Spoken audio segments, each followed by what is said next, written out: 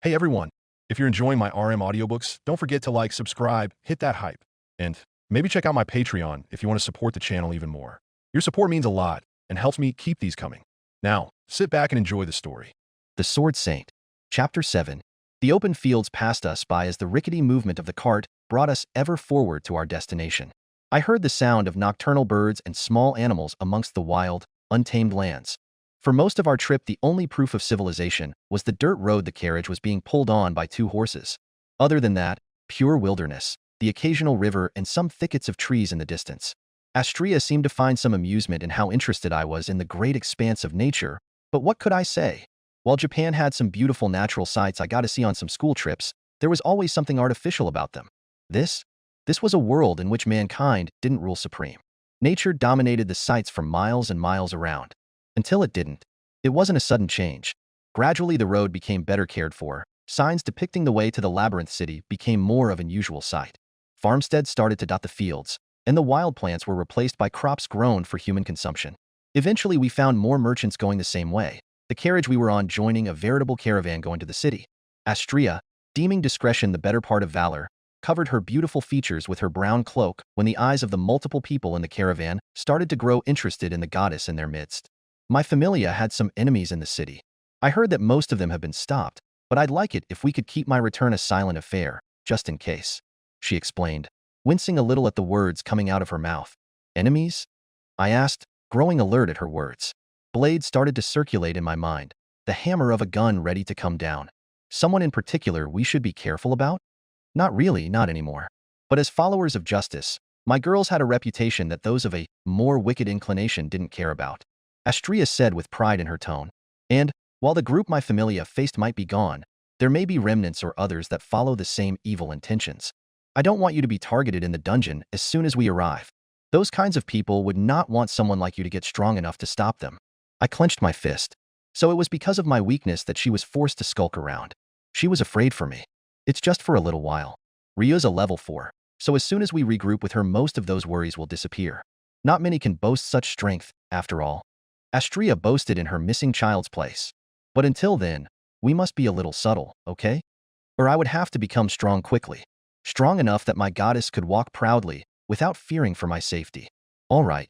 So, I shouldn't tell people you are my goddess? I asked with a little chagrin. I had already told Atticus and Ash about her giving me a fauna, and they had both returned to the city the day before we left. The cat might be out of the bag already. Oh, not to that extent. It's impossible to really keep a secret in Orario. Anyways, and we probably will have to tell the guild of our connection. She smiled when I sighed a little in relief. But let's try to keep a low profile for as long as we can. I nodded, agreeing to her words, but determination burned in my chest. I won't be the one protected this time. Not like when I was with Saber. I was pulled out of my musings by Astria tugging at my sleeve.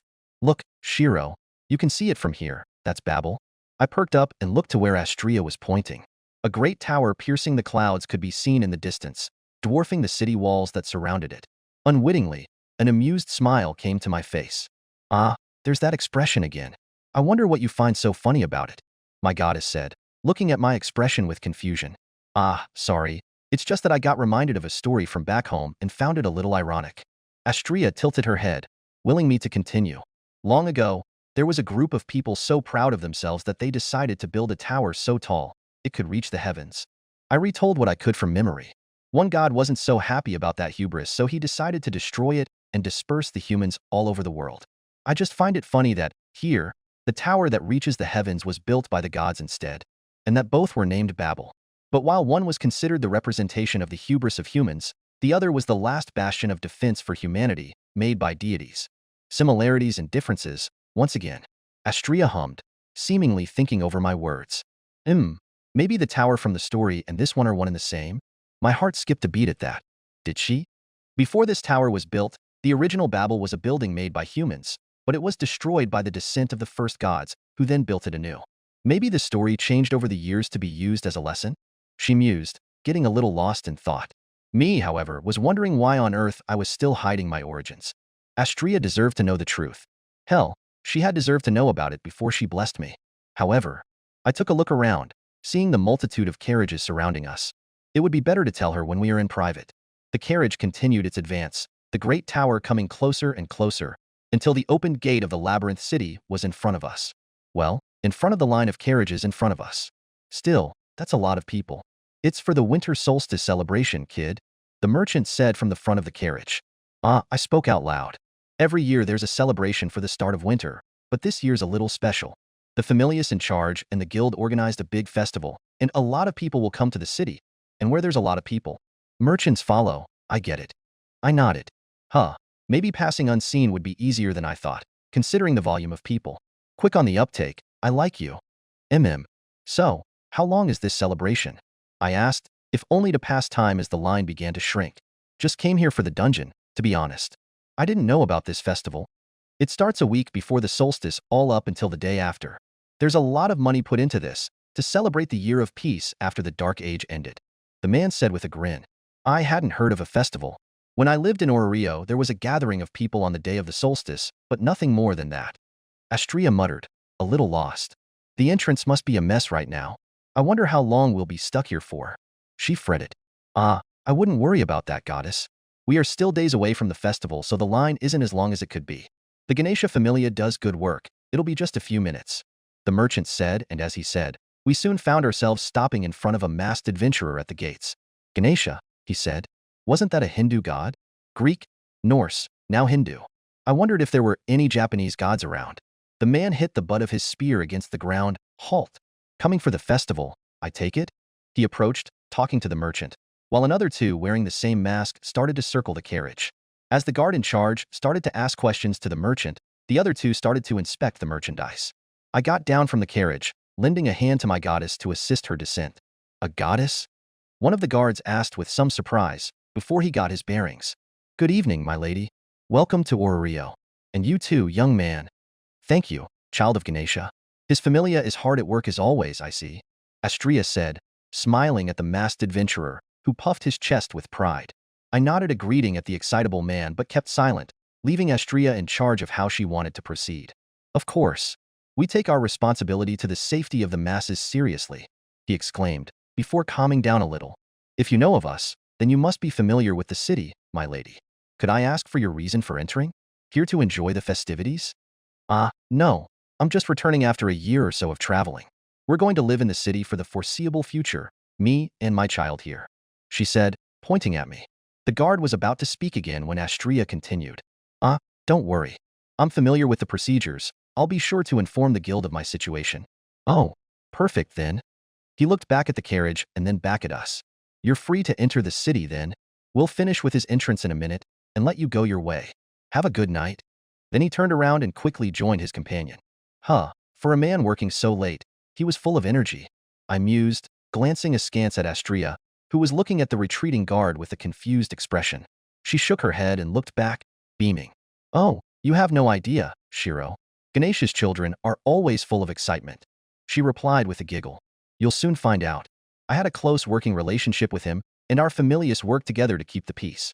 I hope that eventually you can spend some time assisting them in things like patrols as well. So they work like a police force?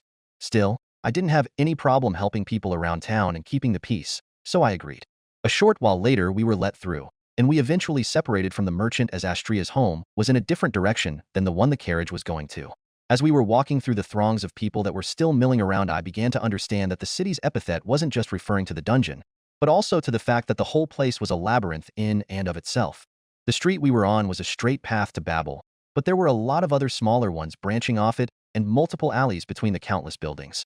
If it wasn't for my goddess, I wouldn't know where to go at all.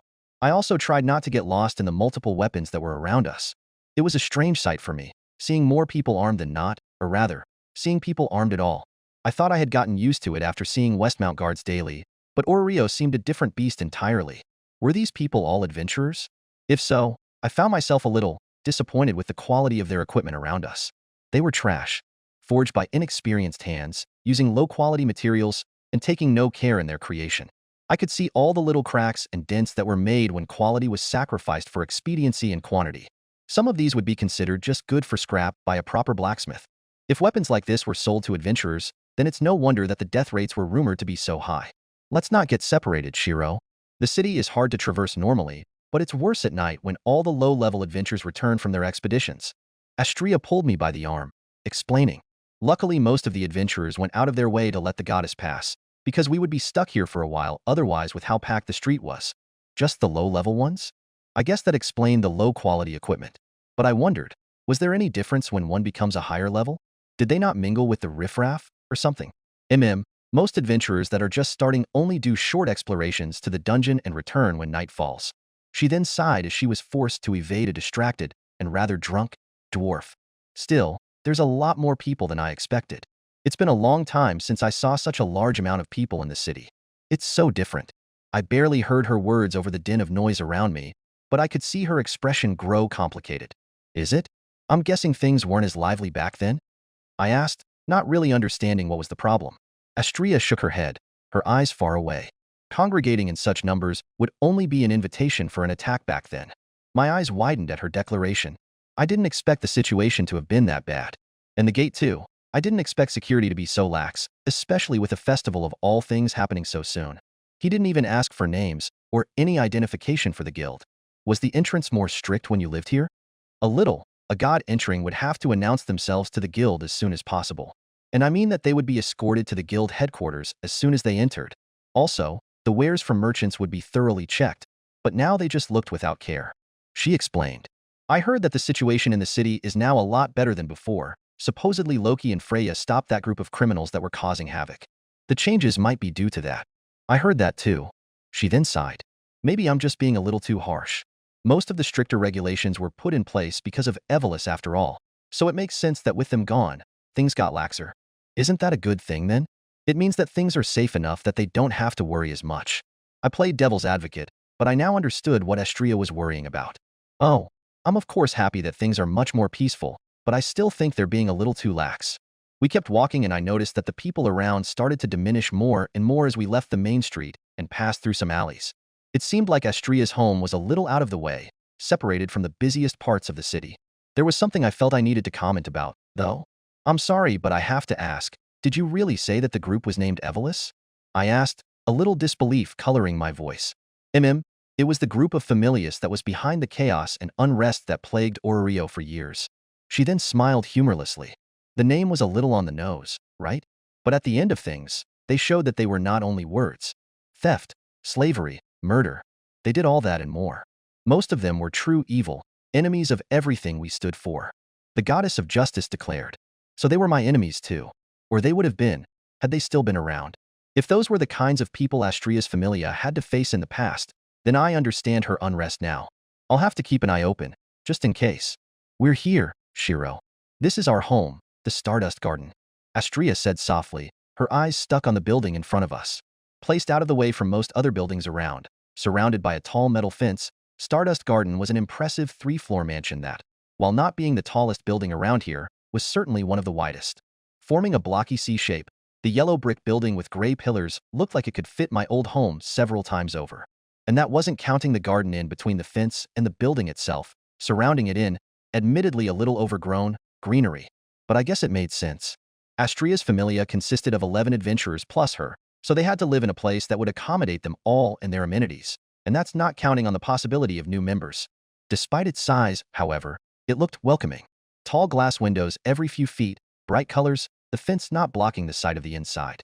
One of the things that Tosaka had liked about my house, to the point that she chose to stay the night more often than not after our magic training, was the sense of openness it had. Contrary to the Tosaka house, mine felt welcoming. Felt like a home.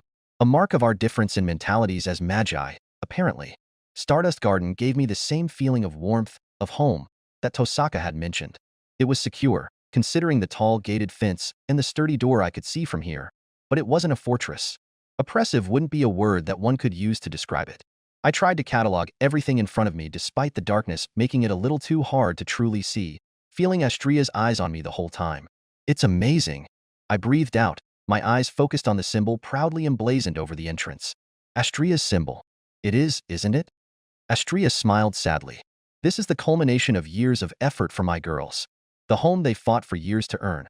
A small spot of hope we built in the darkness that was consuming Orario for years.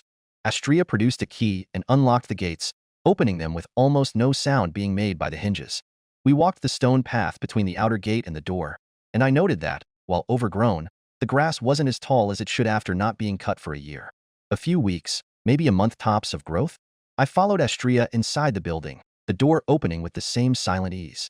Let me see if the lights still have some magic in them, then I'll give you a tour. Astria said softly as we passed the dark foyer and entered the home proper. I saw her press her hand against a protruding part of the wall, and then a soft dim light lit on the ceiling and in some sconces on the wall.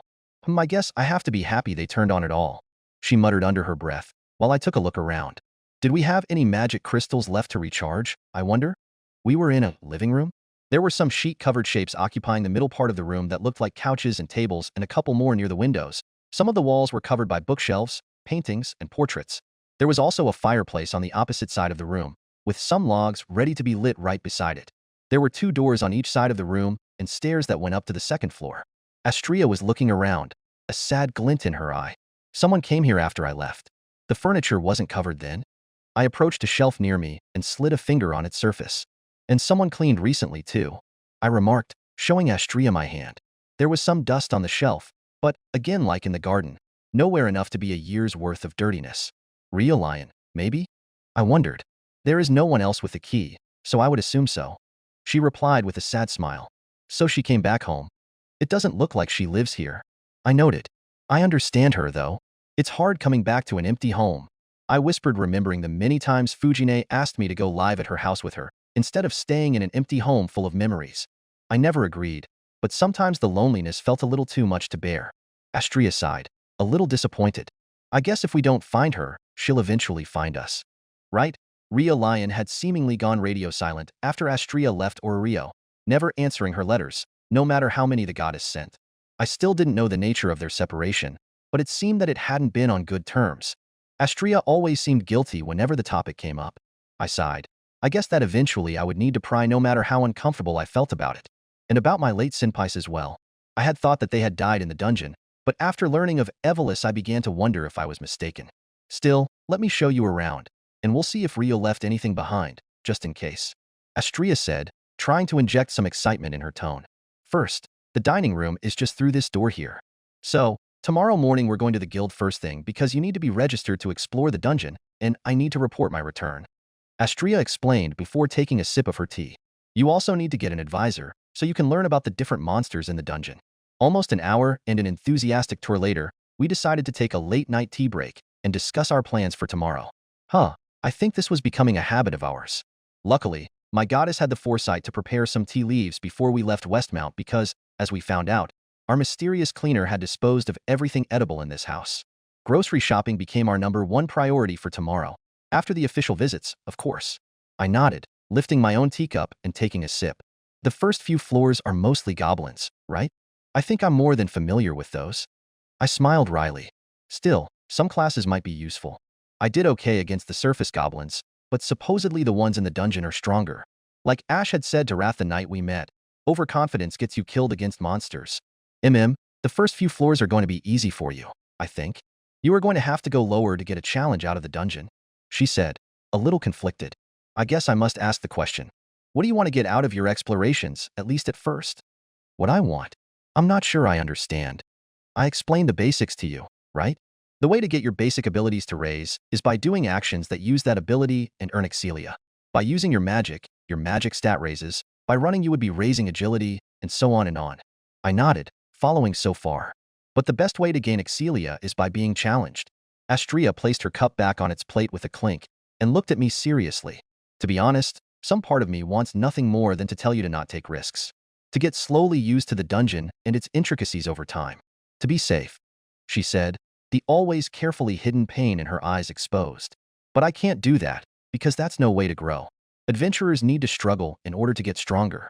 And with your magic, your skills, and your fighting ability, the upper floors won't do much for you, Shirou. You will be safe, but you will soon stagnate. I looked at my reflection on the tea, musing over her words.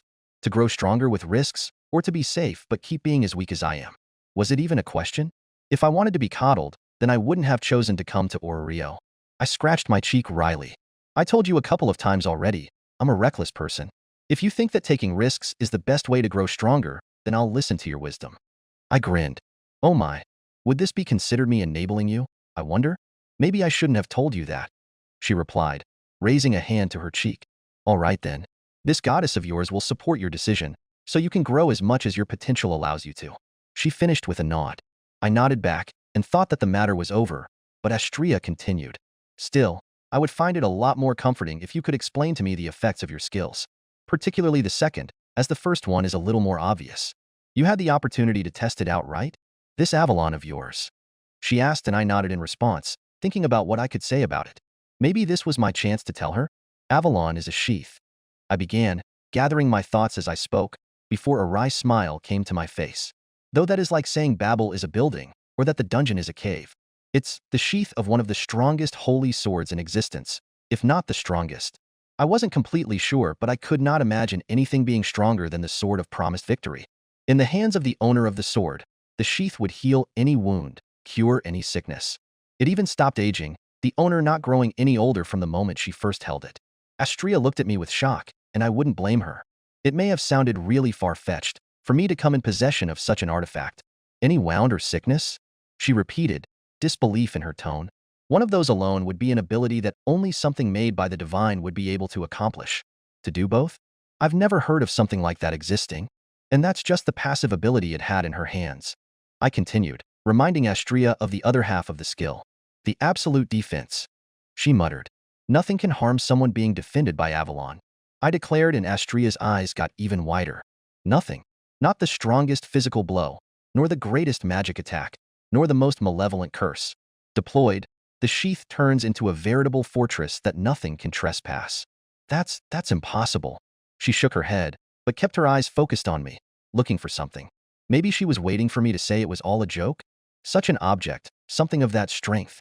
I would have felt it in you, but I didn't. Astria then tilted her head, visibly calming a little. "But you are not lying." I narrowed my eyes, confused at the declaration, but then I remembered. Right, gods can tell if mortals lie.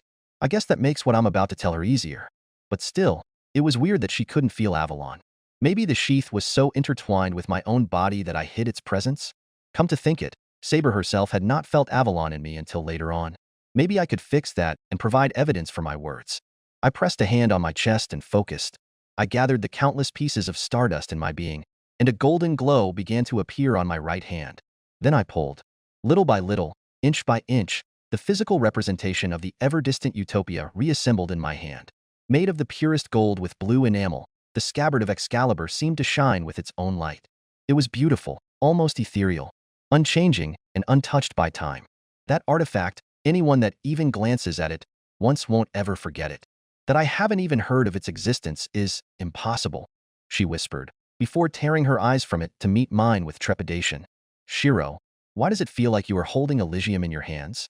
Elysium, the Greek afterlife that, if I remember right, only the righteous, the heroic, and those of divine blood could access after death, where they would spend an eternity of bliss and happiness.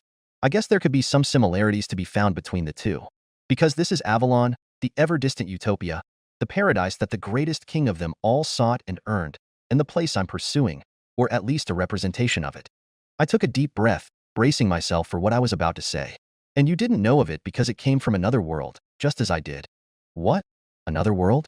You don't mean another country, do you?" Maybe I wasn't clear. Should I have said it differently? How does one reveal that they cross dimensions without seeming insane? I don't. I know it sounds ridiculous, but I lived in an entire different world before I ended up here. At first I thought that maybe I was in the distant past, but things are too different.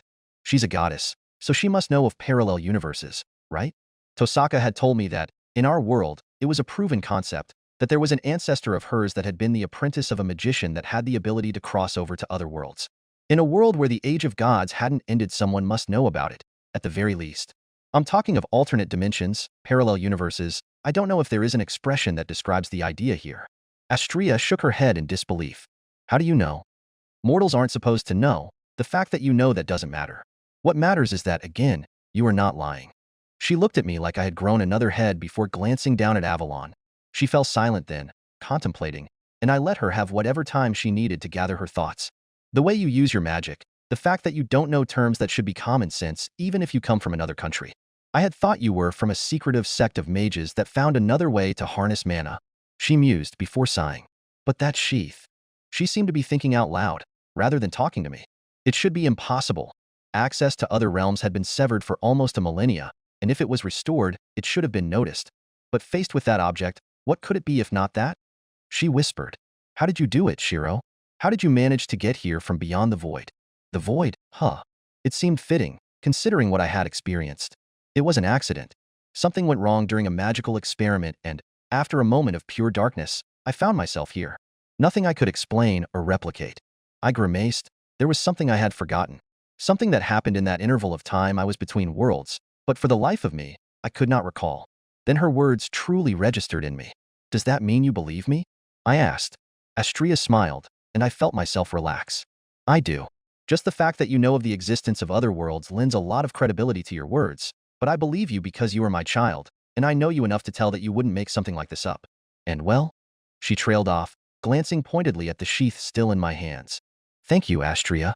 I know I should have told you before I accepted your blessing, but I didn't know how to do it or how you would take it. I'm glad that I finally did so. I was foolish to worry. And I'm glad you trusted me with this, but maybe you were right in keeping it a secret. You should be careful about who you tell this to, especially gods. She said a little sheepishly. Most of them came down here for entertainment, and if they learn of your origins, they will want you for themselves, even though you are mine. I smiled wryly at the possessiveness in her tone. Then, I'll be sure to be quiet about it, my goddess. I replied. Make sure you do. She nodded. So, I trailed off as I refilled our teacups. Should we continue our talk about my skills? Or is there anything you want to know about the place I come from? I asked, and was rewarded by a deluge of questions from my curious goddess. Maybe I should start preparing another pot. We'll be here for a while, it seems. Over the next hour, I tried my best to satisfy my goddess curiosity about Earth. There was only so much I could explain about technological advances with my layman knowledge, and explaining each and every culture in the world wasn't something I could do in one night, no matter how much my goddess begged. So most of what I talked about was the major differences between Earth and this world. To say that she was surprised to learn about the fact that monsters, phantasmal species, Tosaka Rin corrected me in my mind, had been for the most part gone for centuries, or that the only mentions of gods walking amongst men was only in old legends, myths, or religious texts, would be a severe understatement. The age of man, huh? She mused, playing with her empty cup. I can't say I dislike the sound of that, despite the implications about our fate. Astria said softly. I don't know much about what happened to the gods in my world, but according to what I read, they didn't die. After the Holy Grail War, after facing so many heroes with divine blood, I couldn't help but become curious, so I asked Tosaka about deities and their fate. Were they still around? Had they died? Of course, Tosaka being Tosaka, just chucked a dusty old tome at me and told me to investigate on my own if I wanted to know, so I can't claim to be an expert. Mankind started to rely less and less on them, so they weakened. I gave Astria a bare-bones explanation. I don't know if it's the same here, but gods in my world drew power from mankind's belief. Once humans stopped praying, they became lesser, to the point that they could not interact with the world. Eventually, they were relegated to legends and myths, most believing that they never existed in the first place.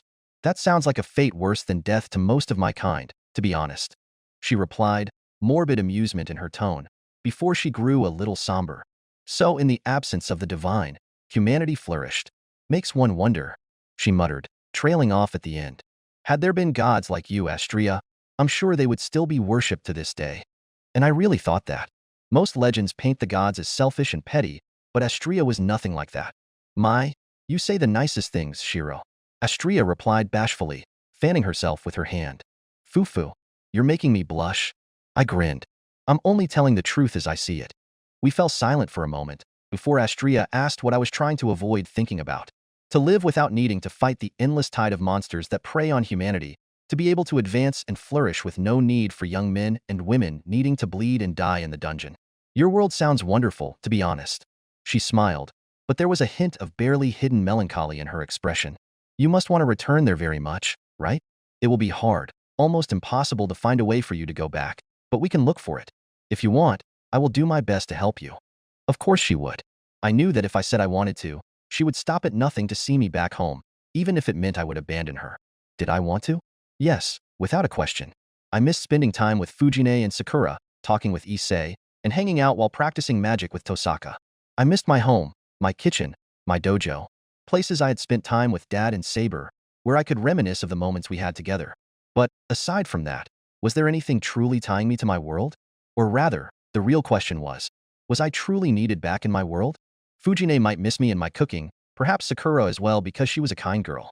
But eventually they would get over my absence and go on with their lives. Tosaka was a proper magus, and she was strong. She would eventually go to the clock tower and be too busy building back her family name to remember a guy she met for only a short time. Issei was just a friend from school. Tosaka might make him not worry about me going missing, perhaps even forget about me. With hypnosis, so the strangeness of my disappearance doesn't draw attention. Had someone asked me before I met you, my answer would have been yes. I began, trying not to smile at the way she perked up in tentative hope. But now I feel like there are more reasons for me to stay here than for me to go back. I had no family and, even though I told Fujine I planned to study something like law after I finished school, I had no true prospects for the future. After the Holy Grail War, spending a quiet, peaceful life seemed hollow. Things are not all peaceful back home. There are places in need, places I could try to go and do good in, places I might be able to bring smiles to with my help. But I feel like I can do much more here. I might be choosing to help this world instead of mine. And that means maybe leaving someone back home to their own fate, but I was here now. I could not ignore the suffering of people here either.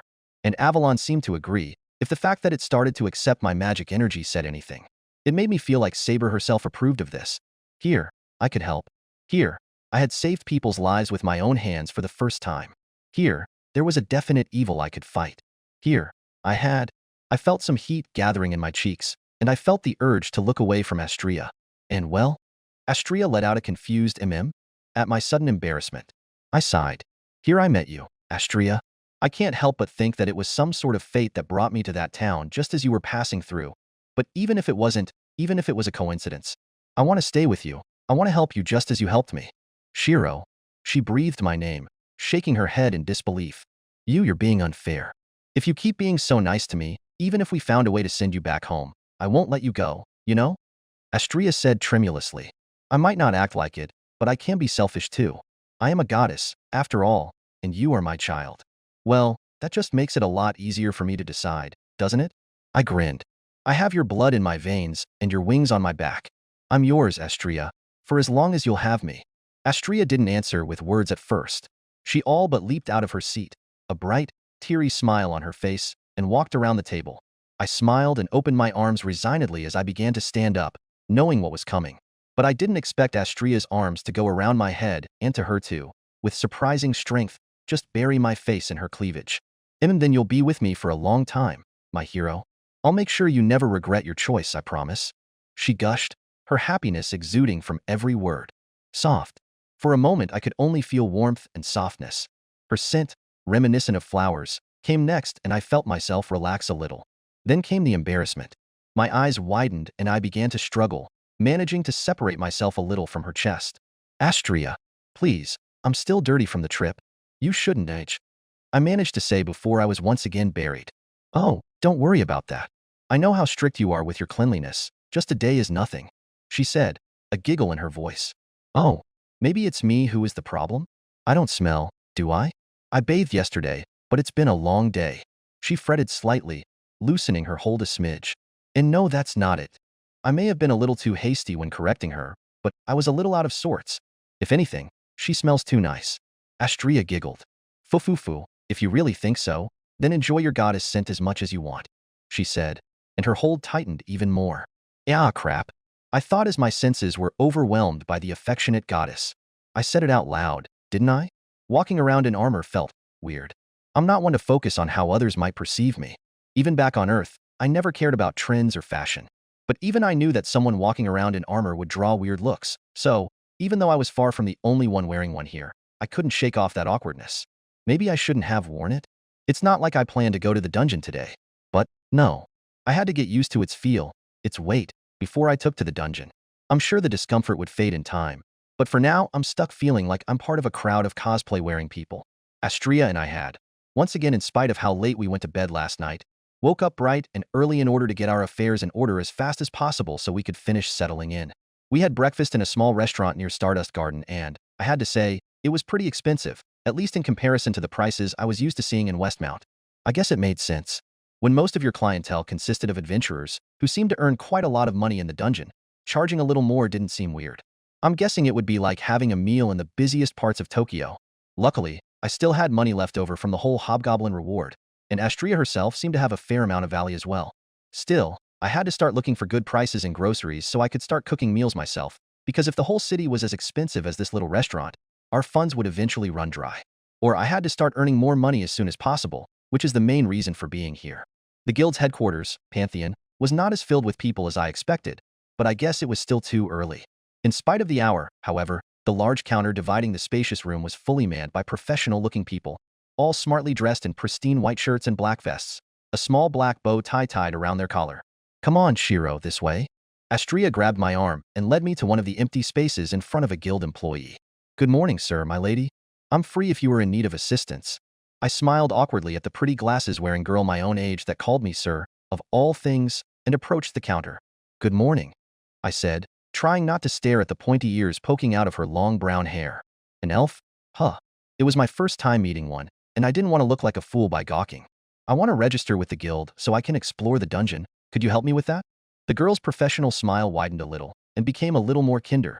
"Yes, of course. I need to ask a couple of questions first, though," she replied, while taking out a sheet of parchment-like paper from a folder on her desk. "A form, maybe?" I'm sorry for my rudeness. My name is Tool." A sharp voice interrupted the girl as she was introducing herself. Another guild employee approached us, and I straightened when her sharp yellow eyes glanced at me for a second, before returning to her coworker. A werewolf this time, I thought as I caught sight of the wolf ears protruding from her dark red hair. I guess they don't call this city the center of the world for nothing. "Miss Fanit, can I help you? I'm in the middle of..." Ina trailed off awkwardly. The werewolf sighed. "Sorry for interrupting you, Tool, but Miss Hackard is waiting for you. I forgot to tell you she booked an advising session with you after she came back up yesterday night." Ina Tool gasped delightedly. "Maris is?" Then her smile brightened to the point it was almost blinding. "So she came back safe from her exploration. I was really worried when it got so late and she hadn't come back yet." She placed a hand against her chest and sighed in relief. Then she seemed to realize I was still there and straightened up, clearing her throat. But first I have to finish with this." The werewolf shook her head. "Don't bother. I'll handle this. It's just a registration, right?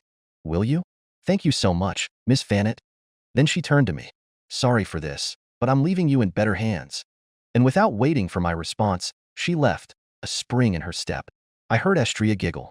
Well, wasn't she a cutie da? She whispered to me. Shame she had to leave. The werewolf sighed with some exasperation. "I apologize about that, sir, goddess. We take our appointments very seriously in the guild. I hope you can understand," she said while taking the place at the counter. "My name is Rose Fanit, and I'm going to handle your registration." Don't worry about it. It's not like you guys left us high and dry, with you being here." I smiled. "So how do we do this?" Rose Fanit grabbed a quill from an inkpot and started to write on the form Ina had left behind, while occasionally looking me up and down, and sneaking some glances to Astria, a suspicious glint in her eye. "I will ask some questions about you, and you will answer as truthfully as possible. If no problems arise during the interview, we'll proceed to assign you an advisor so you can start your introductory classes of the dungeon." She explained succinctly and professionally, her tone the one people use when they are saying something they memorized after saying it countless times. "Only then you will be given approval to enter as an official explorer of the dungeon. Do you have any questions before we begin?" I thought for a second, and everything seemed clear. I shook my head. "Right. Then, first, your name?" "Amiya Shirou." That is, given name Shirou, family name Amiya." I corrected myself. I always forgot that given names came first around here. I am familiar with naming conventions in the Far East. Don't worry," Rose said coolly. "But that answers the second question. You are from the Far East then, Mr. Amiya?" I nodded, following the little lie we came up with Astria. "From a small town named Fuyuki, a little up north from the capital." I answered, and I could swear I felt Astria nodding proudly. Was it so hard to believe that I could lie? "Age? 17. Do you have any experience fighting? Against monsters, specifically?" "I have some weapons training, but I only fought some goblins for the first time just a couple of days ago." Astria nodded once more behind me. Another small lie we came up with. A non-blessed human fighting a hobgoblin would raise some uncomfortable questions, so we decided to downplay it a little. I was given my blessing just afterwards. The werewolf kept taking note of my words as I spoke, with the only pause being when she threw the occasional glance to Astria, the suspicion in her eyes still present. "You are blessed, then?" Rose affirmed. "I'm guessing that was the next question. The name of your familia?" She asked, but not to me. I followed her eyes to my goddess, who kept smiling placidly under her cloak. Astria caught my look and nodded. I took a last look around to see if there was anyone close enough to hear and just answered. "Astria." Rose Fanit froze, the constant scribbling of the quill on the parchment stopping as she did so. Then after a second, she continued. It seems a problem did arise during your interview, Mr. Amiya, she said to me, and placed the quill back into the inkpot before she turned to Astria. My lady, let me be the first employee from the guild to welcome you back to Orario. It's a pleasure to have you back, she said while giving her a bow. Thank you for your kind words, Miss Fanet. Astria answered softly. But you said there was a problem? I'm guessing it's with me? She asked with uncertainty. Rose Fanet sighed and nodded. Yes, I'm afraid I will have to take some time from your schedule. Mr. Mardial said that were you ever to return to the city, whatever official business you may have with the guild may only be concluded after a meeting with him. She explained.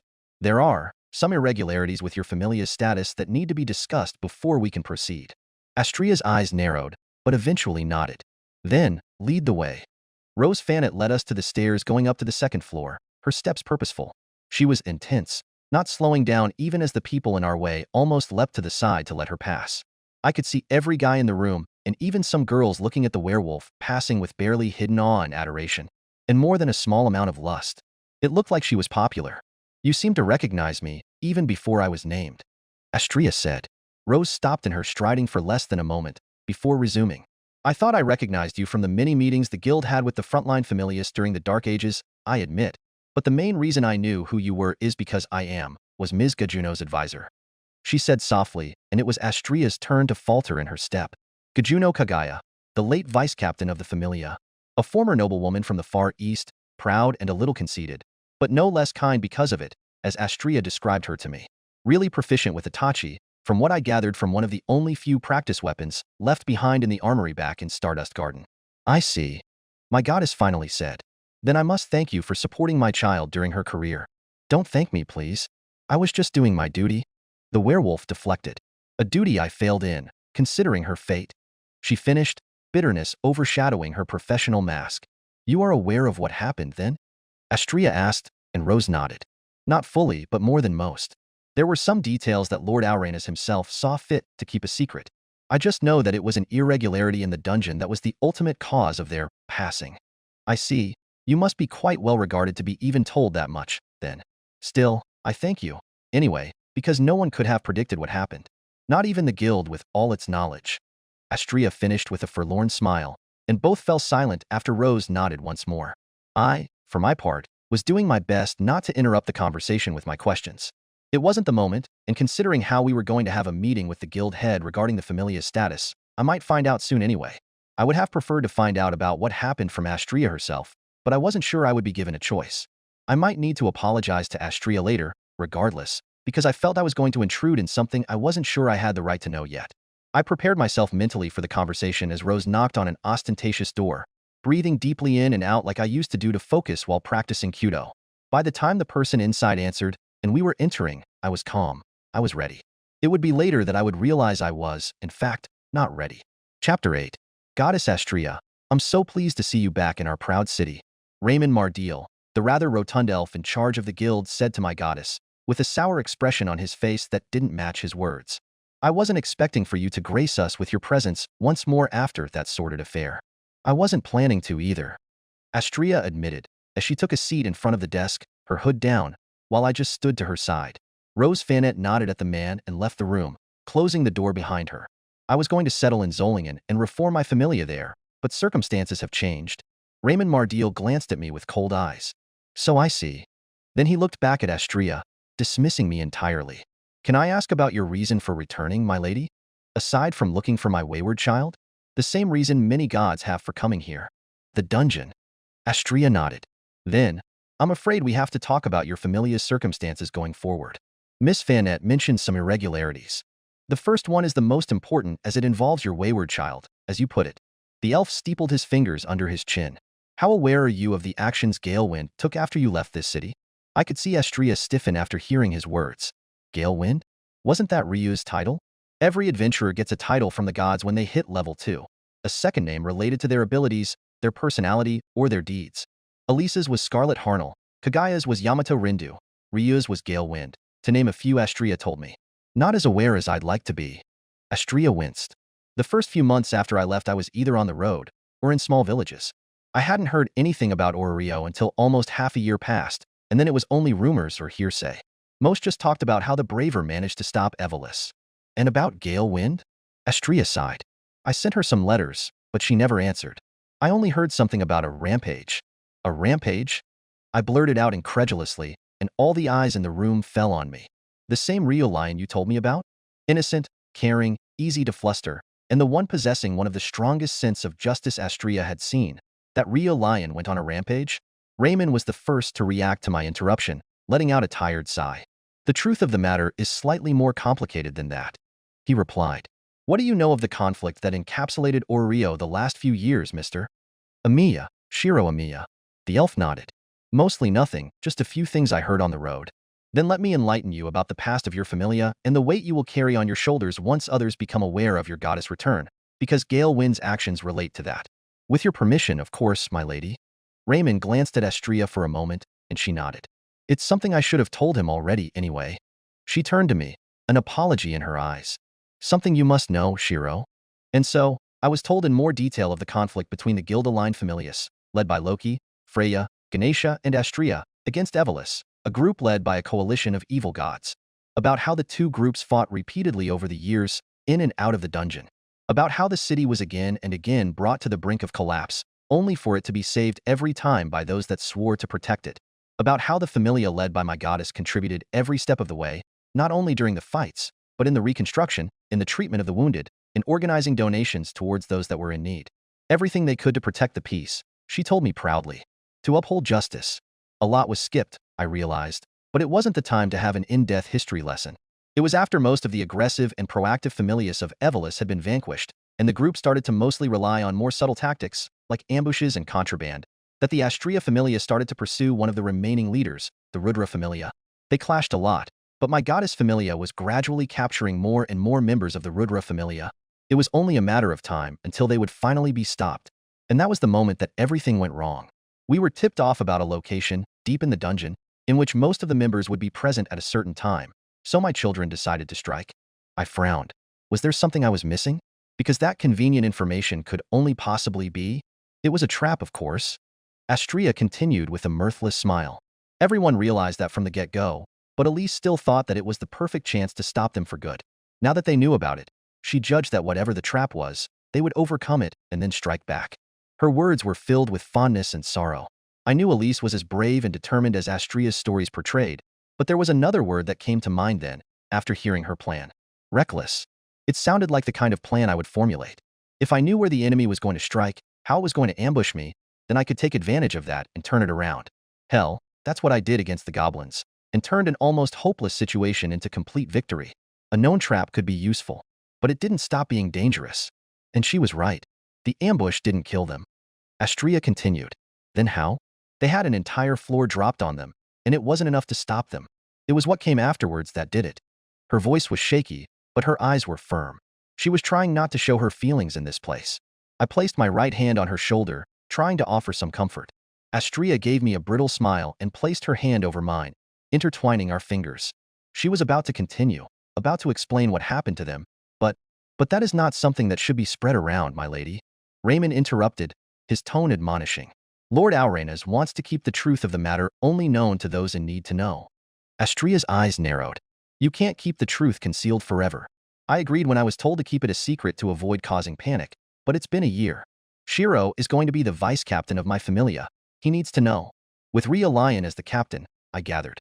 It made sense. As inexperienced as I was, we were the only two members for now. I can't stop you from telling him in the privacy of your home, but here, I will have to ask you to not disclose that information. Astria kept her glare for a couple more seconds before she let out a sigh and nodded in agreement. The story continued, Astria telling me that after Ryu, the sole survivor of a tragedy that was so terrible the guild wanted to cover up to not cause panic, returned to their home. She begged for Astria to leave so she wouldn't be attacked by their enemies now that she was unprotected. And so she did, leaving her child behind. Why didn't Rio Lion leave with Astria? Why did she stay behind in the city her whole family died in? Retribution, apparently. There was more to it that she wasn't telling, but she assured me that we would talk more about it eventually when we were at home. Not in front of outsiders. Then Raymond continued, picking up when Astria left. Officially, what happened after you left the city, Lady Astria, is this. Overcome with grief over the deaths of her familia, Galewind, a level 4 adventurer, went on a rampage to get revenge from Evelys, causing massive amounts of collateral damage and the deaths of unrelated bystanders in the process. taking action to control the chaos by removing the reason for her attacks from the board. The Loki Familia attacked the last stronghold of Evolus and finally defeated them. I felt a little disgusted at hearing the clinical way he was retelling the tragedy of a girl my goddess loved. But Astrea was taking it worse. It was the first time I saw her get truly angry. Her divinity started to fill the room, the oppressive feeling of the normally warm aura weighing heavily on my shoulders. Officially? She asked coldly. Even though most of the words that just came out of your mouth were lies? I didn't say it was the truth. The elf clarified, unrepentant. It was the version that would work to pacify the city the best, my lady, so it's the one we used. We had a bright hero in the braver, and the evil vanquished in a clear victory. He explained. Some were demanding the arrest of Galewind, but after serious deliberation and taking consideration of her mental state, instead of incarceration or execution, she was blacklisted from working with the guild and most believe she was banished from the city. And now I just felt sick. She was used as a scapegoat to fit the narrative they want to portray to the masses? And unofficially? I asked, trying to stay calm in Astrea's place. What's the truth? Rhea Lion did not rampage, or at least not as indiscriminately as the public seems to think she did. Coldly and methodically, using the same tactics Evolus liked to use, she ambushed and assassinated every member of 3 Evolus Familias to the last man, finishing with Rudra's. I felt a shiver go down my back. I couldn't believe the girl that Astrea told me about would do something like that. But could I blame her? These people murdered her friends, her family. If someone did the same to Fujine, I'd kill them too. In the end, by the time the braver acted, the only thing that remained of Evolus were a few broken men waiting for judgment, and corpses. The elf sighed. Evolus wasn't stopped by the forces of good in a great battle, but because as a result of their actions, they created a better murderer than they could ever be. Then why? It wasn't the cleanest way, but didn't she stop the cancer spreading into the city? She's a hero, so why punish her at all? I asked, my fist clenched in frustration. Because she didn't stop there. The elf continued and I froze. She continued down the list, killing every drug dealer, every slave peddler, every thief, everyone that she could find that worked with Evolus. And then merchants that sold them supplies, smiths that gave them weapons. Even with little proof, as long as there was a connection, she attacked. We were as lenient as we could be with her by not pursuing her, but there were demands for harsher punishment, and even a bounty put up by merchants that was removed eventually due to our assurances. I stood there, not knowing what to think. I didn't want to think badly of the noble girl Astrea loved so much, but had she been in the right? If what Raymond said was true, most would say no. But if the people she killed allowed Evolus to run rampant, didn't they deserve punishment as well? How many people did those weapons they gave the group kill? How many murderers did those merchants feed? I didn't believe she was in the right, but some part of me thought that she wasn't wrong either. Even if it is not something you approve of, a hero of justice requires a villain to defeat. But what if they were not villains? Rhea Lion acted as judge, jury, and executioner. Was it possible she killed someone uninvolved? Or threatened into helping? What should I believe? I truly didn't know. The room fell into silence for a while. Astrea looked crushed, dismayed. So she was just blacklisted? She asked softly, is she still in the city? She hadn't said anything about her child's actions, but her expression was dimmer than I had ever seen it. Yes, she was just forbidden access to our services, but last I heard she was still living in Orario. Raymond answered, I will see about having someone check the reports and inform you of her last whereabouts. I see. I'd appreciate that, Raymond. If she's here, then the rest is something I can work with. Astrea sighed, her face twisting into a grimace. How much will it be? What? How much? I'll have to discuss this with Lord Aurenas. If it were anyone else that caused that chaos, the blacklisting would be permanent. The guild can't be shown to be lenient in these matters. The elf thought for a second and then nodded. But considering the good your familia did over the years and the fact that Galewind hasn't stepped out of line for almost a year now, my lord would probably agree to make an exception. Let's say 15 million. With that amount, the guild could convince the merchants of the city to forget your child's indiscretions and cover the costs of the collateral damage she caused. Maybe less, depending on the contributions your familia makes to the city's peace going forward. So, a bribe so no one complains if Ryu returns to adventuring. How pragmatic. 15 million. If it were yen, that much money could be enough for a family to live comfortably for years in Japan, but I wasn't still familiar enough with the cost of living here to truly consider how much that amount is worth in Valley. I can't imagine how long it would take to gather such an amount. A year? 2? Maybe more, considering the money for necessities. All right, it will take some time, but I'll have the money ready. My eyes widened when Astrea just accepted the cost without hesitation. But then I smiled, a little exasperated. Of course she did. Astrea wouldn't be Astrea if she gave up on her child without even trying. Are you sure about this, my lady? Even if she's allowed back into the fold, there's the possibility that she wouldn't want to continue being an adventurer. Raymond said. And even if it was in the name of justice, what she did was a crime. Would you be okay with paying for such a thing? You are mistaken, Raymond. What Ryu did wasn't in the name of justice. I took that right away from her when I left. Astria's cold tone made me wonder what on earth truly happened during that last meeting. It wasn't like her to say such things, especially about her children. But even so, I would want her to have the option. She declared, I'll take responsibility for my child's actions, so she'll be free to do what she wants after. It's the least I could do for her. Then I would do my best too, even if I was still conflicted about Ryu. As a fellow child of the goddess of justice, I would do what I could to help her. 15 million. Huh. I guess I had something to work towards now. The meeting concluded a little time after, the only matter remaining being that due to the year of inactivity and the fact that the only active adventurer she had was a level 1, Astria's familiar rank had gone down to I. Not that we cared much, of course. After that talk about Ryu, I think we both just wanted the meeting to be over. The downgrade worked in our favor, anyway. The familia would lose some privileges, but now we would be able to afford the monthly payment by just doing small trips to the dungeon. Of course, that meant more money we could save for the guild head's bribe. To be honest, I wanted to leave the building as soon as possible and return with Astria to Stardust Garden, but I had to finish my registration with Rose Fanet, who was waiting for us outside of the office. Well, at least with that over with, I was officially a dungeon explorer. Or I would be after completing my beginner classes tomorrow. I still didn't know who my advisor was, but that's something I would find out then. I worried about Astria, though, who was silent the whole time, her expression carefully neutral. It was when we were approaching Stardust Garden, our plan to refill our pantry forgotten for the moment, that she finally spoke again. I'm sorry, Shirou, she said softly, and I had to shake my head. Of course, the first thing out of her mouth would be an apology. We came here to have you start on your adventure, but not even on your first day in this city, and you got involved in something unpleasant due to my past. You don't have to apologize, not for this. I tried to smile at her, but she kept her head down. Astria, please look at me. She shook her head, almost petulantly. You were too kind. But don't worry, I'll do my best to not let any of this affect your explorations.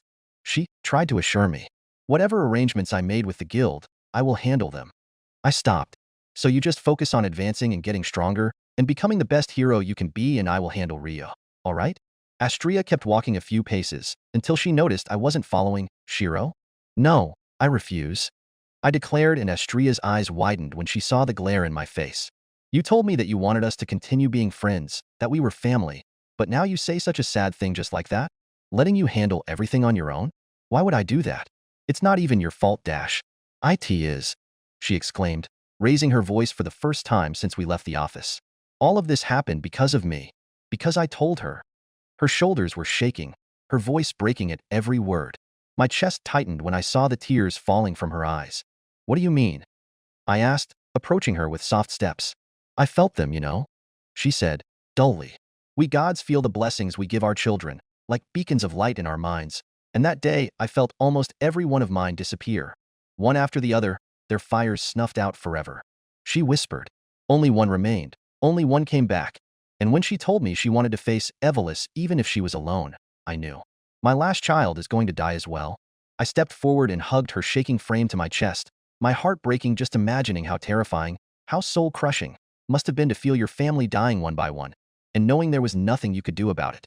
I knew that if she fought with justice in her heart, trying to follow the teachings I imparted on her, she would die, and I didn't think I would be able to handle it, not anymore. I didn't trust her to be strong enough, so I cursed her. I told her to abandon justice.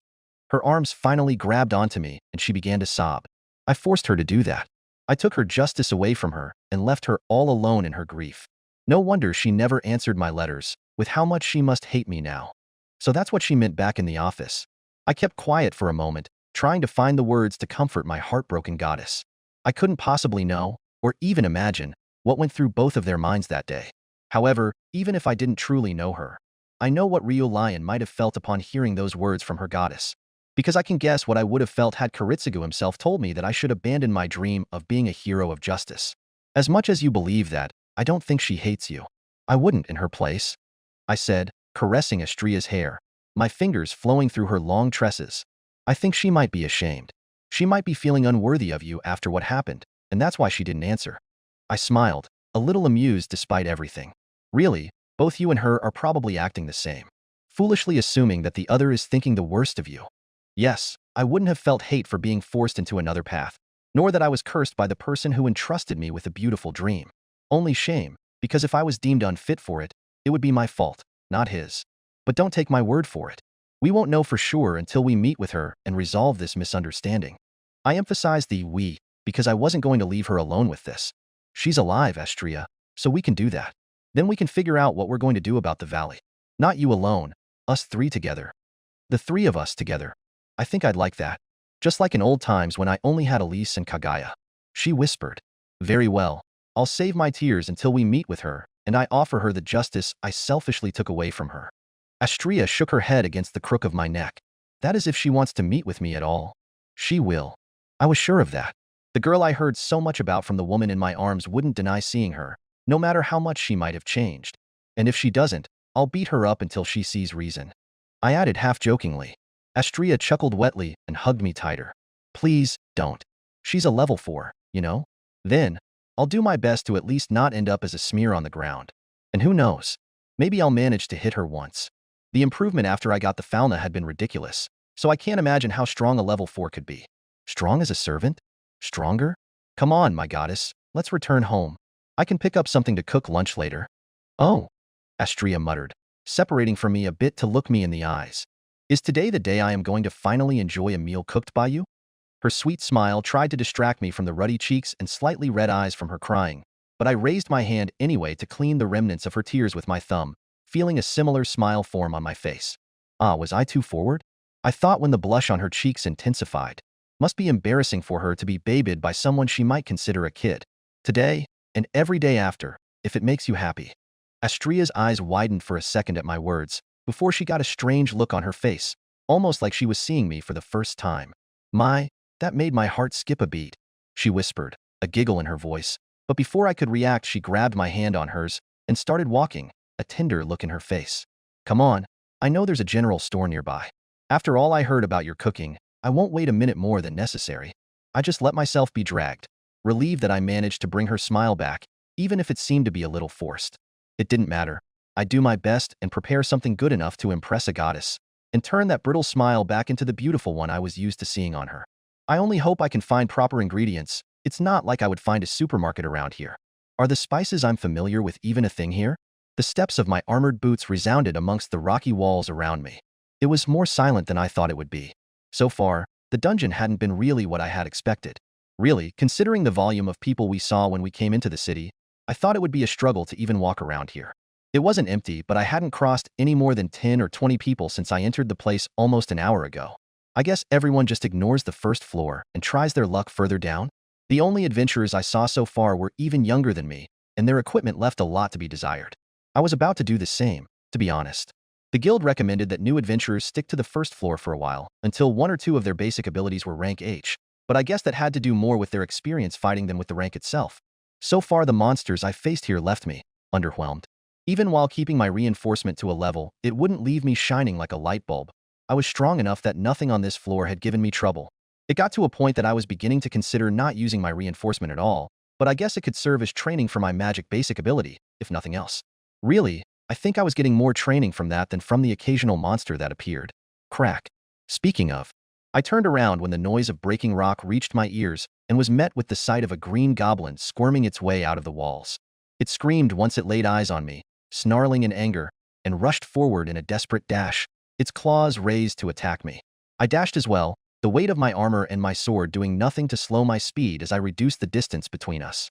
The goblin reacted to my advance with reflexes and speed that mirrored what I'd seen from the brown goblins on the surface and tried to disembowel me with a slash of its claws. Unfortunately for it, speed wasn't the only thing it had in common with its surface brethren, because the telegraph strike was as easy to dodge as theirs had been. I stepped to the side, raising my blade and letting the goblin pass unobstructed, then I lowered it in a flash of steel. Thump! The headless body of the goblin hit the ground, leaving a trail of blood in its wake, before its head joined it with a dull thud. That's 15. 9 goblins and 6 kobolds. After I finished extracting the purple magic stone, I inspected the blade in my hand and grimaced at the damage that it had accrued over just an hour of short fights. They might be weak, but their flesh and bones were tough enough to damage my sword every time I attacked them. I let go of it and let it fade back to magic. It wasn't about to break anytime soon, but better to be safe than sorry. As famous as the wielder had been, this particular weapon was a regular steel sword. Trace on.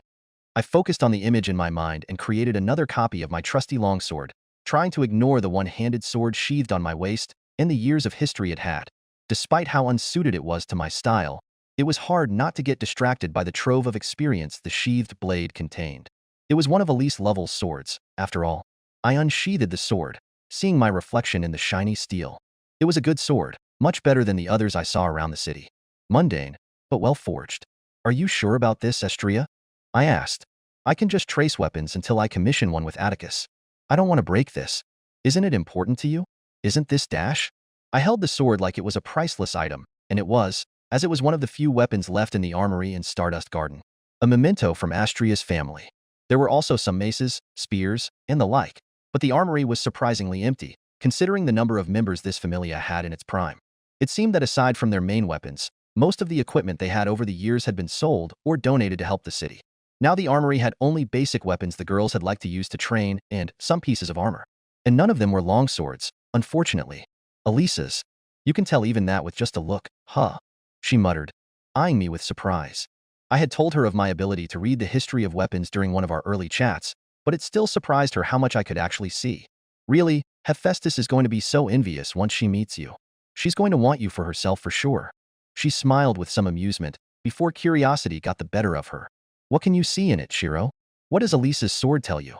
I tilted my head and focused on the weapon in my hand. I could see her, the tireless dedication she put in her swordplay, the energy she put in every motion, in every slash. Straightforward and honest, but surprisingly graceful, her attacks were devoid of deception or feints. The kind of swordsmanship that only someone with no falsehood would use. It was bold, it was brave, it was bright. I smiled. It was beautiful. She really was an honest girl, huh? I mused and Astria giggled. She was, sometimes to a fault. Really, you don't know the trouble I went through to make her stop declaring her next attack in a fight. She shook her head with fond exasperation. It was only when Kaguya joined us and beat her in every mock duel they had that she stopped. I can't let my cute subordinate think you are a bad teacher, my goddess, that child declared. I grinned, picturing the child in my goddess memory fighting while screaming next, from the left, or here I come, and being defeated every time by an unimpressed Gajuno Kaguya. But then I remembered what we were doing and frowned. Don't try to distract me, Astria. This sword is important to you, full of so many memories of her. I can't use it. I tried to return the blade to her, but Astria shook her head. Shirou, weapons are meant to be used. She chastised me. Elise wouldn't want for you to go unarmed to the dungeon, even if it meant her weapons would break in the process. And besides, even if it breaks you will remember it, right? Yes. Now that I saw it, I won't forget it. But that's not the same. My traced weapons are just illusions. Even if they are almost the same as the original, they aren't real. But it will still exist in your heart, right? The memory of the original? I nodded. Then as long as you are alive, even if the weapon ends up broken, you will maintain a record of it and its memories. But you can't do that if the worst happens to you because you are unarmed. I hesitated for a moment more, before I let out a sigh. I gripped the hilt of the blade tightly and burned the sight of the sword in my mind, in my soul, as much as I could, making sure to never forget it. I would carry her memory with me from now on. All right, but I'll just use it as an emergency, or if I get surprised while I'm unarmed. Astria sighed as well, and nodded. Using my projection will let me train my magic, anyway, so it's two birds with one stone. And it's not like I could use it as well as Elise. Her style was developed over the years with her magic and skills in mind, and she had never used those fully with this sword. It seemed that she only practiced her best techniques with her main weapon, but it would serve me in a pinch. I shook my head, dispelling the memory of this morning. It was really not the place to get lost in thoughts. The first floor proved to be easy so far. The fact that the monsters spawned so sporadically and only one each time made it so I could dispatch it easily, gather its stone, and continue on my way by the time another spawned. In the end, I was spending more time waiting for more of them to appear than fighting. Maybe I should go deeper. It wasn't like the couple of next floors would be really different. It was just the rate of monsters appearing that would rise. The true spike in difficulty came in the 5th floor and ahead. The 1st to 4th were the floors recommended for rookies for a reason, as they had only goblins, kobolds, and dungeon lizards. Nothing too challenging. It hadn't been even an hour yet, though.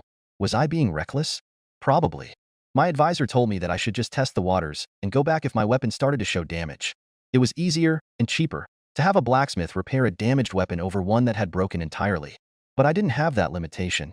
As long as I had magic energy, and mana wasn't exactly lacking here. I had pretty much an unlimited amount of blades to work with. I could continue where others would have faltered. It wasn't like Astria would be waiting for me at home at this time. Anyway, now that we knew that Evelis wasn't going to be a problem, my goddess decided to go out and catch up with her acquaintances to get to know the city's current state from them. I think she was going to talk with Ganesha today, so I had a couple more hours until I needed to be back. Just a couple more floors then. Maybe I could try to reach the 4th floor? That's where monsters start to spawn in groups. But the best way to gain Excelia is by being challenged. I nodded. I had my full reinforcement in Avalon if I got over my head. I could do this. So, I continued my way, adrenaline starting to surge in my body in preparation for the battles ahead. Then I stopped, a realization coming to me. Was I excited about this? I shook my head. It was just jitters. I wasn't looking forward to the challenge the monsters would bring.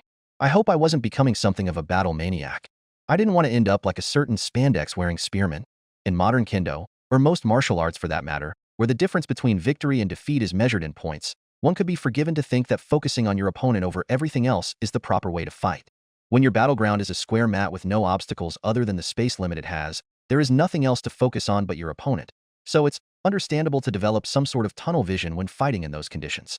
Real-life fighting was different. Fighting in the dungeon after the 4th floor was different. My sword flashed forward, biting deeply into the kobold's stomach. The bipedal beast screeched in pain and tried to lash out in retaliation, but I was already taking a step backwards out of its reach. I stepped around the 2 dead bodies on the floor and then I ducked, dodging the swipe of the other still living monster. I slashed upwards, punishing the overzealous strike with no mercy. The clawed hand of the kobold got separated from the rest of its body in a spray of blood.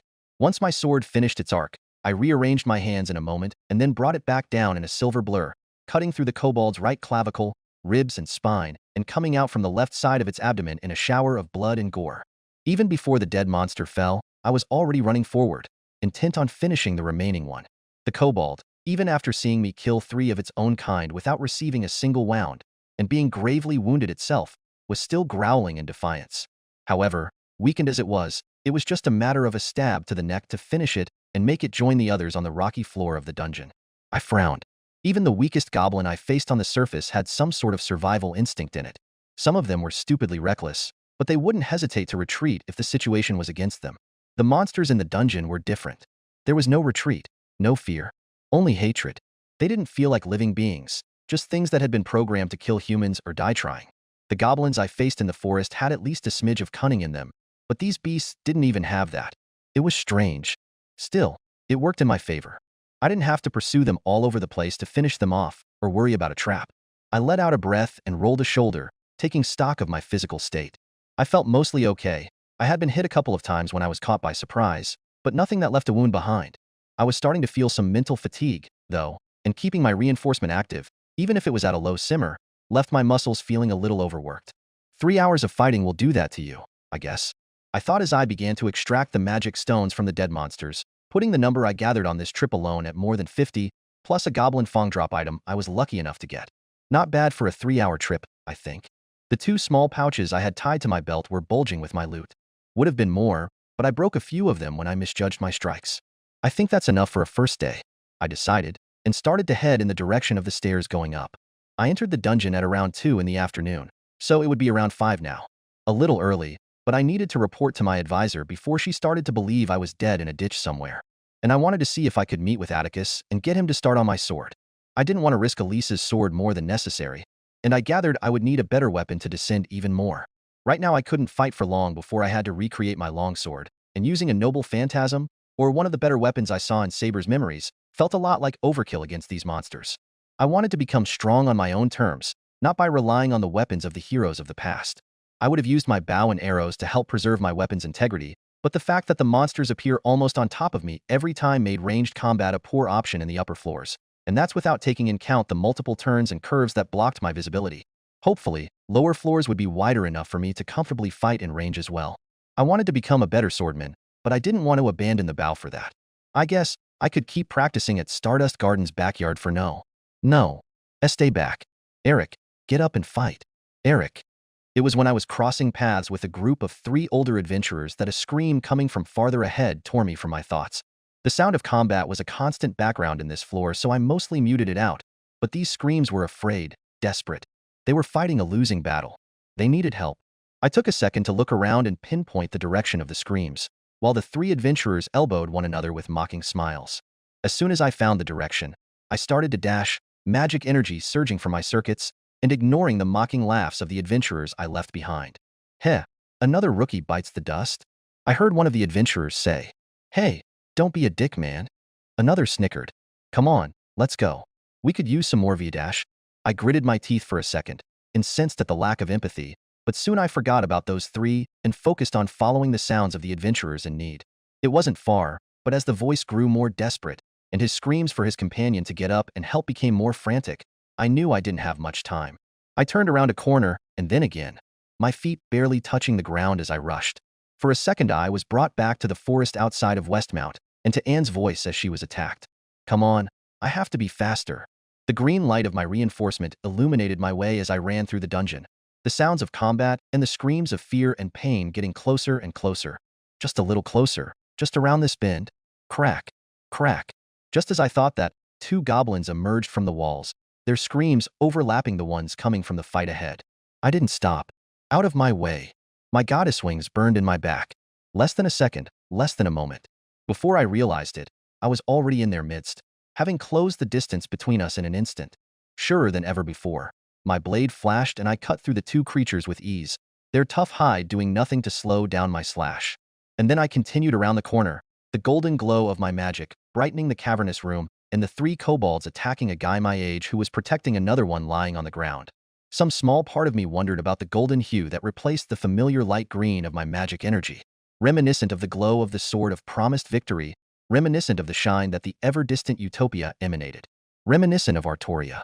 There was another part that marveled at the speed I was moving, at the ease in which my magic flowed from my circuits to my body, at the strength that filled my muscles, dwarfing any other time I used reinforcement. But the bigger part of me? The bigger part of me was in charge of my body as I rushed forward, my sword raised. Like I'd let you dash. Like a shooting star, my sword struck before the beast that was about to attack the adventurer could react. It was like there was nothing there. I easily cut through the flesh and bone of its neck, decapitating the kobold before it knew I was there. So easily, in fact, that my sword continued and struck the wall of the dungeon. Sir Kay's sword snapped in two, but I had no time to care. I just let go of the hilt and turned around, my hand lashing out in a backhanded strike and hitting the nearest kobold's in the chest, caving its ribs in. The beast let out a wail of pain as it fell to the ground, still alive, but not for long. My right hand went to my waist and, with a whisper of steel on leather, I unsheathed Elise Lovell's sword. The memories buried deep in the blade sang, and I felt myself taking an unfamiliar stance, switching the sword to my left hand and raising it. Her stance, the one Elise learned from Astria. Following steps that were not mine, I leaped across the room, light as a feather. With strength and agility being insufficiently replaced by my own enhanced abilities, the sword danced in my hand and I tried my best to follow it. One slash, two, a spin, then a stab. I delivered attack after attack, the sword cutting the last standing kobold with grace and poise I wouldn't be able to match without its assistance, ending the monster's life with ease. I turned around, finished off the kobold I had left dying in the ground with a flourish, and then, like I had practiced it countless times, I spun the blade in my hand and sheathed it with a single movement. And then it was over. I shook my head, letting go of the sword like it had burned me. That was new, I thought as the golden glow around me turned back to the familiar green. It wasn't the first time I took advantage of the memories in a sword to perform techniques that would be otherwise impossible to me. That's how I trained my sword style after the Holy Grail War. But during those times it was something I did intentionally.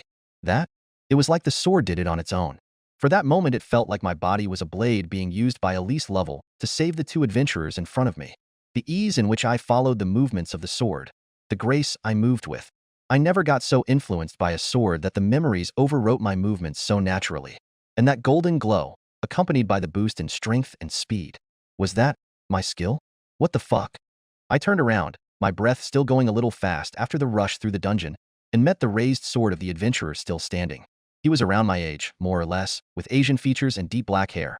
Would that be Far Eastern features here? He looked like someone I could have passed by in my school hallway, if one ignored the studded leather armor, the shield, and the sword he was still pointing at me. Hey, it's fine, I took care of them. You okay there? I asked, raising my hands and trying not to make any sudden movements. It would be quite the irony to die stabbed by the person I just saved. Ah, your friend, Eric, was it? He probably needs a potion or something. He obviously did, but I just said it to remind the guy still frozen in shock of his priorities. My shit. Eric. Eric's friend turned around in alarm and kneeled in front of him. He He rummaged through a pouch in his belt and took out a vial full of red liquid. A healing potion. Come on, man, drink, he exclaimed, shoving the whole thing in the unconscious man's mouth. Eric looked fine. Unconscious, but there was no blood around him. He was really well armored, plate armor over chainmail, so there was little chance of the kobold's claws hitting him. If anything, his friend looked even worse after fighting the kobolds on his own until I got here. Did he get knocked out by a hit to the head or something? He would probably wake up with a killer headache if that was the case, but at least he seemed to be all right. I smiled, some tension leaving my shoulders. I placed my hand back on the sword on my waist. Thanks for the assist, Elise. I muttered under my breath. I guess I should probably thank Astria as well, once I went back home. Seriously, man, thank you. The two adventurers waved at me as they went to line up to exchange their loot after our return from the dungeon. Really, fighting our way up was way easier as a party. It hadn't been even 30 minutes since I killed those kobolds on the 4th floor and we were already in the guild building. I turned around and went to the other side of the building, away from the exchange point. I wanted to exchange my stones too, but I looked around for a moment and promptly found the deep red hair of my advisor. I grimaced when I saw the line of people in front of her, but then shrugged and lined up. I had noticed that Rose Fanet was popular with most adventurers, so I guess I had no one else to blame but me after I chose to accept her as my advisor this morning. Luckily, the line advanced pretty quickly, though, for some reason, most seemed to leave in low spirits. Soon enough, I was next. Next person, please. I stepped in front of her desk and smiled. I'm back, Fanet. The werewolf's eyes widened for a moment, but her expression soon settled back into what I was beginning to learn was her usual deadpan expression. Shirou Amiya, I expected you back here hours ago. I was starting to believe you got over your head. She gave me a once-over, and then took a file from one of the drawers of her desk. Yes, sorry about that. Thanks to your explanation, I didn't have trouble finding my way, but finding a quiet place away from everyone to fight was a little harder. I scratched the back of my head, smiling sheepishly. Really, at first I thought I had overestimated how many explore the dungeon, but the 4th floor was really packed. I see, that makes sense. That is where most beginner adventurers gather once they— Did you just say you went down to the 4th floor? On your first day? She hissed, disbelief in her tone. Didn't you hear my explanations today? You should have waited until your basic dash. She cut herself off and took a deep breath, forcibly calming herself. My apologies. I lost my composure and almost talked about your private information in public. I shook my head, not blaming her at all. I seem to have a knack for getting girls angry at me easily, so I was used to it. It's okay. I guess I was a little reckless, after all. A little? But you told me that I should go lower when I felt comfortable fighting the monsters, and, as you can see, that's what I did. I shrugged and untied one of the bulging pouches from my waist to show the contents to the shocked werewolf. On my way back up, I didn't get many more magic stones as we took the most direct route, but it was quite a sizable haul. Luckily, they were all around the size of a pinky fingernail, because my pouches wouldn't have been able to contain them otherwise. Fanet looked at the stones, then at my face, then back at the stones. If you weren't Lady Astria's child, I'd think you were lying about getting your Falna less than a week ago. She sighed. I guess it was my fault for expecting an average adventurer to join her familia. It seems that the normal approach won't work for you. I won't be stuck fighting only goblins for long, if that's what you mean. I won't bring shame to my goddess by stagnating like that. I don't care what others might think about me, but I won't give anyone reasons to think less of my familia. Not when they did so much for this city. It seems you won't. You are just as proud as she was, I see, she said, the ghost of a smile on her face. Was she talking about Kaguya? Very well. Floors 1 of 4 I can accept, but if you want me to remain as your advisor, then you will only go lower when one of your basic abilities is rank G and not a moment before. She warned me with narrowed eyes. If you want to survive against killer ants, or Lord Aurena's forbid, a war shadow, you'll need that much. Are we in agreement? I know that with my reinforcement, I could probably fight those monsters before my basic abilities reached that point, but I wanted her to continue being my advisor. If she was chosen by a high-class adventurer like Kaguya had been, then she must be that good. And it would be wise to not underestimate the dungeon. Not after Astria told me last night about what truly happened to her children. I wouldn't forget anytime soon that the dungeon could spawn on a whim an invulnerable creature that was strong enough to easily kill 10 high-class adventurers. I would be careful. Agreed. Fanet nodded and made a note on the file she had opened. Then, I'll expect to see you tomorrow at 8 for a session. We'll discuss today's exploration, and I'll begin explaining the floors 5 to 7. If you are as stubborn as I think you are, I gather that it will not be long before you can explore those. I nodded, making a mental note to later review what I've seen today. Right, I'll see you then. Thanks for your time. I smiled at her once more and turned around to leave. Amiya. Fanet's voice stopped me. I looked at her over my shoulder. Her yellow eyes looked at me intensely before she sighed. "Don't make me regret this," she said, and I pretended not to hear the slight concern in her voice. I straightened up and nodded. "I won't, Fannet. I had much to do before I could allow myself to die, if that's what she was worried about. And I wasn't going to leave Astria alone if I could help it." Chapter 9. There was something relaxing about the rhythmic sound of a hammer hitting steel. The clank, clank, clank that filled the sweltering room thrummed in my chest, and I could swear my heartbeat was starting to match the rate of the hits Ash was delivering to the red-hot blade-shaped piece of metal she was working on. Childlike as she looked, her divine enhanced strength was enough to shape the metal with ease. Plunk. I had to keep the grimace out of my face when the discordant sound of a glancing blow disrupted her flow, and her rhythm was broken. "Stop," Atticus said in a calm voice from his place at the other side of the anvil. Ash winced, and she did as he said. "Easy now. You were doing great. Don't rush your hits. Keep them constant and accurate," he instructed, his scarred face looking almost kindly at the blue-haired Palom. He looked nothing like the mess of a man I rescued from that forest just a couple of days ago. Only his missing arm remained as proof of what he suffered that day. Sorry. It's just that." Ash glanced at me. "Am I in the way? Should I leave?" I offered, a little uncomfortable. They had told me they didn't mind me waiting here while they were working, but Ash seemed a little self-conscious. "I can come back later." "No, it's not that. I just felt a little bad for making you wait for me to finish, so I rushed a bit." She closed her eyes and took a deep breath, then exhaled. "Okay, I'm fine. I'll continue." Ash's eyes returned to the piece of metal, her expression focused, and started to hit again. A few minutes later, she deemed it ready. The blunt hiltless blade was still unfinished, still missing half of the process that would make it durable as a weapon, but it looked to be going well. I couldn't see any flaws in its structure, and any misshaping left would be gone with the heat treatment and the sharpening. Still, there was something I needed to ask. "What kind of metal is that?" I thought it was steel at first, but there's something weird mixed in the alloy. I squinted at the metal. There was iron, carbon, some other minerals, and collagen? Calcium? Is that an alloy of metal and bone? Huh, how did you know that? Ash asked, confused. I mean, yeah. It's mixed with a drop item, a hard armored shell. I haven't heard of that monster yet, but I'm guessing it's a turtle or armadillo type of monster. Normally adding such a thing to a metal would do nothing but compromise the integrity of the alloy, but I guess things were different with monster drops. Did you figure out the composition of the metal with a look? Atticus asked, looking at me intently. Have you seen it before? Do you have forging experience, Shirou? You didn't tell us. No, never forged anything with my own hands. I just have a good eye for weapons. Well, that sounds like a waste of a good eye, in my opinion. My shoulders tensed when an amused voice answered from the entrance of the room. I turned and met the ruby-red eye of a goddess. Didn't know you were talking with a prospective member, kids. Should I come later, once you've convinced him to test a hammer? She's gorgeous. I should have expected it, really, but on this occasion I had an excuse for my surprise. Because the fire I could feel burning in her being, the comforting heat reminiscent of the forge I was in right now. This divinity couldn't be anyone else's but Hephaestus. The god of the forge from my world was rather famous for his deformity and ugliness in comparison to the other gods and goddesses. And yet, this slender red-haired woman was nothing like that. With her sharp, mature features, she was a different kind of beauty than Astria, but I didn't think she was any less attractive. Not even the eye patch covering almost a third of her face could detract from her looks. She entered the room with a confident stride, an easy smile on her face. My lady. Oh no, this is Shirou, the one who helped us in Westmount. He's not here to join. Ash rushed to stand and explain, only for the goddess to chuckle, a twinkle in her eye. I know, Ash. I'm just messing with you a little.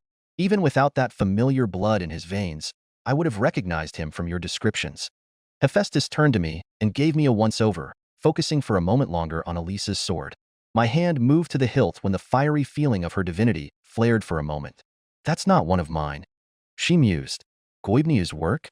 I nodded, forcing myself to relax. One of his children's. Hephaestus nodded back and focused back on my face, looking at me curiously. Figures that the goddess of the forge would focus first on my weapon. Though I'm just borrowing it until I get one made for me. Well forged as it is, it doesn't fit my style. Thus, you coming here. She finished. Shirou Amiya. Was it? The young man who saved my Atticus and delivered my wrath's last creation. Hephaestus smiled softly. Astria's newest child. It's nice to finally meet you, Lady Hephaestus. I bowed slightly, trying to show some respect to my goddess acquaintance. I heard great things about you from Astria. Exaggerations, surely? She waved off my words, a slight flush on her face. But I heard better things about you and your actions. Thank you, truly. You are the only reason my child could come back home. She's like Astria, huh? I thought when I heard the sincere gratefulness in her words. A god that loved their mortal children. I shook my head, beginning to relax. I did what anyone else would have done. I'm just glad I was in the right place to help. I glanced at Atticus, who raised an eyebrow and smiled. And Atticus is already thanking me with a weapon anyway. Ash cleared her throat at that. And Ash too, of course. Hephaestus chuckled. Spoken like a true child of the goddess of justice. I'm starting to see how you caught her eye. She then nodded. Okay, if you made arrangements with my kids, I won't get in the way. Atticus. The blonde man straightened up when her goddess called his name. Come to my forge later. I'll provide the materials this time. Atticus' eyes widened. Thank you, my lady. I'll be sure not to waste them. He bowed deeply. Ash.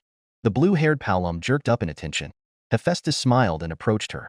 Show me what you're working on. I have some free time, so I can help you finish your sword and give you some pointers while we work. If you're going to help with this, I want you to be at your best. Ash gasped. Really? Thank you so much. The goddess of the forge patted Ash's head, leaving her preening, and turned to me. Let Astria know to visit me soon, will you? I'd like to catch up with her. She smiled. I'll make time whenever she wants to come. I nodded, knowing that Astria would be glad to meet with her, if only to brag about my abilities. She always spoke of Hephaestus with a twinkle in her eye. She's probably going to be another victim of my goddess teasing. She was probably going to come visit soon enough, but I'll be sure to tell her. I smiled with some amusement. Better her than me. Hephaestus tilted her head in confusion, but then she grinned. Ah, she's up to her old antics, isn't she? That girl can be quite the handful once she warms up to you. Hope she isn't giving you a hard time, she said, her tone nostalgic. I'm slowly getting used to it. I admitted. I'm glad she's going to have a few more targets now that we're here. Hephaestus shook her head, chuckling. I'll be sure to be ready when she comes then. She turned to Atticus. So, want to take the details for his weapon while I work with Ash for a little while, Atticus? Atticus nodded seriously, and Hephaestus turned around and went with Ash to the other side of the room. I would like to say that my eyes weren't tempted to follow her retreating form as she walked away from me, attracted by the tight leather pants she was wearing. But I would be lying. These goddesses are dangerous to my heart. I thought with some chagrin. Fortunately, my will was stronger than that, and I just kept my eyes on Atticus the whole time. Hephaestus and her child huddled near one of the furnaces of the room and started to talk about the process Ash had already completed and what came next. Atticus stood up with a small smile and came to me, leaving the women to their talk. Weird how this girl talk consisted of tempering steel infused with monster parts. Different worlds, I guess. So, you told me you wanted a long sword, correct? He asked, sitting on a workbench nearby and starting to take notes on a piece of paper. Do you have any specifications in mind? Length? Shape of the guard? Atticus spent some time asking questions and taking my measurements. My height, length of my arms and forearms, and even my hands. He meticulously filled the paper with his observations and the details of what I wanted. A shame you don't have your actual weapon with you. He mused while sketching a design on another paper. I never actually saw it, now that I think about it. Did it break on you? My actual? Alright, I never told you, did I? The only people that had seen me doing my tracing were Astria and Anne. As far as Ash and Atticus knew, I killed the goblins with actual weapons. Tell me what? I suppose it wouldn't hurt to show them. Some part of me rebelled at the thought. Years of hiding my magecraft were hard to shake off, but magic was commonplace here.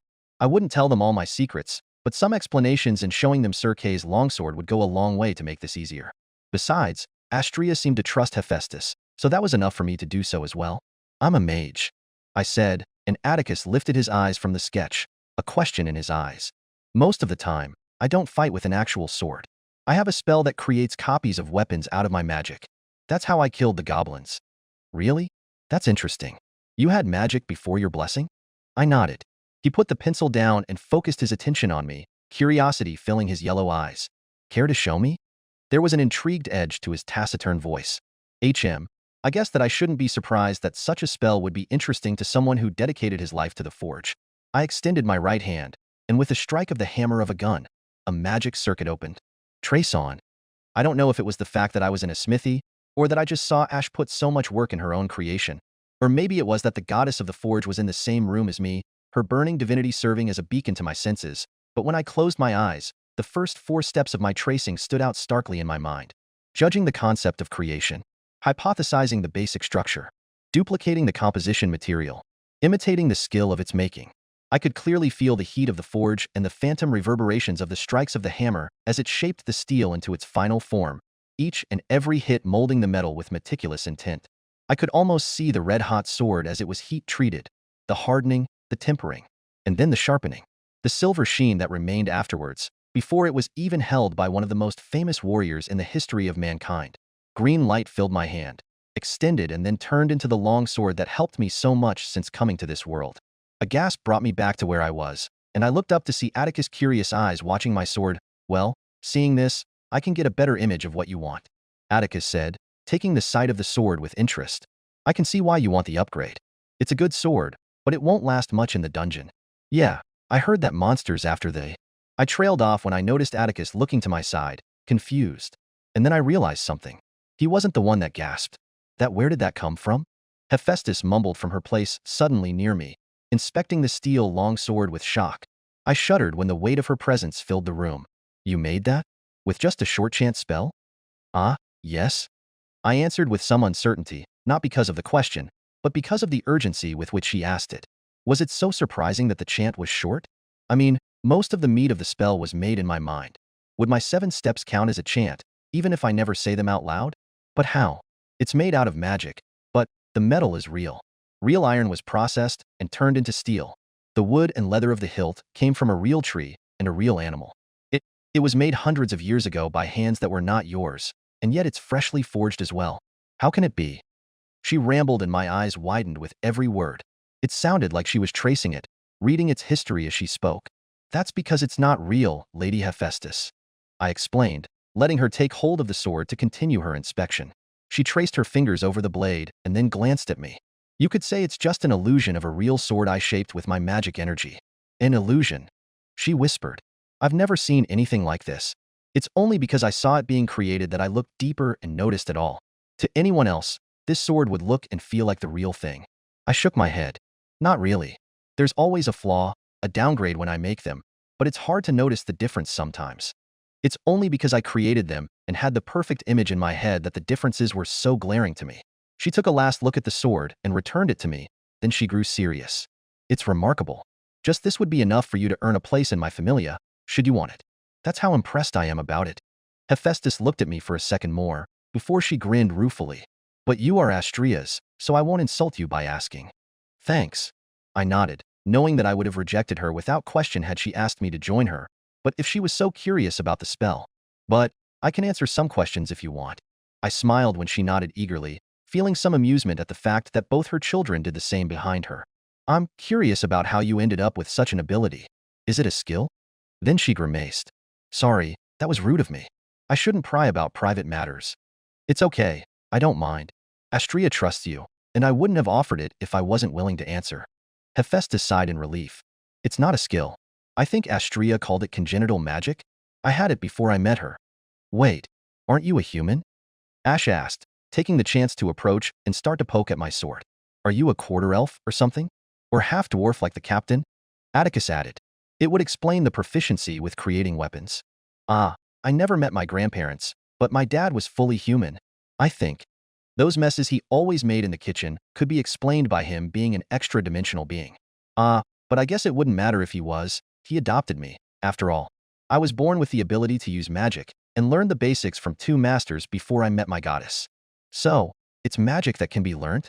Hephaestus interjected with interest. I grimaced.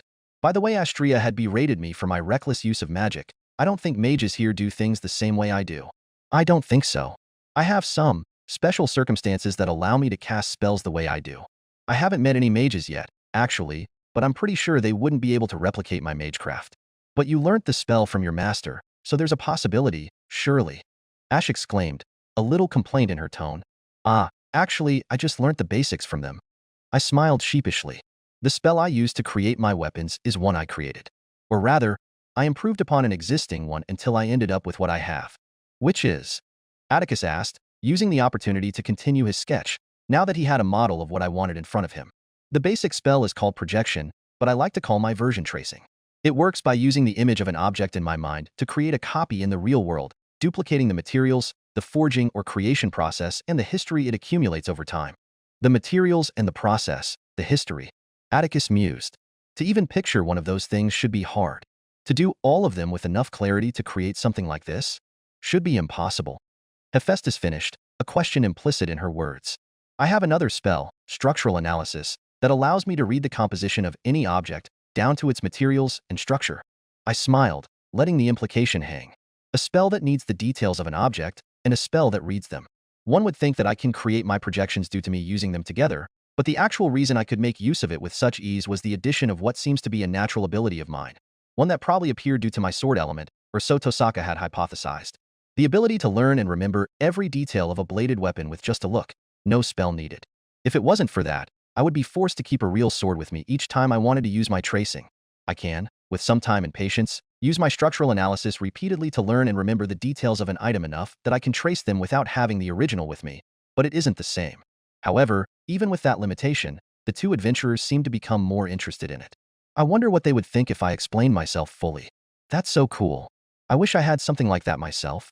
I would know if I left any cracks after I shaped the metal, or if my sword became brittle in the furnace, or, sorry, I'm just rambling and making your magic sound lame. Ash trailed off with a small blush on her face. It's okay, I understand. Until just a while ago, I mostly used my magic to repair stuff around my home. It's really useful to know if something can actually be repaired, or if I should just throw it out. I smiled sheepishly. Though, lately I just use it for combat. Circumstances change, I guess. And you never tried to use it to properly forge a sword on your own? Atticus asked. I can imagine you could learn the basics pretty quickly if you locked yourself in a room with some weapons and a forge. I scratched my cheek, remembering thinking about it when Astrea tried to get me to join the goddess in front of me. No? I mean, I've thought about it, but I never had the chance to test it out. Not that I would have the time anyway, with how busy I'm going to be now that I can go to the dungeon. I prefer to use my free time to improve my swordplay. And you think that's okay? Hephaestus, who had been silent since I explained my magic, cut in sharply. I looked to the side, where the goddess of the forge still stood, and frowned. Hephaestus was looking at me with pity. My lady? Ash asked with some trepidation. You are saying that you can learn anything from a weapon if it's in front of you, and yet you limit yourself to combat? She asked, her tone almost sorrowful. That's such a shame. What? A shame? Isn't fighting the whole reason a weapon is made for? I don't understand. I admitted, and that just made the pity she seemed to have for me grow. And that made it just worse. She smiled ruefully. That talent you possess, any smith worth their salt would kill to have it. You don't seem to understand how precious it is. Atticus, don't you agree? I looked at the blond man, and found him grimacing, the scar on his face twisting with his mouth. I agree. I owe you too much to try and force you to do anything, but you having that combination of abilities and not using them to their fullest is almost insulting. He grimaced. I can't help but imagine how far I could go with them. I felt a twinge of guilt at the words he was saying. They were basic spells. Spells that would earn only mockery from proper magi. Yes, my tracing might be more advanced, but it was nothing compared to what Tosaka could do. And yet, from their perspective, it was something precious enough to envy. Like he said, I won't force you, Shirou. I don't have any say in your future, but I know Astrea won't want you to live just for conflict. I froze when she placed a hand on my chest plate, right above my heart. She wasn't directly touching me, but I felt my heartbeat speed up anyway, my blood rushing like fire through my veins. Despite how little I know you, looking at this sword, I understand. You may want to be a warrior, but I know you were born to create. My eyes widened. Amiya Shirou. Understand, you are a maker, not a fighter. The words that red archer said to me months ago surfaced at that moment. After spending almost a month in this world, even though it hadn't been my choice to arrive here, I began to feel glad of the things I got to experience due to that. Things like meeting Astrea, saving and or rescuing the victims of the hobgoblin. I was genuinely happy to have arrived here. I had been lost after Saber disappeared. I yearned to follow her steps, to live in a way that would make her proud, to reach that place I was sure she was resting in. But in my world, there wasn't a clear path to follow. Here I could fight to save people using the skills she imparted in me, with the memories of the blades that I got to see through her eyes. Make her proud. And thanks to Astrea's blessing, I began to think I might one day be strong enough to do what she could have done in my place. To compare myself with the memories that remained after she was gone and not find myself wanting. And yet, you do not need outside enemies. For you, the one you have to fight is none other than your own image. It was those words that guided me to create Caliban for the first time and overcome Berserker. It was by following those words that I created Avalon and survived the curses of the Grail. In my desire to follow in her footsteps, to fill the hole her absence left, had I been ignoring what makes me, me? Let me teach you, Hephaestus declared. That talent you possess, I can't, let it go to waste. You may not be one of my children, but allow me, the goddess of the forge, of blacksmiths and craftsmen, turn you into a smith. I shuddered, feeling some part of me, deep in my soul, rejoice at her words, at her touch. The fires of her divinity didn't feel oppressing anymore. If anything, they relaxed me. And why wouldn't they? After all, she is the goddess of the forge and my body is made out of blades. I'm home. Astria's cheerful voice pulled me out of my thoughts. I stirred the contents of my pot, checking that I wasn't about to let something burn, and was about to go greet her when she entered the kitchen. Oh, that smells nice. I smiled softly. Welcome home, Astria. I greeted her. I'm almost done here, but I can keep it warmed up until you take a bath if you want. The bathtub upstairs should still be hot. Oh, Shirou, you are a lifesaver. She gushed. I'm exhausted. Ganesha's enthusiasm for his work is a little too much sometimes. She complained, a little tiredness seeping into her tone. It was nice catching up, but working with him is always an experience. I nodded almost commiseratingly. From what I heard about him, Ganesha seemed like a male Fujine, only 10 times louder. Well, it sounds like you need a moment to relax. Now I'm glad I went through the trouble of heating more water after my bath. Go on up and take your time. I can keep this warm until you are done. We can talk over dinner. Astria nodded gratefully, and I turned back to the food. But then I stiffened up when I felt her arms circling my stomach and the softness of her chest pressing against my back. Astria? Indulge me a little, she whispered, her warm breath sending a shiver down my spine. I needed this, even more than a delicious dinner or a warm bath. Even as my cheeks heated up, I forced my muscles to relax so she wasn't hugging a statue. Sorry. I know you're strong, my hero, but I couldn't help but worry all day knowing you went to the dungeon. Of course she would worry. After everything she lost in that place, it would be more surprising if she didn't. My bad. I should have gone to see you after I was done. I apologized. Everything went okay. I wasn't even hurt. She shook her head against the crook of my neck. Don't blame yourself. This is just me being a worrywart, she said with a giggle. Let me recharge my Shirou energy a little more, and I'll let you go. Am I an energy generator now? Don't take too much time. Your bath is going to go cold. I reminded her. You could always join me, you know? The bath is big enough for two. She answered in a voice all too casual for the words coming out of her mouth. And now she's just teasing me. I thought I had finally grown used to it, but my heart trying to lurch out of my chest told me that I was still weak to her. That bath is big enough for 5, but that's not the problem here. I sighed with some exasperation. Don't joke about that, Astria. It's dangerous for my heart. Fufu, I don't see the problem here. I already saw you half naked. Why are you being shy now? Because I'd be seeing you, and I don't trust myself that much to not react. I didn't say anything, though, and after a few seconds Astria giggled and let go. You smell too nice. You didn't think of waiting for me and took a bath on your own, huh? How inconsiderate. Just go before I end up burning the house, because you are distracting me. Astria left the kitchen with another giggle and a, next time wait for me, and I let out an explosive sigh. Should I say something? I liked Astria and I knew that her teasing was a way to show closeness to the people she liked. But sometimes I felt like she was treating me like a child. Like I'm not a man. And that annoyed me. I returned to my cooking, even though there was barely anything else to do before serving. I needed something, anything, to distract my mind, because if I started to think why I was annoyed at that, I wouldn't like the answer. That way lay dragons. Unfaithful. One afternoon on your own, and you went and found a replacement for me? I sighed. Astria, it's not like that. I haven't even accepted her offer. And that makes it better?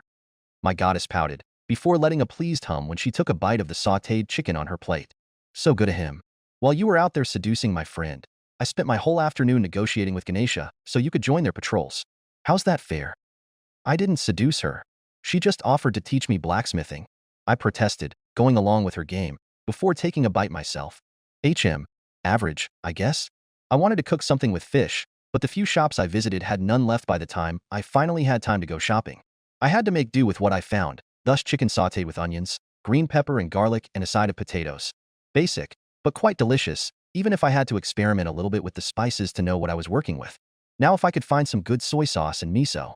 Astria pulled me out of my thoughts of grilled fish and miso soup with a harumph. The goddess of blacksmiths offered to turn you into a blacksmith. How is that any different from you gaining another goddess? She counter-argued, raising an eyebrow. It would have been a good argument if not for how her lips were twitching upwards in mirth. Jokes aside, please. I begged. What do you think? Astria fell silent in thought. Or maybe she was too distracted by polishing the food on her plate to talk. I think you should do it, she declared after a few seconds. Jokes aside, the fact that you impressed Hephaestus so much she offered to teach you herself means a lot. It's an opportunity that you shouldn't waste. I nodded. I had actually thought the same, but I wanted to have a second opinion before I dived headfirst into it. And this was something that I felt Astrea needed to have a say in. Luckily, Hephaestus didn't mind waiting for my answer, and just nodded when I told her why I couldn't accept just then. Eventually, you may not want to delve into the dungeon anymore, so it'd be smart to have a backup plan, just in case. She continued, even if it may cut into my training time, or my trips down there. Shirou, you reached the 4th floor on your first day, with all your basic abilities on I. Time is not against you. She admonished me. Your life doesn't need to consist of only fighting in the dungeon. You need to have something else.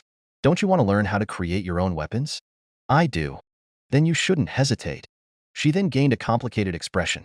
You are young, and things are peaceful in the city for the first time in years. Take advantage of every chance you get to grow, now that you can. All right, I'll accept the offer then. Thank Dash, but... Astrea cut in before I could finish. Don't forget you are my child. Hephaestus may be your teacher, but I am your goddess. If you leave me for her, I won't forgive you. She warned me half-jokingly. If she wasn't seduced today, then she will be after you tell her of your affinity with swords. I might need to prepare for a war game for you. She wouldn't, would she? But right, thinking about it, I might need to come clean about my full capabilities if I wanted to learn properly from her. She was willing to offer training after hearing the basics of my abilities. What would she do if I told her everything about my tracing? If I showed her Avalon? Astrea might not be stretching the truth about a war game in the future. Silly predictions aside, I smiled with some amusement about the fact my goddess was worried about me leaving her, of all things. Of course, my goddess. Even if I had to fight the whole familia to remain with her, I feel like I wouldn't lose. So, changing subjects, Astrea continued, clapping her hands. How about we do some cleaning around here after you come back tomorrow? I did some dusting this morning and you cleaned the bath, but there's still much to do. Even the garden is a mess.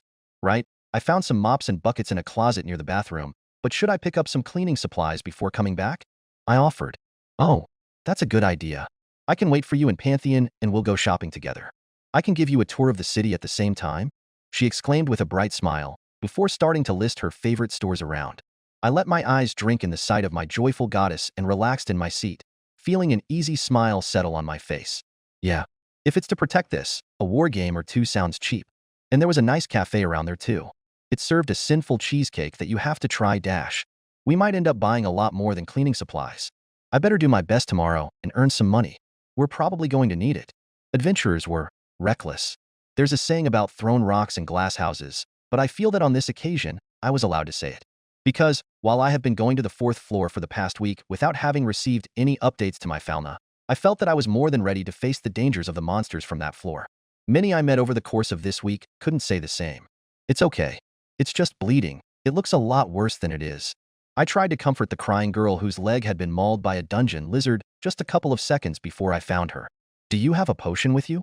The girl, a blonde teen a little older than me, shook her head, her face pale as the cloth I was using to staunch her bleeding.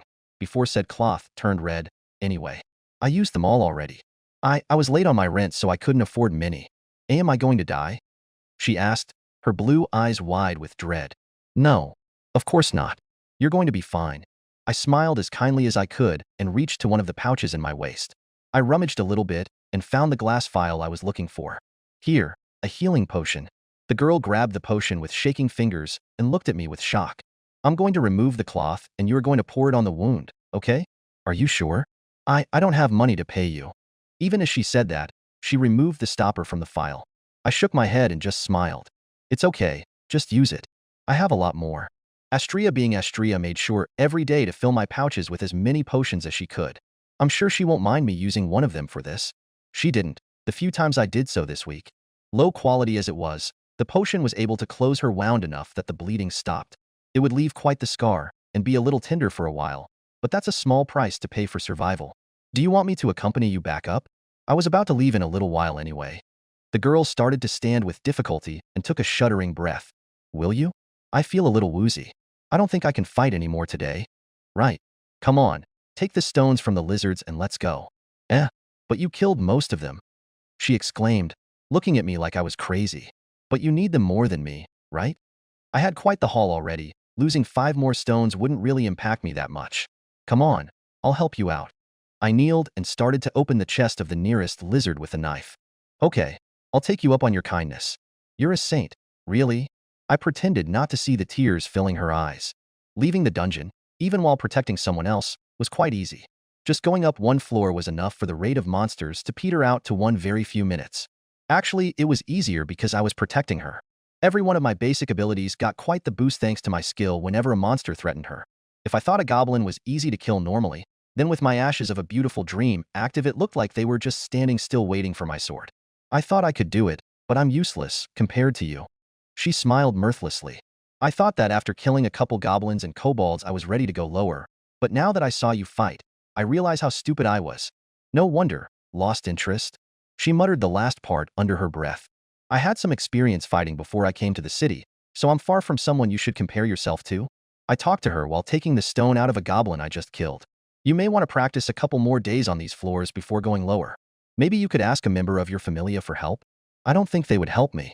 My familia is quite enthusiastic about our god, and they grew jealous when Lord Apollo gave me his full attention after I first joined up. She grimaced. Now that another child just gained his favor, I'm left without his love and without friendship. Familias are more diverse than I thought, I guess. From what Astria had told me, her children had been almost family to each other. There had been some friction between them sometimes, but they had supported each other unconditionally. Apollos seemed to be rivals for his affection. So gods and mortals do love each other like that. I shook my head. It wasn't the time to get lost in intrusive thoughts. I stood up and flicked the stone to the girl, Chrysis, as she introduced herself. She grabbed it out of the air with a grateful smile, and we continued on our way.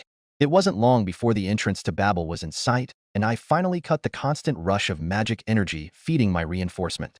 It really wasn't necessary at this point, but training was training. Magecraft had been my lifeline since I arrived here, so any improvements I might get by training my magic basic ability will make it worth every second I keep my spell up. Right? You probably should go to the infirmary to get some rest before you go home. Wouldn't want to fall unconscious on your way back, HM? I told her once we were in the lobby of the tower. Can't you accompany me home?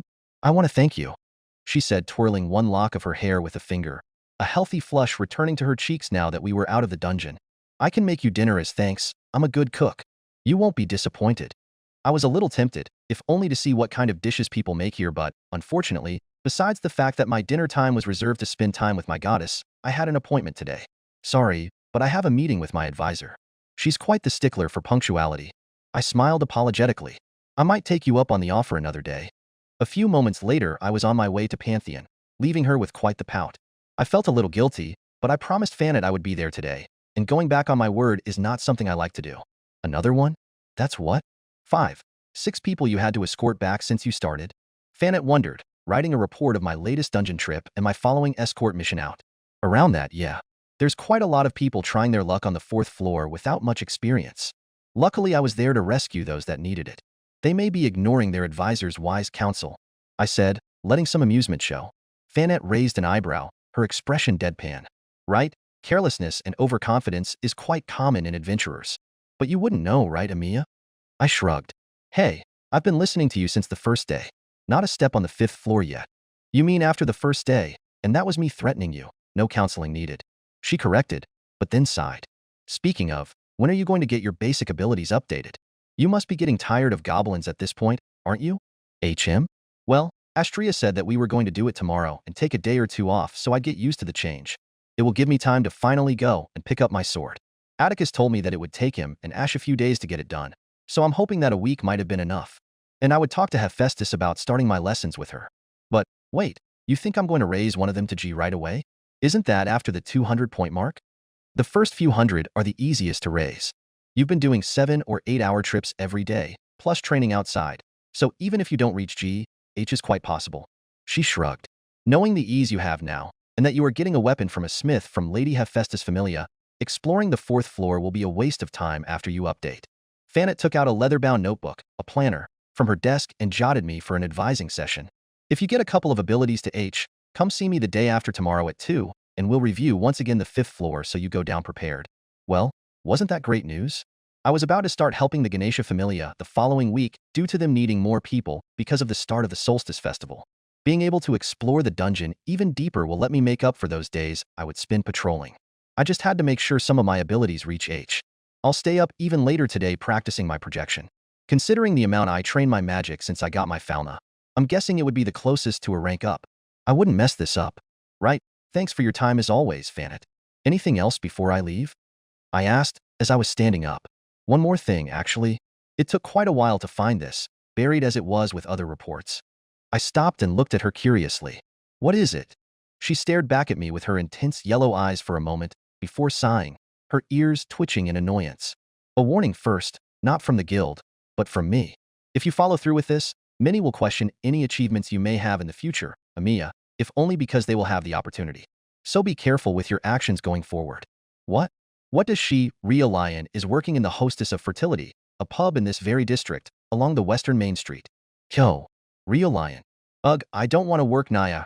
Ryu's right ear twitched when the grumbling words of Anya reached her, even before she entered the changing room. We ended up closing at 3 yesterday, Naya. It should be illegal to make me take a shift the day after that, Naya. Then report Mamma Mia to the Ganesha Familia, instead of complaining, idiot. Lunwar replied, rolling her eyes, as Ryu entered the room and went to her cubby. If you don't want to work closing, then wake up early and ask for the opening time, Anya. Ryu interjected. You're always the last to volunteer whenever Mamma Mia asks. She reminded Anya, while checking her dress for wrinkles on the mirror in front of her. But Ryu, tips in the morning are awful, Naya. Do you want me to starve? How could you ask that of me, Naya? Ryu sighed. Wasn't she complaining about time? Of course night customers gave more tips, they were mostly drunkards. They're awful with money. It was even worse considering the advent of that festival the guild was organizing. Nights had been awfully busy the last few days with all the people that came to Orario for the festivities about to start at the beginning of the next week. If you weren't so grumpy pants first thing in the morning, the nice old men would give you lots of tips. They always do it to me. Seer exclaimed from her place next to her, and Rio grimaced. Those old men always came around whenever she was taking another shift. She didn't want to assume, but maybe I should join Seer more often. That's because the nice old men perv on you, Seer. Lunwar said in a deadpan, and Ryu hissed out a breath while tying up her apron. Just like I thought. I hate to agree with Anya, but they're awful whenever you're not around. Stop, they're just being nice. Seer whined with a plaintive voice. But even if they were a little pervy, they give me presents all the time just for some attention, so it's fine anyway. The other day, one left me a bottle of Soma wine. Ryu narrowed her eyes. I should really keep an eye around here, even if I'm not on shift. Seer is too nice, and those men might misunderstand. Maybe I should start waking up early, Naya? Yeah, I might smile a little bit more during the morning. Ryu sighed, and finished adjusting her headdress over her hair. She narrowed her eyes a little when she saw on her reflection some blonde, starting to peek from her roots. Might need to reapply the dye later. Need a hand with your hair later, Ryu? Seer asked, placing her hands on her shoulder and smiling softly through the reflection. If it's not a bother, Seer. She nodded. Of course not, silly. Seer giggled. How about we take tomorrow off together and make a day out of it? Been a couple of weeks since you took a rest. I know you adventurers are tough, but you need some free days too, Ryu. Seer was right. With all the influx of people, Ryu had put in more hours to help around until it calmed down. But with the festival about to start, she might need to take a breather now before it got too busy. And it's been some time since I took the time to go back to Stardust Garden and do some proper cleaning. The garden had been a mess the last time she went to take a look, and even though she dusted the rooms a little, she knew it wouldn't last. It never did. She nodded. After spending her morning with Seer, she would go to Stardust Garden and spend the day cleaning. And she might have a letter waiting for her there. Okay, I'll ask Mamma Mia later. Will you? Yes, that sounds like a good idea. Ryu raised an eyebrow when Seer suddenly wasn't meeting her eyes. I might have missed a shift or two last week, so Mama might be a little bit angry at me. Seer. Ryu's tone was filled with disapproval, but to her exasperation, Seer's answer was to bump herself on the head with a fist and stick out her tongue. And wink at her. Ryu sighed. I'll do my best to convince her. It might annoy Mamma Mia, but if it was for Seer, then Ryu didn't mind doing so. Yay. You're the best. Ryu felt her lips quirk upwards. Yes, she didn't mind. Having finished changing ahead of her co-workers who were taking their sweet time, Ryu went down to the first floor of the pub, hopefully prepared for the busy night ahead. Just as she was walking down the stairs, the boisterous voice of Mamma Mia reached her. So, boy, what do you think? It's good, right? Comes from Lady Demeter's garden itself. Oh, it was rare for Mamma Mia to serve one of those to a customer. It usually was reserved for when gods visited. It wasn't even priced. It was a courtesy tea she offered. You can't say that this is not to your taste, huh? Oh, this one is quite good, yeah. I wonder how green tea grown in her gardens might taste. A young man's voice answered, his words bringing back some memories that she had forgotten until now. It's not bitter. It's just your unrefined palate that can't appreciate the complex taste of good tea, Lion. Green tea? Isn't that from the Far East? Mamma Mia asked. I heard it's quite bitter. Ah, probably? He said, proving himself to be more diplomatic than Kaguya had been. It's an acquired taste, to be sure. But for me there's nothing like that taste to relax after a cold day. You should try it someday, and see for yourself, madam. As he said that, Ryo finally got a good look at the Far Eastern young man. Hair the color of rust that was cut quite short and light brown eyes, so bright they looked like bronze. He looked quite eye-catching, if compared to the other men and women Ryu had met from that country. He was also an adventurer. A rookie one, if she wasn't mistaken. It wasn't the leather clothing and mismatched armor he was wearing that told her so. It was his movements. Those that had received a fauna recently had a reticence to their movements. An unconscious fear of going overboard with their newfound strength. His was more subtle than others she had seen over the years, but it was there if one knew what to look for. Might need to order some the next time the merchant from there comes around. Leaving Mamma Mia to her conversation, Ryo looked around the bar, quickly finding some dirty tables. Right, time to work. I wonder if someone might buy it though. My tea time clients often look for something a little sweeter than that. Well, you'll have me as a buyer. I might start coming here often if you can find some. Especially if you tell me when is that merchant coming. I might need to buy some stuff myself. It's quite hard to find some good spices around here. Huh. I knew you had the look of a cook. I need to check properly, but if you come around, let's say, tomorrow for breakfast, I might have the information for you. Ryu piled some dirty cups and plates on her tray and started to head for the kitchen, paying some attention to the conversation so she could catch Mamma Mia once it finished. Ah, there she is. Lion, there's someone looking for you. HM? For her? Ryu turned around and met the bronze eyes of the young man with some confusion. Why would an adventurer be looking for her? She left her tray on the counter and approached the two. Looking for me, Mamma Mia? He said he has a message for you. He's been waiting for more than half an hour already, Mamma Mia said with a grin. I've been keeping him entertained. The young man smiled with some amusement. If by that you mean relieving me of my coin, then yes, I've been thoroughly entertained. Mamma Mia chuckled at that, and Ryu had to wonder about the identity of the adventurer who could joke around with someone like her. Even if she didn't act the part, there was an air about Mia Grand, probably remnants from those years leading Lady Freya's familia, that demanded respect from those around her. And yet that didn't matter as much as the fact that he came to deliver her a message of all things. Maybe it was Lady Astria's? No, that was impossible. There was no way her goddess could know she was working in this place, not with the way she had been putting off answering her previous letters. You said a message, she said coolly, wanting to get this over with. What is it? And from whom? The red-haired adventurer stood up and tilted his head, looking like he was inspecting her. Her eyes narrowed thinking back on those men that followed Seer around, but there was no lust or desire she could see in his eyes, only mild curiosity. Huh, I've been told you were blonde, Ryu Lion, he said in lieu of a greeting, and Ryu felt her blood go cold. It's been almost a year since she began dyeing her hair, and her name had since been struck, probably done intentionally by the guild, from most people's memories. The few times she heard rumors about herself, it was all Galewind, not Ryu Lion. It was like her past and her present were two different people for most. Galewind was a blonde elf from Astria Familia. Ryu Lion was the green-haired elf that worked in the Hostess of Fertility. And yet this young man knew who she was. Knew her from before. Was he an ally from that time? No, he didn't seem to know her. He just heard of her. He'd been told of her. The last time someone had come looking for her knowing her past was when she met Lenoir and Chloe and all that it entailed, but as far as Ryu knew, any bounty on her was gone. Most assumed she left Orario, some that she died. Yet here he was, looking for her. Why? Dressed in armor, a sword hanging from his waist. That sword, why did it seem familiar? In her home, knowing details that most would ignore. Who was he? You, who are you? Say what you need to say and leave. Otherwise, if you came here seeking trouble then, was he an enemy? A remnant of them? He was young, but if he proved to be a threat to her new home, to Seer, she had killed younger. Her hand reached down. She had a dagger sheathed on her thigh under her skirt. If she wanted, with her speed, it would be less than a second to. Ryu's face snapped forward, unable to even react to Mamma Mia's hand hitting her on the back of the head. Lion, stop, you idiot. The hostess owner said with exasperation. I thought you were over trying to wreck my bar. Look at him properly. Does he seem to like to have ulterior motives? Shaking her head, trying to clear the cobwebs from her head after that strike, Ryu focused back on the adventurer. She didn't know what she was looking for. The leather jerkin, the iron armor that looked quite old but well cared for, the blue handkerchief tied around his right arm, a line of flowers embroidered in it, a woman's handkerchief, a present? A memento? Dash. The sword that was so familiar it ached. What did Mamma Mia mean? She looked up.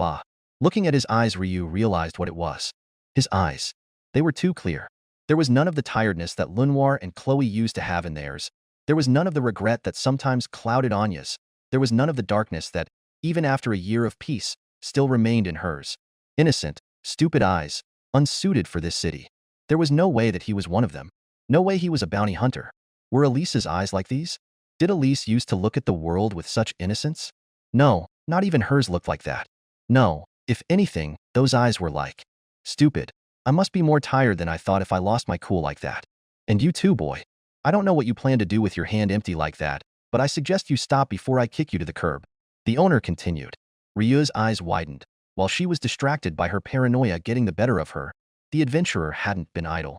He stood ready, his hand, instead of going to his sword, was stretched, angled away from his body and half closed, like he was holding an invisible weapon.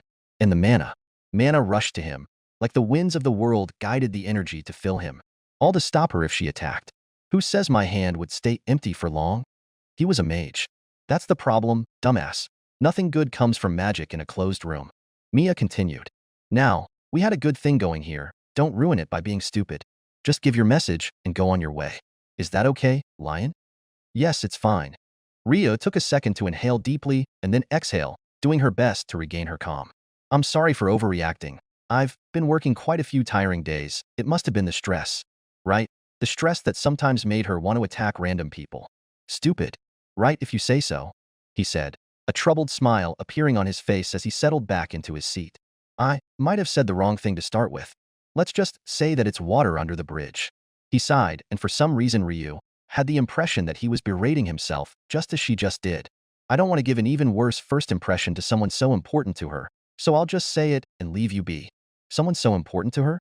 What does he? Your goddess wants to see you, Captain. She's back in Orario. Huh. Chapter 10. Ryo Lion. You're lying.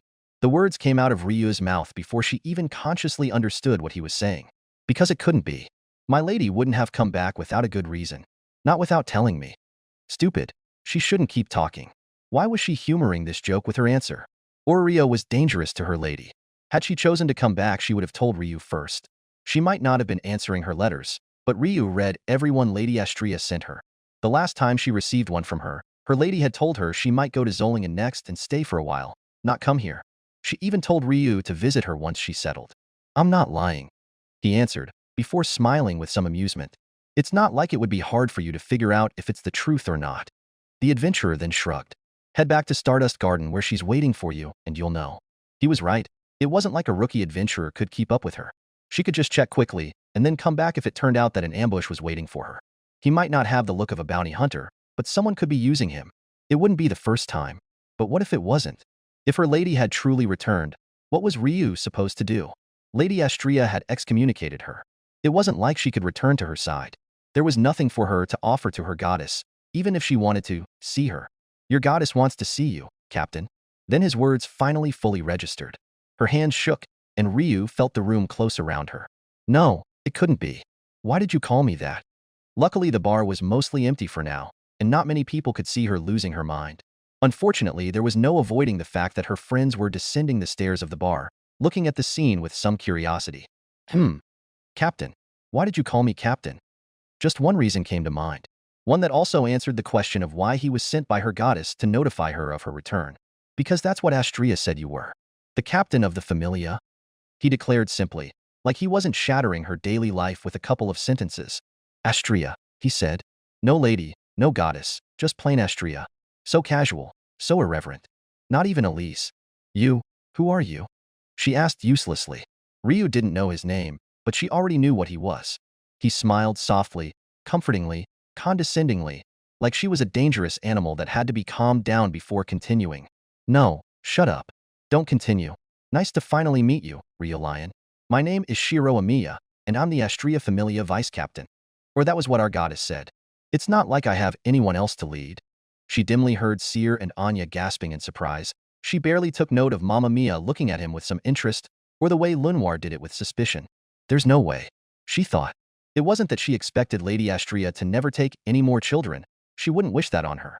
Just like Ryu had found her friends, she wanted her lady to find new people dear to her. Some part of her did recoil at the thought of her familia being replaced in her goddess heart, but that was just her jealousy speaking. No, if he was telling the truth, the problem was not that. The problem was, he's a man. Her lady had been living with a man, alone, and she hadn't been there to protect her from his advances. Rhea looked at the gates of Stardust Garden with mixed feelings, trepidation and hope warring in her heart. For almost a year, the building in front of her had been full of nothing but memories of those she loved, of those she lost. It broke her heart every time she came here. To enter a place that had been so full with life and laughter and purpose, and find it quiet, dead. Visiting to clean just a couple of times a month, trying to keep the memories from being covered by dust until nothing was left, was the best she could do. She'd sooner die than live surrounded by the ghosts of her past. She abandoned Stardust Garden, just like she had abandoned her goddess once upon a time, and found her place in the hostess of fertility. It wasn't easy at first, but as time passed, she had come to accept the bar and her co-workers, her friends, as her new home. But now Lady Astrea was waiting for her there. Looking at the garden, no longer overgrown, and the lights lit up in the inside, Ryu felt she had gone back in time. Like she was going to open those gates and find her friends inside. Like she was coming back home. But was she? What would she find there once she entered? Lady Astrea welcoming her with open arms? Or with scorn? Lady Astrea had not removed her falna the day she told Ryu to abandon her justice, and the words in her letters always seemed more concerned than angry, but now she was here. Now she knew, or if she didn't she would soon know, of her sins. The crimes she committed, the bloodbath she left in her path. Would she be left without her wings now? It wasn't like Lady Astrea would be left alone if she wasn't there anyway, or that her presence would be a boon for her fledgling familia. She glanced at the young man who was waiting for her to gather her courage and enter the house, a hand resting comfortably on the hilt of the sword on his waist. Elisa's sword. Shirou Amiya had been nothing but patient with her, answering question after question to prove he was telling the truth about Lady Astrea. Not even when he showed her that blade she accepted the truth of his words.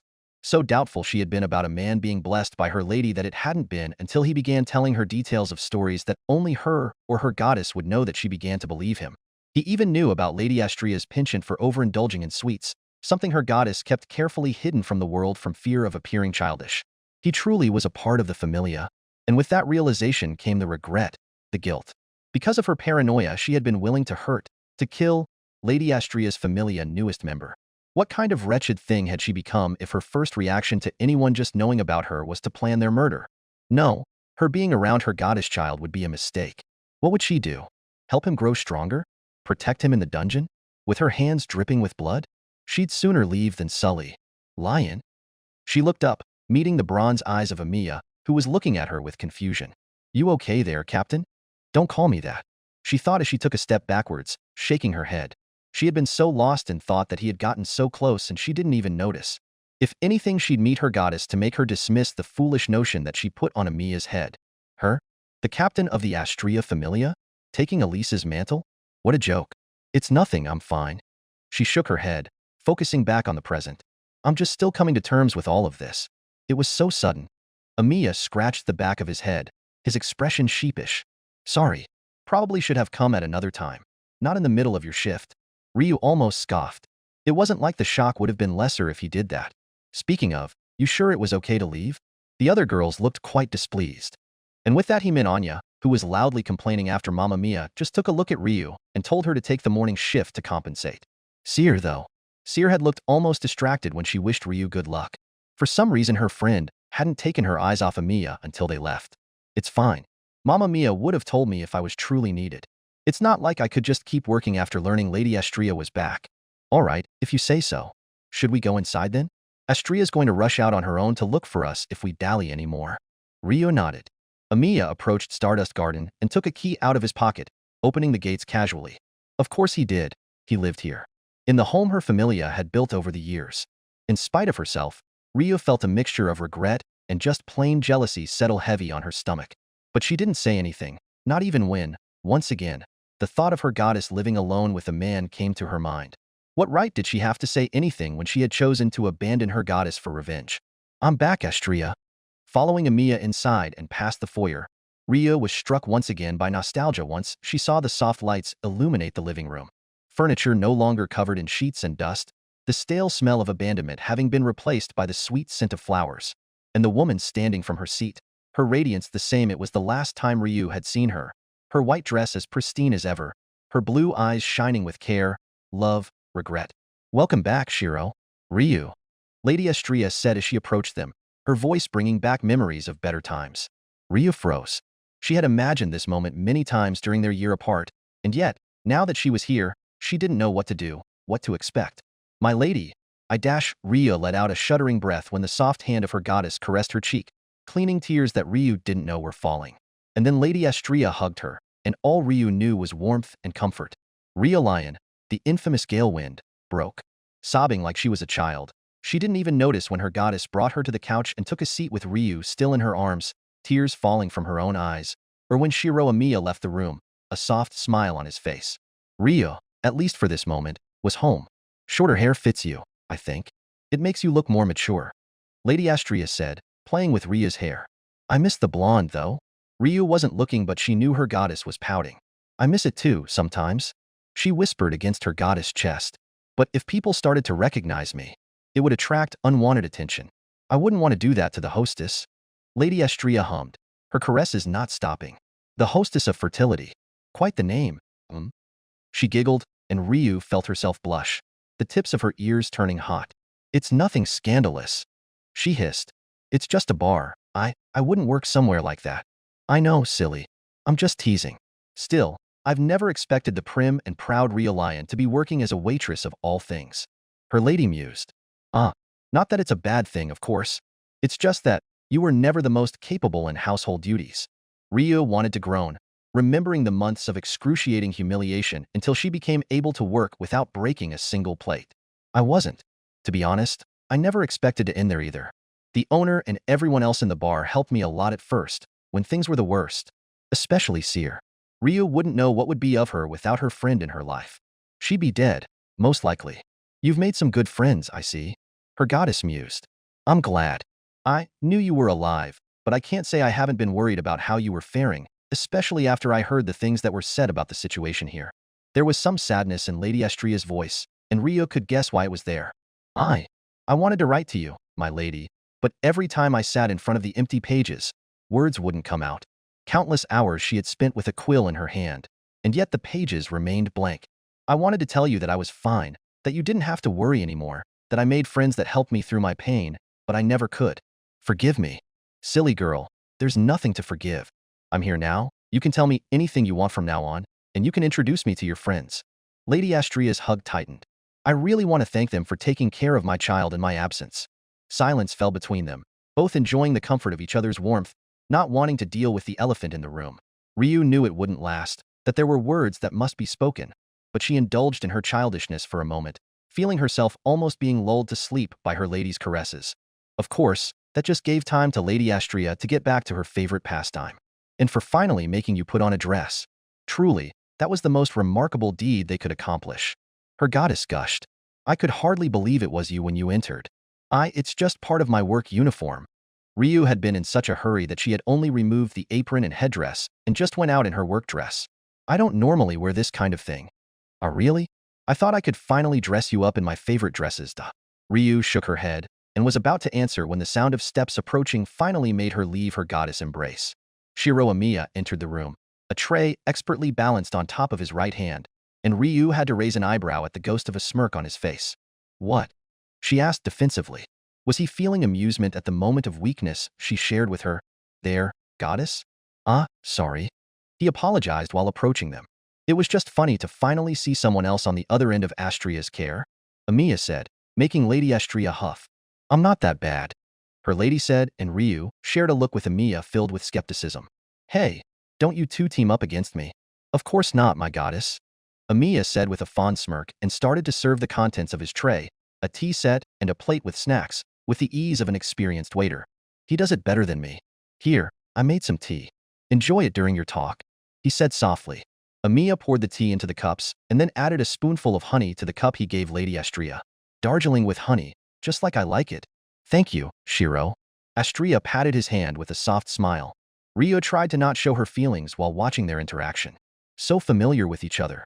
I wonder how long ago they met. "I'll be outside doing some training." Call me if you need anything else. And then he left, being followed by Lady Estria's warm eyes the whole way out. Ryu's eyes narrowed. That boy. Why is he acting so reserved? Lady Estria pouted. He could have just joined us. Is he being shy, I wonder? Ryu felt she knew why, though. If he had heard about what she had done, then he probably wouldn't want to associate too much with her. He was probably just humoring her to make his goddess happy. You seem close. I've never seen you get along so well with a man before. Gods are one thing, but with a mortal? She had never seen her even interact with one, for that matter. She didn't truly know how to feel about it. HM? Does it bother you? That he's a man? Lady Estria asked before taking a sip of her tea. I know that we only accepted girls before, but I didn't think you'd be against it. He's exactly the kind of member we'd be happy to have back then. Ryu sighed and took a sip of her tea to gain some more time to formulate an answer. Oh, it's really well brewed. The fruity flavor of the tea drew a small smile from her as the warmth suffused her body. Thinking about it, it had been after Ryu joined that it had become the norm to just dismiss any applications of men without thought. Some of the girls had problems with men. They took comfort in the fact that there were none in the familia when they joined, and so it remained that way. It doesn't. If he has your approval, my lady, then I don't mind. It wasn't like she particularly hated men, or feared them like Ryu, for example, had, but to hear that one had joined Lady Estria was shocking due to how out of that norm it was. And it told her that even if she returned to the familia, it wouldn't be the same. If he was chosen by you, then he couldn't be a bad person. It wasn't my intention to accept new members anytime soon, but, well, he charmed me. Her lady said, placing a hand on her cheek, a faint blush coloring her face. Ria's eyes narrowed once more. Shirou, he's special. He's kind and selfless, with a strong sense of justice and so stubborn. Elise would have gotten along so well with him. After I got to know him, there was no way I was going to let him get taken by anyone else. So, is he the reason you came back here? A great part, yes. He was really determined to grow stronger, and the best place to do so is the dungeon. I heard that things had calmed down here, so it was the perfect opportunity. Her lady explained. Ryu nodded. It made sense. The best place to grow as an adventurer was Orario. Now that the only thing people had to worry about was the monsters in the dungeon, it was the perfect time to start on one's journey to divinity. She wondered, though, how far could Amiya go? He wouldn't be as challenged as her and her friends had been. The Dark Age, as people began to call it, was dangerous, but it was that danger that had allowed her to grow as fast as she had. The fact that you were here made it even better. I missed you, you know? Lady Estria said, her smile forlorn. Ryu had missed her goddess too, but she placed her cup on the table with a clink and met Lady Estria's indigo blue eyes. Even after all I've done? You told me you've heard about it. Lady Estria nodded. Of course she did. Everyone knew about the Galewind's rampage. Ryu looked down, before she breathed deeply and looked up again. If she was about to receive judgment, she would do it head-on. Amiya, he called me captain, but there's no way I'm fit to lead anything, much less your familia. I've abandoned justice, so I don't deserve it. Lady Estria fell silent, and Ryu could see the conflict in her eyes. Then she sighed and grasped Ryu's hand over the coffee table. Ryu, did you think I didn't know what you were going to do? That I wasn't aware of the path that you were going to follow? She asked. I did, I was. And yet I left without stopping you. I share responsibility for what happened. Her lady smiled softly. That guilt of yours. Return as my captain, and let's carry it together. No. She was making a mistake. She was the goddess of justice and purity. For her to be dirted by the blood she had spilled, Ryu wouldn't accept that. It was as she thought. Lady Estria was better off without her.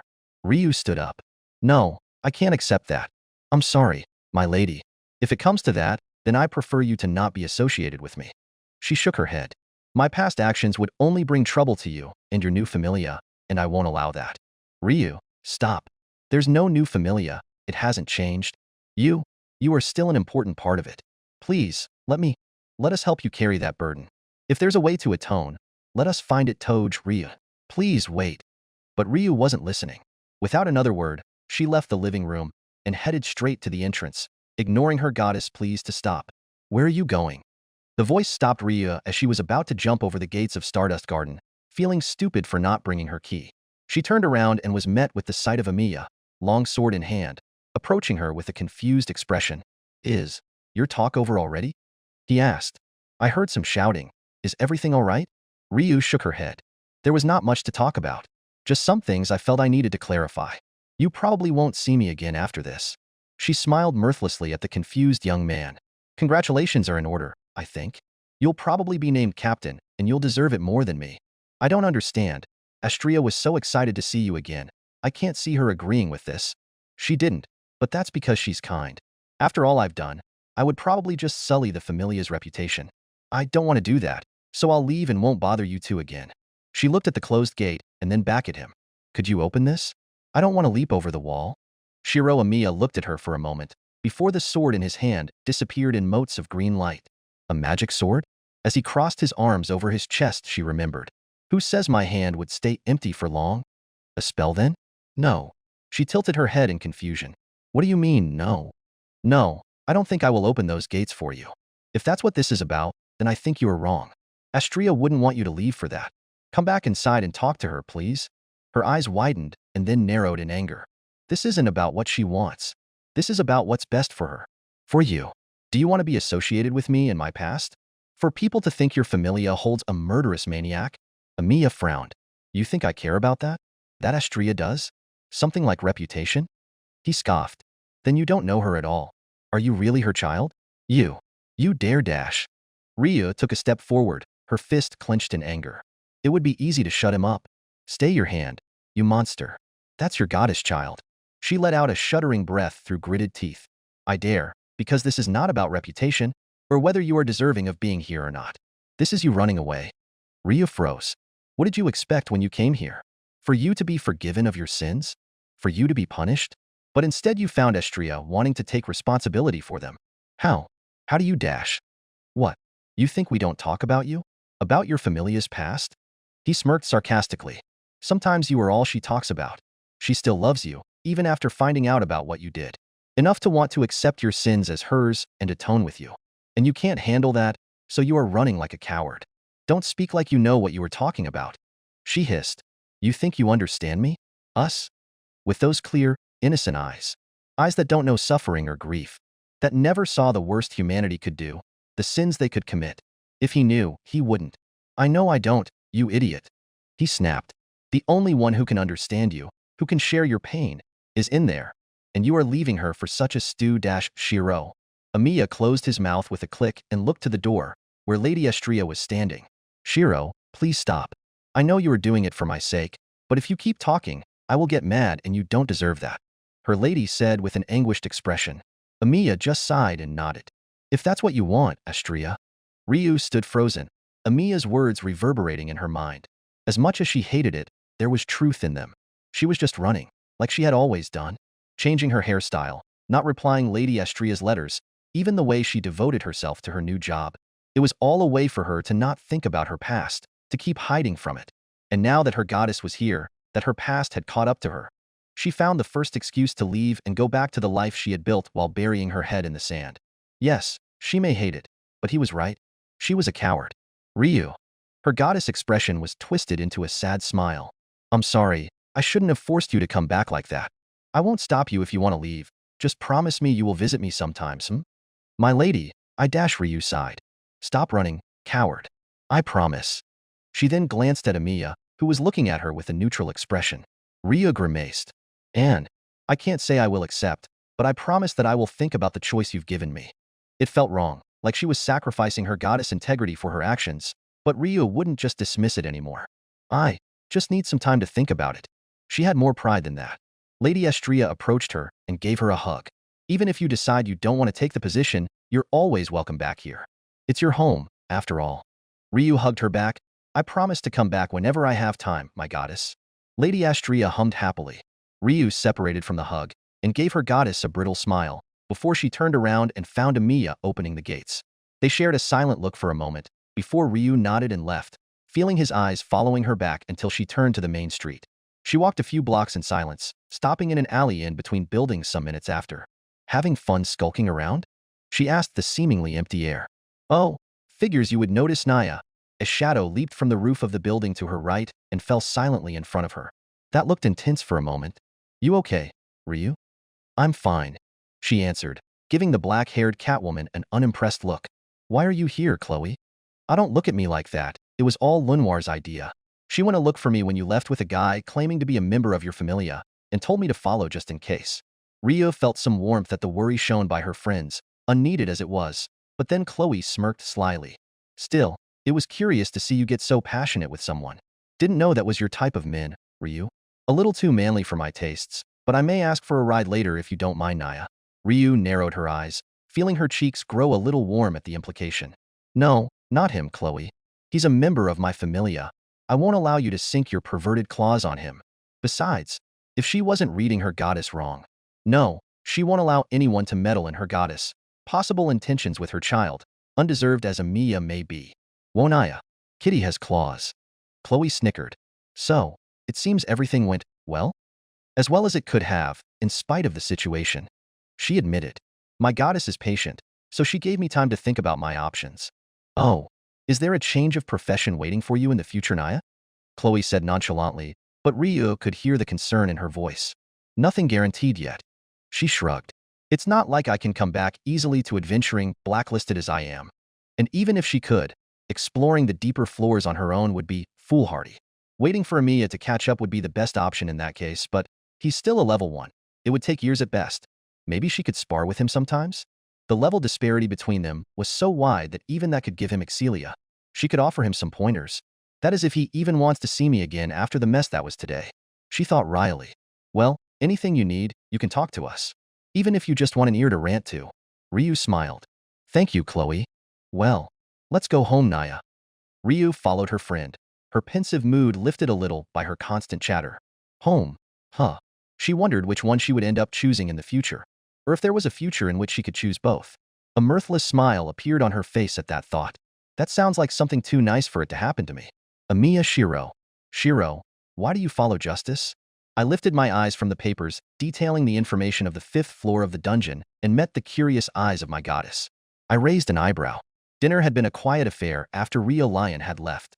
Astria didn't seem to be in the mood for conversation and, to be honest, neither was I.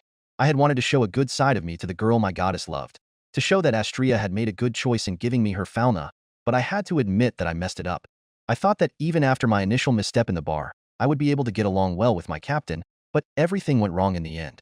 Rio Lion seemed standoffish, paranoid, and to be on a hair trigger when it came to her past. Nothing like the sweet, innocent girl Astria had described to me, but considering the events of her past, that was nothing unexpected. I figured I would need time until I could get closer to her, but I didn't mind. When I remembered Astria's excited expression when she heard I knew where Rio Lion was, and saw her loving smile when she had her child in her arms, I thought that even if we didn't get along, things would be fine as long as our goddess was happy. But then I saw her leave the house not even 10 minutes after I left them with tea, and heard her excuses, and I got pissed and ruined everything. Thus, a silent dinner. I was just passing some time in the living room by reviewing the details of the floors I would hopefully get to explore soon, and was about to go back to my room to train when Astria seemed to finish gathering her thoughts. I put down the paper I was reading and approached the table Astria was sitting at, near one of the windows. Quite the question, all of a sudden. I noted while sitting down. It is sudden, right? She agreed, playing with one of her locks. After seeing Ryu, I was brought back to how we used to do things here. We often had discussions about the nature of justice and about why my girls decided to follow it, and I realized I never truly asked you why you do it. I nodded.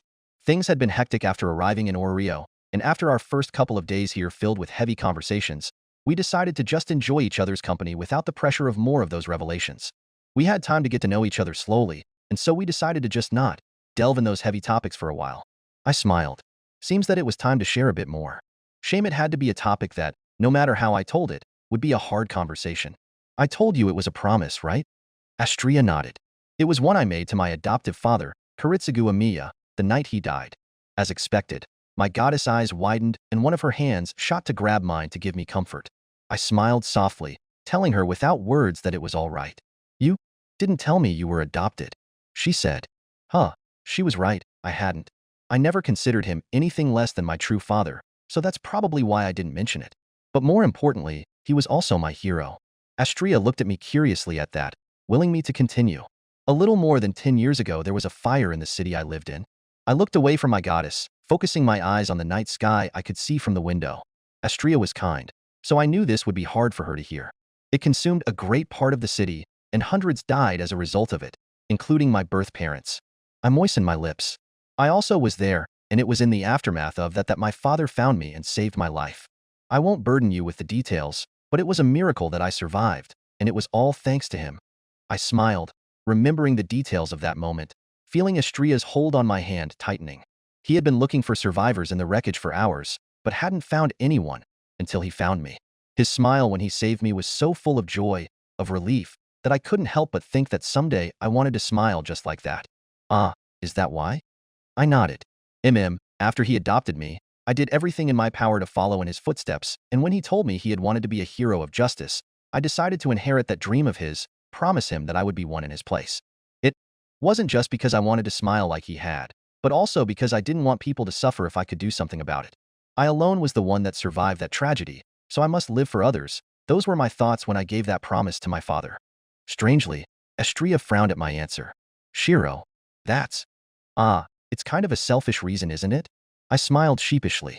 In the end, I just want the people around me to smile, to not be sad. That's why I enjoy helping others so much. If I could use this life of mine that was saved to help others, I felt I could find some worth in having survived. A second passed, then two, and then Astria stood up in a flash and buried my head on her chest. I felt my face begin to burn with something other than lack of air. My goddess, however, didn't seem to care about me being suffocated in her breasts and just caressed my hair.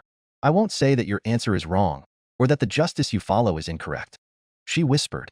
I like to believe that there are many types of justice, as many as there are stars in the sky, so yours is just one of them.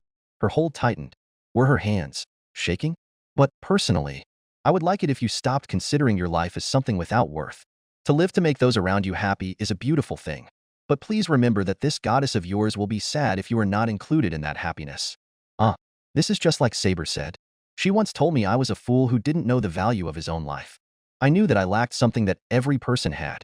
The place in which my self-worth would be was empty. Due to that, I had thought that true happiness would be hard, almost impossible, for me to grasp. But I didn't mind being like that, because I had been able to take that emptiness and fill it with Saber. Even after she was gone, I just decided to live a life that would make her proud until my final breath. There hadn't been anything more important for me than that, no other happiness available to me. But now, in the arms of my goddess, I began to think, even if I lived a life worth living, if I died, wouldn't that mean that Astria would be left all alone again? Could I be happy with that?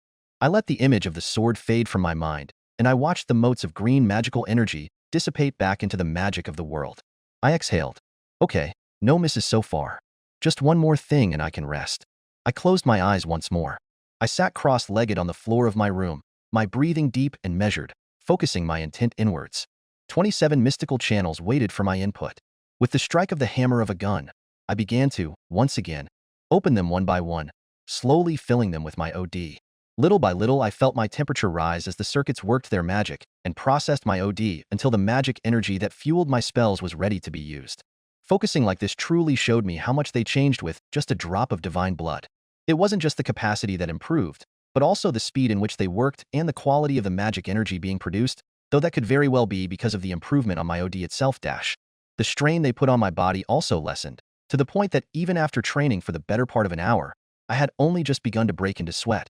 Really, Magi from my world would give everything for an improvement like this, especially considering that what I was feeling was just the baseline of the fauna. I felt some amusement at the thought of Tosaka ever finding out I was given such a gift. Shaking my head, I dispelled the distractions from my mind and focused back on my training. My fauna began to warm up as I started feeding Avalon my magic energy. I didn't have any wounds to heal other than the slight soreness after a day of fighting, but activating the sheath was the best way to strain myself as much as possible, so I did it without fail every night. Relief rushed through my body as I felt the small amount of damage I had accrued during the day, like muscular tears or almost undetectable sprains, disappear as the golden glow of Avalon emanated from my body. It felt almost like cheating, how I could feel my muscles getting stronger day by day, even without updating my fauna. Probably this kind of growth would soon be overtaken by my updates, but any advantage I could get for now, I would use. A shame that my magic circuits don't follow the same logic. I thought as, paradoxically, the strain I was putting my circuits through to power Avalon was healed by Avalon. But I guess that's why I train my magic so much. After all, once the flow of magic was cut, I considered trying to activate once more the absolute defense, but I grimaced when I remembered the few times I already tried to do so, or rather the few times I failed to do so. I shouldn't be surprised, to be honest. If powering the healing aspect was costly enough to require everything I could produce at the moment, then it made sense that the defense, the deployment of the literal realm of the Fae in an enclosed area, was too much for me to handle. I needed more. A deeper connection to my magic circuits, to my soul. An update to the fauna would be the obvious way to do it, an upgrade to my magic basic ability. But what if I used an aria?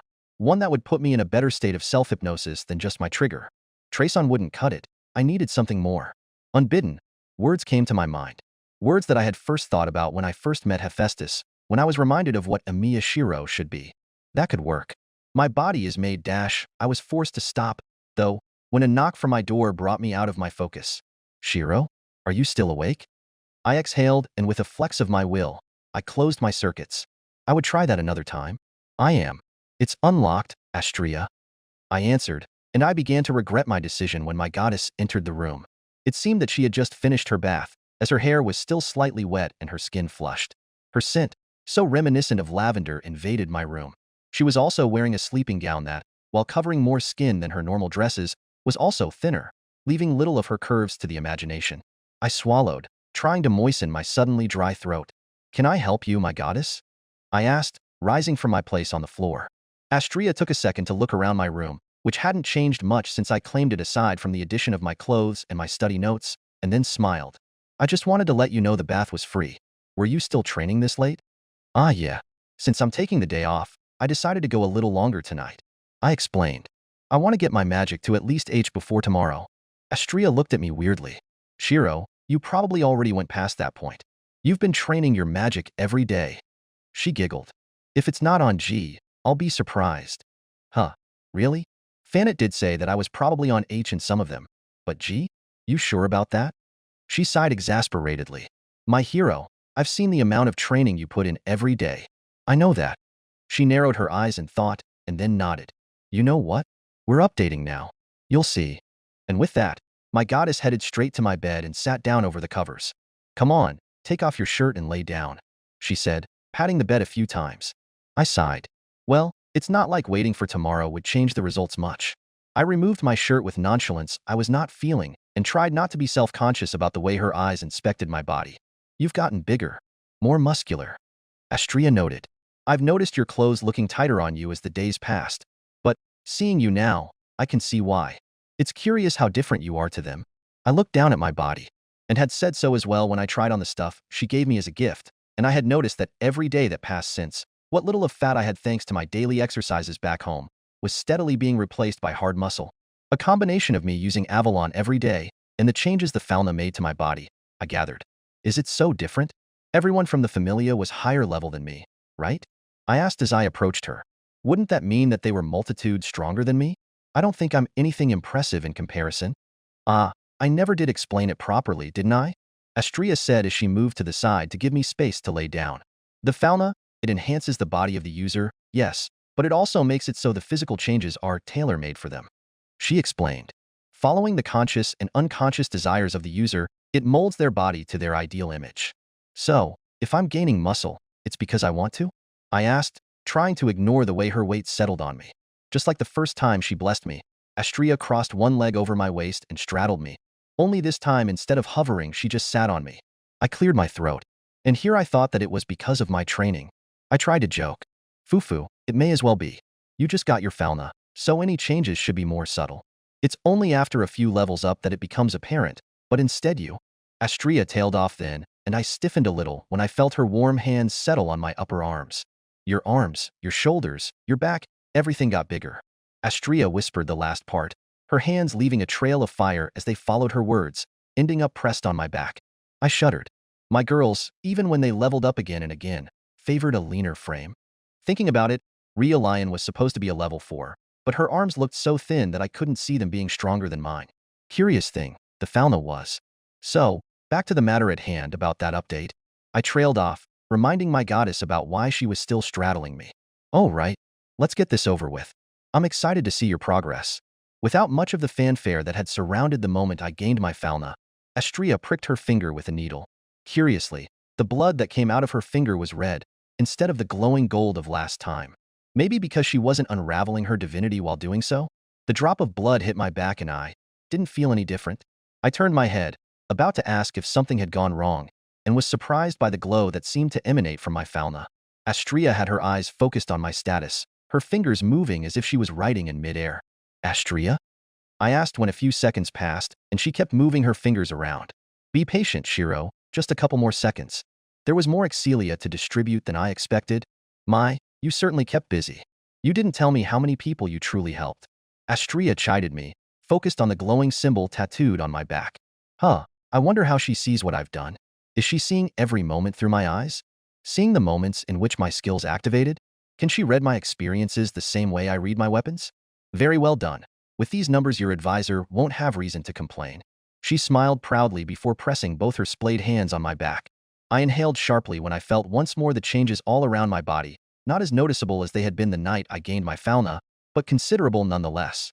I couldn't truly check my physical changes without actually moving my body, but the changes in my magic were obvious from the get-go.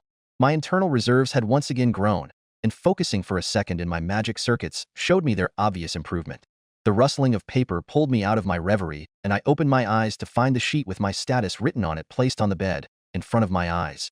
Name: Shirou Amiya. Level 1. STR: H137. End: H103. Dex: H146. AGI: I57. Mag: G274. Magic.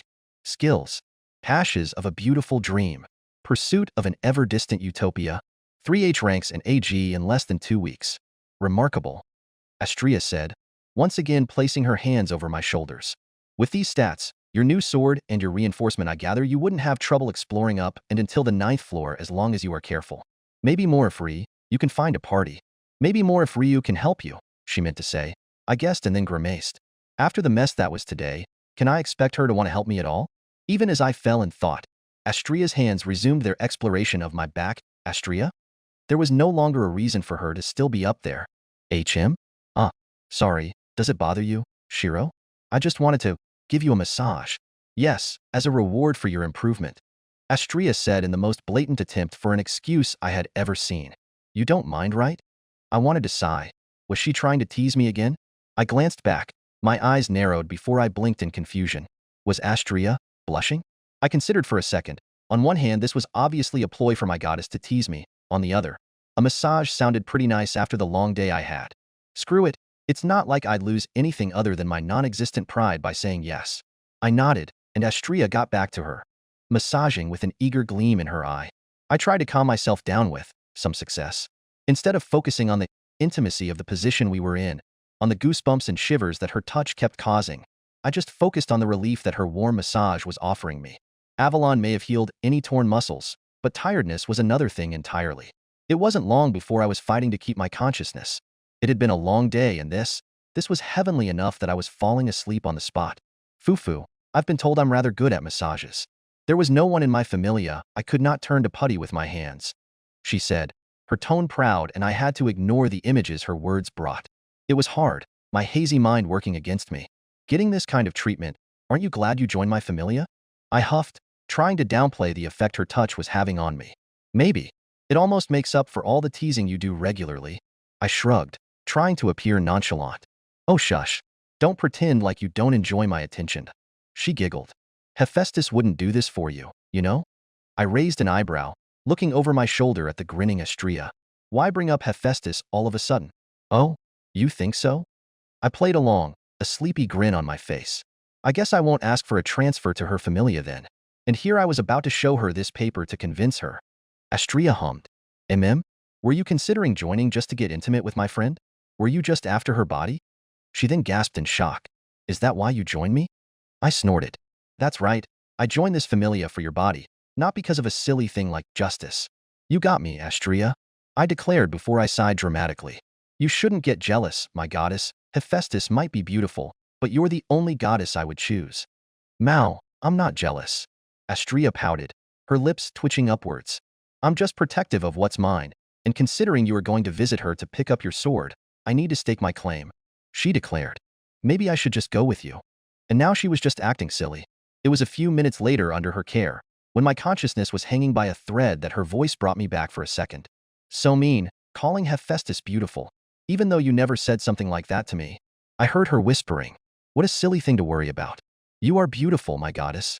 Is it really necessary for me to say something so obvious? Was all that I managed to say before I lost my fight to Morpheus. So deep was my slumber that I didn't even react when the weight of Astria left my back and joined me in bed, pulling the covers over both of us. I just relaxed even more, pulling her warmth to my chest to keep the chill of winter away. That night I dreamed of wings flying high in the sky, watching over an indistinctive, blurry world, the scent of lavender and morning dew filling the air. Chapter 11. Astria. The world was burning. All around her, brightening the dark night, she only could see red. The red of flames, of embers, of smoldering ruins of buildings and husks of trees, of fires having consumed the land as far as the eye could see. And people, hundreds upon hundreds of people, burning. She couldn't see them, not all of them, but somehow she knew the amount of casualties this fire had caused, the knowledge being branded in her mind. Something she mustn't forget, something she must atone for. But why? Why?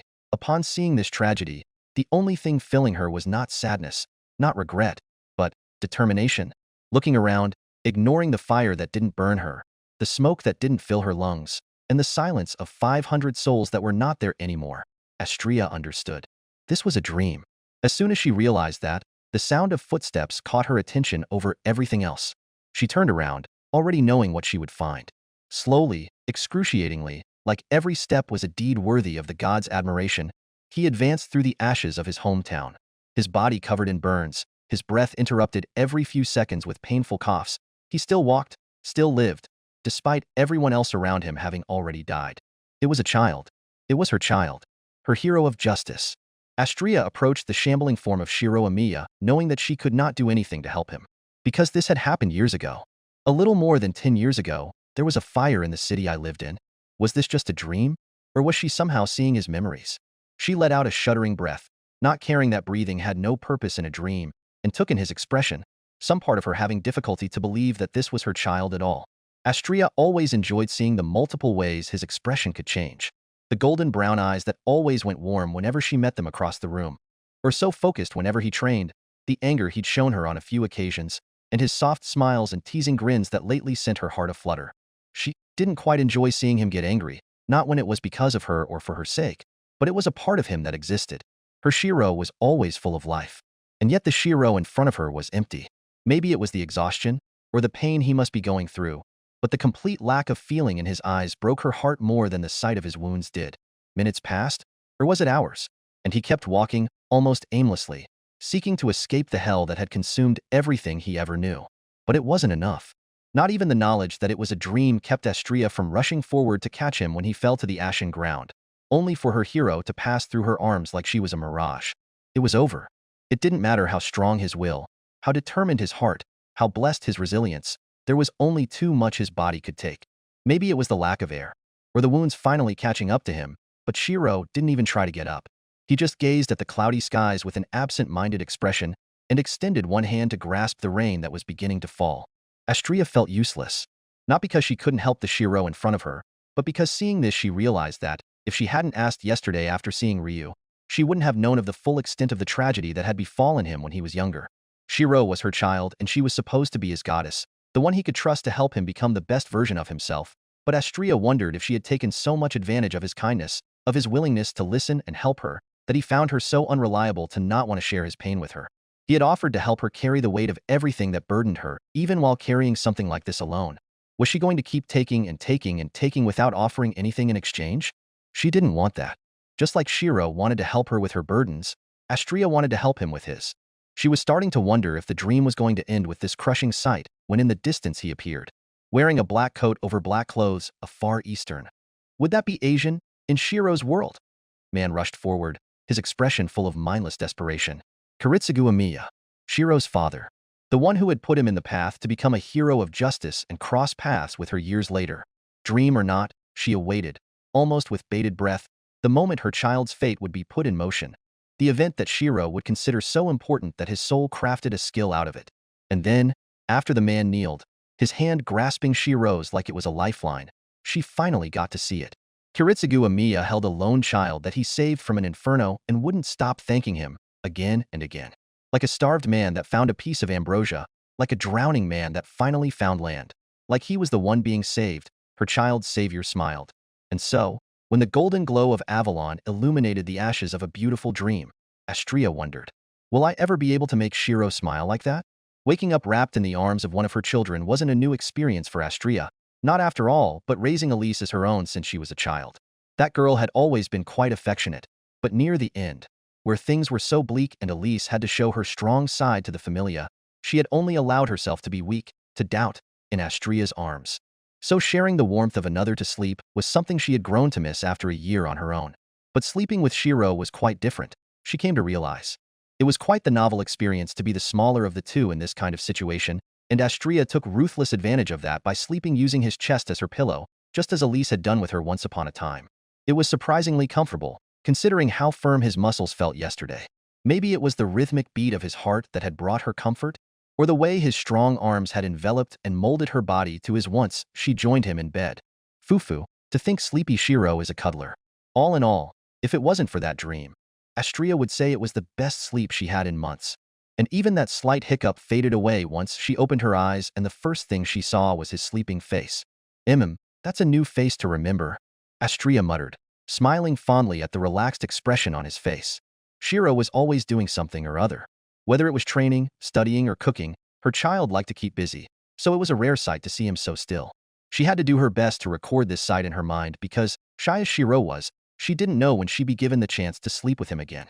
Astria felt quite guilty for the little lie she gave to him last night, but if it gave her the chance to get to see this sight, she'd do it again. It's not like he didn't get anything out of it. He had seemed to enjoy her massage and Astria got to indulge in her impulse. Astria knew he had always been sincere in his desire to help people, to uphold the domain of justice she embodied, but getting to see the glimpses of his actions in the dungeon, how his soul rejoiced every time he helped someone. Not even Elise had felt so much joy by helping people. She hadn't intended to, but after seeing that, she remembered her stomach going fluttery and being filled with the need to touch him. So she did, tracing her sword and wings on his back, then continuing with his strong shoulders and arms. Even now she had to keep herself from listening to that part of her that wanted to resume her explorations, to move the hand she had resting on his hard stomach and feel him all over. Taking a deep breath, Astria forced herself to calm down and stop acting silly. Shirou was sleeping. She shouldn't take advantage of that to sate her curiosity about the differences between his body and of her girls. Because this was just that. Curiosity. Nothing more. But maybe, just maybe, there is something more. Had she ever felt anything like this before? This sheer want to get closer to someone. Not even with her other children, who she had loved, and still did love, dearly, did she feel this way. No, her feelings for Shirou were slightly different. She could feel the burgeoning feeling of familial love she was familiar with, but there was something else. A burning need to see him, to touch him, to tease him, to make him see her as a woman, not just a goddess. You are beautiful, my goddess dash. Astria felt herself shiver, and her cheeks heat up slightly, a giddy smile forming on her face. Was this? After all these years alive, did she? Letting out a shuddering breath, she shook her head and rested once more on his chest to wait for him to awaken, distracting herself by observing his features and listening to his heartbeat, ignoring the pounding of her own heart. Thankfully, it was around that moment that Shirou began to stir, drawing a small sigh of relief from her. Yes, how fortunate that she could focus on something other than the hard body she was pressed against, and the unfamiliar warm tension in her lower stomach. Amiya Shirou. I groaned when I felt the light of the sun hitting my closed eyes from the window, cursing my past self for forgetting once more to put up curtains. Usually I was up before this situation even had a chance of happening, but even in my half-asleep mind I knew that today I could sleep in a little bit. I shivered slightly, idly wondering why I was sleeping shirtless, and hugged the soft, warm body pillow tightly to my chest. Of course, the fact that I did not have a body pillow didn't register, until I heard it gasp and giggle. My, so affectionate first thing in the morning, Shirou. My goddess airy voice remarked, bringing me back to full consciousness. I opened my eyes and was greeted by the sight of Astria half lying on my chest, a mischievous smile on her slightly flushed face. Good morning, sleepyhead. Fortunately, it was quite easy to swallow my initial response of panicking and jumping out of the bed. As hard as my heart started beating, there was another part of me that felt comfort in the sight of my goddess carrying blue eyes. Right? I got my fauna updated last night, and then Astria proceeded to massage me to unconsciousness. But that doesn't explain why my affectionate, touchy-feely goddess was in my that's why. Good morning, Astria. I settled for saying, trying to keep my eyes firmly on hers, and to not steal glances at the alluring sight of her chest being squished against mine. I failed. Quite spectacularly. I sighed, letting those thoughts wash away with the drowsiness I was still feeling. Don't you have your own room, with your bed in it, my goddess? A bed that isn't as cramped as mine? I asked, trying to keep my expression impassive. Couldn't you have slept there, instead of trying to give me a heart attack first thing in the morning? Now, why would I do that? when you seemed so cold, sleeping on top of the covers like that?" Astria asked with an amused smile. "What kind of goddess would I be if I wasn't willing to share with you my warmth?" I raised an eyebrow. "Really? You did it entirely for my sake?" I wasn't holding back the skepticism in my tone. Astria shrugged. "Well, you might have looked so comfortable that I got tempted to join you, especially after the long day we had." She then giggled. "It's not like you seem to mind too much. You haven't let go of me since you woke up." My eyes widened when I became aware of the hand still hugging her by the waist. Crap. In a flash, showing the results of my update, my hand moved and let go of her like it was burned. Sorry. Fufu. It's not like I minded too terribly, don't worry." With a small grunt of effort, Astria pushed herself off my chest and sat on the side of the bed. "Just don't try that with other women, HNG. They might not take being forced against you as kindly as I did." She chastised me with an impish smile while stretching her arms above her head. I sucked in a breath. As cold as the morning had become without the warmth of her body on mine, I felt relief coursing through me when another problem caught my attention, one that the sight of my goddess body straining against the thin material of her nightgown wasn't helping with. If anything, it made it worse. "I'm so glad I slept with my jeans last night. Damned morning wood." I cleared my throat, figuring that if I ignored it enough, it would just go away. "Well, it's not like other women have access to my bed like you, Astria. They are quite safe from my forcefulness." I tried to joke. Astria giggled. "Well, that's true. They'd have to have my approval to even see your sleeping face." She stood up and looked at me with a soft smile. "That's a privilege only I have." In spite of myself, I huffed in amusement. What a privilege. And it's not like I'd do the same with other women. It was only because it was Astria that I was comfortable enough to fall asleep like that. Well then, while it'd be nice to just laze around in bed all day, how about we start our morning with a nice breakfast? It's your free day, so I'll handle it this morning. Why don't you take a shower while I get it ready? Right, I'll do that. A nice, cold shower was a great suggestion. Great. You've been taking care of almost all our meals, so it's time for me to show off my cooking skills," she declared, leaving the room with a spring in her step, my eyes following her all the way out. Once the door closed, I groaned out loud. What a way to start my day. If I wanted to train, I'd have no need for a warm-up. My heart was beating as fast as a drum without that. The worst thing in all of this is that, despite the awkwardness I was feeling, last night had been the best sleep I've had in months. It wasn't just the feeling of her body against mine, but the comfort, the unconditional affection she offered me. How could I not feel relaxed with her in my arms? Shit. I felt like an idiot. She was supposed to be just my goddess and I her child. Everything she did was just with that assumption in mind, with only filial affection in her heart. But I wanted more. I've been trying to ignore this realization like the plague. But after yesterday, after I opened my heart, my deepest desires to her, and she gave me nothing but acceptance and care, after experiencing the warmth and softness of her body against mine, damn me for it, but I couldn't ignore it anymore. As stupid as it might be to feel like this for a goddess, as rushed as it might be to grow these feelings for a woman I hadn't even met a month ago, and as awful as I felt for feeling like this so soon after losing Saber, I had to admit it. I was falling in love with Astria. I took a deep breath and opened the door, a small bell on it announcing my presence. Entering the fairly empty pub, I did my best to ignore the awkwardness I was feeling. Yes, Ria Lion might not want to see my face first thing in the morning after the words we had exchanged in the heat of the moment. Yes, we might have both messed up last night. But I wasn't a coward and, despite what I had told her when I had been angry, I knew Ria Lion wasn't one either. If we were going to work together, either as adventurers or just as fellow children of Astria, I wanted to get along with her. And this was my first step in doing that. I made sure I had my peace offering with me and looked around. Luckily, it was just after opening time, so there were not many customers yet. Finding her should be easy. Emilia, what are you doing here? Well, or her finding me, I guess. From her place near a table she was wiping with a cloth, Ria Lion's face was filled with, not hostility, thankfully, but puzzlement. Dressed in her immaculate maid-like dress, the green-haired elf's expression was carefully neutral, looking nothing like the woman who broke down in tears in Astria's arms last night. Captain. I greeted her, ignoring the curious eyes of the other waitress, a black-haired catwoman. Lion's eyes narrowed in annoyance and I grimaced. Right, Lion, sorry. She sighed. It's okay. I probably should get used to it. Our goddess is quite stubborn, she said with a small shrug and approached me with surprisingly soft steps considering the leather boots she was wearing. Did something happen? Does Lady Astria have a need for me? No, this is all me, I replied, scratching my cheek and trying to ignore the memory of me almost running away from home the first chance I had. After my realization this morning, I couldn't help but feel conscious of my goddess. Every look, every smile, Every time we touched, I felt like I was losing what little I had of my mind. I needed some time to breathe, to center myself. I didn't want to seem like a drooling idiot in front of her. I might have grown feelings for her, but I didn't want to lose the closeness, the normality that we had with each other due to that. I just needed to calm myself. Luckily, we both had plans today until the afternoon. Astria said she was going to give Hephaestus a visit before I headed there to catch up and to lay down the rules for my apprenticeship, and I came here to see my wayward captain. I'm not going to take much of your time. Here, for you. I offered the cloth-covered box in my hand. Hopefully, disarming smile on my face. I remembered you were going to take the morning shift today, so I guessed you wouldn't have time to prepare something to eat for lunch. Rio Lion looked at me strangely and gingerly took the boxed lunch I brought her. You shouldn't have. I could have ordered something from the kitchen later, she said, holding the bento like it was going to eat her instead. Right, idiot. She worked in a restaurant. Ah, that's true, I guess. We had some leftovers from dinner yesterday, and, well, it was my fault in the first place you needed to cover a shift today. So, lunch. I finished awkwardly.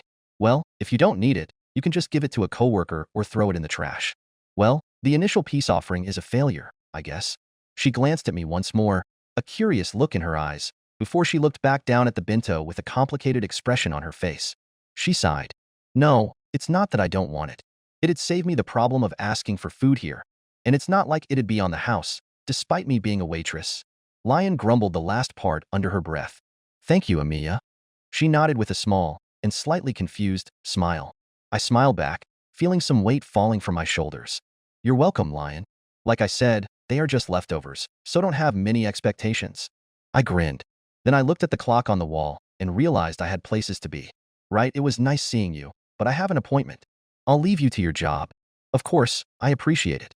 I'm guessing you're going to the dungeon today? She asked with mild curiosity. No, I just got my status updated yesterday, so? A free day or two to get used to it? She finished, with a nostalgic tone. I nodded. So it was something that Astria did back then, as well? I see. Then, enjoy your rest. Thanks, I'll see you around then. I waved at her and turned around, letting out a relieved sigh. That went well. I was going to extend an open invitation to join us anytime for dinner if she happened to like what I brought, but I held back at the last second. Probably for the best to leave her some time to breathe before I try to have her and my goddess meet again. Even me coming today was pushing it. Baby steps, baby steps. I left the hostess of fertility and started to walk in the direction of the Hephaestus Familia home, feeling some excitement at the thought of what awaited me there. Amiya. I stopped, however, when a voice called my name. I turned around and met the hesitant form of my prospective captain, the elf having followed me out of the bar. Rio Lion opened her mouth, then closed it. When I was about to ask if she was all right, she let out a heavy breath and looked at me seriously. If you are the one that's going to represent Lady Astria from now on, then I want to see what you are made of. I won't allow a subpar fighter to shame my lady. She looked at me neutrally, only a sharp glint in her eyes showing her intent. I usually have time before or after my shifts, so care to spar with me sometime soon? I can offer you some pointers afterwards, as well? And wasn't that an offer I hadn't expected? I, of course, wanted to test my strength against a high-class adventurer, but I wasn't really expecting her to challenge me herself. If you don't mind, then, of course, I'd be glad to join you when you have some time. If you really think you are up to it, of course. But there was something I couldn't let pass. She wouldn't allow me to represent Astria? Captain or not, I wouldn't let her underestimate me. I think I'm up for it? She asked, raising an eyebrow. I felt some amusement in spite of myself when her ears perked up, despite her expression maintaining its neutrality. Anger, I guessed? Her ears were expressive, but it wasn't something I had experience in interpreting. I mean that, are you sure you can keep up with me? You've been pretty much retired for a year, right? I don't want to end up hurting you. I crossed my arms in front of my chest and grinned, doing my best to piss-rile the elf up. Rio Lion's other eyebrow joined the first, before a small, challenging smile started to grow on her face. I wouldn't worry about that, Amiya. I made sure to keep my skills sharp, as you'll soon realize. When you decide on a time, come ask me and I'll show you. She then turned around and started to walk away, only to stop a few paces ahead. She glanced at me from over her shoulder. I'd bring a potion or two if I were you. I've been told I'm bad at holding back. And then she left, an intensity to her stride that wasn't there before. I felt a shiver go down my back at her words. I'm going to get the shit beaten out of me, huh? My smile widened. Great. What better way to train my endurance than that? So, what do you think? Atticus asked from his place besides Ash, a small, confident smile on his scarred face. Ash, for her part, was trying to appear calm as well, but there was a tension in her shoulders that told me the truth. She was awaiting my answer with some anxiousness. Just with a glance, I knew she didn't have anything to worry about. I took a deep breath and grabbed the red leather grip of the cross-shaped hilt with both hands, and lifted the blade from the table it was placed on. It was heavy, heavier than I would have been able to comfortably wield before I met Astria, but perfect for my current self. Sir Kay's longsword would feel like it was made of cardboard with my latest update. Looking at it from all angles, I was impressed. I met the eyes of my reflection on the silvery surface of the blade, while trying to figure out once more how the hell the alloy was made. No, I knew how it was made. It was the same process that made normal steel, almost the same mixture of minerals, but then a horn of all things was added, and it worked. A dragon horn. It was confusing. From what I had gleaned from the weapons I had already recorded before coming here, adding something that could be considered an impurity shouldn't make the alloy better, and yet. I traced the fuller, the small grove in the middle of the blade that is usually used to lighten the weight of the sword, and felt the red, somewhat coarse, material. Then my eyes followed the edge where the same red could be seen. Somehow, in spite of normal logic, the addition of the monster drop hadn't made it fragile. If anything, it made it significantly stronger. And resistant to fire to boot. And the leather on the grip, it was enchanted with the same effect. Not only it was fire resistant, it also slightly granted the effect to who held it. Was it enchanted like a salamander cloak? Amazing was the only word I could use to describe it in my mind as I placed it once more on the table. Even without testing, I knew it was perfectly balanced, and, with it being made in a similar style to Sir Kay's sword, I knew it wouldn't take much time for me to get used to it. To be honest, I didn't have to observe it as much as I did, having already recorded the complete history of its creation in my mind. But there was something about this being a sword made for me that entranced me. This was not Sir Kay's longsword, or Elise Level's one-handed sword, or Saber's Caliban. This was Amiya Shirou's sword. Any history that will be recorded in it will be mine and mine only. The only way it could be more personal would be if I forged it myself. Soon, hopefully, I will be able to do that as well. It's perfect. I smiled. The heft of it, the durability, the sharpness. Everything was made for an adventurer who fights monsters in the dungeon, enemies with enhanced durability. Which monster dropped the horn? Ash let out a surprised "Wah dash?" But Atticus just huffed. I couldn't even tell you casted a spell. Impressive. HM? Alright. I kept that part of my abilities a secret. I was so curious about the sword that it just slipped out. It's an infant dragon's horn. It honestly surprised me that Lady Hephaestus was willing to part with it. For a monster from the 12th floor, weapons made from its horn are in high demand. Ah, the closest thing to a monster Rex of the upper floors, the greatest challenge one could find. Fanet told me that if I didn't find a party, I should avoid it until I was level 2, at least. I can see why. It's a really durable weapon. I can see myself using it for quite a while. More than quite a while, I think, considering I can just trace it from now on. I can just use the original for training and emergencies. The only bad thing was that I might not need to make as many weapons in the dungeon now. Might need to intentionally dispel it, so I can get some magic training. It also looks quite nice, huh? Aside from the processing of the alloy and the initial shaping, I did most of the work, including the details. She said, probably for the best. Had I let Atticus do it, you'd have probably ended up with a copy of your previous sword. I never cared much for embellishments. He shrugged. Never understood why adventurers are so fixated on that. A simple sword cuts the same as a pretty one. Ash shook her head and pointed at him like she was telling me, see what I have to deal with? I smiled. I couldn't say I disagreed with Atticus. There's beauty in simplicity sometimes. I nodded. But I've also seen weapons so beautiful that they take your breath away every time you see them, and they are no less deadly for it. Excalibur and Caliban are the most obvious examples, but if I closed my eyes I could see Gallatin, Arondite, Rongaminiad. Even comparing those weapons to works of art would be an insult to their craftsmanship. This one seemed like a combination of the two smiths that worked on it. A functional design with some unique details that made it stand out. It's also somewhat fitting, isn't it? Getting a red sword for killing a red goblin? Ugh, please don't remind us of that. I still feel pissed off at that herd. Can't believe we got beaten by goblins of all things. Ash gritted her teeth. Easy there, at least we came back home. Maybe not whole, but we are alive. Unlike Wrath, went unsaid by Atticus, and Ash nodded somberly. Should have taken Shirou with us in the first place.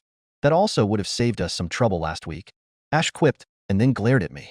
You don't know how much Lady Hephaestus complained to us about letting you slip by and be nabbed by Lady Astria. She finished with a tired sigh. Ah, sorry? You really seem to have caught her attention, my friend. Any chance of you joining our familia anytime soon? Atticus asked, but I could tell he didn't really mean it. Probably the same chance of you leaving Hephaestus and joining Astria.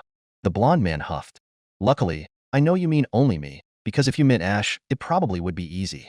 Hey, could you stop it with that? She huffed. I'm not leaving anytime soon. Atticus glanced at her, then at me, and rolled his eyes. I shook my head. I didn't want another woman angry at me today. A level 4 was enough. And Our Lady's offer? Will you take it? I will, so you'll probably see me around here more often, I guess. I grinned. I'll come knocking if I need some pointers, if you guys don't mind. Of course. Ash smiled, and Atticus nodded. Ah, maybe we can? The Palom glanced at her companion, a question in her eyes. Ah, yes, that's a good idea, he said. Shirou, you're a good fighter, right? I guess. I'm sure there are countless people better than me. I guessed I was better than the average rookie adventurer, but I was still a novice. Why the question, though? Atticus sighed. There's a girl in the Insect Familia that has the mystery development ability. It allows her to make magic items. He explained further once he saw the confusion on my face. My goddess was able to commission for me a magical prosthetic arm that moves like a real one. Well, that's great news. But why tell? You want me to help you get used to fighting with it? Some sparring? Or coming with you to the dungeon? I was totally fine with that. Having people with me in my delvings would give my goddess relief. If you don't mind, we could make it an exchange. You give us a hand in the dungeon, and we help you in the forge. Ash added with a smile. Yeah, that sounds fine. Then I shrugged. You'd probably help me more in the dungeon than I could help you, but there's something to be said about safety in numbers. Ugh, you'd think. But I still panic a little when I face those ants. Ash shivered. So disgusting. Atticus chuckled. And we'll see how much I can contribute with an arm I'm unused to. One that it's so expensive I have to be careful about breaking it. That could be a problem. A smile grew in my face when a thought struck me. I don't know how much of a weapon a prosthetic would be for me to instantly trace it, but if the real thing was going to be in front of me, would you be interested in a couple of spares for, let's say, some equipment and free maintenance? I asked, pointedly looking at the sword on the table. It took a second, but, when he understood, a shark-like grin grew on the scarred face of the normally taciturn man. Oh, I'm sure we can come to an agreement. It was then that I learnt that before joining Hephaestus Familia, Atticus used to sell his own weapons. If I knew I would be facing a former merchant, I would have come more prepared. It would be quite some time before I'd be able to go to talk to his goddess. There was something relaxing about the rhythmic sound of a hammer hitting steel, or that had been my thought when I saw Ash working on her sword last week. Maybe it was something about the constant repetition of movements that made me think that. Just like archery had worked as a meditation tool when I started going to the club, I had had the feeling that forging was going to be a calming experience for me. Had I seen Hephaestus forging before, I would have realized how wrong I was. Every hit of hers made my heart lurch. Every shower of sparks set my blood ablaze. I couldn't take my eyes off the hammer striking the metal with such peerless precision that sent reverberations down my soul itself. It was exhilarating. If it was insulting to compare art to weapons like Excalibur, then comparing the greatest artists of the history of mankind to Hephaestus would be worse. She moved through the forge with the ease that only 1,000 years of experience could bring. It was skill and craftsmanship that eclipsed everything a human could achieve as a blacksmith, even if they dedicated a lifetime to it. And yet I knew there was nothing supernatural about it. There was no use of her divinity in her crafting, only pure mastery. I grimaced. And I probably can copy that level of skill with my tracing, with no effort. A pinch on my right hand brought me out of my thoughts, and I looked to the side where Astria was looking at me with a miffed expression. You're staring, Shirou, she said, her tone a little frosty. Anything you'd like to say? Her question made me realize I had been silently watching ever since I caught sight of Hephaestus working in the communal forge of the Familia home. No? Sorry, I was a little amazed at her skill. I shrugged, trying not to show what the sight of Astria was doing to my heart now that I was aware of what I felt. I shouldn't be so surprised, honestly. She's the goddess of the forge, after all. Astria's eyes narrowed at me, looking like she was trying to see if there were any hidden lies in my words. I raised an eyebrow when she huffed and turned around, a pout on her lips. Was she? Are you still worried about me leaving you, my goddess? I asked with a grin, feeling a mixture of amusement and, though it ashamed me a little, some happiness at the jealousy she was showing. How many times do I have to tell you that I won't? Oh, probably a couple more times, just to be safe, Hephaestus said. Before hitting the blade, she was working on one last time and putting it and the hammer down. She turned around and looked at my goddess with an amused smile. There's a reason why I needed to vent some frustration with my hammer. We spent the more than an hour together, and the only thing she talked about was Dash. Your apprenticeship? My goddess interrupted, her face gaining some color. We talked about your apprenticeship and nothing more. Hephaestus chuckled. Right, nothing more. Astria nodded. So, Don't worry about it. I raised an eyebrow at the byplay. Was my goddess being out-teased by someone? Still, even if I wasn't a deity, it was easy to see they were lying. But after seeing the warning glare my goddess was sending Hephaestus, I decided to take their word for it. Now, I'm done here, so we can proceed with that talk if you two don't mind. Sorry for the wait, Shirou, but I wasn't exactly free when this one came to talk first thing in the morning. She joked, and my goddess giggled. Well, you did say to come whenever I wanted, so I did. I shook my head, still reeling a little from the experience of seeing my goddess of all people flustered. It's okay. I got a little distracted myself while getting this. I might have spent some time talking with your children about it, I said, placing a hand on the pommel of the long sword sheathed on my waist. I can't blame you for that. It is a nice sword, isn't it? I was pretty impressed when they showed it to me. Hephaestus smiled proudly while grabbing a stool and sitting in front of us. Then her smile dropped, and she looked at me seriously. So, I already talked with Astrea about it, but I want to hear it from you, Shirou. Will you become my apprentice? I glanced at Astrea for a second, and she just smiled placidly at me. It seems the moment for messing around was over. I looked back at Hephaestus and straightened my back. I will. If by learning under you I can develop even a fraction of the skill you have, it would be idiotic to refuse. That's it. Hephaestus crossed her arms under her bust and grinned, an pleased glint in her eye. That's aiming low, child of the goddess of justice. If you learn under me, then I will expect nothing else but for you to reach my level and surpass me. My eyes widened. Surpass the goddess of the forge at her craft? It sounded stupid. An objective only the most arrogant of men would have. An impossible hurdle to strive towards. From anyone else, it would have sounded like a platitude, a way to make her student pursue her skill, even if she didn't believe they could reach it. But Hephaestus was sincere. She didn't just mean me. She truly believed that any mortal could reach her level, could surpass her. She wanted that. Then how could I settle for less? Whenever I took up something, I wasn't want to give up halfway, anyways. Then, even if it takes me hundreds of years, I will surpass you, Hephaestus. I did have time, anyway, with my fauna extending my lifespan, and, maybe, if I reached a high level I could have Avalon permanently activated. I won't betray your expectations. Hephaestus froze for a second, and then her eye widened at my words. Oh. Her head tilted slightly, and she looked at me contemplatively, before turning to my goddess. I think I'm beginning to see why you. She trailed off. I looked at Astrea and found her massaging her temple with her hand, like she was holding back a migraine. She met my confused eyes with a deadpan expression, and then her exasperated sigh filled the room. Was it something I said? So, let's talk about schedules then. Hephaestus retook charge of the conversation, cutting through the slight tension in the air. I'm afraid I don't have as much time as I'd want, but I can fit you in my breaks for now.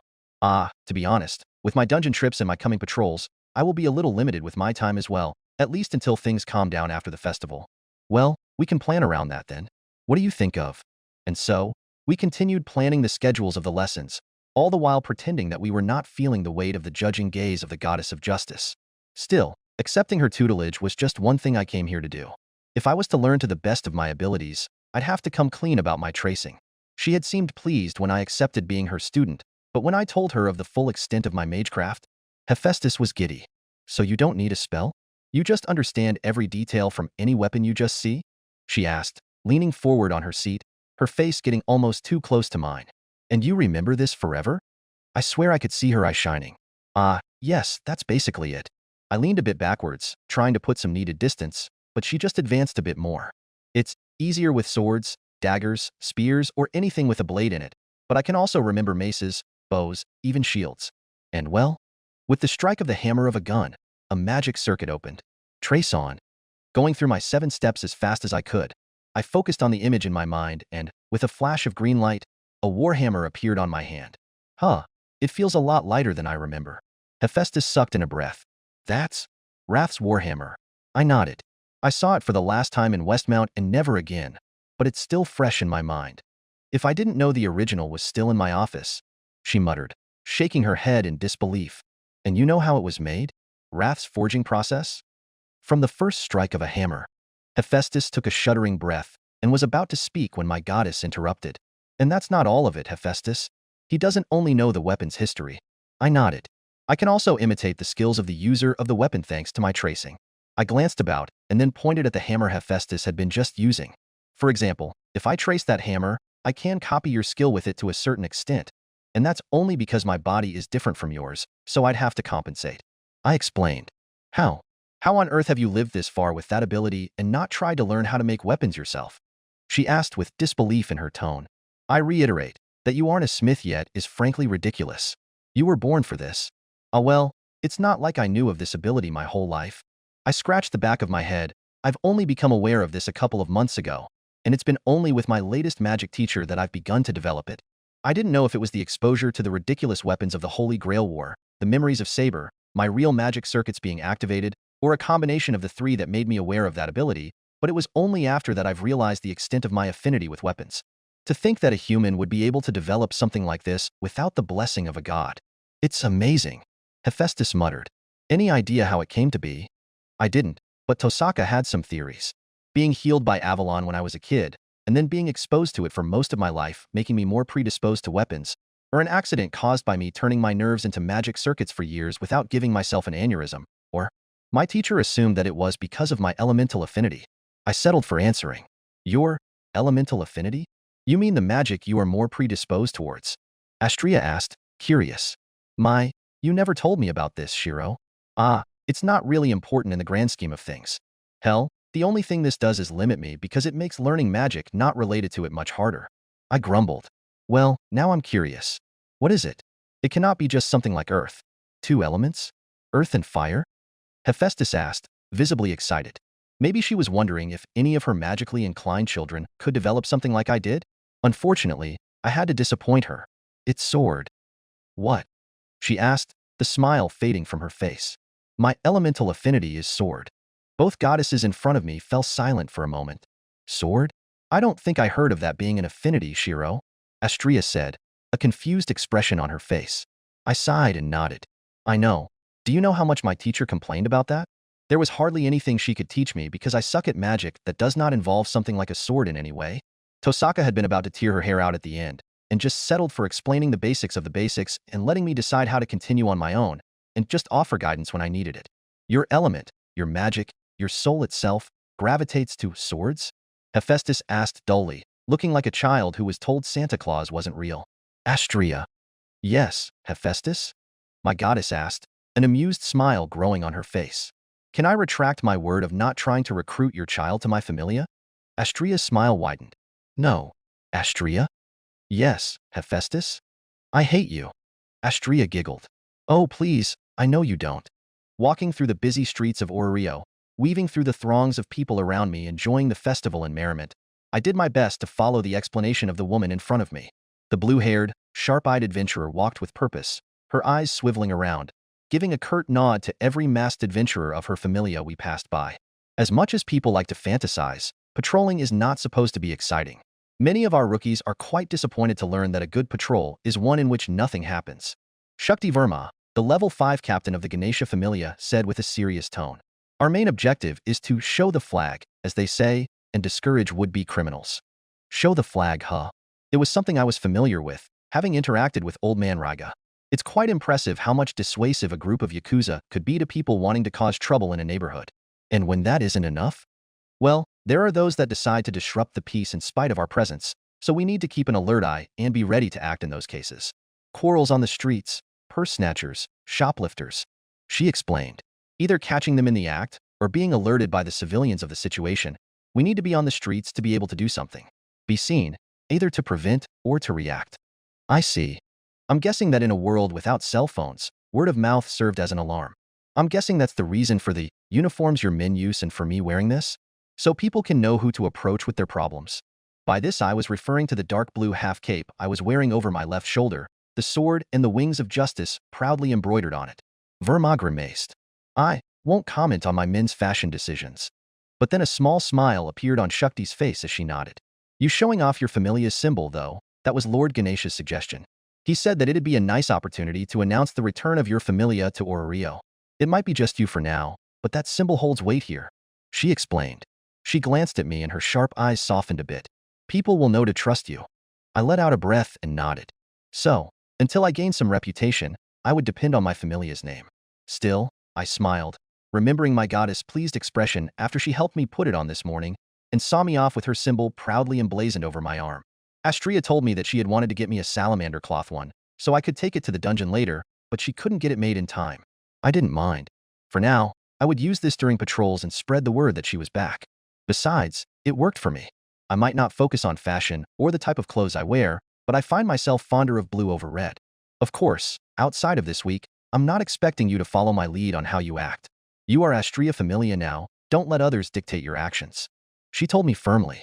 I was friends with you predecessors. I won't tarnish their memory by trying to influence you. Even in the dark age when we worked together, our familias acted differently. Then, I'm guessing I'm going to have to speak with my goddess about it. I don't think there would be much else other than helping people and stopping crime, but I could use her input. And my captain, of course. Verma looked at me, puzzled. Your captain? Lion, I said, and her eyes widened.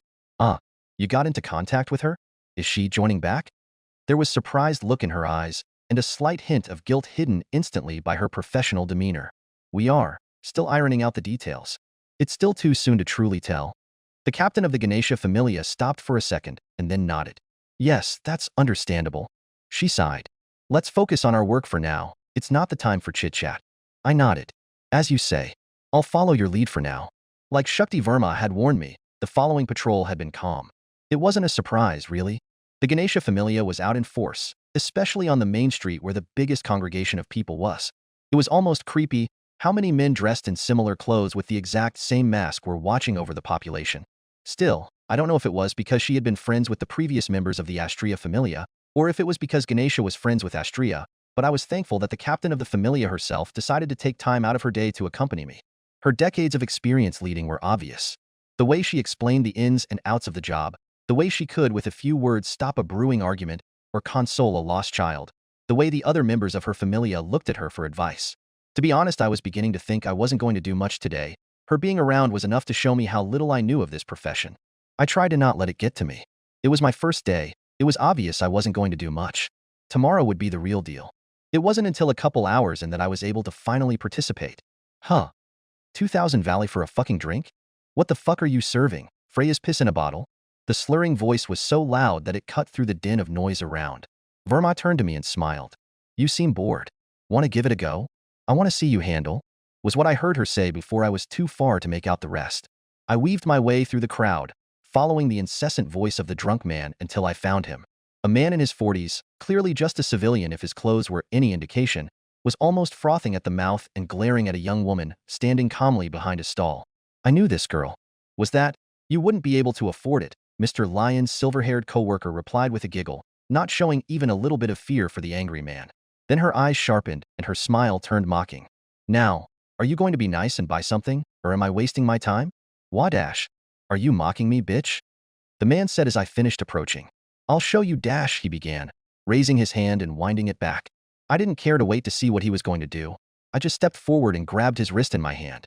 I hadn't intended to use much force, but I swear I could hear the bones in his wrist strain and almost break. Shit, I forgot even my base strength got enhanced. I thought as the man screamed in pain and kneeled on the ground. I winced and eased my grip a bit. You okay, miss? I asked, not taking my eyes off the drunkard. Oh, I'm totally fine. Thank you so much. You are my hero. I glanced at Lion's co-worker and was met by her enthusiastic smile. Wow, I heard about it when you came to pick up Ryu, but you are really Astria's child. She gushed, looking at the symbol on my cloak.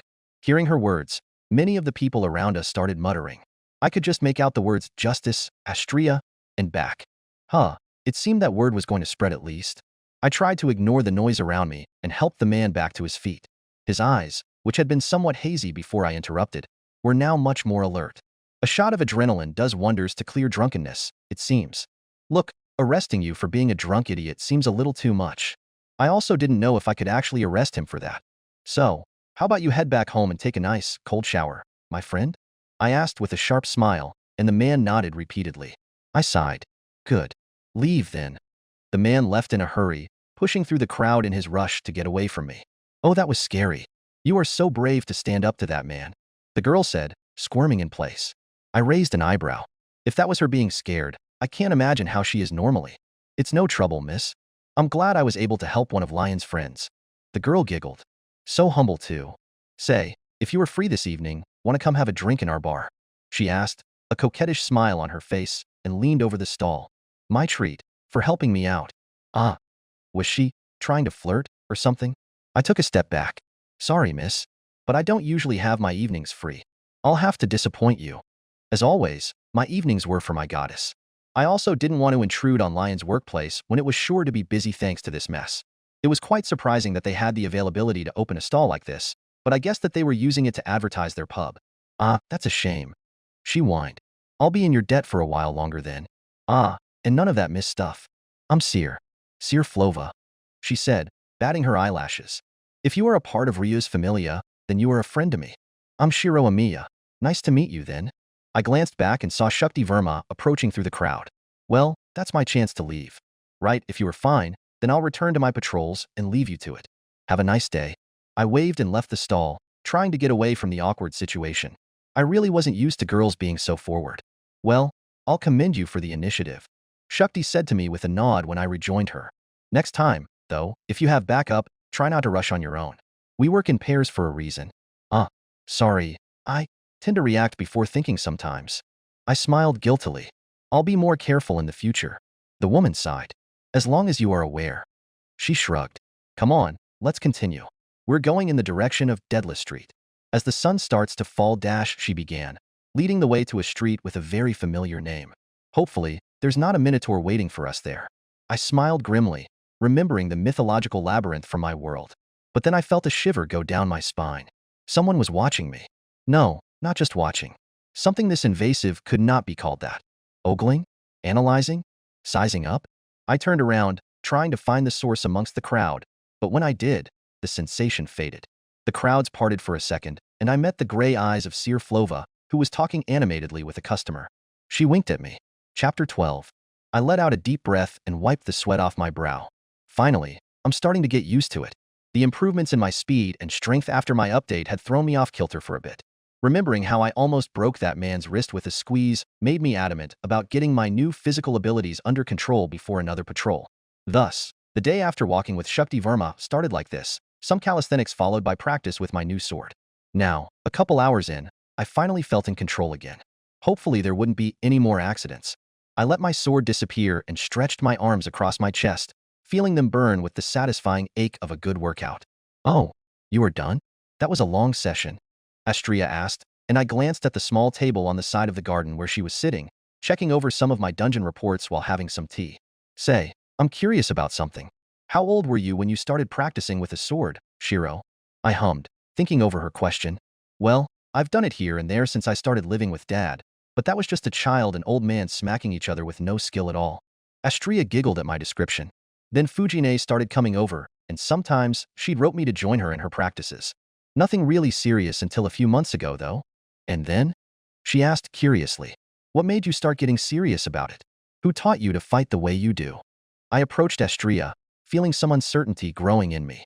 Like if a dam had been broken, ever since I told her about the Fuyuki fire, my goddess had been adamant about starting to know more about my life before coming here, and of course I was all too happy to indulge her. But there was something I was hesitant about sharing.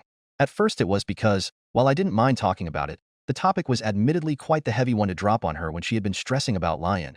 But lately I had another problem. How much of a faux pas would it be to talk about your late lover to the woman you were growing to love? Now, though, seeing the concern that began to surface in her eyes at my continued silence, I felt quite stupid. If there was someone I could talk freely to, that could understand the pain of losing a loved one, and continuing to love them after that, it would be Astria. It's kind of a long story, you know? I warned her, but that only seemed to make her more curious. Well, we have time today, don't we? You have your patrol in the evening, and we have a pot full of tea to go through. She answered with a shrug. Besides, if it's about you, my hero, I feel like I can spend an entire day talking and not get tired. I huffed, a little amused at her exaggeration. In the end, I sat down in front of her and smiled. Then, I won't hold back, my goddess.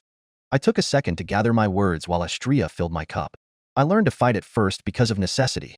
I had gotten involved in a dangerous event and needed every advantage I could have to even survive. Astria was fixated on my words, her indigo blue eyes not leaving mine. The whole thing started with, once again, someone saving me from near death. I still remembered it clearly. The slightly turned face, the quiet green eyes, and her golden hair that seemed to shine in the moonlight. Her name was Artoria Pendragon, and the night we met is one I will never forget for the rest of my life. Yes, it was a scene that was seared in my mind. Even if I end up in hell, I am sure I will still remember it vividly. That fateful night in which my life changed forever. Once I started talking, It seemed like my hesitation had been a lie. I wasn't really thinking about telling her everything that happened in those 2 weeks, but Astria had been so interested in the events of my adventure before I met her that I found myself sharing a lot more than I first expected. I didn't go into much detail. There weren't enough hours in a day to cover the mess that ritual had been. But the context of the Holy Grail War was needed for her to understand Saber's nature as a servant and my reason for joining her in the struggle for the Holy Cup. The small, knowing smile on my goddess face when I told her I hadn't been interested in a wish, but only in stopping a tragedy from occurring made me flush a little about being so predictable, though. So I told her of the struggles we had faced together with Saber, and her doing her best to teach me enough for me to survive against our enemies. How we grew closer over time, sharing our ideals and finding a kindred spirit in the other, and how we ended up falling in love, for better or worse. A smart man wouldn't have fallen in love with a servant. Hell, Tosaka had laughed at me at one point, reminding me of the futility of loving someone that had been dead for centuries. Saber had been a different existence than a normal heroic spirit, not quite dead but taken from the last moments of her life. But that didn't change the fact that our meeting had been a miracle facilitated by the Grail, and that, one way or another, our relationship was going to end when it was gone. Astria held my hand softly over the table once I told her of Artoria's ultimate fate, caressing my knuckles with her thumb. I'm sorry. I shouldn't have pried so much. I shook my head, but she continued.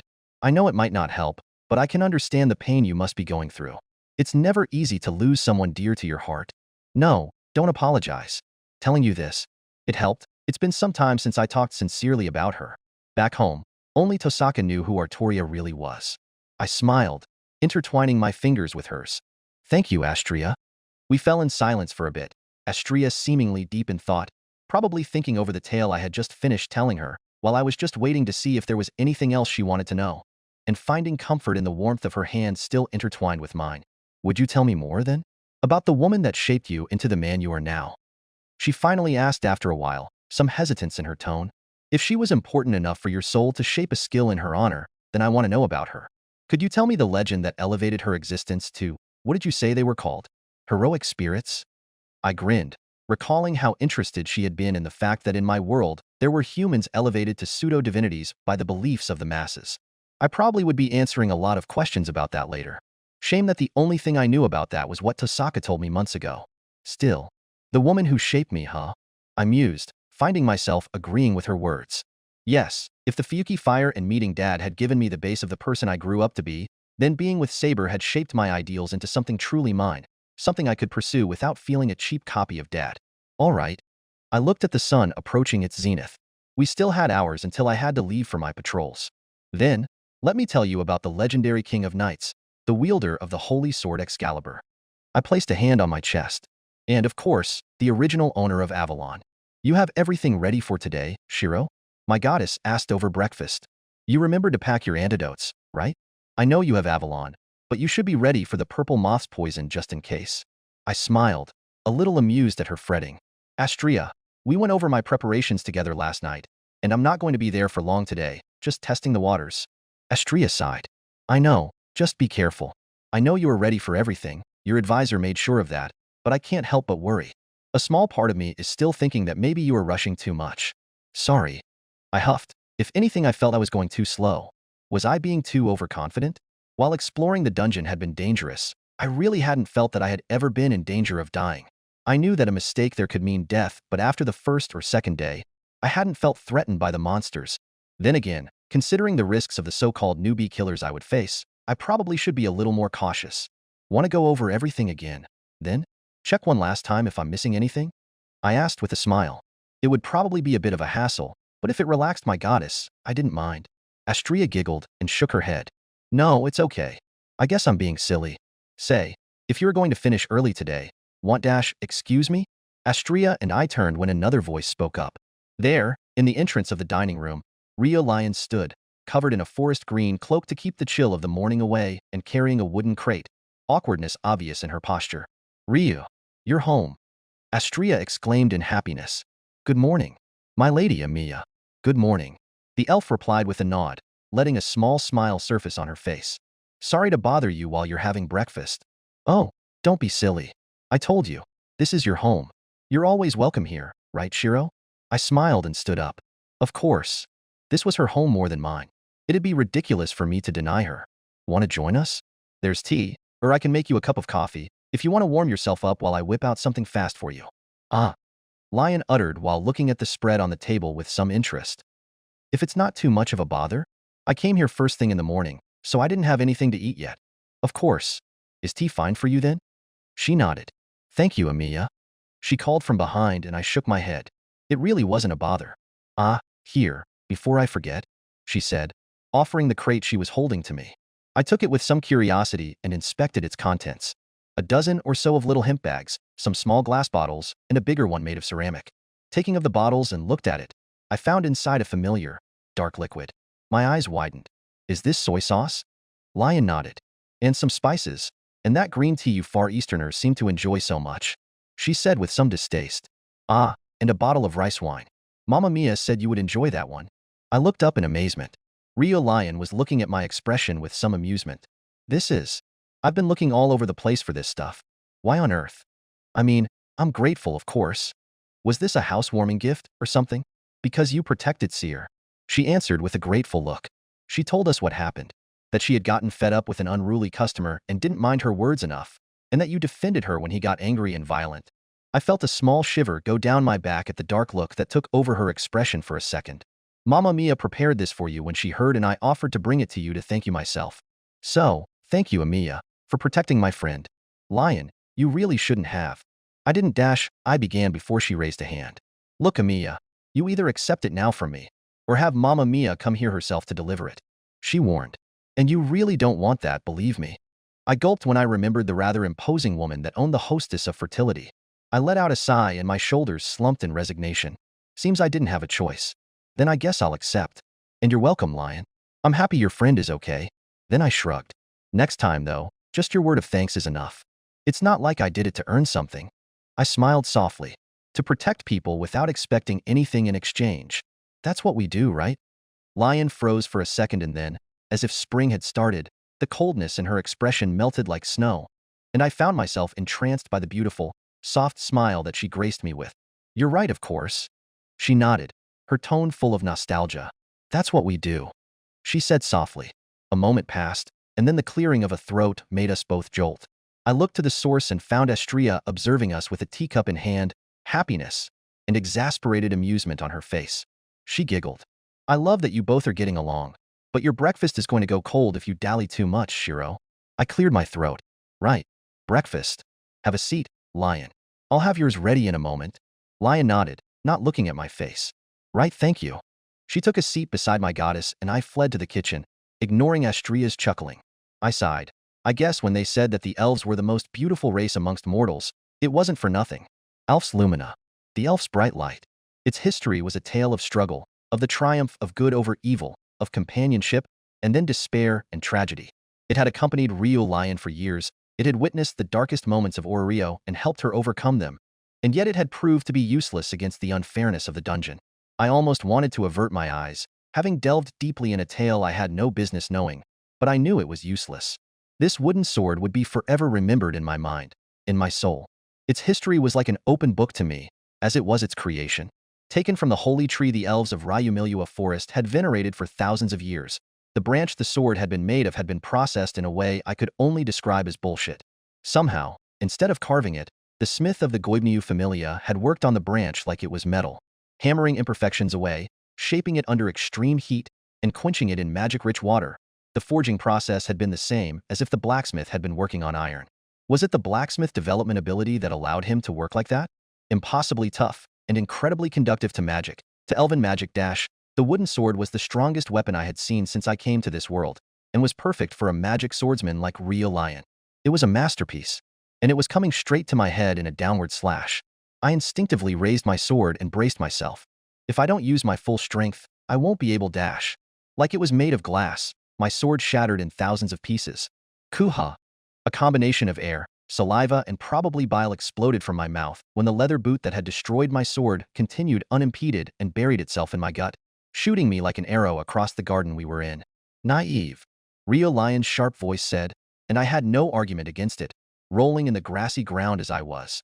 Did you really think that flimsy piece of metal would be enough to stop a high-class adventurer? I finally stopped some distance away, almost vomiting what was left of my breakfast on the grass. I heaved and gasped, trying to get my breath under control. I looked up, meeting my captain's cold blue eyes, and struggled to stand up. You got too used to fighting against monsters, Amiya. That was sloppy.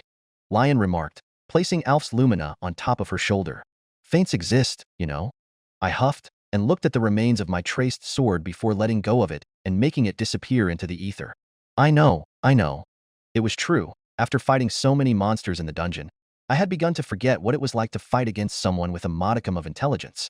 Stupid, letting myself be distracted by the sword, especially when an adventurer's body was as dangerous as a weapon. I hissed, sharp pain coming from my stomach when I straightened up. Ouch, I think that's going to bruise tomorrow, I said with a pained smile. You weren't lying when you told me you were bad at holding back. Her eyes narrowed for a moment. Want to stop? She asked, and I swear I could hear some concern in her voice, but then a tiny smirk grew on her face. A shame, and here I was about to finish shaking off the rust I had accumulated over a year of retirement. She mocked my words from the other day. Petty woman. I grumbled in my mind and focused inwards. With a strike of the hammer of a gun, I opened a couple of magic circuits and let the magic energy flow to my body. The green glow of my reinforcement was subtle in the daylight, but I could see her looking at the effect with some curiosity. Trace on. I closed my fist once more and grabbed the red leather grip of another copy of my red sword after it appeared in my hand. I took a deep breath. Let's continue then. Don't you think you went a little overboard, Ryu? I groaned when the voice of my goddess brought me out of unconsciousness. I tried to open my eyes, but then I winced, having to put a hand in front of them to cover the glare of the sun. Was it necessary to hit him on the head until he fell unconscious? I turned my head and took a deep breath, feeling Astria's flowery scent invading my senses. I let out a small sigh of relief. The soft and warm cushion my head was placed on did wonders to alleviate my headache. It didn't do a lot for the pain racking all over my body, though. My shoulders and arms felt like lead, and my torso was probably going to be covered in bruises come morning. Please don't blame me, my lady. He wouldn't stay down. Rio Lion complained. It was either that or breaking something to stop him, and I'm not sure a broken bone would have worked. Does he have a skill? Something that bolsters his endurance? She wondered. My goddess sighed, and I could feel her fingers racking through my hair. I'm afraid that there was nothing like that involved. My Shirou is just that stubborn, aren't you, mister? She asked with a giggle. I opened my eyes and was met with the sight of Astria hovering over me, her expression a mixture of amused and concerned. Isn't this? I blinked. My eyes wandered from her beautiful blue eyes to her chest and then down her stomach. I felt my throat go a little dry. A lap pillow. If this is my compensation for getting beaten all over the place, then I probably need to thank Lion for going overboard. Damned concussion. Feeling a little stupid for the thoughts crossing my head, I took a deep breath and shook my head. Sorry, I must be heavy. I'm fine, my goddess. I smiled apologetically and tried to stand, only for Astria to place a hand on my chest and the other on my forehead, stopping me. I don't mind, silly. Please just lay down until you get your bearings back. She smiled softly, care shining in her eyes. Hard as your head might be, that was quite the hit. She added with a little grin. I huffed and settled back down, feeling some embarrassment when she returned to her caresses without caring that her other child was there.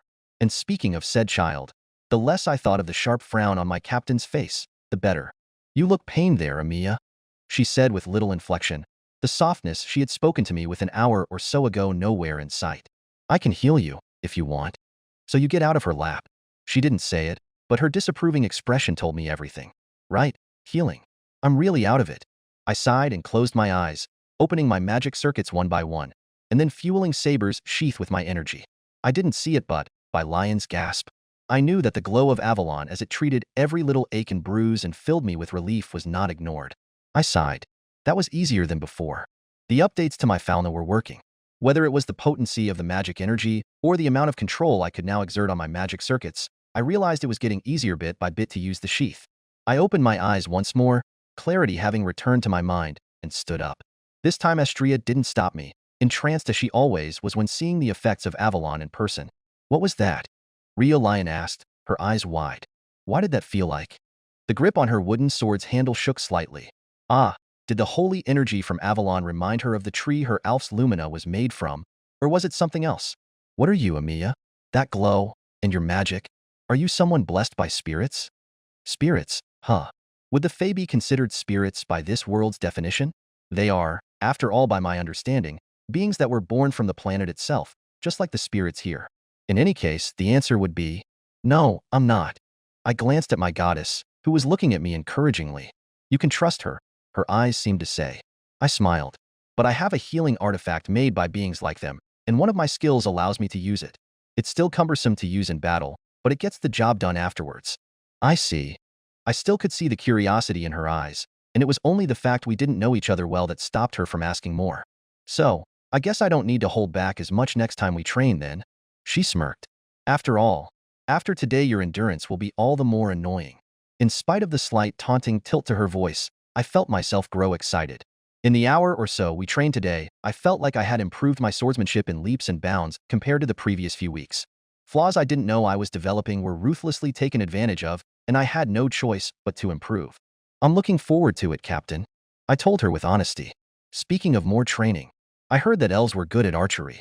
You think we can also practice with bows? I'm a rather good shot, but I can't say I have much real combat experience. Real Lion raised an eyebrow. Rather good shot, huh? I'll be the judge of that, Vice Captain. I stood up and brushed my pants. But before that, what do you think? Do I have your approval? Lion looked at me strangely. I tilted my head. You know, for the 5th floor. When Lion heard over breakfast that I was going to try my luck going down there, she offered to test me to see if she felt I was ready. Thus, our battle just now. She floundered for a second. I'd say you're ready, yes. I raised an eyebrow at her unconvincing tone. Astria's tinkling laugh filled the garden. Oh my, you got so into it that you forgot why you were fighting, Ryu? She asked mirthfully. Of course not. I was just... She trailed off, flushing from her cheeks to the tips of her ears. Had she been lying? To a god? Astria's giggles answered that for me. I grinned at her mortified look. Should we continue with archery? I still have some time until I have to leave. And I did have one bow I've been waiting to try after rummaging through my memories of Saber's life. To her chagrin, though, the speed in which she agreed to my olive branch only made our goddess laugh even more. Clang. Key. The screech was barely heard over the noise of the mandibles clashing and grinding along the length of my sword. Sparks jumped from the friction as I let the killer ant slide harmlessly until its sides stood open in front of me. I braced myself and shoved, my reinforced strength easily separating the monster from my blade. Then I took a step forward and slashed down. I tried not to feel satisfaction at the way my sword parted the ant with ease, leaving 2 twitching halves fallen on the ground. Then, I dodged to the side, my new armored greaves scraping against the floor of the dungeon, letting mandibles as big as my hand pass through the space I had been just occupying. The other killer ant let out a screech when it only bit air and made to turn around, but I was already completing my own spin, my sword turning into a red streak as it advanced unerringly towards the space on its neck, where the chitinous plates of its exoskeleton were thinner. In a shower of yellowish-green blood, the ant's head separated from the rest and fell to the ground with a thud, the body following a second after and twitching uncontrollably. I grimaced and delivered another strike, and then another to the first one, just in case. Not even decapitation was enough to truly stop these monsters. No, if anything it made them more dangerous. A dying killer ant attracts others. Get distracted after delivering a seemingly killing blow to one of them, and the only thing awaiting you is a painful reminder of the paradigm shift after the 4th floor. And speaking of distractions, I looked to the side, ignoring the sight of the other 2 ants rushing to attack and focused on the one about to reach Atticus, who was distracted fighting a war shadow. Newbie killers. I didn't ignore those words when Fanet used them to describe the monsters that resided in these floors, especially so when Astria remarked it. But seeing them now, fighting them, I could see why they earned such a moniker. The main reason many adventurers don't go past the upper floors, either because they heard about those monsters and held back until they were stronger, or because they either didn't hear or care about the warning, and they got swarmed by them, unprepared. Their numbers, their strength, their durability. These monsters were a world apart from the goblins that had given me quite a bit of trouble a couple of weeks ago. I extracted my blade from the now dead body of the giant insect and flicked it, cleaning the blood off the edge, before rushing forward, strength filling my muscles once my skill activated. I dodged the snap of the mandibles of one of the killer ants in my way, which left me in the path of the other one. I fed more magic energy to the reinforcement in my legs, carefully filling the gaps until the golden glow of my spell became apparent. And I kicked it. My steel greaves pulverized the head of the overgrown bug, and I continued, leaving it behind. A mistake, some would say. Leaving my back open for a counterattack. I didn't care. After all, focus on the shadow, Atticus. I've got your back, I exclaimed, consuming the distance between the 2 of us, readying my long sword for a lunge as I approached. Appreciate it. In a show of trust one didn't think I had earned, but certainly appreciated, Atticus just nodded and kept his focus on keeping the war shadow's claws from passing through his guard. Even as I rushed forward, I could hear Ash striking the ant I left behind, Its screeches filling the room as she took ruthless advantage of it, being distracted following me to cut through its weak spot. I have someone watching my back. Not again. Stupid dagger. It's okay. She still has the original. I thought as I realized that the dagger I gave her had broken once more. Trusting Ash to handle herself, I lunged. A moment before I hit, the ant seemed to take notice of me and tried to move away. But it was too late. In a blur of silver and red, my sword pierced through the side of the abdomen of the ant, burying itself until it burst through the other side in an explosion of blood and guts. I didn't stop. I braced myself and twisted my waist, my skill giving me the strength to easily cut through the monster's body. Crack. I grimaced when the ant exploded in ash, and I almost lost my balance. Damn it. I destroyed the magic crystal. I shook my head. Not the time. I was about to try and help Atticus with the shadow when Ash's voice called me. Shirou. Behind. Purple moth. I let go of my sword, letting the traced blade disappear in motes of green light and focused. 2 magic circuits filled with magic energy started to thrum with a spell. Trace on. Beautiful as it was deadly, the yew-bow that appeared in my mind was made with the image of its owner in mind. An entrancing sight that could take your breath away with just the flick of a finger. Something this pretty could not be called a weapon of war, an instrument of murder, and yet in its history I could only find the sorrow of hundreds of deaths. Was it the bow that never missed, or the bowman that was infallible? Was there a difference, when the weapon in my mind had become so intrinsical to the owner's legend? There wasn't a doubt in my mind that, had Sir Tristan been summoned as a servant, the weapon in his hands, his noble phantasm, would be this. Fail not. I turned around, the space in my empty right hand filling with light and expanding. I closed my right fist on the ivory grip of the black bow, and then I pulled the almost invisible string with my left hand's fingers, an arrow appearing on them as I did so. Wouldn't it be faster for you to form your arrows as you pull the string? Obvious in hindsight, but it took Lion asking me to realize that I had been wasting precious moments by tracing an arrow and then knocking it, instead of doing it all at once. Moments that could spell death in the dungeon. I gritted my teeth, my muscles straining with all their divine enhanced might to pull on the delicate string. I glanced up, quickly finding the purple wings fluttering against the brown backdrop of the dungeon. I aimed. After what felt like an eternity, but was less than a fraction of a moment, I felt the fletching of the arrow tickle my nose. And let go. A blink. Wind howled as the arrow cut through the air and, in the time it took me to blink, pierced through the flying monster, leaving a hole the size of my fist and then striking the ceiling with a crack. I watched the moth fall for a moment, confirming what I already knew. It was dead. I let out a breath. Letting the purple moth spread its poison around would have been a costly mistake. We each had antidotes, but they were not miraculous. Just the after effects of the poison would mean we'd have to cut the exploration short. For that reason, they were the only one with a ranged option of attack, priority target whenever they appeared. I glanced around, another arrow about to appear in my hand, and then my shoulders relaxed. No enemies in sight. Atticus was kneeling on ground, probably picking up the magic crystal from the war shadow, and Ash was doing the same with one of the ants near her. I better do my part as drip, drip. I glanced down and frowned when I saw the blood dripping from the torn skin on the tip of my fingers. I clicked my tongue. Just the string grazing me as I let go of it was enough to do that. I still cannot compare, it seems. Not even with the blessing of a goddess. The Knights of the Round Table had been ridiculous. You okay there? I looked up and met Atticus' yellow eyes. Not the best place to get lost in thought. I huffed. Right, sorry. I let the bow fade and rummaged through my pouches, looking for a potion. I could have used Avalon now that the fight was over, but Astria advised me not to show it off too much. If word of such an artifact existing disseminated, I could say goodbye to my easy life. Ash approached and hissed when he saw the state of my fingers. Should you keep using that bow, Shirou? You end up like that every time? I sprinkled some of the potion over the wounds and let out a slight sigh of relief. It's fine. I can still fight even if it's like that, and besides, it heals easily. I smiled comfortingly. Ash looked at me strangely. Right, but doesn't it hurt? I shook my head. A bit, but I'm used to it. A small thing like this did not compare to the pain of shoving a hot steel rod down my spine. It probably worked wonders on my endurance, though. After my next update, it probably won't damage me anymore. I grinned. Ash looked at me with some concern. Okay, if you say so.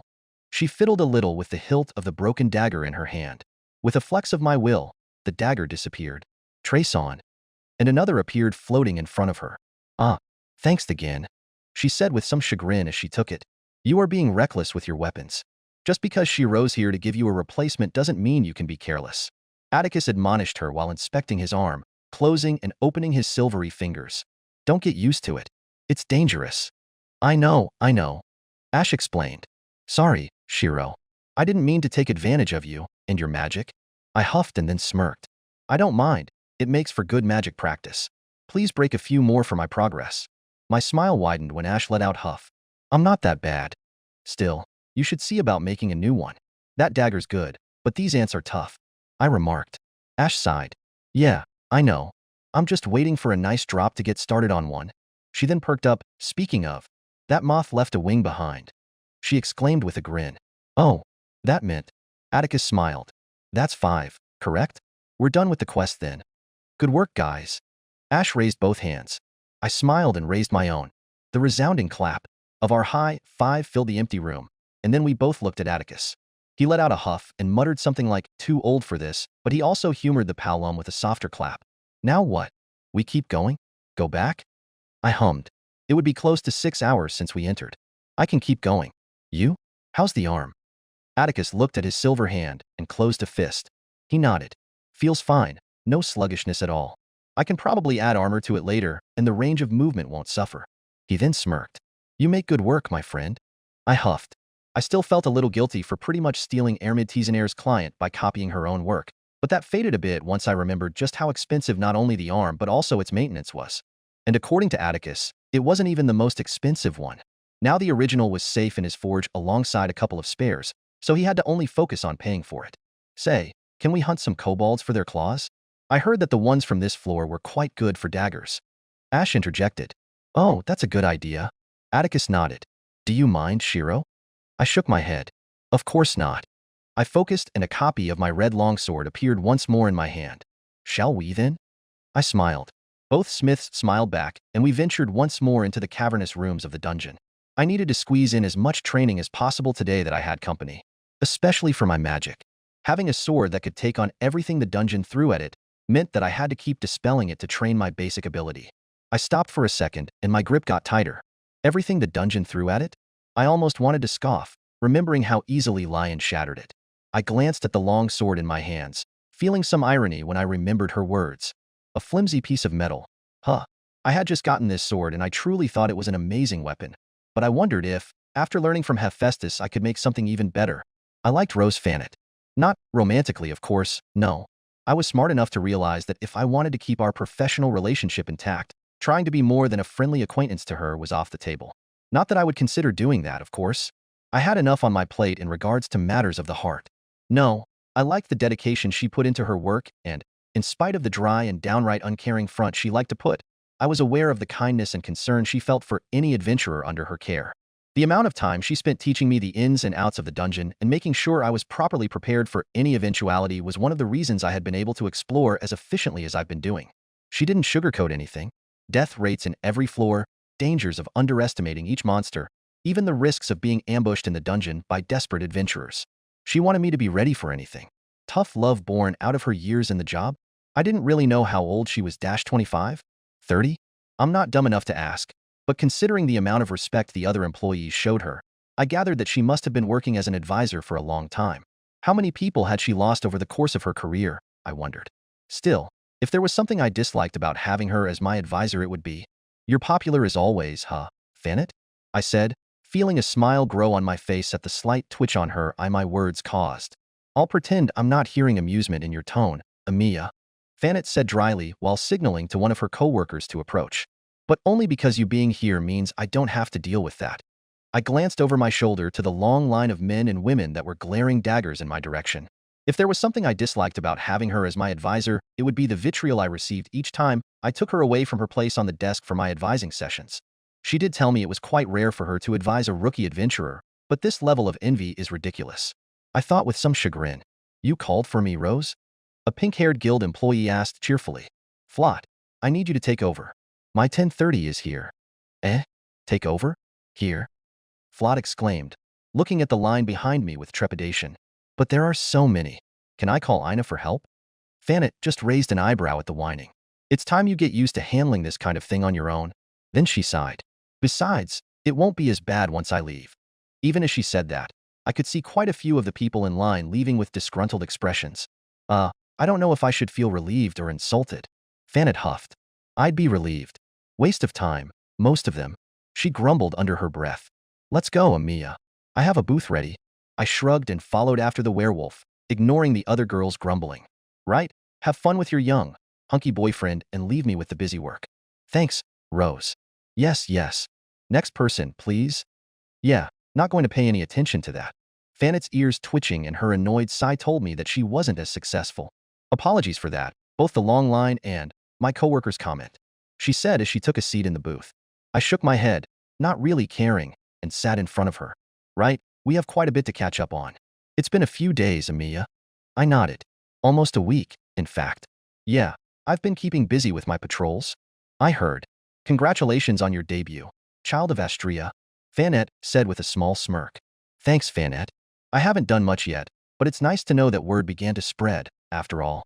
Before I spoke to Varma, I didn't care much about my reputation, but now I wanted my goddess familia to reach the same level of fame it had before. For everyone to feel safe when they saw the sword and the wings of justice. But I don't want to waste your time listening to me talking about that. We're here for a reason. Of course. She nodded, opening a folder.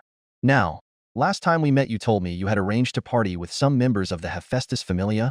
She eyed me with some curiosity, but was professional enough to not ask how that came to be.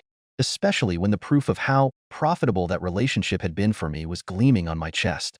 The freshly forged steel half-plate armor Atticus made for me was quite the improvement compared to my previous iron piecemeal one. Really, the only thing I kept was the gauntlets and made for me, and those I covered with vambraces. Not only that, but, yeah, it went great, I think. We partied a couple of times, but it's amazing how much faster you can explore and gather crystals if you're in a group. I probably made more Valley in one day with them than during the whole first week. Hundreds of monsters in a day between the three of us. The fact that one of us could harvest while the other two kept guard made it all the more efficient. Even divided between the three of us, I had made quite the haul those days. The difference between 1 week and the other stood out starkly in my reports. Speaking of, I placed a couple of sheets of paper on the table and slid them to her side for her to look over. Reports of the past few days of explorations. How deep I went, the kinds of monsters I faced and how I faced them. Omitting the particulars of my abilities, of course and a few handmade maps. Probably stuff the guild had mountains of, but it never hurt to offer them just in case something was looked over. Fanet smiled with some satisfaction once she realized what I gave her. If only more rookies acted like you. There's a reason I only take experienced adventurers. She started to go through my reports and make some notes in the pages of the folder. You don't know how much we have to ask most beginners for their reports? I raised an eyebrow when she trailed off. Her brow furrowed, and she seemed to be reading the same page over and over again. Amiya, Fanet said frostily. Remind me which floor you had reached the last time we met. I felt a slight shiver go down my back when her sharp yellow eyes turned to me. I swallowed, trying to moisten my suddenly dry throat. 4? I answered, knowing why she was asking me that question. And which floor you reached now, less than a week after that? To be fair, Fanet, I was in a party with 2 more experienced adv- I stopped once she raised a hand. Which? Floor. 9. The exasperated sigh that followed my answer said a lot about what her image of me was like. I wasn't sure I liked it. Leaving the guild headquarters, properly chastised once more for ignoring the sensible warnings of my advisor, I began to head in the direction of the Ganesha Familia home. I am Ganesha. Yes, that was the name. Ignoring the ridiculousness of the deity's naming conventions, I began to head in the direction of Babel Tower, to then go around to the district number 2. Luckily, it wouldn't be more than a 20-30 minute walk from Pantheon. Hey, what part of fuck off is so hard to understand? We already told you no, creep. Of course, it wasn't even a couple of minutes later that I came across trouble, when a young woman's loud voice caught my attention. I found the source a moment after in between the crowds, and when I did so, I instantly started to walk in their direction. Nothing good could come from 4 men accosting 2 young women, especially when those 4 men were adventurers. I felt my skill activate, strength filling my body, and I activated my magic circuits. Trace on. In a flash of gold, the blue half-cape my goddess had gifted me appeared on my shoulder, her symbol clear for everyone who'd see it. And then, just in case, I started to reinforce my body. I could feel some eyes turn to me due to the light show, but I ignored them, my sight locked in the group arguing in the middle of the street as I approached. The 2 girls were around my age, more or less. The one who had yelled had deep red hair cut short, sharp yellow eyes, and had one hand extended in front of her, held by one of the men. Did she try to slap him, and he stopped her? The other girl was hiding behind the first, hugging herself with shaking hands, her eyes almost hidden behind her long, dark blue hair. Seem to know the honor you are being offered. The slender man who held the redhead's hand, the the one seemingly in charge. No, it only took a look at his sword to confirm it. He was the one in charge, was smiling confidently, his beautiful features softening what would be an arrogant look. Besides, it's not you who we are interested in. It's her. You are just a nice bonus. Cassandra, was it? My God was clear in his desires. You are to be his. Cassandra, as he called her, whimpered, and hid even more behind her friend, who was gritting her teeth, her expression pained due to the strength of the man's hold. Reading the history of his weapon, I wondered for a second if I was getting a little over my head. The man was a level 2 adventurer and the Apollo Familia captain. But then I realized I didn't really care, and that he was a man who'd soon be bereft of a hand if he didn't remove it himself. I think it'd be better if you left them alone. I interjected, drawing the attention of the group to me. I placed one hand on the pommel of my long sword and glared at them. They clearly want nothing to do with you. He glanced me out of the corner of his eye. I don't see how that is any of your business. Stay out of it, trash. Do you even know who you are dash? You are Hyacinthos Cleo. I interrupted his tirade, and his eyes narrowed in contempt. I know and I don't care. What I care about is that I've been tasked to keep the peace of the city. I took a step forward, and from where I'm looking, you're breaking it. You. Who are you? Ganesha's? His eyes narrowed, and he let go of the girl's arm and turned to me. No, that's Symbol. I am Shirou Amiya, the vice captain of the Astria Familia. The two girls looked at me with shock and then exchanged looks, and the three men behind Hyacinthos looked at their leader anxiously. He, however, reacted differently. Letting out a mocking laugh, covering his mouth with a gloved hand, Hyacinthos Cleo grinned at me. A rookie from a familia of has-beens thinks that he can order me around? Please, don't make me laugh. My fist clenched. This scum thinks he can insult my goddess familia? Leave. You don't want to be known as someone that interrupts a familia recruiting members, has been. These girls are my Lord Apollos. And that's where the red-haired girl exploded. We are no ones. We told you we are not joining you. You've been harassing us all week. Daphne, wait. I looked to the side and saw the girl, Daphne, winding back her fist, intent on hitting Hyacinthos while he was distracted. And then I saw the sick smile on the man's face. My eyes widened in alarm. Wham! Crack! Daphne! No! Before Daphne could even react, Hyacinthos' gloved hand went from covering his face to hovering an inch in front of her face, clenched in a fist. It was such a fast movement that the wind that resulted from it fluttered Daphne's red hair. I'm not, she muttered, her face pale. Of course, he didn't stop because he intended to. No. The hateful glare he sent me once he saw my hand stopping his attack made the pain of doing so worth it. I'm beginning to grow tired of you. Do I need to teach you a lesson in manners? He hissed. I felt a sharp smile grow on my face. He had been fast, and there was no mistaking the strength in his strike. But after facing Ryu Lion, he was nothing, and I still wasn't using my full reinforcement. I was about to answer when another voice spoke up. How about you cool it down before I arrest you, fuckboy Apollo? Hyacinthos turned with a snarl. It's Phoebus Apollo, who dares dash, and then he froze, because in front of him stood Ilta Farna, the Ganesha Familia vice captain. The red-haired Amazon grinned at him. I dare. You were saying?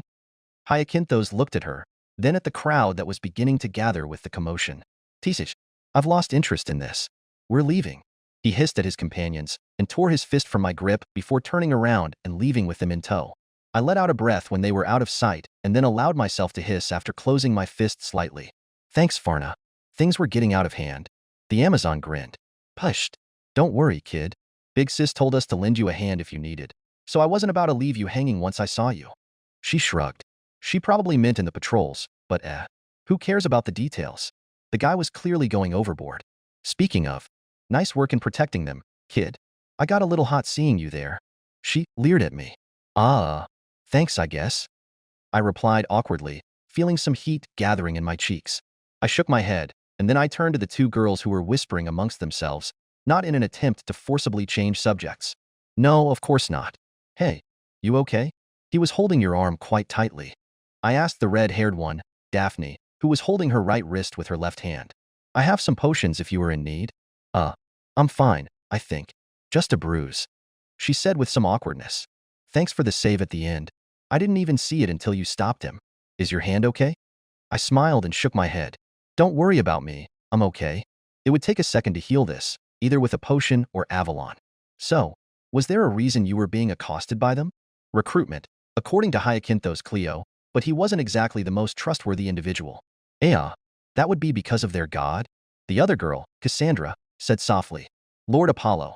He wants to recruit us to his familia? She hugged herself and shivered. Those men began bothering us since we came here a week ago. Daphne always managed to get us out.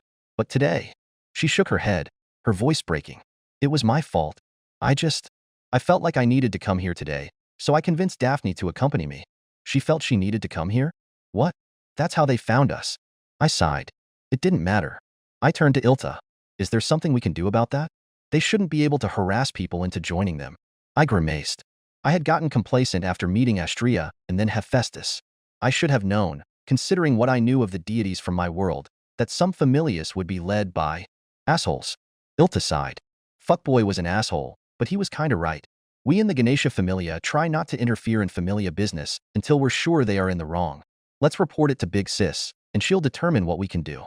She turned to the girls and grinned reassuringly. You'll be safe in our home until then if you want, girls. I'm sure Shirou won't mind keeping you company, right, kid? Of course not. The girls exchanged looks and nodded. When they turned back to us, their expressions were determined. Daphne nodded gratefully. Please, we'd really appreciate it if you could do anything about them. We just want to be left alone, she said through gritted teeth. I always worry about Cassandra when I leave her alone to do some shopping. It'd be nice to be able to relax for once. She smirked slightly when Cassandra winded her words and then whispered conspirationally. She is quite the airhead. I'm not. I just follow my dreams and they are often correct. Cassandra complained. It's just today that it didn't work. Walking amongst the crowds, the girls' banter continuing all the way to the Ganesha Familia home. I frowned when a thought crossed my mind. Why do the names Daphne and Cassandra sound so familiar? Especially in relation to the god Apollo. Right, your totally believable dreams. Daphne said, rolling her eyes. What was it today? You would find me a legendary weapon or something? See how that turned out? It wasn't a legendary weapon. It was nothing so unrealistic. Cassandra whined. I just dreamt we would find a nice sword that would protect us. Chapter 13. The Dance Honoring the Gods. Sanjuno Haraheim said after Chapter 6. What have you done, Haraheim? Listlessly staring over the side of the carriage, feeling it sway with every little bump and rock in the road, Haraheim watched the snowy landscape pass her by through the grove of trees surrounding them. If only it wasn't winter. She had heard tales of beautiful, picturesque seas of rolling green grass covering the landscape as far as the eye could see, of forests covered in deep green leaves, or of fields of flowers blooming in all the colors of the rainbow. And yet the only thing she got to see now that she was able to experience traveling herself was just white. Monotonous, cold, white snow, some drab yellow leaves, and the muddy brown of the road. She hated it. Or maybe it was the situation itself she hated. Did you think I wouldn't notice? That I wouldn't know?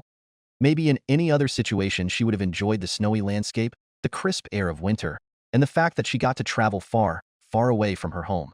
To know the world, not through books or tales of travelers, but through her own eyes. My very own hero's journey. And yet, the only thing she could think of, even more than a week after she had left the land she was born in, was that your crime would go unpunished? The disgust and disappointment in Odo, Senjuno-sama's eyes. The snarl on his face. Do you take me for a fool? The hatred in his voice. So much hatred that it had left her frozen, unable to retort, to defend herself, to say it hadn't been her. But even if she could have, she got the feeling that he wouldn't have listened. Once he made up his mind about something, Senjuno-sama was difficult to convince otherwise, especially if it was about her. It was like he had always been predisposed to think the worst of her, and the mocking smirks on her older brothers and sisters' faces, relishing on finally getting rid of her, told her they thought the same. No, not brothers and sisters anymore. Now they are the young lords and ladies of the house of Sanjuno. And I'm not. A gust of cold wind blew and Haraheim was wrenched out of her thoughts with a shiver. Bundling herself in her cloaks, she shook her head, trying to keep the tears from escaping her eyes. You okay back there, young lady? You've been quiet for a while. The Palom at the front of the carriage, Puck-san, asked. Ah yes. It's just a little cold. She smiled. There wasn't a need to worry her benefactor with her wallowing. Forgive me if I'm a bad traveling companion. The Palom chuckled. Don't worry about that. I usually travel with crates. Any company is better than that. They don't even talk back. Haraheim tried to giggle a little at his joke, but the only thing she managed was a wobbly smile. Puck-san sighed and sent her a kind look. And don't worry about the cold, my dear. The nearest town is just a couple more hours away. I have some friends that I have to make a delivery to, and will surely lend us a couple rooms for the night. Haraheim nodded, feigning relief. But inside she was feeling a little apprehensive. It would be the third town they stopped by in their journey to Orario, and if there was something she learned during the last 2 times, was that Puck-san's friends scared her. She didn't like to assume anything about them based on their appearance. She didn't care that they were unkempt, or that they smelled badly. The multiple times she had snuck out of her previous home with her friends taught Haruheim that the whole world wasn't like the people that visited the Sanjuno estate. But these men were unpleasant to be around.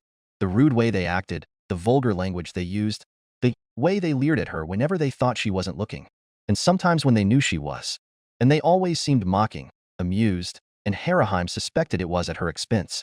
She wondered why the nice Puck-san, who had kindly offered to take her to Orario when he found out she had been disowned and ordered to leave the city, was friends with those kinds of men.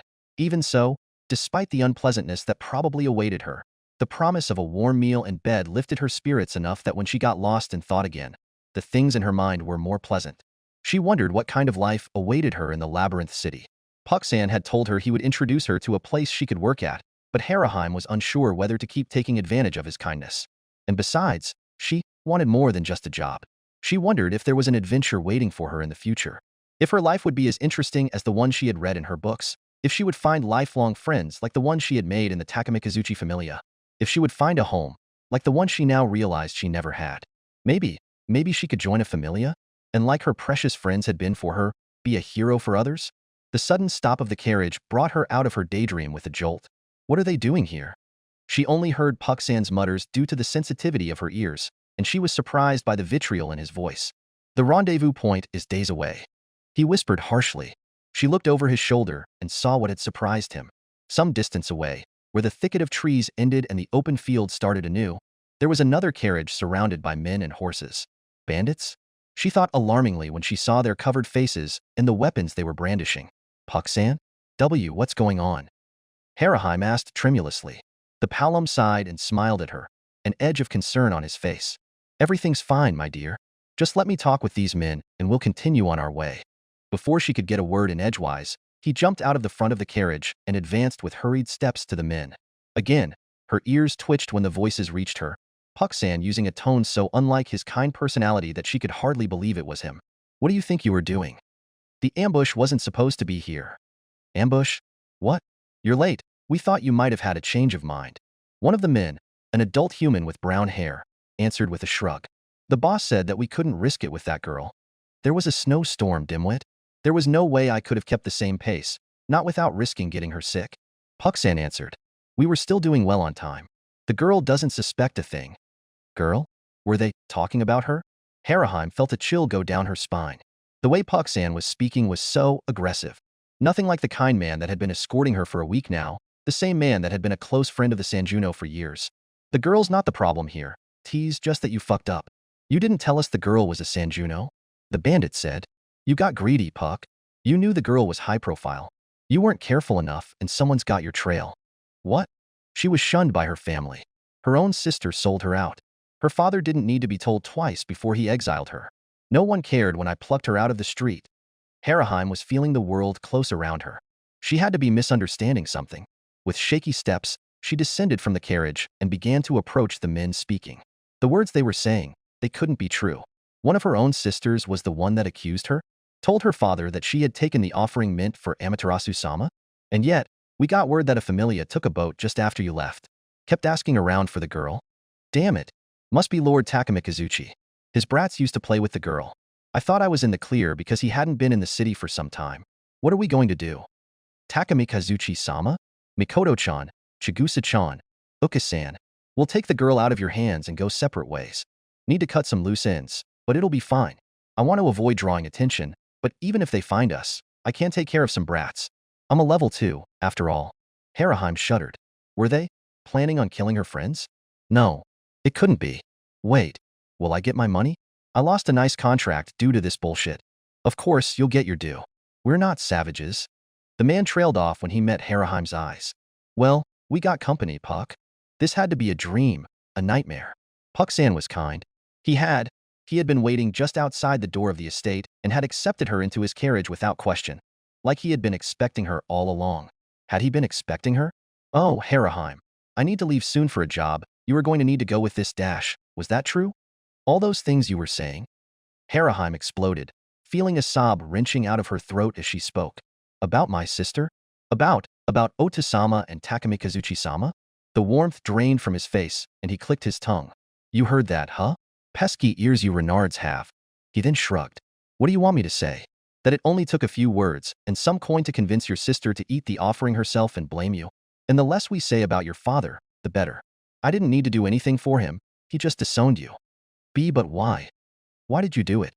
She hadn't done anything to deserve this. Nothing. It's nothing personal, my dear.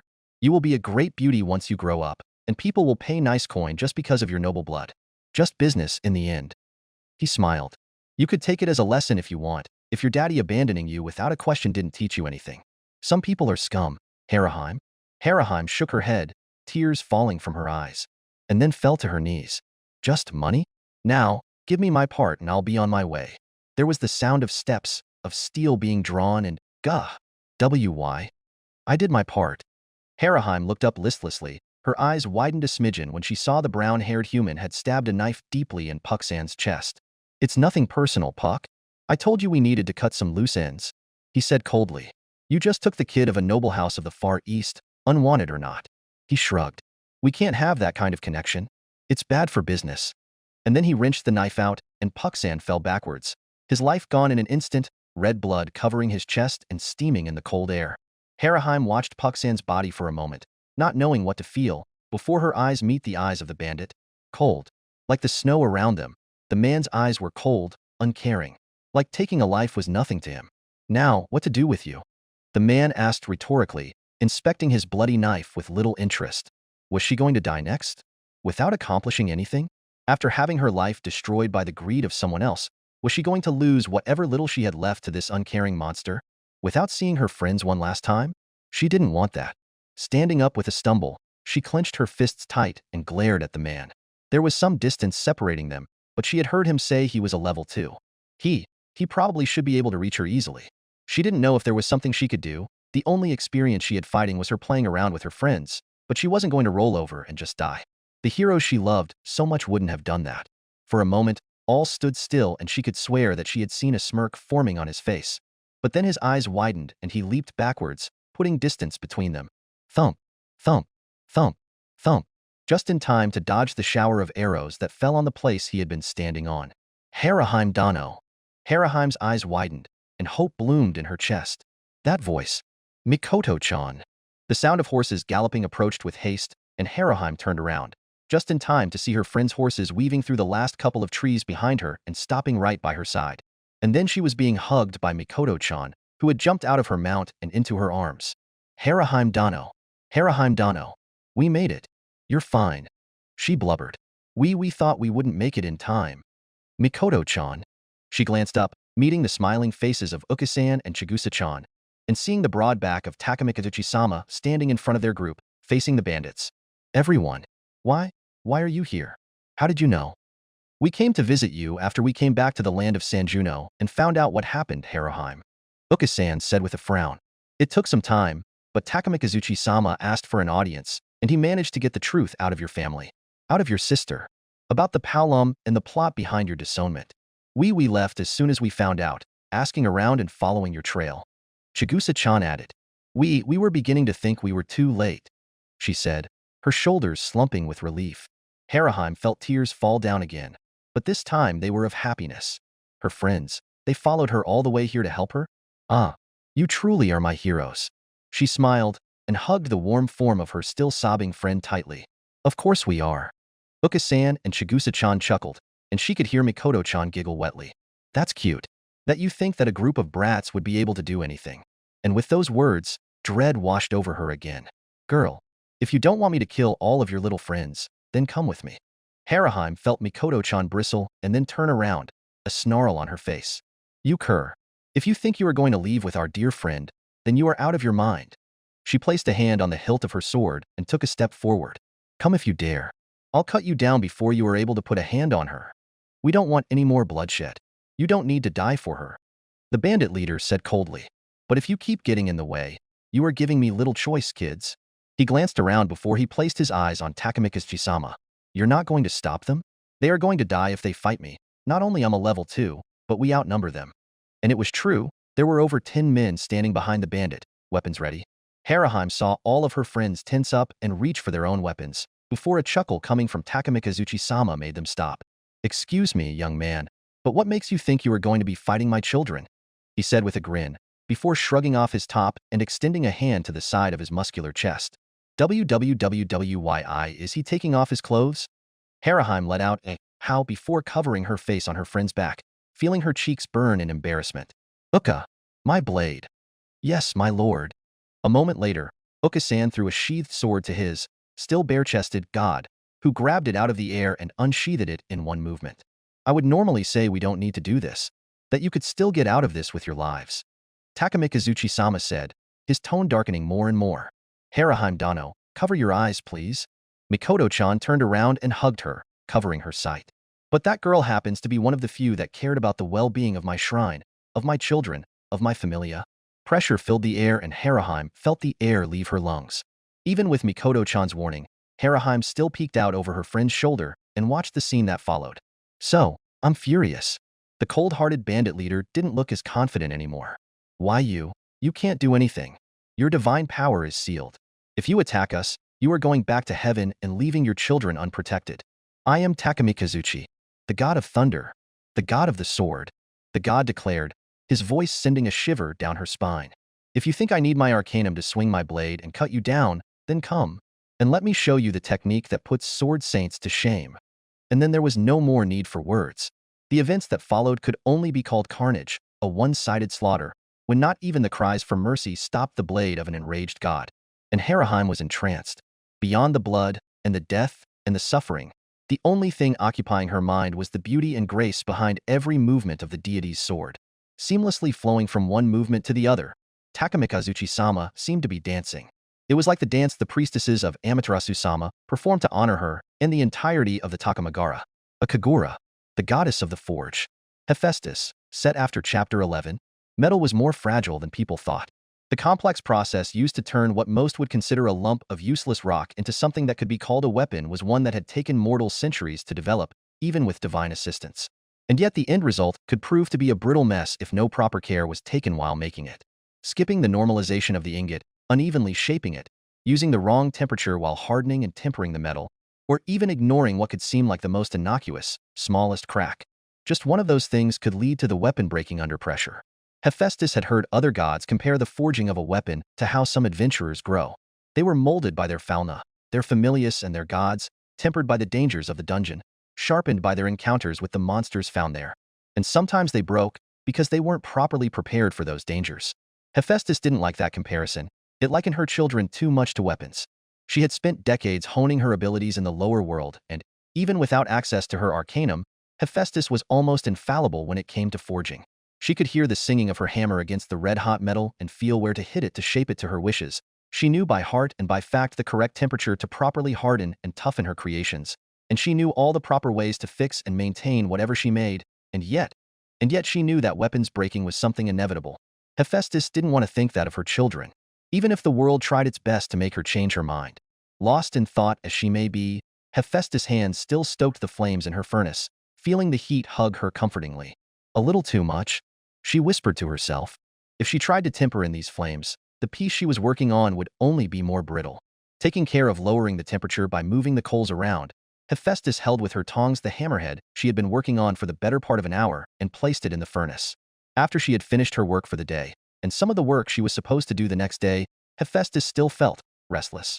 And so, after moving everything she had crafted today to the side, she had started the small project almost on a whim, as a way to discharge some of the leftover tension she had been feeling since she met him. But still, that wasn't reason to be sloppy in her work. It had to be perfect. It would be her new student's first hammer, after all. And considering his abilities, it would be embarrassing if the first creation she presented to him after he accepted her tutelage was flawed in any way. Especially since he will remember it forever. Even as the door of her forge opened, Hephaestus kept her focus on the furnace. If whoever entered her domain unannounced and uninvited while she was working had a problem with that, then they didn't deserve to be here. But she could probably guess who it was. "You're late, Tsubaki. I expected you to be here a week ago," she said as she spun her tongs so the heat was distributed evenly. "I was about to replace you with a level 2. Almost 3 weeks with no contact. She'd like to say it was unheard of when it came to her captain, but then she'd be lying. Her captain snorted. "I'd be up for it. I'd kill for more free time for my own forging. She heard the sound of a chair scraping against the floor and Tsubaki letting out a tired sigh when she sat. Sorry about the delay. But hey, we found an undiscovered mithril vein in floor 21. It's been some time since we had first dibs on something like that, so I made a deal for part of the haul with our dear braver. Hephaestus didn't have to look to recognize the smirk in her voice, and extended the whole expedition to take advantage before the news spread. Got quite the haul to go through.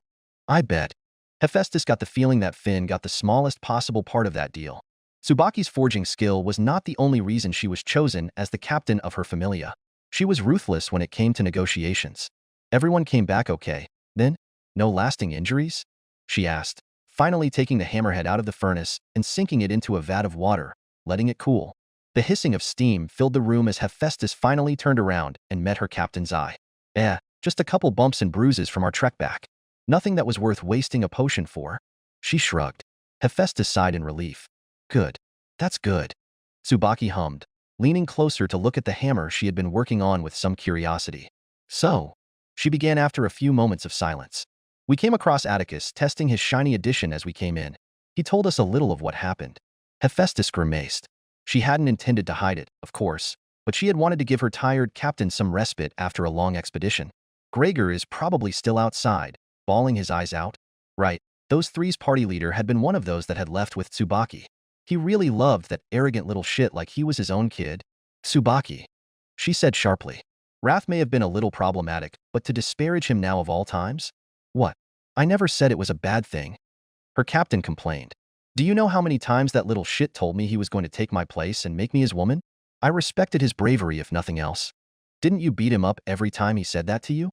Hephaestus asked with a raised eyebrow.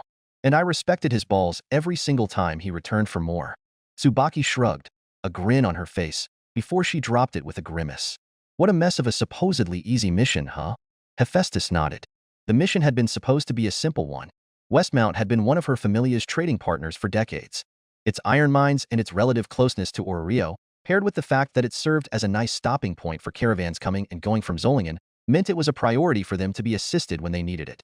So, when Hephaestus received a missive asking for help cleaning out some goblins from their nearby forest, she promptly sent a party to deal with it. Honestly, she had thought the party she sent had been a little overqualified for such a task, the three of them having consistently gone down to the 9th floor and lower with their leader to gather materials without incidents. But the mission had been important, and she had wanted to be sure it would be accomplished. Who could have known that an old hobgoblin of all things would be living so close to a town, unnoticed? Gregor coddled them too much. They should have known not to risk it. Tsubaki sighed. I probably should start partying with the kiddies again. I've been trusting others to teach the level ones the basics, but if the result is them being overconfident enough to fuck up like this, then I need to check how they run their parties. She grumbled. It's a miracle that even two of them returned after that. A miracle, huh? She was probably right. What else could you call the fact that a human with enough combat ability to kill monsters even without a Falna was coincidentally staying in the same town? A human that would be accepted by the goddess of justice herself, the type of person that would risk himself to save them. I'll have a drink in his honor later. I think that guy would have preferred that over people crying for him. Tsubaki shook her head before looking around the room, her eyes stopping on the multiple items she had crafted just today. To be honest, I expected you to be sulking, but you seem unusually fired up, goddess of mine, she said with a grin. Sulking? Huh? To be honest, she had indeed sulked after learning of the disastrous mission, but not in the way Tsubaki had imagined. Shamefully realizing how little she had been a part of Wrath's growth as a smith even though he had been her child, Hephaestus had spent the few days after learning of his death going around her children's forges and personally assisting them in their projects, trying to focus her sadness into productivity. Because, while she did give group classes whenever she had time, it didn't excuse her spending less time guiding them one-on-one. And well, about why she was unusually fired up. She can only blame him. I guess you could say that I found something nice to distract myself with. She smirked at the intrigued look on her captain's face. I took on a new apprentice, someone unrelated to the familia, but with amazing talent. And that was putting it mildly. Tsubaki's grin turned a little sharper. That's high praise coming from you. Is he that good? Hephaestus shook her head. He hasn't forged anything in his life. If anything, I had to convince him to accept my tutelage. There was a beat of silence. What? Yes, that was the reaction she expected from her captain after being told of someone with talent in her profession not using it. Even Hephaestus hadn't been as offended as Tsubaki was. Yes, he is quite set on being a warrior. Not without cause, of course. He's the one that handled the monsters that threatened Westmount and saved Atticus. And that was without a Falna. Tsubaki's eye widened. So the kiddies met him, a talented warrior and possible smith, without a Falna and didn't bring him to you. Why? Because he got nabbed the same day he saved Atticus. Hephaestus sighed. He's the new Astria Familia vice captain. Astria? Didn't they all? Most of them, yes. There's only the captain and him now, so you can understand why he would be hesitant to commit to becoming a smith. I would have been more upset if he had accepted without any thought. Tsubaki grimaced. This guy better be the second coming of Crozzo for you to put up with that wishy-washiness. She grumbled, but Hephaestus knew that she understood. Having the talent means nothing if they're not ready to put in the work to nourish it. Oh, I wouldn't worry about that. Hephaestus felt a smirk come to her face. I won't let him languish in mediocrity. He did say he was going to surpass me, after all. Tsubaki barked a laugh. Huh. I take it back. This guy said that he was going to best a goddess in their domain and meant it? I like him. She grinned. You think he can do it? Become a better smith than Hephaestus herself? Hephaestus nodded without hesitation. Anyone can do it if they put in the work. It might take years, decades, centuries, but I trust that it will happen. She tilted her head. For him to do it? Only time will tell.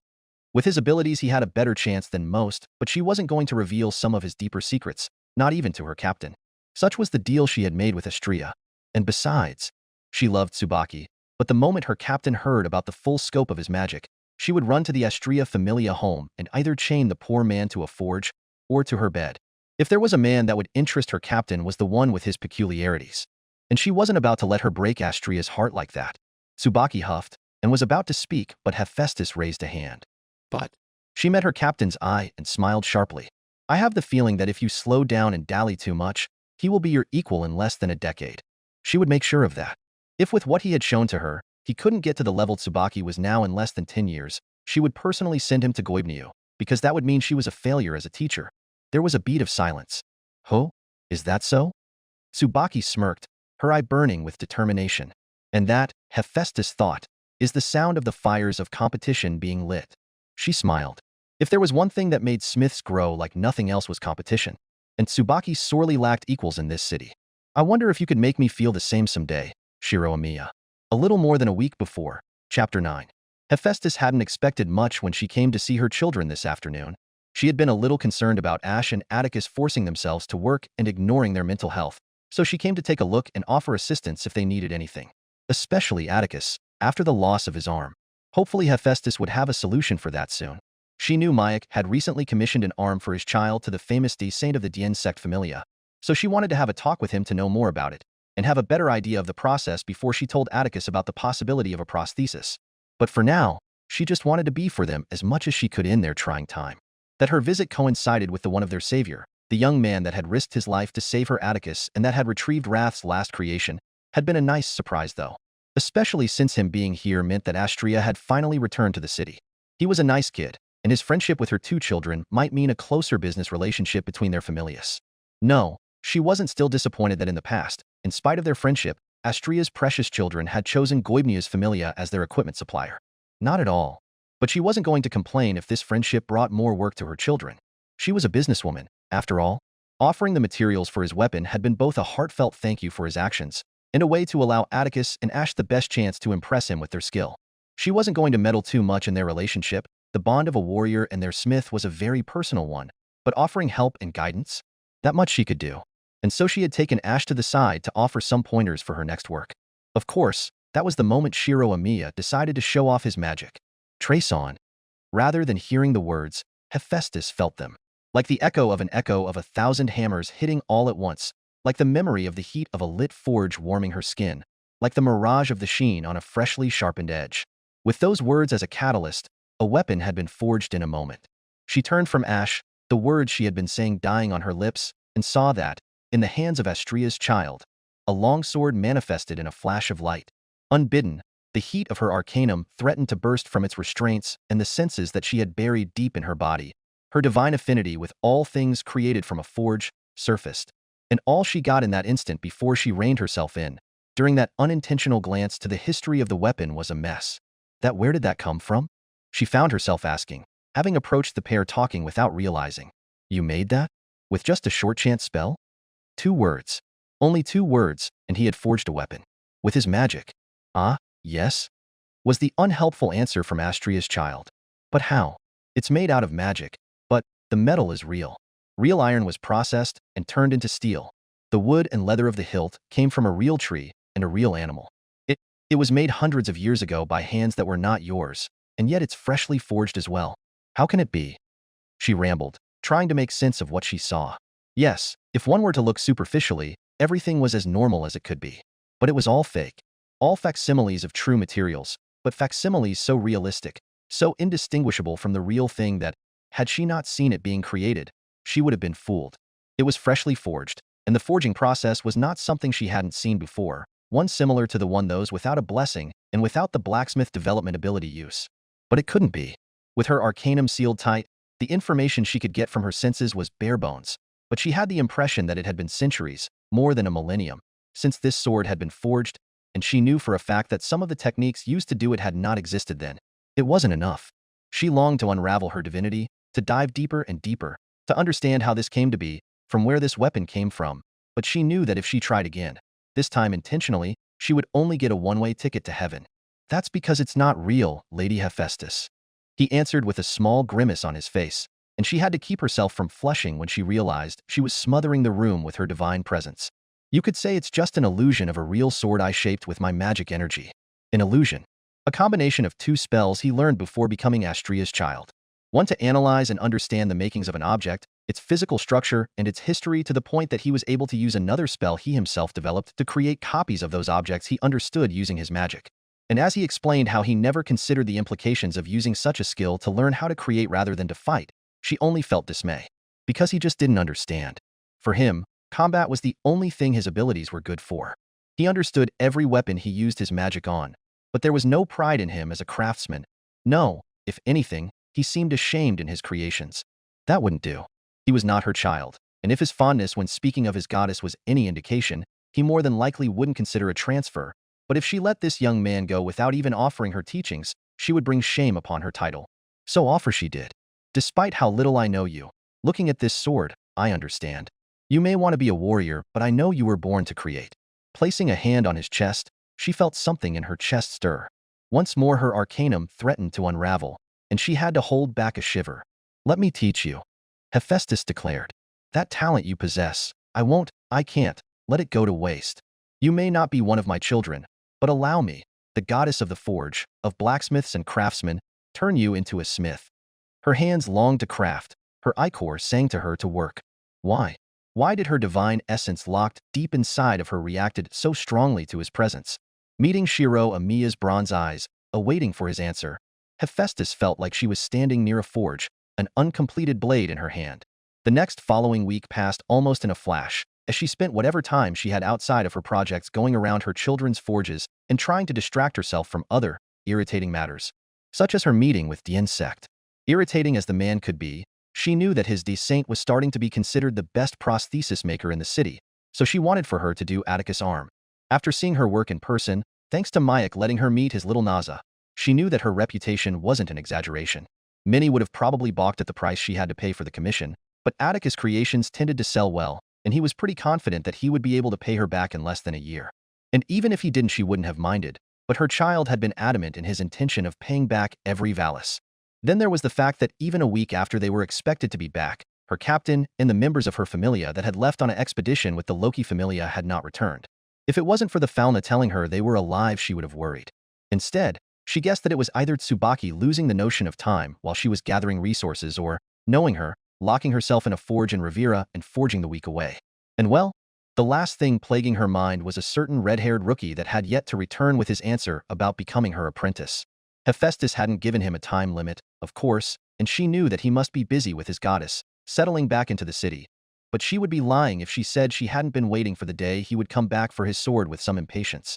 Still, she had managed to distract herself with helping her children with their projects, so the time passed quickly enough that a part of her was almost surprised when the day came and she found Astria in front of her home first thing in the morning, wanting to talk to her.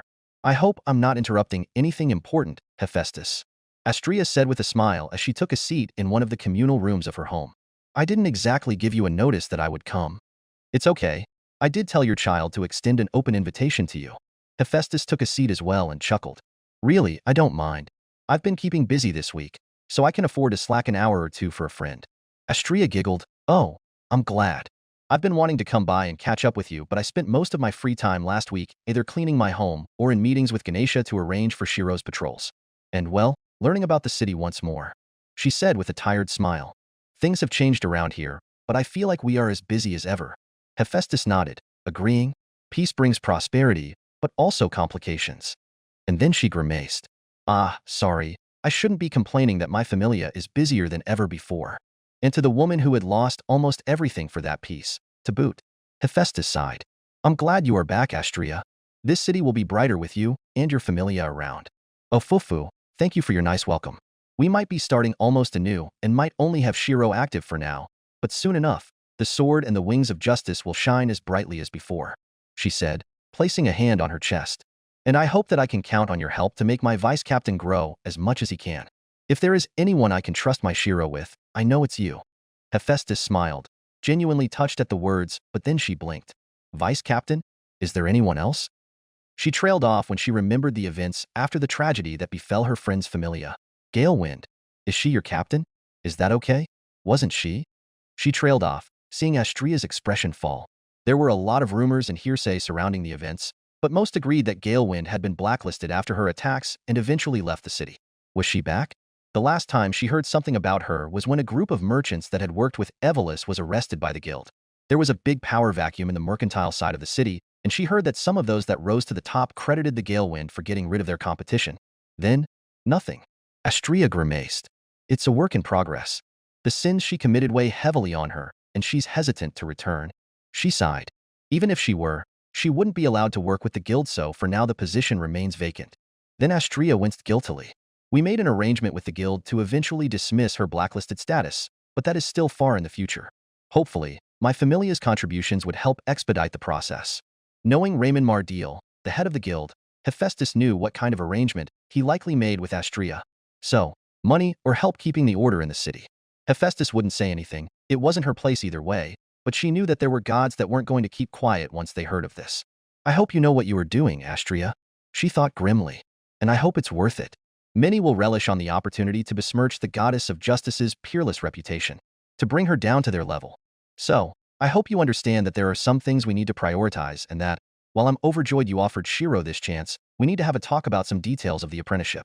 Hephaestus nodded, having expected as much even without the context. Having another god being involved in the growth of your child was she wouldn't call it a taboo, but many gods and goddesses prefer to be the only figure of influence in their children's fauna.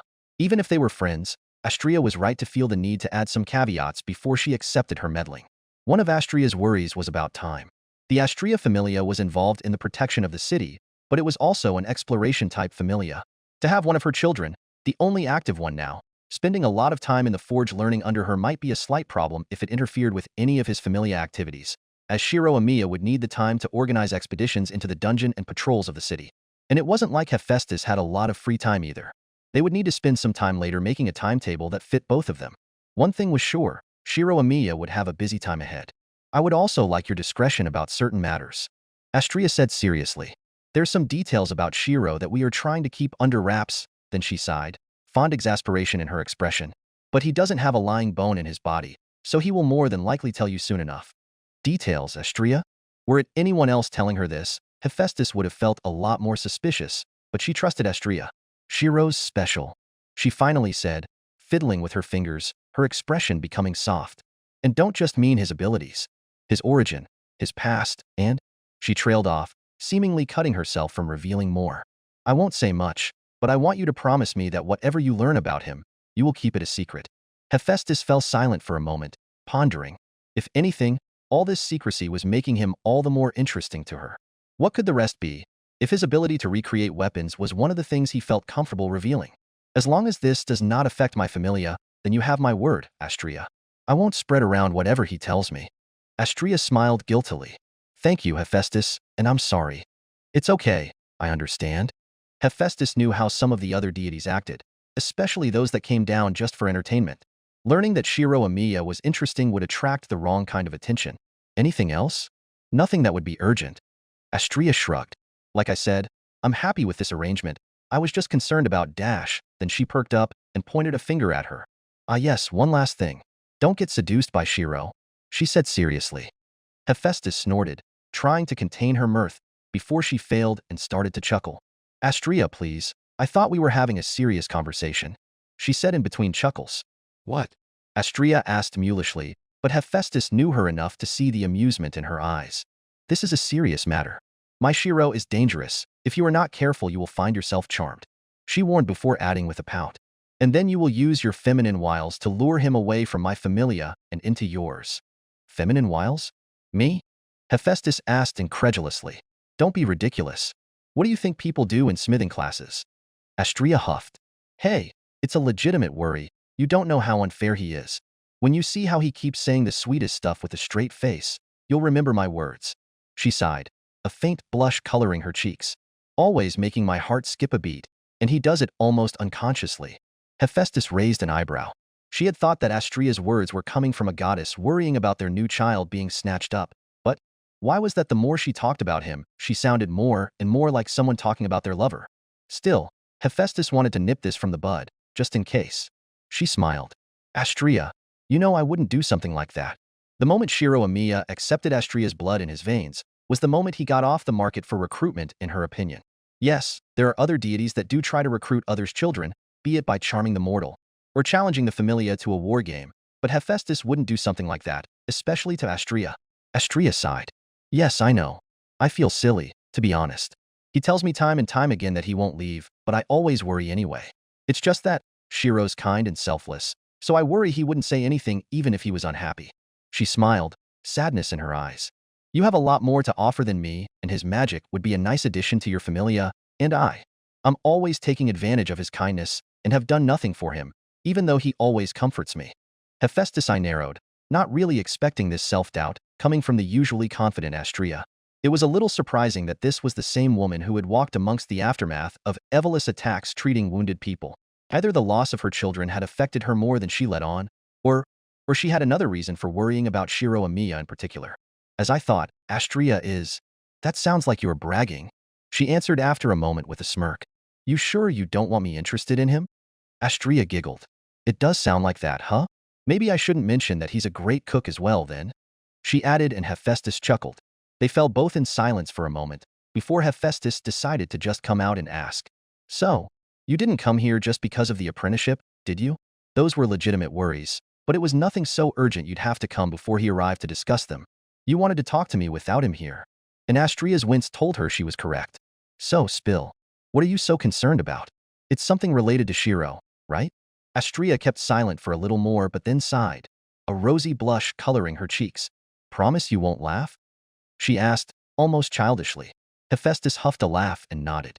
It's just that having met Shirou and getting to live with him this past month has been wonderful. I have grown to care for him deeply, hard not to when I got to know him. I see a lot of my previous children in him, Elisa's passion and bravery, and some of her recklessness, Ryu's righteousness, Maria's kind nature, and even some of Lyra's mischief.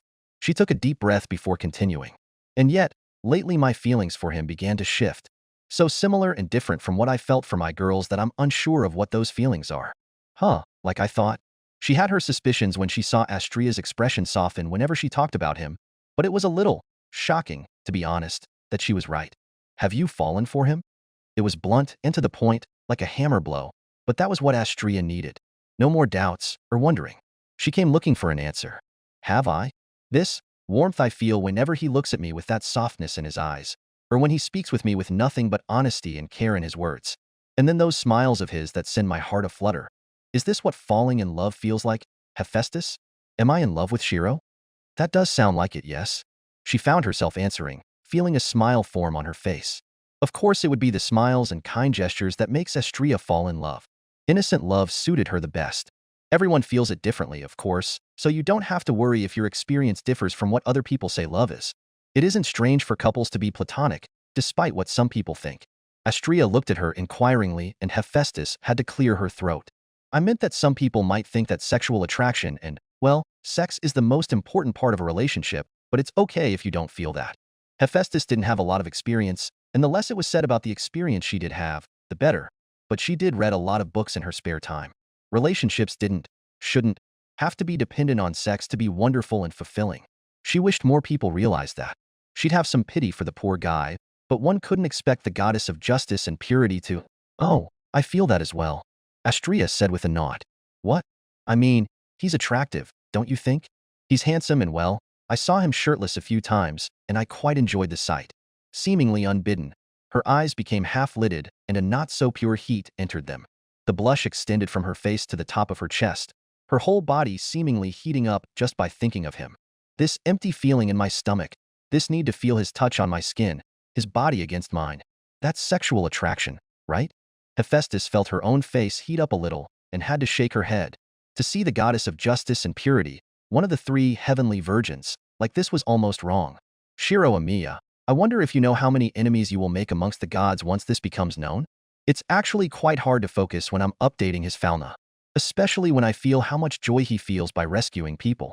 She muttered the last part, and Hephaestus had to look away when her seemingly pure friend started to rub her thighs together, almost lost in thought. I really did not want to know that the goddess of justice gets aroused by her child being heroic. Hephaestus cleared her throat. So, are you going to tell him then? Pursue a relationship with him?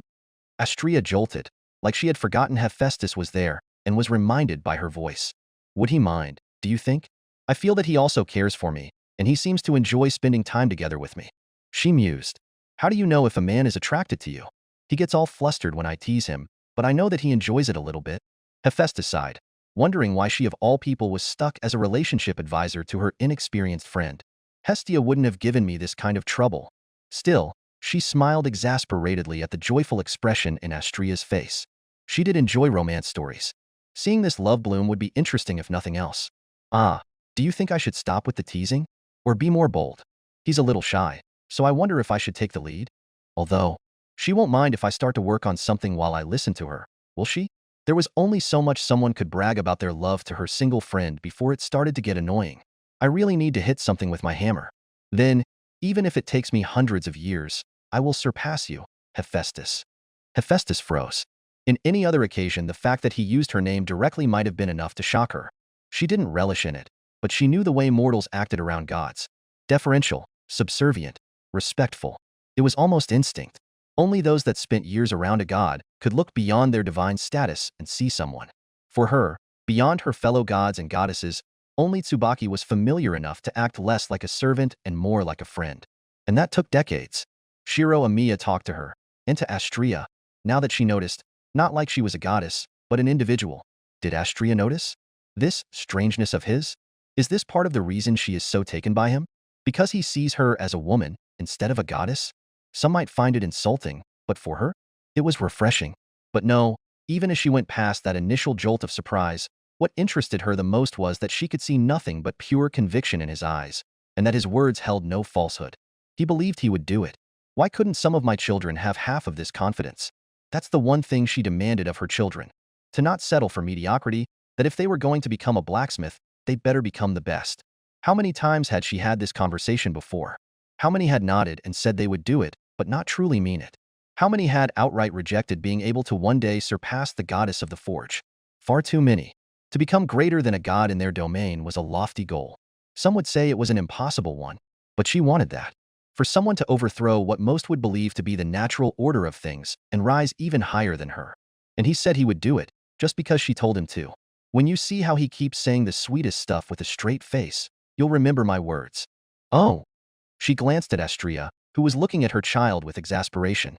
If he says stuff like this to someone he just met, then I can see why you. She trailed off. She could see why Astria got so taken by him. He was quite interesting. Even as the conversation continued, and Hephaestus thought that there wouldn't be more surprises coming from these two, she felt content about how this whole situation ended. Yes, he might not be her child, but Hephaestus had the consolation of at least having him as her apprentice. She couldn't imagine a world in which she was cruel enough to even try to separate these two. Astria had suffered enough, and she wouldn't even entertain the idea of adding more to that. It wasn't until he decided to reveal the truth of his abilities that she realized what exactly she had inadvertently lost to her friend. Someone born to possibly be the greatest human smith in history. Before we continue, there is something I need to come clean about. Hephaestus raised an eyebrow at the guilty expression on his face. I kept something from you when I explained my abilities last week. Oh, did you? Curious. When he explained his abilities the previous week, Hephaestus hadn't felt any lies coming from him. She wondered if she was about to be disappointed. Was his weapon copying ability not really as impressive as he implied it was? Sorry, where I come from, magic is considered something private. Those that practice it keep it secret, so it was almost instinctual for me to not reveal everything. He admitted. Hephaestus blinked. That was a strange custom. But, well, from his features and his name, she could assume he came from the Far East, and she wasn't as knowledgeable about their culture, especially about magic. But if you are going to teach me based on my abilities to read the history of weapons, then I need to tell you the true scope of my skills. She glanced at Astrea, who nodded. So this was one of those things she was expected to keep secret. You don't need to apologize. Even here it is normal to not reveal everything to people outside your familia. I can understand the need to be discreet. She smiled, settling in her seat. Then, if you are sure, I still have some time to hear you out. Shirou sighed and scratched the back of his head. I think I told you that my tracing was something I developed out of a more basic spell, right? Hephaestus nodded. The basic spell is projection, and it's used to create hollow, incomplete copies of objects. He grimaced, distaste clear on his face. The projections made using that method are crap, brittle, weak, and all around useless. I think some mages use them for rituals, but I'm not entirely sure, to be honest. And yours are not. It wasn't anything hollow or brittle about the sword he showed her last week. Mine are not, he said, and there wasn't any bragging in his voice. It was a fact. My father wasn't the best teacher when it came to magic, and he died before he could really get far into his lessons, so I was mostly self-taught. Hephaestus had to keep the grin out of her face when she saw Astrea grab one of his hands in a show of comfort. Shirou smiled kindly at his goddess and continued. In the end, I unintentionally made a different, more advanced version when I was a kid and didn't even know I was not doing it correctly until my last teacher corrected me. He explained with a grin. Hephaestus chuckled. So he came up with an improvement just by accident. The materials, the forging process, the history it accumulates over time. Was it? Is that what you developed? The information you get from your other spell to bring your copy closer to the real thing.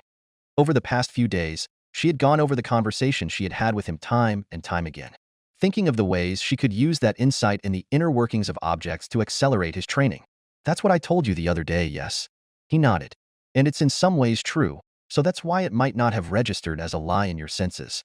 But it's not the full truth. Hephaestus noted. He nodded once more. I do need to use the spell for items that are not weapons. For weapons, I only need to see them to understand them. Hephaestus froze. Was he saying that if it was a weapon, he could get the necessary information to fully recreate them with just a look? You only need to see them? That's right. I have an affinity with weapons that lets me read every detail from them if I just see them. The concept behind their creation, the materials they are made from, the skill and processes used to make them, the experience they accumulated during their existence. Everything is analyzed, understood, and then I can use my magic energy, my mind, I think it's called here, to create a copy from that information. Hephaestus let out a shuddering breath, once more not detecting a single lie in his words. He was as sincere as he had been since he started speaking. His senses, they are just like mine. The way he understood weapons, the way he could delve into the history of them, it was just like what she used to be able to see before she descended. Yes, Hephaestus had always understood. Weapons, tools, armors, shields, everything related to her domain. She could understand. She could read like an open book. She could create and recreate. There had been no challenge, no hurdles to overcome, no technique that was beyond her. She was the goddess of the forge, but she had never needed to actually learn how to use it. She just always knew. Descending had been a way to reinvent herself, seal all that separated her from mortal smiths and just start anew. What she knew she could not forget. The countless techniques and processes for crafting were a part of her as much as her arms or legs, and there was some part of her that understood crafting and tools better than any mortal.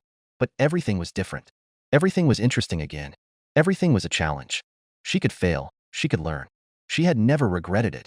There was not one day she wished she had stayed in heaven, but sometimes she missed the deeper connection she had with her domain, the way she had been able to read and understand weapons and tools. And now she had found a human that was able to do the same. Hephaestus leaned forward, a smile blooming on her face. How long does it take you to get a complete read, to fully understand a weapon? He had said just a look, but it couldn't be so easy, right? Is it hard to understand? Do you need to do multiple readings to remember it? Ah. Shirou leaned a bit backwards. It's automatic. I don't need to focus on it. Like I said, every piece of information is available with just a look, and as long as I see it, I will remember it forever. So it's just a matter to focus on the weapon I wish to read at any given time. He huffed with some amusement. If I focus, I can recall the knives I used as a child when I first began to cook. Hephaestus sucked in a breath. Forever? So you really don't need a spell? You just understand any detail from any weapon you just see? She leaned forwards even more. She needed to see him properly. She wanted to know he was not lying. And you remember this forever? Yes, that's basically it. He leaned a bit backwards, but again, she just advanced a bit more.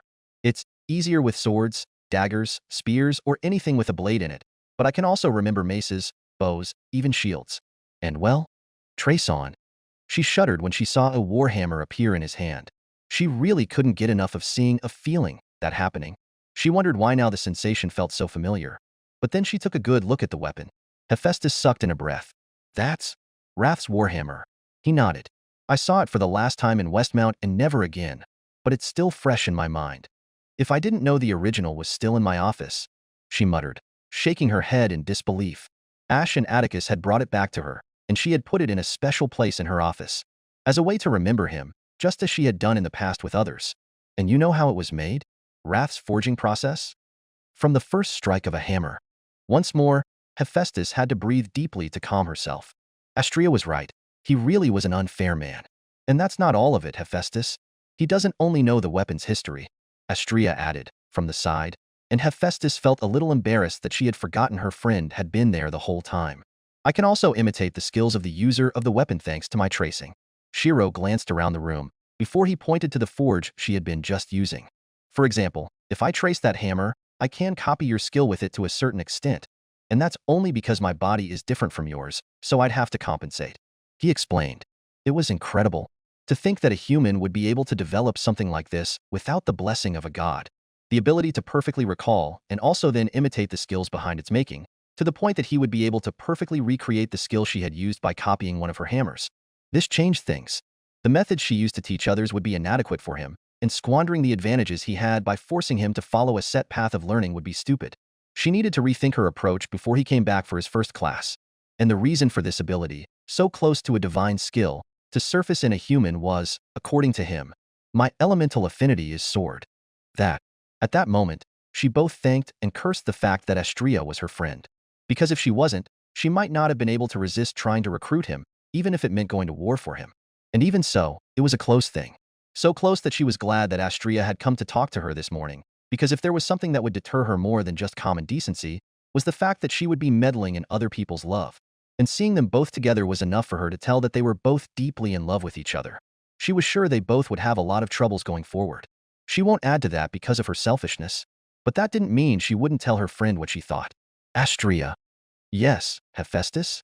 Astrea asked, an amused smile growing on her face. Can I retract my word of not trying to recruit your child to my familia? Astrea's smile widened. No. Astrea? Yes, Hephaestus? I hate you. Astrea giggled. Oh, please, I know you don't. Astrea record. Real Lion, Chapter 12. So, you helping Shirou today means that you are considering my offer, Rio? Rio Lion sighed. She had been dreading this question. Part of her wanted to avoid answering, wanted to say that she still didn't know, that she needed time to consider her options. But that would be a lie. Since she had left Stardust Garden the night she had reunited with her goddess, she already knew what she was going to answer. Meeting the eyes of her reflection in the tea she had been drinking, Ryu gathered whatever dregs remained of her courage and looked up. I am, she answered. But I still think it's a mistake. I have no experience in leadership and, as we saw today, no talent for training adventurers. I can't compare to Elise who always seemed so bright, so sure of herself. I can't imagine myself taking her place. Even my justice withered in the face of tragedy. Lady Astrea sighed, and then a sad smile surfaced on her face. I think you underestimate yourself. Elise and I, we always admired your belief in justice, your burning desire to save everyone around you, even when the world itself seemed to reject your beliefs. You were the hope and future of the Astrea Familia. Ria's eyes widened. Elise had. You were inexperienced, and still maybe dash yes. But who is not at the beginning of their journey? Lady Astrea extended a hand and grasped Ria's. Mistakes have been made. Both you and I failed in the end. You abandoned justice and have gone down the wrong path, and I let you do it unopposed. No, I may as well have encouraged you to do it. And the only thing we can do is atone, whatever way we can. My lady, I'm not asking you to be my captain because I'm looking for perfection. I'm asking because I know you still can grow, still will grow, as long as you want to do it. Lady Astrea shook her head. Even Elise had her doubts, as much as she disliked showing that fact to you girls. Even her. I can't Ryu cut herself off. No, her lady was right. Even if what comes to mind when she thought of Elise were her at her brightest, at her bravest, Ryu knew that her captain had had her own doubts about justice. Let's keep on looking for our justice. Justice keeps changing its form, but with our unchanging will, we can keep chasing after it. So keep going, without fear, ever forward. You know I'm right, don't you? Lady Astrea said with a small smile. So, don't worry if you doubt yourself. Even if you may have made the wrong choices, even if the sky is covered in clouds, you can still find your star shining high above. We can still find it. Help me protect the peace that your sacrifice, created. Join me, Ryu. Ryu fell silent for a moment, and then she let out a long, deep breath. If I accept. Ryu couldn't quite contain a smile when her goddess gasped happily and had to smother it before continuing. If I accept, then what are we to do about me being banned? I can no longer work with the guild, my lady. How will I work as your captain then? Then Ryu got to see something she wasn't used to seeing. Lady Astrea looking guilty. 15 million, huh? Ryu sighed. She hadn't known what to expect, but to be honest, she really wasn't surprised when her goddess told her of the deal she had made with the guild head about her punishment. Both because she was aware of Raymond Mardiel's materialistic reputation, something surprising for an elf, and because she really should have known that her goddess would have tried to get them to revoke her blacklisting the first chance she got. It didn't stop her from feeling racked by guilt, though. 15 million Valley wasn't an unfathomable amount of money. Even if they were often busy chasing Evelis, Astrea Familia had reached the 41st floor of the dungeon. That kind of money had been between the ranges each of them could easily earn on a single trip, and could just as easily be spent on equipment or supplies for the city. But for a Familia with a single active level 1 member? Well, that kind of money could take months for him alone to collect, and that's if he only focuses on that. She noted. We know that, and it's not something we are making a priority yet. Lady Astrea nodded. We are focusing on increasing Shirou's basic abilities and getting him used to the dungeon for now. We'll worry about the money later. And it's not like he would have been able to accumulate that amount in the first 4 floors. Not in a reasonable time frame. Is that why he's rushing so much? Because he wants to help me? Ryu didn't know how to feel about that if it was the case, other than being confused. No, that was ridiculous. She was aware that she hadn't given the best first impression, so why would he? Lady Astrea sighed and shook her head. Shirou wants to help everyone. Getting stronger, reaching lower levels in the dungeon, getting better equipment, it's all for him to be better, prepared to be a hero of justice. She finished with a fond smile. In spite of the seriousness of the conversation, Ryu felt some amusement. It's like he was made for this Familia, right? Her goddess giggled. So, no, you don't have to feel responsible for him being reckless, but I can't deny that if he has the chance, he will do his best to help you. At the rate he's going, it won't take much for him to decide to start focusing on that. Especially since he's not spending any money in his explorations other than the occasional potion for now. He's not spending dash? His weapon creation magic and his healing artifact. Equipment and potions, the biggest money sinks for rookie and veteran adventurers alike. So less than a year.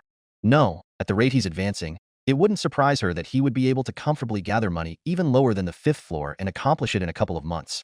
I won't force you to go into the dungeon if you truly don't want to. Her goddess continued before a complicated look crossed her face, a mixture of guilt and fear. But I was hoping you'd eventually let him join you when he grew strong enough to not hold you back. Shirou is reckless and doesn't seem to worry much about his own safety, so I'd feel reassured if he was with you. Was she scared for him? Some part of her, the part that had analyzed every interaction she had seen between her goddess and Emiya, wondered if she worried because he was her newest child, or if there was something deeper. Either way, I have some money saved up. Remnants of what I had before that day. We went to the 30th floor to catch the Rudra Familia. Ryu admitted.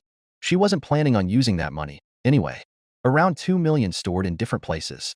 I will see about bringing it to you. It won't be enough, but it can free you from using money for necessities. She came here already decided that she would join back. Lady Astrea shook her head. Ryu, I dash, and trailed off when Ryu raised a hand. Please, it's ultimately for me, and you're planning to use Amiya's money, so why not mine? She reasoned, and Lady Astrea sighed deeply and nodded. I can't help Amiya gather anymore, and I don't make a lot of Valley in the bar. Not enough to help, but I can make him stronger. I can teach him how to survive. She straightened up. But first I need to ask you a question, my lady. Of course, Ryu. Feel free to ask whatever you need to ask, she said with a smile. Ryu hesitated for a second and took a deep breath. Are you in love with Amiya, Lady Astrea? Her lady froze for a moment, and then her cheeks gained a rosy hue and she raised a hand to her chest. And then Ryu had her answer. Oh?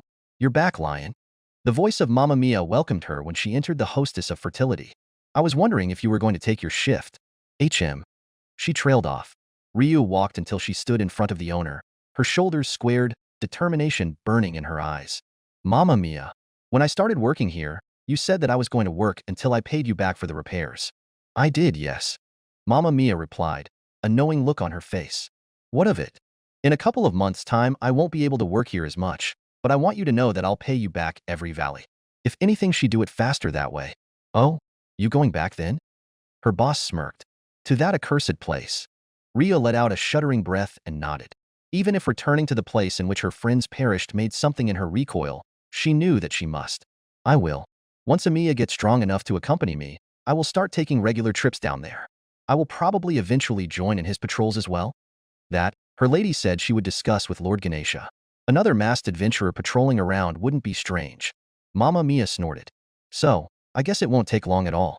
I know the look I saw on his face, that ironclad will. That kid won't stop until he has achieved what he wants. It won't surprise me to see him as a first-class adventurer in a couple of years. Then she took a long look at Ryu. It's the same look you have now, Lion. It seems you found your wings, brat. Ryu's eyes widened, but then she huffed, a sarcastic smile crossing her face. I wouldn't say that, but I seem to have found a reason to take my blade again. Just in time, I guess. I found myself terribly rusty lately. Mamma Mia cackled. Good. It wouldn't do to settle now when a newbie is soon going to start nipping at your heels. She grinned, a fierce look overtaking her face. I still have my weapon stashed away. If you want, I can shake that rust off for you. Ryu smiled, feeling some excitement in spite of herself. It had been some time since combat of all things could do that for her. Facing a level 6? Whenever you want, Mamma Mia. That would certainly put her back in shape. Huh. Not now for sure. Go get changed, Lion. You still have work to do here. Ryu nodded and went up to get changed. It still was early for the shift change, but it wouldn't hurt to make some more money. Looking at the reflection in the mirror, at the blue eyes that seemed to have a fire lit on them, at the green hair that was starting to fade from the roots back to her blonde, Ryu Lion sighed. Kagaya, Lyra, Nise, Iska, Mariu, Asta, Rihanna, Noin, Kelty, Elise. She whispered, a prayer to her dear friends. Are you in love with Amiya, Lady Astria? Her lady froze for a moment, and then her cheeks gained a rosy hue and she raised a hand to her chest. The smile that graced her goddess' beautiful visage was joyful, embarrassed, and more than a little nervous. It seems that I am, yes. Lady Astria giggled airily, seemingly giddy by the words coming out of her mouth. I am in love with Shirou. It was the smile of a maiden in love. So there was only one thing that Ryu could do. Please, for one last time, I beg of you, lend me your strength, even if it's just a little. Ryu clasped her shaking hands in front of her face. Please, help me protect Lady Astria's happiness. At that moment, it felt like she was standing in front of her friends. Their expressions, instead of pained or sad, looked proud. Elise nodded with a bright smile, and with a little wave, she turned around and left, the others following after their leader. Ryu didn't want to follow. She was the captain of the Astria Familia now. She had to stay. And I changed some parts in Haraheim's backstory aside from the timing, so I could even make sense of the events, so you will find stuff that is not canon. Some of that stuff I will explore later, as this was just a snippet to show how is she going to appear in my story, and what way I want to develop her. No, it's not going to be Demon Slayer fighting style. Just in case people mention it. Chapter 14. I dropped into the nice, comfortable arms eat and let out a sigh, hearing the two girls I was accompanying do the same on the couch across the low table in front of me. Cassandra and Daphne, looking around the room, their expressions hopeful and guarded, respectively. What a mess. And my patrols hadn't even started before I got into it. Shakti Verma wasn't happy with the events that had transpired, not one bit. Luckily, her anger wasn't caused by my actions. As she explained to me, while interfering with the recruitment of members was seen in a poor light, to my surprise, Hyacinthos Cleo hadn't been lying dash. Harassing 2 civilians for over a week wasn't considered recruitment. So, Shakti told me to accompany the girls and wait in one room of the Ganesha Familia home, while she would see if there was something she could work out with her god. The guild wouldn't be happy with the Familia targeting civilians, but she needed to at least gather some information about the Apollo Familia and their actions before we could do something about it. I still can't believe one of your silly dreams ended up helping us. Daphne groused at her friend while sinking into her seat. 1 week of those creeps pursuing us, and it's when I follow your lead that we get help. So does that mean you now believe what I say about my dreams? No.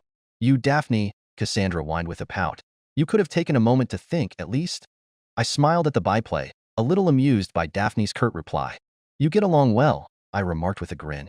Daphne let out a huff, but her expression softened when she saw Cassandra nodding with a bright smile. Have you known each other for long? Daphne shook her head. Not really. We met in a carriage coming to Orario a couple of weeks ago. She shrugged. I had little to distract myself on the trip, so I started to talk with this one along the way, and she quickly grew on me. Yes. I was really worried because it was my first time away from home, and I'm not really good at approaching people. Cassandra shrunk unto herself a little. Meeting Daphne in that carriage made coming here worth it. She finished with a bright smile, before adding in a grumble. She likes to bully me too much sometimes, though. Daphne huffed and turned her face around, but I could see the small smile she tried to hide. It was also thanks to Daphne that I could get away from Lord Apollo's familia until you found us. As she was the one that dragged me away from them when they first approached me, and every time since, too. She's my savior, she said, her smile turning wobbly. I grimaced. According to her, Apollo saw her only once. The moment she got down the carriage she rode into the city, she crossed eyes with the god Dash, and that was enough for him to order his familia to pursue her for days to get her to take his blessing. Still, I did my best to smile at Daphne. I see, that's impressive. I nodded. Not many would risk themselves to protect someone they hardly know, especially against adventurers. Daphne shrugged, a small dusting of red on her cheeks. I wasn't about to let those guys take her. It would have left a bad taste in my mouth. She deflected with a grimace. Of course, that only made them interested in me. Luckily, I'm good at running away, even with some baggage, she said with a self-deprecating smile, ignoring Cassandra's whining at being called baggage. Don't know what they saw in me, though. Cassandra is pretty, so I can see why her. But me? I'm just plain. Cassandra gasped. And no, I'm not. I'm just frumpy. But you are beautiful, Daphne. Pushed, don't lie. I look like a boy. I raised an eyebrow as each girl tried to get the other to admit that they were the prettier one. I didn't know how to feel about the fact that they were most likely in the right about the reason Apollo chose to recruit Cassandra, and the reason his children thought Daphne would be a nice addition to the familia as well. He didn't talk to them or even saw them fight, so it was probably their looks. They were younger than me, probably around the same age Sakura had been when she started coming around my house, but I could see them turning quite a few eyes in the future. But would that be enough for a god to try and force them into their familia? I almost snorted. Of course it would. Knowing what I know about gods, Greek gods in particular, it doesn't surprise me that one of them would ignore consent when it came to recruiting someone they found pretty. And considering who the god in question was, I should have expected it, really. Apollo was famous for a lot of things back in my world, but his pursuit of women was one of the more prominent of them. Of two women, in particular. Cassandra, daughter of the last king of Troy, sister of the infamous Paris of Troy and of the hero Hector. A woman whose beauty was so great it gained the admiration of the god Apollo, who sought to gain her love by giving her a gift. The power to see the future. Whether she promised her love in exchange or not, depending on who tells the story, when she ultimately rejected his advances in spite of the gift, the slighted god cursed her by having no one believe her prophecies. And thus the entire world believed her a liar and a madwoman. And there was Daphne, the dryad that, after being relentlessly chased by Apollo, who fell in love with her because of one of Eros' arrows, turned herself into a laurel tree to escape his advances. Her legend wasn't as well known, but the origin of the laurel wreath given in sporting events like the Olympics was a small tidbit of trivia that Fujine told me time and time again when my skill with the bow became apparent.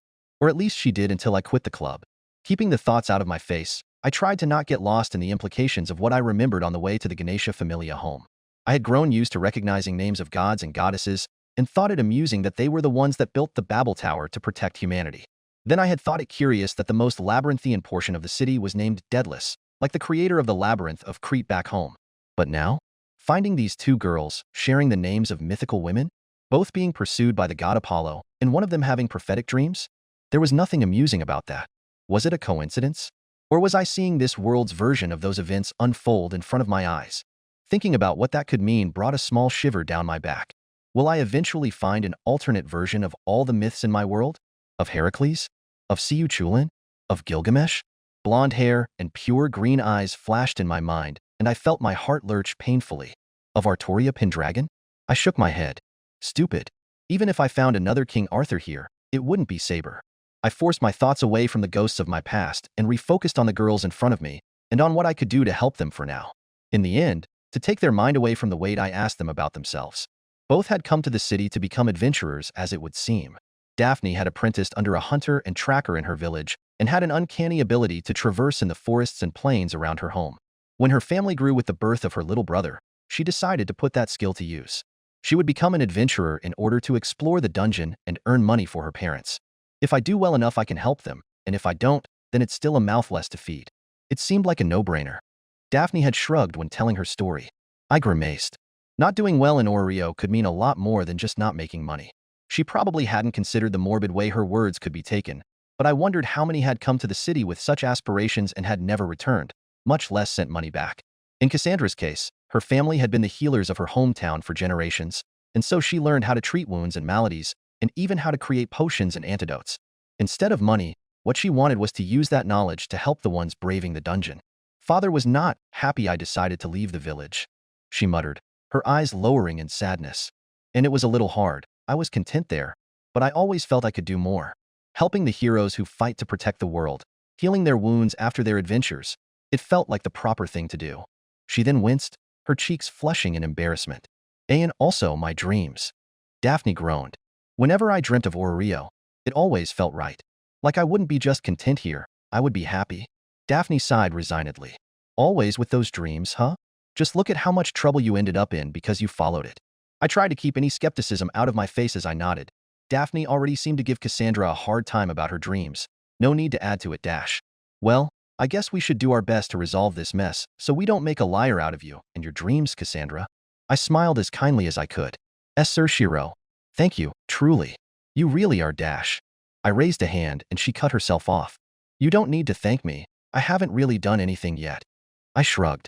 She seemed to be about to complain, probably say something about stopping Hyacinthos Cleo, but I continued, my tone hardening. Besides, what kind of hero would I be if I couldn't promise one girl happiness? Yes, I couldn't see this girl becoming happy under that god. I haven't met him yet, but I remembered that girl from Apollo's Familia that I saved in the dungeon. Chrysis had almost killed herself to please him once he got bored of her. Fickle, selfish, uncaring. That's the impression I got so far. I might be wrong, but from what I saw so far, Cassandra seemed brittle. Being in the clutches of someone like Apollo would probably break her. So I had to help her. I glanced at the window, trying to guess how much time had passed since we came here. An hour? 2? And wondering if there had been any updates, but the cloudy sky had no answers to offer. Waiting was all I could do now. Anything else comes after that. There was a beat of silence that made me glance back, and I blinked when I found Cassandra hiding her face in her hands, so flushed that it might as well be steaming, and Daphne looking at me with something resembling admiration in her eyes. Whoa, Dad did say city boys were dangerous. She whispered, probably expecting me not to hear. Are you okay? I asked, and only received an incredulous look from Daphne. Cassandra shook her head weakly, not lifting her face at all. Was it something I said? After Cassandra returned to something that could be called normal, aside from the small blotches of red still on her face and her inability to look at mine, I tried to reassure them, mentioning that many familiars would probably be very interested in their skill set. It was just unlucky that they had caught the wrong kind of attention from the wrong kind of god. I mean, I did come here to join a familia if I could, but not like that. Daphne complained as Cassandra curled into herself. Sorry, Daphne. She grimaced. Daphne groaned. Stop that. I already told you it's not your fault. Cassandra just nodded morosely. I know, but considering what Sir Shirou said, I can't help but think that if it wasn't for me, if you hadn't decided to help me you'd probably be in a nice familia by now. And you'd be stuck with the creeps. Daphne sighed, before squaring her shoulders and setting her face in a determined frown. I don't regret what I did, Cassandra. I don't regret helping you, so don't regret it either. I felt a smile come to my face. She may be blunt and a little too harsh on her friend's oddities, but it seemed that when push came to shove, she couldn't hide the fact that she was kind. An idea slowly formed in my mind. Even if we helped them now, there was no certainty that Apollo would stop his advances. They were good girls, but they were truly unfortunate to have met a god that so easily justified how wary I was of deities before I met Astrea. A selfish, uncaring being, so focused on his own wants that he ignored the suffering his actions and the actions of his familia had caused on the mortals under them. So selfish I was unsure he could be convinced of the error of his actions. And in a city, in a world, where might made right, there might be a possibility that his actions could go unpunished, and that the girls would end up in his clutches. But what if they were a part of a familia? Of Astrea's familia? If they joined, then no one would be able to complain if I needed to interject again. Forcefully at that. Are all familias like that? So, pushy? Cassandra asked, shuffling in her seat. I hummed, shelving the train of thought for now. It was not the moment to launch into some sort of recruitment pitch. And who knows? Maybe I'm being a pessimist. Maybe Apollo would prove to be a better man than I suspect him to be. I guess it depends on the god. I have some friends in the Hephaestus Familia and they are quite happy with her. And you saw how Shakti reacted to your situation. I'm sure they are not the exception to the rule here. And yours? Daphne asked, looking at me with a glimmer of interest that made me wonder if she was having the same idea I had. Astrea Familia, right? You guys were famous even in the countryside. I used to hear all sorts of stories about you. I raised an eyebrow. I guess I shouldn't be surprised that you know them. With this and the whispers and looks I kept attracting due to the symbol on my cloak, famous was starting to seem not enough to describe Astrea Familia. Daphne nodded, looking at me strangely. I mean, fighting against injustice, protecting the weak. Is it any wonder the girls of the Astrea Familia were popular? She smiled. I think every little girl born after the Familia formed wanted to be part of it. They still want to, probably. I see. I'm glad, I smiled softly, that even now, a year after their passing, they are still remembered fondly. I should tell Astrea later, she'll enjoy knowing this. I never heard about you, though, she said, her dark yellow eyes watching me with a mixture of curiosity and suspiciousness. I heard they disbanded after most of the members passed away, but here you are, the vice-captain, and a guy at that. Daphne. Don't be rude, Sir Shirou is our savior. Cassandra reproached, almost jumping on her seat in her rush to come to my defense. Hey, I am grateful about that. I'm not trying to be rude. She shrugged. Aren't you also a little curious about him? Also, didn't you tell me your mom used to tell you bedtime stories about Astrea's Familia? Daphne. I told you that in confidence. Cassandra squeaked, her face red as a lobster. And yes, I might be a little curious, but that's not a reason to pry. He probably just joined recently. He's so kind, and you are acting like he is a liar. Hey, it's fine. I don't mind her questions. If the Familia is as popular as you say, it's natural you're curious or suspicious. I interjected, trying to smile comfortingly. I looked at Daphne and nodded. Cassandra is right. I just joined the Astrea Familia a little less than a month ago. That's probably why I'm not part of any bedtime stories. I grinned when Cassandra squeaked once again. Daphne chuckled, but quickly sobered. So you're the first to join after that? She asked, a little uncomfortable about the tragedy of my predecessors. I nodded. That's right. I met Astrea by chance in a small village and, well, while she wasn't looking for new members, I was fortunate enough to be able to convince her to take me. I shrugged, a fond smile on my face. I was probably going to do the same thing you did, climb on a carriage and come here to look for a Familia to join. But once I met her, there wasn't a chance I would consider another god. Lucky, Daphne mumbled under her breath. So, it's just you? Or is there a captain? I actually haven't heard of anyone taking the mantle after Scarlet Harnell. She leaned forward, and Cassandra did the same. Yes and no? I winced, my voice coming out weak. There is a captain, yes, but there's some stuff we need to arrange before she can take the mantle, as you put it. But that's not really my story to tell, sorry. Cassandra and Daphne looked like they wished very much to ask, but in the end managed to hold back their questions, thankfully. It's not like I could explain that we still needed to bribe the guild, so the Familia captain could come back full-time. And that's when another voice interrupted us. I don't agree with that, Shirou.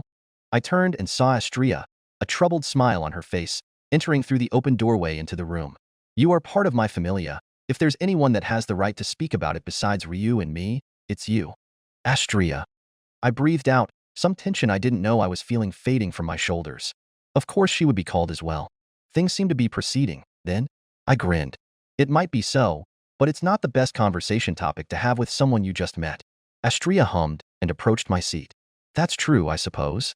And then she glanced at the two girls in the room, her expression softening in care and concern. Ganesha told me a little bit of what happened. Tell me, Shirou, why I was not surprised when I heard about you picking a fight with a level 2. She turned to me with narrowed eyes and pinched my cheek. I winced, not enjoying the fact that I seemed to have worried her once again. Still, I wasn't about to regret my actions. Sorry, but I wasn't going to let him and his cronies get away with something like that when I was there to stop it, even if he was stronger than me. I smiled guiltily. You already know me and my recklessness, Astrea. Astrea sighed and stopped assaulting my cheek, her pinch turning into a caress. Yes, I do. That's why I worry about your safety in your stead, even if your actions fill me with pride. She smiled, her eyes warm with affection. I returned her look for a moment, basking in her warmth, before I remembered we had an audience. I glanced at the two girls watching the scene with undisguised interest, Daphne tilting her head, and Cassandra peeking through her fingers, and I cleared my throat, feeling a little embarrassed at the affection my goddess was showing in front of other people. Astrea followed my eyes, and her own widened a smidgen. Sending me a look that seemed to say that we would continue this conversation later, Astrea turned with a kind smile. I stood up. Right, let me introduce you. Astria, these are Cassandra Allian and Daphne Loros. They came to Orario to become adventurers, and I helped them out of a tight spot.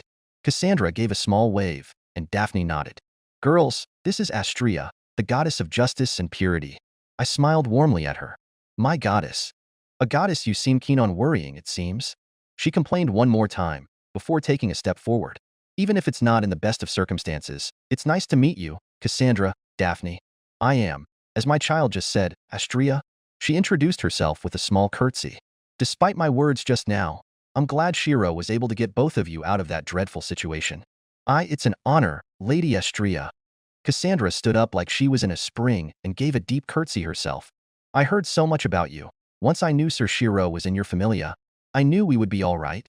Daphne followed suit and greeted Astria with her own bow, her previous reticence having been evaporated by Astria's presence. Then it stands to me to follow through that trust you have put on me and my familia, Astria declared, her voice turning hard even as she kept her placid smile on her face. Daphne's eyes widened. Does that mean you'll actually?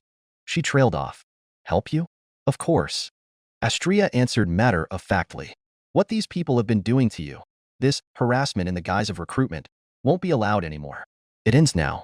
That, I swear, is the goddess of justice and purity. Both Cassandra and Daphne were looking at my goddess with shining eyes. I wasn't surprised. I was intimately familiar with the effect her words had on people. On me, particularly. Thank you so much, Lady Astria. Cassandra was seemingly the first one to break out of her spell. I knew that my dreams wouldn't lead me astray. She gushed, stars in her eyes. Astria blinked. Dreams? Ah, you idiot, don't say that. She'll think you're weird, that we are weird, if you say stuff like that. Daphne complained, covering Cassandra's mouth with her hands. Ignore that, please, my lady. She's just saying nonsense. I shrugged, ignoring the altercation. Cassandra seems to have prophetic dreams. I explained, ignoring the way said girl gasped in shock and how Daphne groaned. She said that she had a dream last night, one about meeting a sword that would protect her. Then Cassandra managed to get out of her friend's hold. That's right. I dreamt that if we went out that day, I would find a nice sword that would protect us. I first thought it meant an actual weapon I could give to Daphne, but it probably was about your symbol, Lady Astria. About us meeting Sir Shirou, she exclaimed. Her words meant to my goddess, but her eyes were focused on me like a laser. A nice sword, a sword of justice. Astria's eyes widened. She probably was thinking the same thing I thought when I first heard the description of her vision. It wasn't about the familia symbol. If there was a way to describe me, considering my magic and my element, sword would be apt. Astria looked at her with some shock, before turning to me. Shirou, did you? She trailed off, and I shook my head. I didn't tell her anything, nor did she see me cast my spells. Don't know much about divination and prophecies, especially not around here, but I've seen and heard of crazier things. I shrugged, then I got closer to Astria, placing my mouth near her ear. I also heard stories of someone like her before I came here, I whispered, putting some emphasis in the here, meaning this world. Don't dismiss it out of hand, we can talk later. I finished, raising an eyebrow at the small shudder that went through my goddess back. Astria took a deep breath, and then nodded, avoiding my eyes. Whatever the reason may be, I assure you we will help you. That's what our familia does. I said to the two girls when my goddess kept silent. Cassandra nodded thankfully, a bright smile on her face, while Daphne inspected me for a little longer, before the suspicion on her eyes fully faded. Thank you, really, she said, taking a step forward. And sorry for doubting you. I didn't really expect to be helped out of that, and was about to give up. I'm glad I didn't. I smiled and nodded, before turning to Astria. So, any plans on how we're going to proceed with this? I asked, feeling a little out of my depth here. Politics were not my forte, much less politics in an alternate world I was still not really familiar with. On this occasion, I would need to depend on Astria's experience. Right, that is why I came here. Astria replied, a grimace on her face. Apollo has sent word to Ganesha. He is requesting a meeting between our three familias. I raised an eyebrow. Apollo is requesting a meeting? Astria sighed and nodded. That's not only it. I can't even begin to guess what is going through his mind, but he has threatened to raise a complaint with the guild. It seems he intends to accuse us and the Ganesha familia of interfering with familia business unless we have the prospective recruits returned to him, unblessed. She finished, frustration in her tone. Daphne sucked in a breath and Cassandra gasped. What? I asked in disbelief. Never mind me. Apollo could have some ground to stand on regarding that accusation dash. He wanted to accuse Ganesha, the god who has been fighting to protect the peace of the city for decades? Is he insane? Why would he do that? I don't know. He has always been prideful, but he is not foolish. Astria shrugged and massaged her temple like she was staving off a headache. Maybe he believes the guild will stand with him. According to Ganesha, Apollo's familia has been one of the fastest rising stars in the city since I left, so he may be overestimating his influence. Does that mean that we will have to go with him, after all?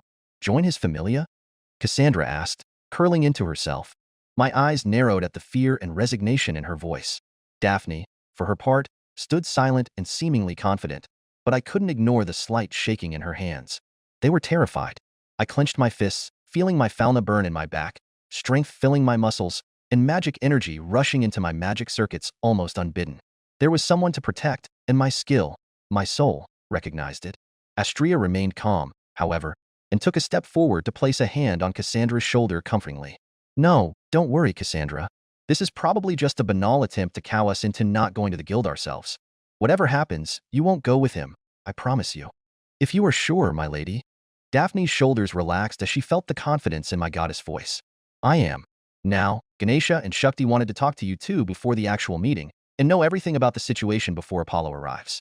They are waiting for us in his office, so let us go. Astria then turned to me and smiled softly. And you too, worrywart. Everything's going to be fine. So turn that frown upside down, will you? She giggled. I let out a breath and tried to relax. Is it going to be fine? I probably should not have any doubts regarding this if Astria was so sure, but I wasn't about to underestimate the greed of a deity. I should go into this prepared for anything. I wondered, would this whole situation end up in a peaceful resolution? Or was I about to meet my first enemy in the familias of this world? In spite of the extravagant exterior of the familia home. Really, was there any need to shape the whole thing like a statue of Ganesha himself? Or to put the entrance in his crotch? The rooms inside I Am Ganesha were beautifully designed.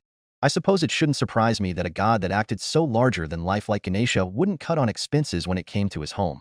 I had imagined the meeting room where we would receive Apollo to be lavish and extravagant, and in some ways it was, but not entirely as I expected. The walls, crafted from the purest marble, were accentuated by gleaming gold lines that stretched up to the domed ceiling. Crystal glass windows, softened by draped silks in vibrant hues, let the sunlight enter unimpeded, bathing the room in soft lights. Yet, much of the furniture had been cleared beforehand, leaving the space open and uncluttered save for a single thing. At the room's center stood a round table. It was as beautiful as the rest of the room was, if not even more, and calling it a table was like calling the Palace of Versailles a building. All around the sides of the table, and crawling onto the top of it, were carvings of what I could only describe as a menagerie of monsters and creatures, some familiar, but most of them I had only heard about in my sessions with my advisor. Goblins, ogres, silverbacks, dragons, minotaurs, skeletons, flaming birds, and so on and so forth, so detailed and realistic that I almost expected them to leap out of the wood living and breathing. Yet, as intricate as these carvings were, they paled in comparison to the figure that dominated the center of the table, a resplendent depiction of an elephant-headed man. His muscular form was carved with such precision that veins and tendons seemed to ripple beneath the surface of his wooden skin, and his clothing seemed to flutter in an eternal wind. The gold-inlaid, jewel-encrusted representation of Ganesha was probably the greatest piece of art I had ever seen in my life. I had let my curiosity get the best of me and had casted a quick structural analysis on the table while we were waiting. Aside from the jewels and the gold, the whole thing had been made from a single piece of mahogany, and it took months for a single person to painstakingly engrave every little detail on it. I couldn't even fathom how much it had cost the elephant god or his familia to have such a masterpiece made in his honor. Of course, every thought I was putting in examining the table was probably a way for me to ignore the, pardon the pun, elephant in the room, the meeting of literal gods sitting around the table. Astria and Ganesha were sitting across the door of the room, showing an united front. Both gods looked more serious than I had ever seen them. After hearing Daphne and Cassandra's retelling of the week since they had arrived in Orario, my own testimony of the situation before I intervened, and then Farna's, both were determined to put an end to Apollo's crimes. They weren't taking any chances. Astria and Ganesha were as ready as they could be. Daphne and Cassandra were sitting in between them, and Shakti and I were standing behind them, acting like their bodyguards. There shouldn't be any need for that, but we figured that, since Hyacinthos had already tried to strike Daphne, it wasn't outside the realm of possibility that he would try to do so again in a peak of anger. Of course, that was when we assumed Hyacinthos would come accompanying his god. He didn't. Standing right across us stood not Phoebus Apollo, but a long-haired blonde elf, his lower face covered by a cloth mask. Lissos, as his weapon had revealed to me, had declined a seat at the table and was now watching the room's occupants with a frown of irritation on his face, like this situation was beneath him. Curiously, from the moment he had come into the room, his hand had been placed on his dagger. Is he expecting an ambush? Did he seriously think we were that stupid? Or is he that reckless? That thing in his hand might as well be a bomb waiting to go off. Well, it isn't like it's any different from any other magic sword. It wasn't my first time seeing a so-called magic sword, and once again, I was amazed at the almost impossible sight in front of me. In a mishmash that only kept some semblance of integrity, but only barely, due to the bullshit that was the blacksmith development ability, the material made out of a normal mineral and a magic crystal was as volatile as it was fragile. Only a drop of magic energy, of mind, was needed to activate the blade's properties and enact a mystery that would put what Tosaka used from her gems to shame. But in exchange for all that power, the material was brittle. So brittle that the dagger in front of me would most likely break in 2 more attacks. A disappointment, really? Almost as an afterthought, ways of bettering the forging process, taken from swords of similar properties, like the Azoth blade, leapt to my mind, and were succinctly ignored. I would have to ask Hephaestus about the feasibility of the processes anyway, in favor of keeping my attention on the other occupant of the room. Soft-looking golden hair that looked like it was spun gold. A face so beautiful that put any other man I've met to shame.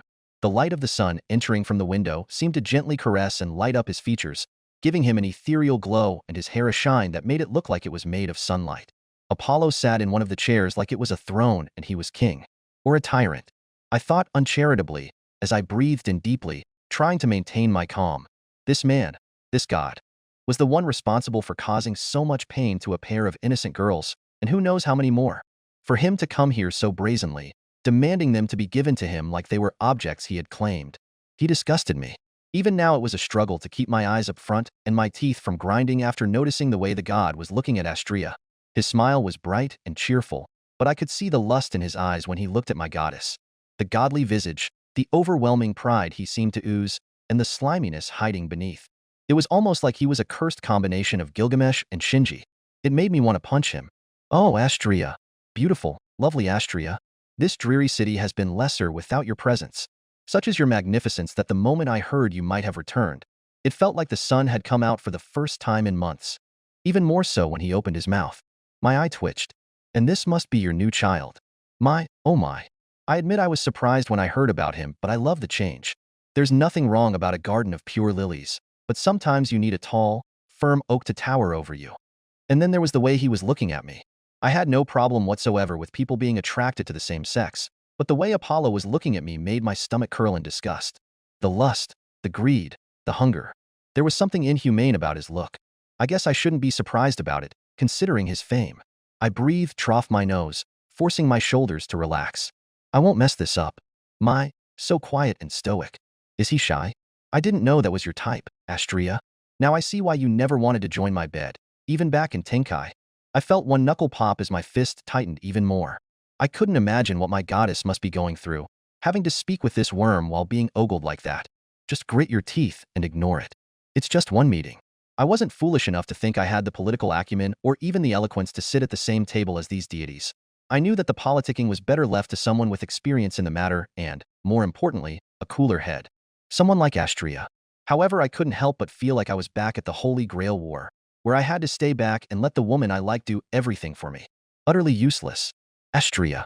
Astrea had to keep her expression impassive when Apollo ignored everyone in the room, even the girls he had wronged, to focus his attention on her and, worst of all, on Shirou. She truly did her best to not react to the way his eyes focused on her chest, like her magnificence was hidden in her cleavage, but she couldn't help the small shudder of revulsion traveling down her back. Before, his advances only brought her basically it. Really, for thousands of years she had kept her chastity. Did he think she would give it to him due to a shallow compliment? But now, if there was a man she wanted to look at her with desire in his eyes, it was the one standing behind her.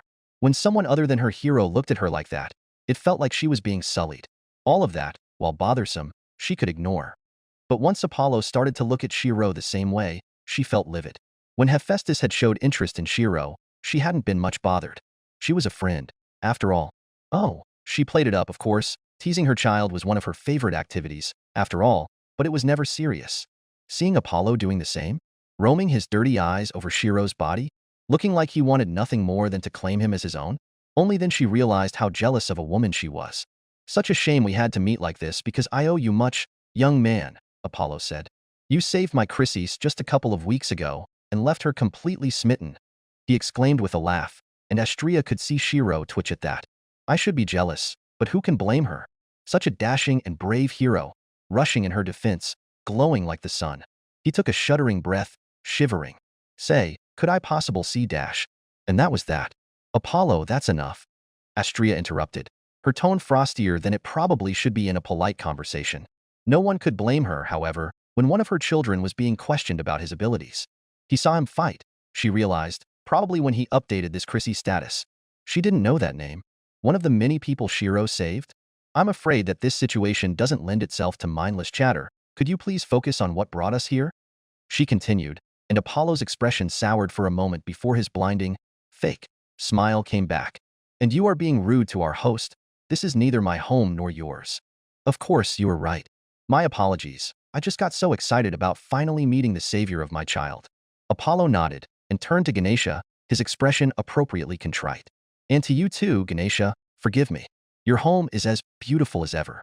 I know this is an unfortunate situation, but it's always a pleasure to be here. Haha, I don't mind a little rudeness, for I am Ganesha. Ganesha replied from his seat, his boisterous voice cutting through the tension that filled the room.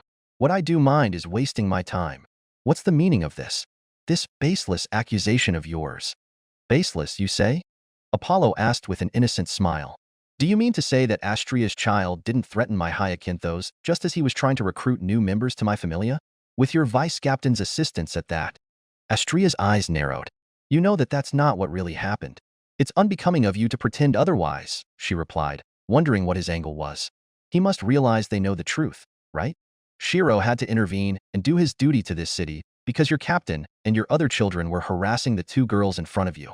Apollo glanced at the girls for the first time since he entered, and Astria felt her frown deepen when they both flinched at his regard. However, strangely, he then just looked away, as if Cassandra and Daphne were just furniture placed in the room. Uncaring, like his familia hadn't spent the last week pursuing them. Strange. Apollo's stubbornness was nothing but legendary. Wasn't this meeting just to get the girls under his thumb? Duty? Harassment? Please, you act like my children were committing a crime. Apollo scoffed, turning back to her. I know things are peaceful in this beautiful city, but don't start grasping at straws, my friends. Like I said, Hyacinthos was only inviting them to have a talk with me.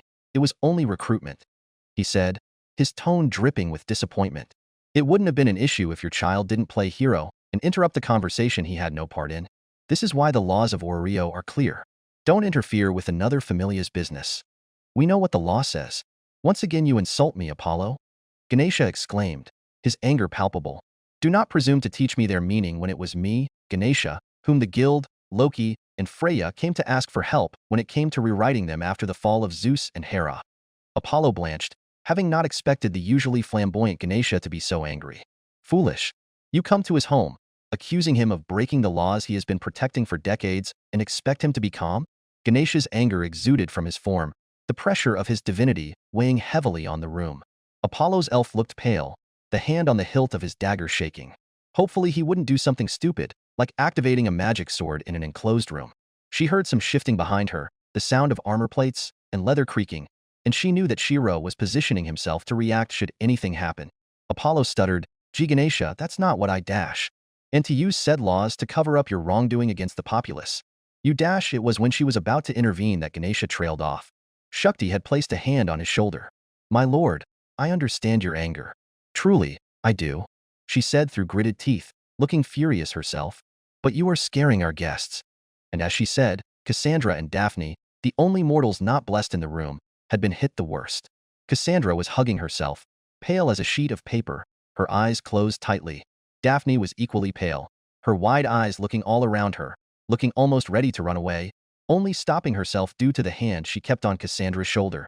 She was protecting her, even as she was falling apart herself. Admirable. Feeling her respect for the red-haired girl raise considerably, Astria placed her own hand on top of Daphne's, offering some meager support as Ganesha calmed down. Like a blanket being lifted, the pressure abated and Ganesha laughed boisterously. Haha. Apologies. It seems that even Ganesha can get angry at foolishness. Then he sobered and lowered his head at the girls sitting beside him. I'm sorry, civilians. It was not my intention to spook you. Astria cleared her throat, trying to keep the meeting from derailing even more. I can understand your anger, Ganesha. Apollo, You keep mentioning interference during recruitment, and I don't think you truly know what that means, what the law actually says. She shook her head, her expression cold, and gestured at the girls sitting beside her with an open hand. Cassandra and Daphne speak of harassment, of physical threats, of being manhandled by your Phoebus Apollo. That isn't recruitment, she said, letting her anger, her disgust, enter her tone, both at Apollo and at herself. I used to believe this man as an ally. Apollo's familia hadn't been strong enough to be much involved in the more important operations during the years of conflict against Evilis, but they had participated in some conflicts and during the cleanup of the more damaging events, where any bit of help had been greatly appreciated. Had he done this kind of thing to recruit his members even then? Or was this a unique situation? Or was the fact that there was no greater evil to fight opening her eyes to the lesser ones? Astria didn't know that, and she hated that. Since coming back, every moment had been an uphill fight to reacclimate herself to the overall situation of the city. Ganesha had been a lifesaver, but there was only so much he could tell her in so little time. She needed to change that. Get herself more involved so this kind of thing doesn't happen anymore. Shirou, Amiya, and my own Palooza also agree with their testimony. There is little doubt about the events that transpired. Ganesha added, his arms crossed against his chest. Of course, there's always the possibility that even if they were not lying with their accounts, they could have misunderstood something. Astria added, but her tone probably told everyone that heard it that she didn't believe that. Your captain should have come with you, Apollo, so he could give his version of the events. Why isn't he here? Of course, everyone in the room knew why. If Hyacinthos Cleo or anyone involved in the case talked, then the truth would come out. It was so obvious of a delaying tactic that Astria felt insulted. Apollo's expression twisted into a mockery of fear. I told him not to come because I was concerned for his safety, he answered, before he seemed to remember the start of the meeting. Not about you, Ganesha, no. Your reputation certainly precedes you. However, if Astria deemed my precious child evil, who knows what could have happened to him? Astria blinked, confused for a moment, before she felt her blood go cold and her grip on the armrests tighten. Ryu. He is talking about Ryu. She sucked in a breath, her mind numb. Is he really insinuating that? Apollo smirked at her shock, before schooling his expression. Can you blame me for my caution? The last time a familia was Astria's enemy, everyone remotely involved with them was killed. Innocent or not, he said, satisfaction in his eyes. Don't speak of things you don't understand, Apollo. Ganesha warned, being the one keeping his cool this time. What happened with the gale wind was different. Shirou Amiya was justified in his actions, and his response was moderate. That I guarantee. Was it? You say that, but what will the guild believe? What will Orario believe? Astria's children have a reputation of overreacting. After all, he shrugged. You see why I didn't go to the guild with this. Not only Astria's reputation would be further questioned because of this, but yours would be dragged down as well, Ganesha.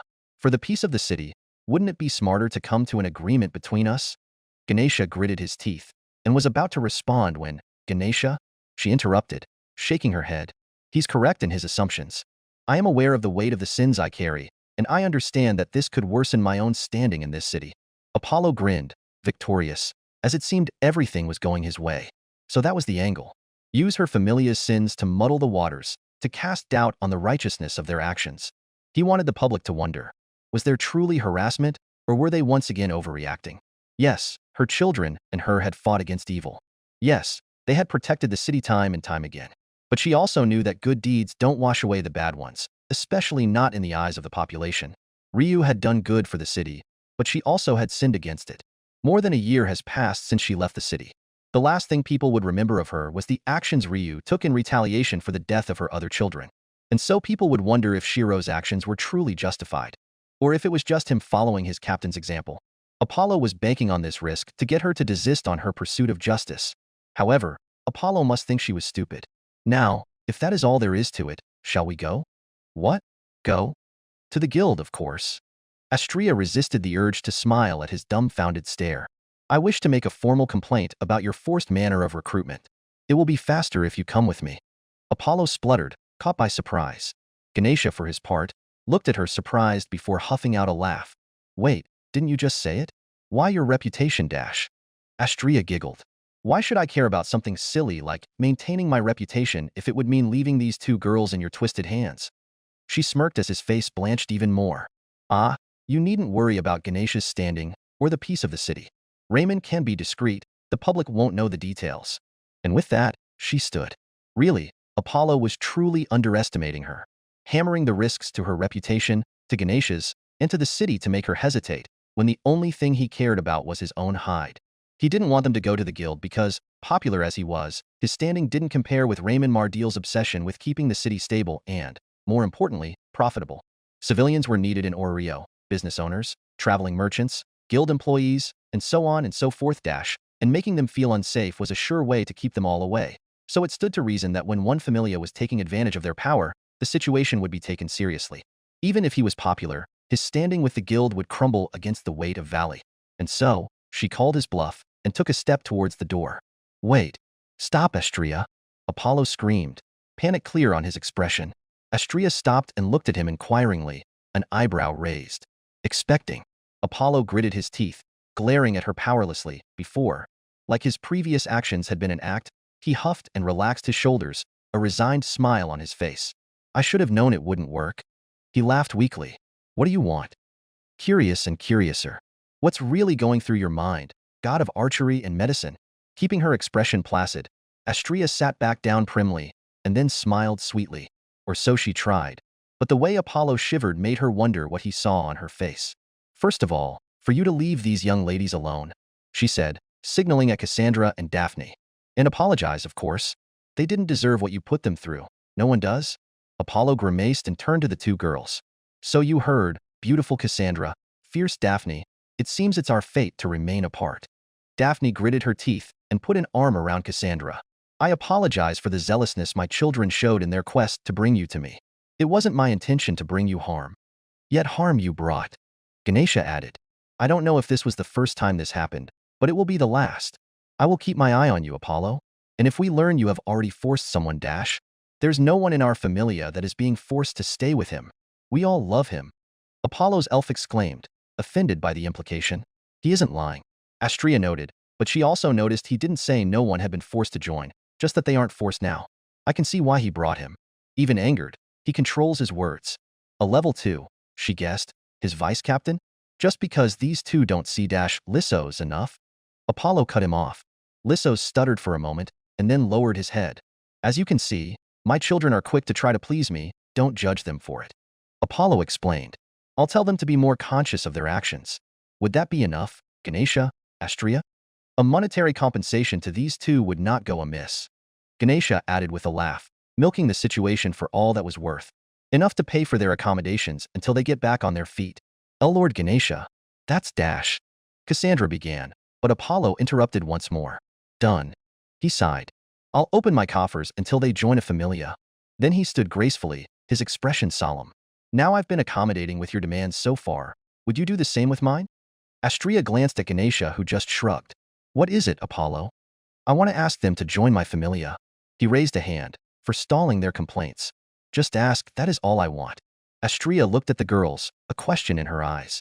Daphne squared her shoulders and nodded, fire in her eyes, and Cassandra followed after, seemingly borrowing courage from her friend. Apollo bowed at the waist, surprising them. Cassandra Leos, Daphne Loros, it's my wish for you to partake in my blood and join my familia. You'll never want for nothing, and you'll have my love forevermore, until the day you leave this world and beyond. What do you say? There was a beat of silence. No. I am sorry, but no. To the surprise of no one, not even Apollo if his shrug said anything, they both rejected him. Astria's eyes narrowed, now really knowing there was something happening. Apollo wouldn't let go of them so easily. What am I missing? And why do I feel that it will come to bite me later? Regardless of the strangeness of the situation, Astria thought that that was it. She knew Ganesha would probably check older reports of disturbances to see if there was any other instance of Apollo having done this before and, knowing him, he would have his familia on high alert so this didn't happen again. Astria would do the same. She'd ask Shirou, and eventually Ryu, to keep an eye on his familia from now on because there was no way she would blindly trust his words, but for now she didn't believe they could do anything else without further evidence. There were some arrangements made regarding the money Apollo would give the aggrieved party, but eventually, the meeting came to an end. Apollo had just turned to leave, before someone stopped him. Before you leave, Shirou began, making Apollo freeze in place. I just wanted to have a word. Astria turned, and grew concerned. Shirou? There was nothing in Shirou's expression. Not the tender smiles she loved so much, nor the anger he sometimes showed for her sake. It was cold and still, as if carved from granite, and his eyes were zeroed in Apollo with an intensity that surprised her. Oh? What is it, young man? He glanced at her for a moment and then grinned. his eyes mocking. Are you perhaps interested in a transfer? If so, I promise I'll take good care of you. She rose from her seat, fury coursing through her veins. Apollo, you dash. What? I'm just asking. Don't be so jealous, Astria. Apollo said airily. It's not like he is a thing. He has wants and desires too, and he might have grown tired of you. Let him ask if he wishes. Every insult you have lain on me today I can ignore, but not this one. She hissed. You know nothing of him and what he wants. I know he's a man, and he has a man's needs. He grinned when Astria froze. Your tender love might work with your usual fare of lilies, but men are different, more greedy. Your motherly affection will not be enough, not forever. Eventually, he will want more, and I know firsthand that you will never give him that. She was about to retort, to say that Shirou wasn't shallow like him, that he wouldn't demand anything more than what she was willing to give, but stopped when a gauntlet hand held her shoulder tenderly. Shirou? Astria, it's okay. Astria felt a shiver go down her spine. Seeing Shirou like this, hearing his voice just now, she didn't like it. It reminded her too much of the emptiness she hadn't seen in him during the fire that consumed his hometown. So? Are you interested, Shirou? Apollo asked, saying Shirou's name like he was tasting every syllable. Shirou said nothing. He just walked calmly around the table to approach Apollo, his bronze eyes as cold as the metal they resembled. Ganesha remained silent, observing the situation curiously and, like her, probably wondering what was Shirou's intention for wanting to speak up. It wasn't like him to try and call attention to himself. Although, if there was one thing she knew for sure, it was that Apollo was wrong. She knew Shirou the best out of anyone in this world. His desires, his dreams, his heart. The depth of his devotion to justice. Even if he wanted to transfer, and she knew he didn't, Shirou wouldn't consider joining his familia. Not after the suffering Apollo had caused to innocence. His kind soul wouldn't allow him to consider that. He stopped an arm's breadth away from Apollo, his expression unchanged save for a small crease in his brow. No, I'm not, Shirou answered honestly. Nothing you can say will make me leave Astria's side. Astria couldn't help but smile smugly at that. My, such loyalty, such passion. Apollo breathed, his tone almost intoxicated. You may try to hide it, but during the meeting, I could see it in your eyes, your desire for her. He then sighed. And now I can see the fact that you refuse to believe me, to accept the truth, that she won't reciprocate your feelings. Apollo's smile twisted, anger replacing his feigned warmth. But I've known her far longer than you, boy. She is a virgin goddess. She won't ever take you. No man is good enough for her. No god is good enough for her.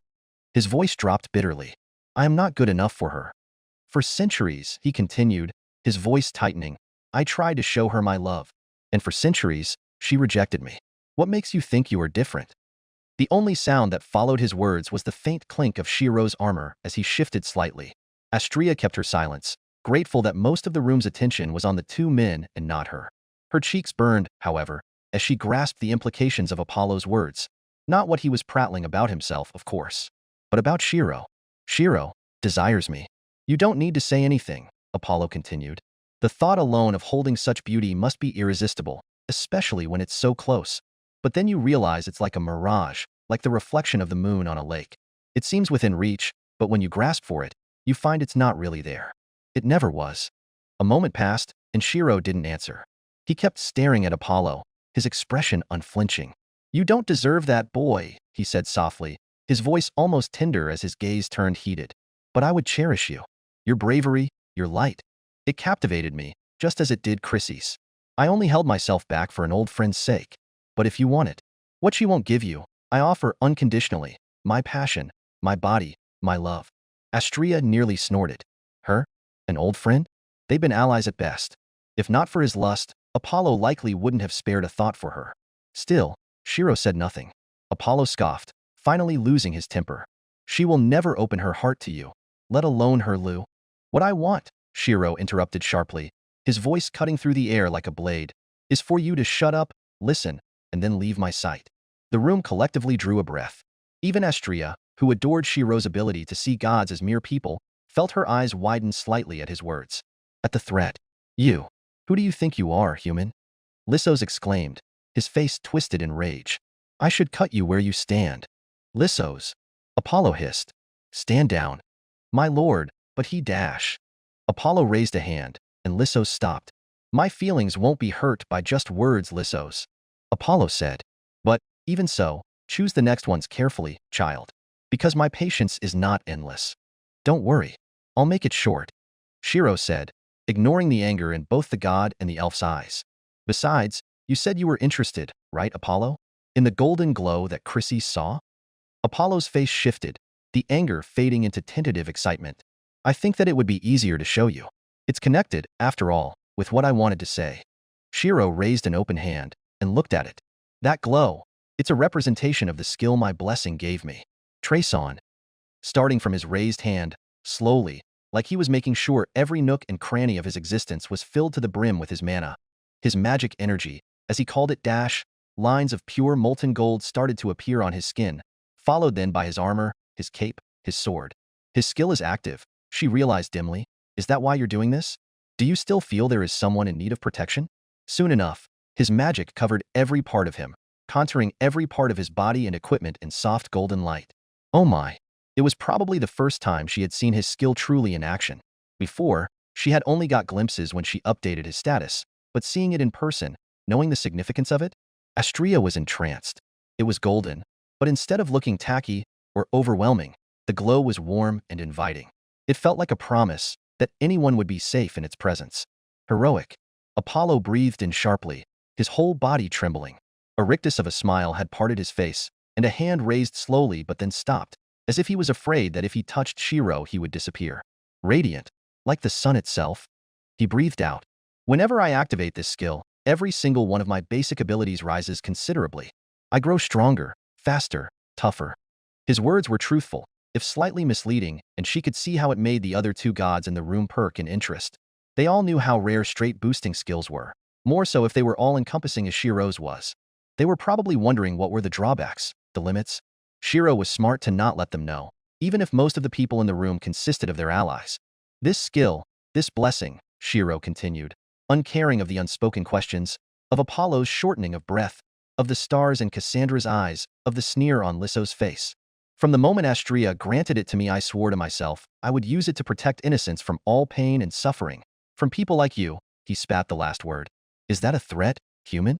Lissos took a threatening step forward, his hand on his dagger. It's not a threat, elf, it's a promise. And by the wings and the blade of justice, I will keep it. Astria breathed sharply, her heart fluttering. My child, my hero. If I ever see any of your familia members harassing innocents again, I will stop them, by any means necessary. He finished, his tone hard as steel. Astria finally realized what Shirou's intention was. A show of strength. Even if her familia had been strong and influential once, they were now weak. Ryu was with them, she was her captain, but they couldn't reveal that yet. They had good allies in Ganesha, she was experienced in diplomacy and had some connections to the guild, but they were not an actual threat to those who wished to take advantage of others. Shirou wished to change that perception of weakness, position himself as the steel gauntlet to her silken glove. He was turning himself into a deterrent. However, as it stood, it didn't seem as if he was succeeding. Apollo was just mystified by the glow and didn't seem to register the words. And his elf? Lissos scoffed, his eyes slanted in a way that showed there was a mocking grin under his mask. There are dozens in my lord's familia, some even level 2. Do you think you can intimidate us, let alone defeat us? A single level 1 rookie? His elf seemed more insulted than cowed. So what are you going to do, my hero, to protect those you want to protect? Shirou tilted his head. That won't be enough, I'm afraid, he said, before taking a deep breath. Because, while there may be dozens of you, my body is made out of blades. There was a thrum of magic. Like his words were a switch, the glow across his body intensified. She could feel his magic ballooning in quantity, intensity, like a dam that had been blocking its passage had opened. Then, one sword appeared, floating in the air behind Shirou, held by invisible hands. There was nothing remarkable about it, only the fact that it had appeared from motes of golden light made it special. Then a moment later another, different in appearance, but equally unremarkable, appeared in the same way, just beside it. Then another, and yet another.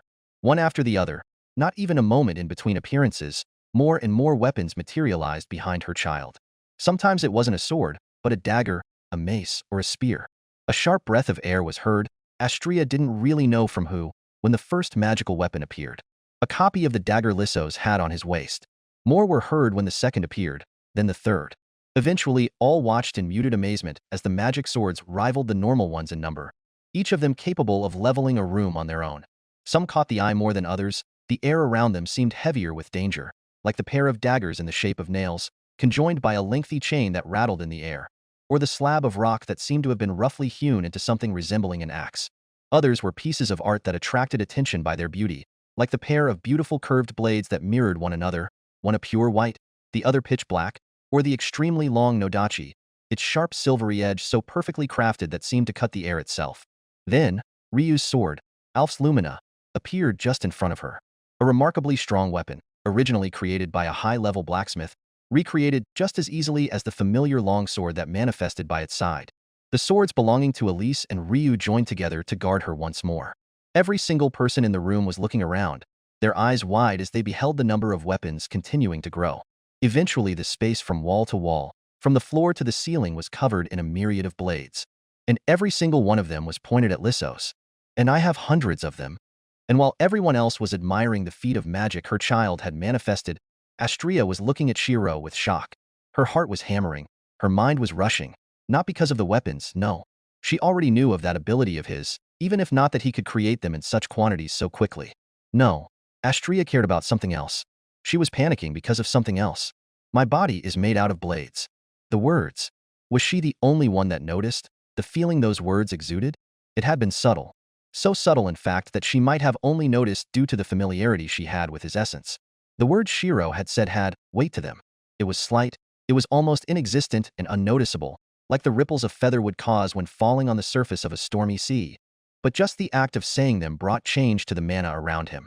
It was a declaration of truth so undeniable that even the world acknowledged it. Just as she was Astria, the goddess of justice and purity, Shirou's body was made out of blades.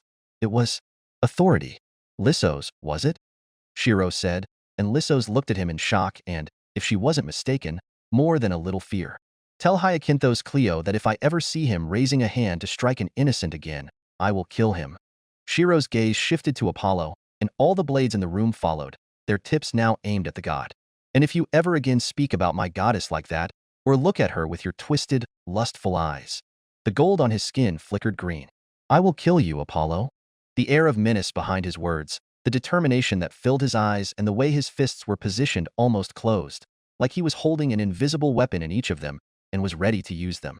Yes, she didn't need to be a goddess to know he meant every word. There was a moment of shocked silence. Deicide. Shirou had threatened the life of a god. For her. Reckless, foolish, stupid. Then why in the name of the sticks she felt like swooning? Apollo finally moved. One hand clasped the shoulder of his child, both as a crutch to himself and to stop Lissos from leaving his side. His voice was toneless, save for a minimal trembling he could not fully hide. Fear? Excitement? Both? My dear child, he began, his smile brittle and strained. If you think that this would diminish my interest for you, then you are sorely mistaken. His hands were shaking, Astria noted. Astria's child didn't reply, his eyes unwavering. He had said his part. Apollo glanced at Astria, before he tore his eyes from her with a forced chuckle. But I understand when I'm not wanted. I do not wish for this day to end in violence. He sighed, almost forlornly. Let us go, Lissos. Without waiting for a response, he turned on his heel and strode toward the door, Lissos trailing behind him, his eyes watching the weapons around him in muted disbelief until he crossed the threshold. Apollo turned one last time and left some parting words. I will see you again, Shirou Amiya, my golden son. As soon as the door closed behind them, the tension in the room broke like a snapped string. The glow around Shirou faded, and the blades dissolved into motes of light. He let out a deep sigh and turned around, and Astria felt something in her chest melt when his eyes were back to the warm, loving color they always were. Shirou looked around the room, nervously meeting the widened eyes of everyone present. I guess some of you might have some questions about what just happened? The incredulous looks he got in answer seemed to be enough for him. He nodded, before smiling sheepishly. Before that, does anyone want tea? I'm parched, to be honest. Astria couldn't help it. She burst into giggles. I love this silly man. Chapter 15. Closing the door to his office behind him, Apollo lowered his head and waited, paying attention to the sound of footsteps growing distant. Once he could no longer hear them, he breathed deeply. Ha ha ha. His chest heaved, desperate for air, like he had run a marathon around the city. The only sound in the room was his labored breath, but soon it changed. Ha ha hey ha ha. A smile split his flushed face, and he raised his hands to cover it, the laughter spilling through his fingers. Ha ha he, ha ha ha. Soon he couldn't hold it back, uproarious laughter filled his office, his joy spilling all over unbidden. To think that a mortal like that existed. So bright, so pure, so beautiful. Someone that could look a god in the eyes and threaten them. Astria, you lucky bitch. Where did she find him? When? And why wasn't he his? That glow of his, it belonged to him. He is the god of light. He gritted his teeth, his laughter stopping as plans formed haphazardly in his mind. Half-formed courses of action mixed with lurid fantasies of how he would enjoy his newest conquest rushed through his mind, and Apollo felt himself harden. Shirou Amiya, he would be Apollo's soon. He would make sure of it, even if he had to pry him from Astria's dead hands. There was a clinking of glass and Apollo looked up, almost startled. Who? My, how unsightly. A soft voice broke him out of his spell, his mind recalling the events of not even an hour ago. Even your children would be disgusted if they saw you just now, Apollo. Apollo sighed, trying to show a modicum of calmness he was not feeling. Which is why I am in the privacy of my sanctum. He straightened his robes, swept his hair back into order, and turned to see his uninvited, yet very opportune and welcomed guest. I see you decided to help yourself while awaiting for my return, Freya. Freya just smiled guilelessly, sitting on his chair, one hand playing with one of her silver locks, and the other held a cup of his most expensive wine, the uncorked bottle sitting halfway empty on his desk. Didn't you say make yourself at home when you left to handle those dreadful affairs of yours? She swirled the wine for a moment and then sniffed it. It does not really compare to what I usually enjoy, but it does its job. Apollo did his best not to glower. He had been saving that bottle, but saying something would make him look petty. Let her play her games. It isn't worth it raising a fuss like an offended child. Besides, he owed her more than she probably knew. Freya then took a sip, letting out a sensuous moan as the dark red liquid passed through her lips. Apollo shifted, feeling his blood, which had been smoldering since he left Ganesha's home, reignite. So? How did it go? Your return was swift. I'm only on my third glass. He looked at her through hooded eyes, admiring her peerless beauty even as she did her best to anger him. The clothes, if they could be called that, she was wearing did nothing to alleviate his lust. Pieces of fabric, really, that clung to her like a second skin, leaving nothing of the body underneath to the imagination, and covering just enough to keep her modest in the barest sense of the word. But, to be honest, Apollo didn't mind that she kept her most tantalizing parts hidden. He always enjoyed unraveling his presence. He drank in the sight, his eyes following the line of her legs to her wide hips, her exposed flat stomach and up to her breasts, and the hint of pink that peeked from her clothing. The pearl-white skin that looked to be softer than silk calling for his fingers to explore and discover. The long silver hair that he wished to see forming a halo behind her head as he took her on his bed, or that he longed to wrap around his hand and pull as he thrust it into her from behind. Apollo licked his lips, and his view finally reached her face. There was a satisfied and smug, almost mocking glint on her eyes. Apollo was weak to her, and she knew it, taking pleasure in showing just enough to tempt and wreck his self-control. Minx, he scoffed, and lowered himself on one of the couches in his office. Exhaling through his nose, Apollo finally replied. It went as well as I could have hoped, he said, shrugging. Better than it could have gone if I hadn't been forewarned and forearmed. I am in your debt, Freya. Freya chuckled. Oh, Apollo, do I always have to remind you to not say things like that? You make it sound so transactional. How many times have I helped you and not asked for anything in return? She smirked. You are a precious friend, and as long as you remain so, there are no debts between us. Apollo smiled thinly, taking the not-so-subtle threat for what it was. A reminder of how much he had profited from their relationship, and of how much she knew about him that could crush him if it was widely known. And now she knows more. He loved Hyacinthos, but failing to inform him of something as important as a disagreement with the two law-enforcing familias of the city, retired as one may have been, ended up being a costly mistake. I didn't believe it was serious enough to warrant your immediate attention, didn't exactly cut it as a suitable excuse. It hurt him, but he may need to punish his precious child for the first time ever. If it wasn't for Freya's timely warning, he wouldn't have even known of the situation before it came to bite him. Besides, it was only a coincidence that one of my children was in position to witness what happened, Freya smiled. You're lucky that Astria's child was involved and not just Ganesha's. Oh, is there something you wish to tell me? Are you interested in Astria's boy? He hoped not. Having Freya as a competitor for him would be unfortunate. Oh, no. Nothing like that. Freya giggled. I've been keeping an eye on Astria and her child. I have a little project, that I've been working on for a little over a year. Fixing a little something that was left broken on my doorstep. She sighed exasperatedly. It took some time to not have it crumble on me, but it's working properly now. And is that related to Astria? How? Well, I thought that having her return now would bring it all down. It was rather fragile, you see. Oh my, it seems that Freya has been a bad girl recently. A criminal organization of sorts she picked up? A shady business? I worried needlessly, though. If anything, my little broken bird has been flourishing lately. Or maybe someone. I'm just glad my needless fretting ended up helping you. She smiled. As I am. Like always, you are as magnanimous as you are beautiful, he said, a part of him actually meaning the words. If it wasn't for Freya, he couldn't have risen as fast as he did. But now that he shouldn't need her anymore, he didn't enjoy falling deeper into her pocket. If it wasn't for you, it wouldn't have been just a chastisement and a warning. The guild might have gotten involved. The money was just a pittance. He didn't even register it as a punishment. Having Ganesha and Astria being wary of him going forward was the actual price he paid for this situation. You got off easy then, Freya remarked. Ganesha is prickly when it comes to the populace. I wish I knew that before. He had never been on the receiving end of Ganesha's anger. It had been an enlightening experience. Almost arousing, to be honest. He loved passionate men. Your words helped. Apollo smirked. As you said, Astria was the linchpin. Striking her vulnerabilities stopped her, for a moment or two. Freya laughed. You didn't seriously believe that just remarking about some spilled blood would actually deter her, did you? She's stronger than that. Apollo raised an eyebrow. There was genuine fondness in her tone. Interesting. I didn't, he admitted, but it helped divert their attention from my dear Hyacinthos and, more importantly, get that frigid bitch off her high horse. His words were full of anger, almost a snarl, but there was a smile full of twisted satisfaction on his face. How satisfying it was to remind the goddess of purity how filthy she truly is. It didn't make hundreds of years of humiliation sting any less, but it was almost cathartic.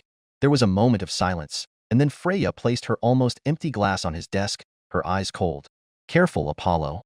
Her tone was light and airy, but the undercurrent of anger was noticeable. Astria and I might not be close, but I consider her an ally, if not a friend, and respect her and care for her deeply. Mind your tongue when speaking about her. Apollo scoffed. Snake, you are one to talk, after telling me to use what happened to Rudra as an argument. He smiled mirthlessly. She was hurt, you know? Your dear ally. Is that how you show your respect and care, Freya? It is, actually. Freya returned the smile. Oh, you'll have to explain that to me. She picked up the glass again and stared at her reflection for a moment. Like I said, Astria is strong, but even the strongest being wouldn't know how weak their weak points could be until they are struck. Her voice was soft, almost contemplative, and her eyes were far away, like they were stuck in a memory. The strongest thinking of Zeus and Hera, perhaps? Or something else. Now that her reputation is tarnished, Astria needed to know that there are worms wriggling in the mud that would grasp at anything to further bring her down to their level. Worms like me, you mean? He laughed. Worse. Like Evilis, then. It will happen eventually, so why not make it happen in a controlled environment? In a situation that doesn't matter, against an enemy that doesn't truly mean her harm. It is why I came to you when I learned of the situation, to help you and help her. She sighed, looking for all intents and purposes remorseful. For a lesson of a harsher kind, perhaps that she needed to learn. That is my care for her. Apollo watched her for a moment. I see. If you put it like that, I can understand. It made sense, to be honest, both in a personal and in a pragmatic way. Freya looking after her friend and preparing her for the worst, and the Queen of Orario looking at her pieces and using one to strengthen the other. It didn't make it any less twisted, or any less of a lie. No, maybe not a lie, but there was more to it. There was always more when it came to Freya. Plans and objectives hidden under other hidden plans and objectives. He was curious, and the hint to unravel this laid not on the meeting, but on what led to it. His eyes narrowed. And here I thought you did it for our friendship. I feel almost used, and not in a good way. He shrugged. Well, it's not like I didn't get anything out of this. I feel blessed by the fates for facilitating that meeting. Was it about him, after all? She had denied it, but he couldn't help but worry. He had been thinking about this on the way back. About the reason for her interference, of how quick she was to come and warn him, and how she warned about trying to poach Astria's latest child. Made him promise, even. She said it was because Astria would be sensitive about it, and that would ruin any attempt to negotiate. But, after getting to know him, after recognizing him from his dear Chryseis memories, Apollo knew there was more to it. Blessed? Freya asked. Even though those two girls were taken from your grasp? Girls? Apollo scoffed. Why would I care about two flickering candles after seeing the sun shining upon the world? Even an hour after meeting him, he still felt shivers going down his spine. You are cruel, you know? Making me promise something you knew I wouldn't be able to keep. You did it then, Freya said coldly. Even though I asked you, you tried to take him. Apollo smiled, feeling the threat her words contained, the anger of a goddess of war, and not caring one bit. I did, he admitted. Can you blame me? You would do the same. If you knew what he did in that meeting, what he looked like. He wouldn't tell her, of course. Just in case she didn't know, Or maybe you did know, and that is what this is all about. He accused again. Freya didn't say anything. She just watched him like he was a bug she wanted to crush under her feet. Give me something, Freya, he almost begged. Otherwise, the moment you take a step out of my home, I will gather my children and declare war on Astria. Freya scoffed. You will declare a war game with no other justification than to take him? Against Astria, of all people? I am the one that carries the sun across the sky, and I want him who shines like it by my side. Is that not enough justification? Astria won't appreciate him like he would, not in his entirety. He was beautiful, his passion burns bright, and that golden glow of his was warm and inviting. It accepted everyone and everything equally. What can he call it, other than the sun? If he had met him a couple of years ago, he wouldn't have called Hyacinthos his Phoebus Apollo. His title of bright wouldn't have belonged to his first child. He won't love you for it. He will, he declared. Regardless of how I recruited them, all my children love me in the end. And he won't be any different, even if he now desires Astria. There was a touch of curiosity that passed through her expression but was gone in a moment. Freya's eyes narrowed. If you go through this foolishness, you will regret it. Apollo sighed. Like I thought, you do want him. That is why you want to stop me. He grimaced. Astria was weak, and her child, while magnificent, was just a level 1. His magic weapons, whether he had an armory he could summon or he outright created them, which was ridiculous to consider, to be honest, but his thoughts kept pointing in that direction, showed he could be dangerous if Apollo acted rashly. However, if he waited a couple of months until Hyacinthos was a level 3, Shirou Amiya would certainly lose on his own. But to face Freya? Apollo wasn't stupid. He would be crushed. Contrary to his expectations, however, Freya shook her head once again. He is interesting, I'll give you that, but this isn't about him. She then shrugged, a small smirk on her face. Mind you, even if I didn't stop you, you wouldn't get what you wanted. As things are now, Astria would destroy you. Apollo scoffed. She wouldn't. Astria is nothing now. She only has Shirou Amiya dash. You know he's just the vice captain, right? Freya interrupted and Apollo blinked, confused. Vice captain? Then who dash? What do you think the Gale Wind will do if she learns you want to take her goddess new child? Apollo felt his blood freeze, and he knew that if he saw a mirror he would see his skin pale rapidly. The Gale Wind? You thought she was gone? Dead or exiled? Freya laughed. She's in Orario, and she's Astria's new captain. Apollo swallowed, trying to moisten his suddenly dry throat, before exclaiming, but she's banned. The guild blacklisted her. Freya raised an eyebrow. Indeed they did, from working with them, that is. But since when the guild has any say in how familiars handle their inner affairs? Her smile was once more mocking. Or who gets to participate in war games? Oh. He lowered his head into his hands. His children were dead. If he went through this, if he pursued his desire, that bloodthirsty monster would kill them all. There was a moment or two of complete silence. His mind rushing through possibilities, but finding none. His shoulders dropped even more. You really are quick to give up, Freya remarked. I did say as things are now, didn't I? Apollo raised his head and looked at Freya in disbelief. Freya? Things are too fragile for you to meddle now, Apollo. I can't have you bring chaos now that things are beginning to settle, she said. Today was a nice wake-up call for Astria, but more than that, and her familia will either go on a crusade or leave the city. Apollo felt the stirrings of hope in his heart. Freya had a plan, and we can't have that. Indeed. Freya didn't bat an eye at his own inclusion in her plans. So, for now, we wait and see. Maybe use this time to have your children strengthen themselves. You'll probably need it. Yes. If he wanted to take his son away from the Gale Wind, his children needed to be ready. When the time comes, of course, you'll have my assistance in one way or another, so don't fret too much. Then Apollo didn't have any complaints. He'll wait, for now. Just a question remained. Will you tell me? He asked, and Freya raised an eyebrow. The real reason you're doing all this for. The real reason, huh? Freya looked away, her silver eyes going distant. She let the silence hang, and Apollo thought he wouldn't get an answer until... Fate, she finally said, her voice cold. My reason for doing anything is fate. Apollo raised an eyebrow, his interest piqued. Fate.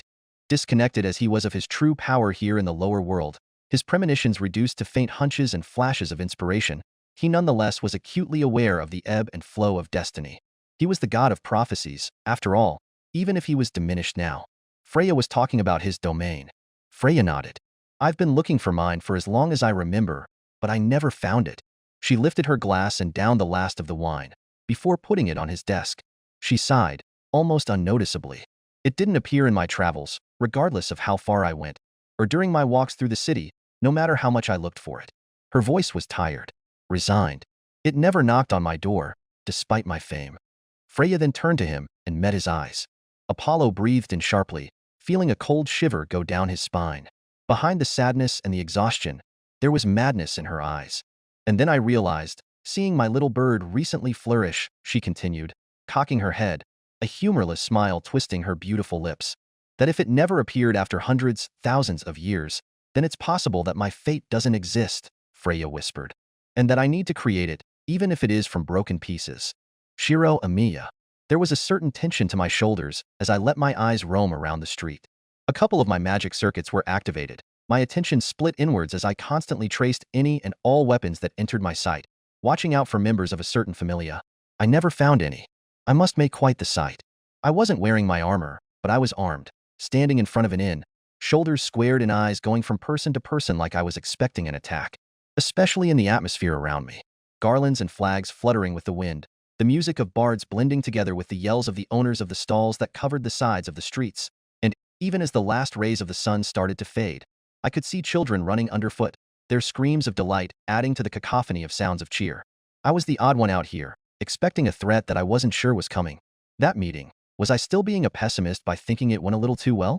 The girls were okay. Apollo had been punished, if only monetarily.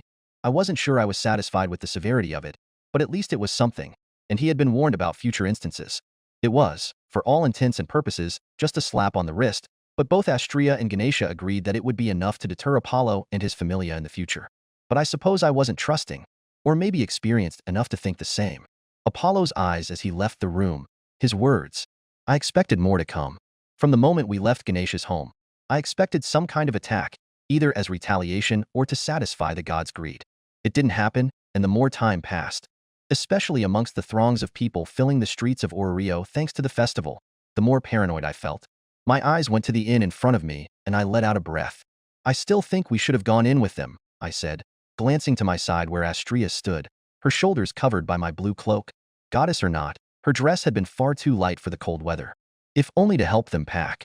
Astrea let out a sigh, the air misting in front of her mouth. Shirou, as much as you'd like to be helpful, there are things in a maiden's wardrobe that they might not want to show a young man. She smiled, but there was a slight sharpness to it. Or maybe that's what you wanted. Are you curious about them? I raised an unimpressed eyebrow, and she giggled. I rolled my eyes. You know that that's not what I meant, my goddess, I said. I just worry that something might happen to them. Nothing's going to happen. We're just a few streets away from Pantheon. Apollo would need to be mad to do something here of all places, Astrea said, and then sighed. But you're right. I might have offered them help packing, but I wanted some minutes of privacy between us before we went back home. I straightened my back. Is something wrong? A lot, to be honest. She smiled wanly. Some matters might be better to discuss them only in Stardust Garden. I cocked my head. Something about my magic or my background, then, or Lion. But I am curious about what you think of them both. You spent some time together before I arrived. Anything of note? Other than the fact that both of them grew up with tales of Astrea's famous familia? Hearing bedtime stories of the heroic Scarlet Harnel and her companions? Astrea's eyes widened in delight and I smiled. Not much, to be honest. Daphne has experience hunting and tracking, and Cassandra knows how to heal wounds and make potions. Both will be good additions to our familia, I think, if they accept. Oh, was I too obvious in my intention? A little. I nodded. When the meeting finally concluded in the matter of what the girls were going to do. Whether they would stay in the inn they had recused themselves in or search for a new place to stay, Astrea pitched in and offered them rooms in Stardust Garden. By the glint in Ganesha's eyes and the excitement the offer brought to Cassandra and Daphne, I wasn't the only one that realized where her offer was heading. They probably are freaking out inside, wondering if they read you right. You're going to ask them then? Astrea fell silent for a second, and then nodded. Not tonight, but eventually. I don't want to make them feel like my offer of asylum just depends on them joining us. She glanced at me. I took a few days to get to know you before I made my offer. I will probably do the same with them. Daphne already impressed me with her selflessness and bravery today, and Cassandra, well, she is a little shy, but she seems kind-hearted and sweet, perfect for a healer. I nodded, agreeing with her impressions, before I smiled with some amusement. Well, it seems they won't need to take care of a goblin horde to impress you then. Astria laughed. Hopefully not. Only you would consider doing that without a blessing, you silly man. I smiled, losing myself a little in her smile and the brightness of her eyes. But then her expression dimmed slightly. We also need to tell them about Ryu first. I won't ask them to contribute to the guild payment, but it would be unfair for them to join without knowing the situation we're in. I nodded. Of course, I said, sobered a little by the topic. Speaking of Lion, we should fetch her on our way home, shouldn't we? If there was someone who needed to know about our prospective recruits, it was her. Don't worry, she's waiting for us back home, Astria said with a guilty smile. We were actually having tea when Ganesha's messenger came. I didn't expect our business to take so long. She must be worried. So she knows I picked up a fight with a level 2? I cringed. Astria giggled. She was quite angry when we heard. Imagine how she would react knowing you threatened a god just now. I huffed. Once I tell her what Apollo said, she'll probably offer to help me, I said ruefully. It suited me better if she knew. Actually, I had a favor to ask her regarding that, after all. I shook my head, pulling myself out of my thoughts and let my eyes roam around the street once more, remembering I still had a duty to perform. You seem tense, Shirou. I twitched minutely when I felt Astria's arms wrap around mine, and then forced myself to relax. She giggled. You really are. Shouldn't I be, Astria? I asked, half sincerely, half archly. Astria hummed, her sapphire blue eyes looking at me with a little worry. I can't blame you for being cautious, but you shouldn't be tense, she chided. Even disregarding that you are so twitchy, you wouldn't be able to react properly if something actually happened. Look at the people around you, Shirou. I did as she bid, and once again pained my eyes around our little bubble of privacy. It took me a second, but soon I noticed what she wanted me to see. It was subtle, but I could see how, every so often, people in the crowd would glance in my direction and their cheer would diminish. The good mood would fade from their eyes and be replaced with worry. Some adventurers even started to look around in suspicion, exchanging looks and palming their weapons. I sighed, and with a deep breath and a small application of self-hypnosis, I relaxed my shoulders. That's better, Astria whispered, softly caressing my arm, and I almost tensed again, but for other, baser, reasons. You need to be conscious of how your bearing affects those around you, especially when you are wearing my symbol, she said, smiling a little apologetically, and one of her hands grabbed mine. For better or worse, you are carrying the weight of the fame of your predecessors. My shoulders fell a little, and I let out another breath, mist coming out of my mouth as it met the cold air. I'm sorry. You're right, Astria, I said, cringing. I know you said it wouldn't happen, but I keep thinking we're going to get ambushed sooner or later, and I didn't really consider how it must look from the outside. The streets were filled with warriors. Of course, they would note my anxiousness instantly and react accordingly. You don't need to apologize, Shirou, Astria said, but I do think you are overdoing it. It would be foolish for Apollo to attack us without reason, or the girls, for that matter, after he agreed to leave them alone. Then she grinned impishly, and more than a little smugly. And, after your little show, he will probably think twice before doing anything. I huffed, still feeling a little embarrassed for my outburst. It hadn't been my initial intention to call attention to myself. However, the more he spoke, the more flippant he seemed about angering and challenging Astria, the more I realized that I needed to do something before he left. Hopefully you're right. I smiled a little sarcastically. Otherwise, it would seem like I risked the meeting and the girl's safety, only for my ego. We had already achieved what we set out to do. What I did could have undone that, and I wouldn't be able to blame none other than myself. You still feel guilty for that? Astria sighed exasperatedly. You already apologized enough to Ganesha, and I said that I agreed with your reasoning. Hadn't you done that, they probably would have left with the thought that they could walk all over us, that we needed Ganesha to fight our battles. She grimaced. Whether we like it or not, a show of force is sometimes necessary. You did well. I hesitantly nodded. Lion had told me that I would be the face of the Familia until she could come back. So I didn't want to let this god go until he and his Familia realized that Astria wasn't one to be underestimated. My intention had been to just give them a verbal warning, maybe flare my reinforcement to let them know I wasn't just a level 1, that there was something to be wary about me. It would, at the very least, make them at least waste time trying to investigate and prepare. A show of force, as Astria had put it. My weapon creation, however, hadn't been part of the plan, much less using my new aria for the first time in public. Astria cocked her head. What is it, my hero? It's not like you to doubt yourself. I'm not really. I'm just a little ashamed at how easy it was for me to lose my cool. I grimaced. I exposed more of my magic than I intended to. I hadn't traced anything too outlandish, thank God. Most of what I created had been some of the cheapest weapons I often saw during my commute to Babel. Even the magic swords I made were crappy ones I saw around Orario. Alf's Lumina was probably the best weapon from this world I had in my collection, but its existence could be explained. The noble phantasms and legendary weapons I could trace from my world? Not so much. Fortunately, I did have enough clarity of mind to only create those weapons that could be considered normal, like Rider's Nails and Berserker's Axe Sword. His blades, however, those had been a mistake. I wasn't comfortable tracing Kansho and Bakuya, beautiful and deadly as they were. I normally tried not to even think about them, otherwise the temptation to lose myself in their history might be too strong. Since the first moment I traced them, back when I was training with Tosaka, I became aware of the weight behind its history, so I did my best to avoid them, lest said weight crushes me. I had to admit, shamefully, that it scared me, the thought of delving deep into them. I'm not him, I silently reassured myself. Even if I trace those weapons, my memories are still mine. Saber is still with me. I'm not him, I repeated in my mind, the words a mantra, and shoved the thought of him out of my mind, focusing back on Astria. Luckily, she didn't seem to notice my internal turmoil. You did. But what's done is done, she said, nodding while looking at me seriously. That is one of the matters we need to discuss later. Something happened with your magic today. I raised an eyebrow. What do you mean? When you chanted, I felt something, she grimaced. But we'll speak later. If the others didn't notice, and considering Ganesha didn't say anything, they probably didn't. It's best if we kept this secret. This sounds important, I said, a little uncomfortable. What did she notice in my magic that I didn't? To be completely honest, I hadn't paid much attention outside of how easy it was to actualize my spells after using the new chant. Using it compared to Trace on felt like the difference between using my fake and my true magic circuits. Sorry, if I knew it would be so grave, I wouldn't have done it. Astria smiled. You think so? I think you would have done it anyway in your desire to protect those two. You did tell me that you used to get angry at bullies when you were a child, did you not? She said, amused, before sighing with mock exasperation. Righteous anger, the bane of many heroes. I huffed, not being able to stop my smile. Righteous anger, huh? I murmured. I was no stranger to anger, like she said. It got me into my fair share of fights in elementary school, after all. But few were the times where it reached such a threshold that instead of burning hot, it froze every other emotion in me, leaving only a cold, cutting clarity. When Shinji intended to make his servant consume every other student in Hamurahara. When I laid on the ground, body broken, and had to witness Saber fight, and be defeated by Gilgamesh while protecting me. And lastly, when I found Tasaka bleeding out in my house, and learnt that Kotomine had kidnapped Ilya.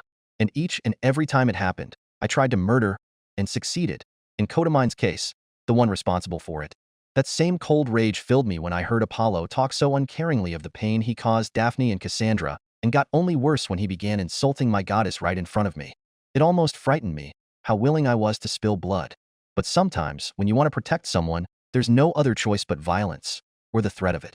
I probably wouldn't have felt as guilty if it was just that, but, well, that hadn't been the only reason I lost my temper. I glanced at Astria, feeling my heart speed up slightly. She met my eyes and smiled, puzzled. What is it? For a moment, I considered deflecting, but no. She deserved the truth from my lips. Apollo had already spilled enough. Part of my anger could be called righteous, yes. I wanted to stop Daphne and Cassandra's suffering. I paused, lowering my gaze as my chest tightened. But there was another part, something more selfish. Selfish? You, Shirou, were selfish? Astria asked, confusion in her voice. Her hand was shaking slightly as she held mine. Whether it was the cold or something else, I couldn't tell. Does she know? The stupidity I'm about to say? About what? I closed my eyes for a moment and sighed, turning to her. Slowly, I raised my free hand to her cheek, cupping it gently. Her skin was soft and warm despite the chill in the air.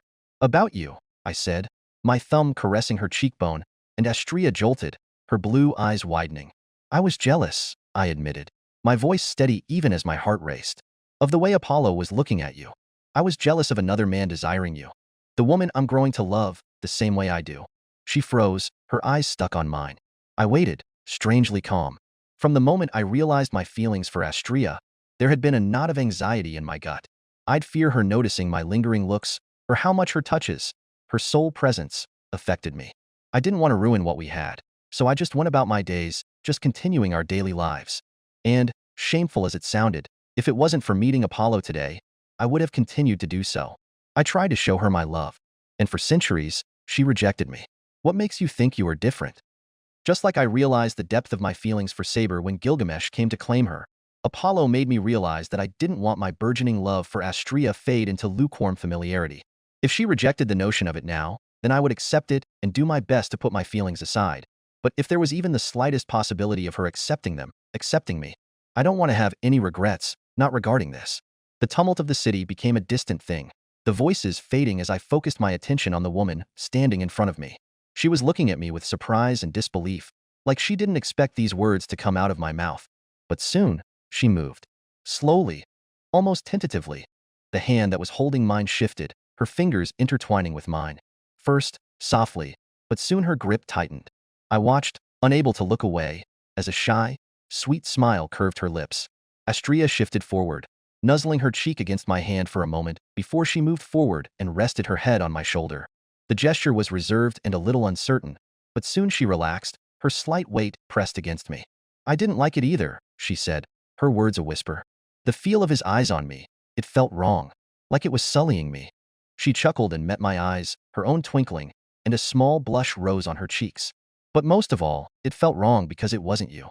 Feeling my heart trying to thud its way out of my chest, I breathed deeply, my sense of smell invaded by her flowery scent. So it doesn't displease you? I asked. What I feel for you? It doesn't, she answered, her cheeks flushed deeper. I might be feeling the same after all. My heart thundered with her words, elation rushing through me. I smiled back, feeling my own face burn. We stood there looking at each other, almost frozen in time. Neither of us was in any rush to fill the silence with words, as there was no need. The warmth I could see in her eyes, the same she most likely saw in mine. Our fingers laced together. It was enough. Until it wasn't. It was just a flash, but focused as I was in her features, it was hard to miss the glance she gave my lips. It was harder when she did it again, her eyes filled with nervous indecision. I breathed in deeply, trying to calm the fluttering in my chest. My hand rose to her chin and lifted it slightly before I copied her gesture and snuck a glance to her beautiful pink lips. Surprise flashed across her features, her nerves intensifying for a moment. But then her eyes fluttered closed and her lips parted slightly, her cheeks blazing red. Cute. I smiled and closed the distance, my eyes slipping shut as I leaned in. Then our lips met, and in that moment, the world faded away. The warmth of her body against mine made the chill in the air vanish, her scent, the now familiar light, floral sweetness, overwhelming my senses. Her lips were soft, their touch chaste and hesitant, yet they set an inferno ablaze in my chest, my blood rushing like liquid fire. When we parted, her eyes fluttered open, but remained lost for a moment. Then she seemed to come back to herself, and she looked down bashfully, but not before I caught the small, radiant smile curving her lips. I exhaled slowly, my breath misting in the cold air as I brushed a stray strand of her chestnut hair back behind her ear. The world around us seemed impossibly still. Astria's gaze flitted up, her lashes trembling slightly, before she turned her cheek into my palm, once more nuzzling it softly. The spell was broken, eventually, by a speck of white drifting into view, landing on Astria's nose. She blinked, startled, and her eyes almost crossed as she tried to look at the tip of her nose. I looked up and saw more and more of the same familiar specks falling from the sky. Snow, I whispered, and looked down, feeling my smile grow amused at how she was wrinkling her nose, trying to get a peek of the snowflake. It seems the first snowflake of the year decided to greet you, Astria. How curious. It was spring in Fuyuki when I got sent here, and now I would experience a second winter in the same year. She pouted at my look, but then she let out a small sneeze. That was cold, she said, shivering slightly. It is cold, my goddess, I whispered, wrapping my arm around her lower back and pulling her close, our bodies almost melding together. Better? Astria buried her face in my chest and let out a sigh of contentment. Foo, much better, she whispered back before her hands slid up, meeting behind my nape. Once again you lend me your warmth. You spoil me, my hero. And I'm happy to do so, Astria, I replied softly, confident she would know it to be true. We didn't put a name to what had just happened, to what we were becoming. It wasn't that we were ignoring it, far from it. But to talk about it didn't feel necessary right now. As we waited for our charges to return, the snow fell quietly around us, and we stayed close, sharing warmth against the cold. What had passed between us lingering in the background, like a quiet promise. A silent oath, made under the snow. It was just a few minutes later when the girls returned with their packs. Cassandra and Daphne had a slight moment of awkwardness when they saw us embracing as they came out, but other than some surprise and a slight flash of disappointment I saw passing through Cassandra's expression, they soon seemed to take it in stride. I wonder if Apollo's situation skewed their perception of the relationship between a god and their children. The return to Stardust Garden was a little silent, but enjoyable. Astria walked beside me, hugging my right arm to her chest, a soft smile on her face as she looked around, taking in the lively atmosphere of the city with gleaming eyes.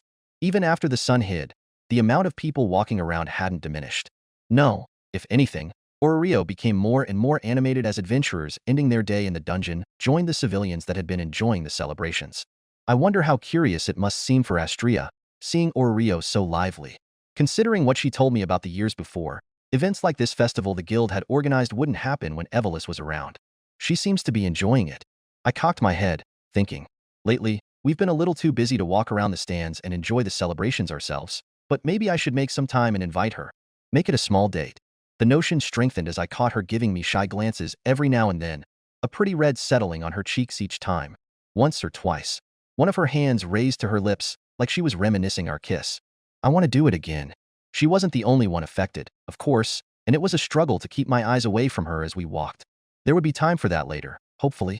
I distracted myself by keeping an eye on Cassandra and Daphne, who walked behind us, their expressions a little guarded.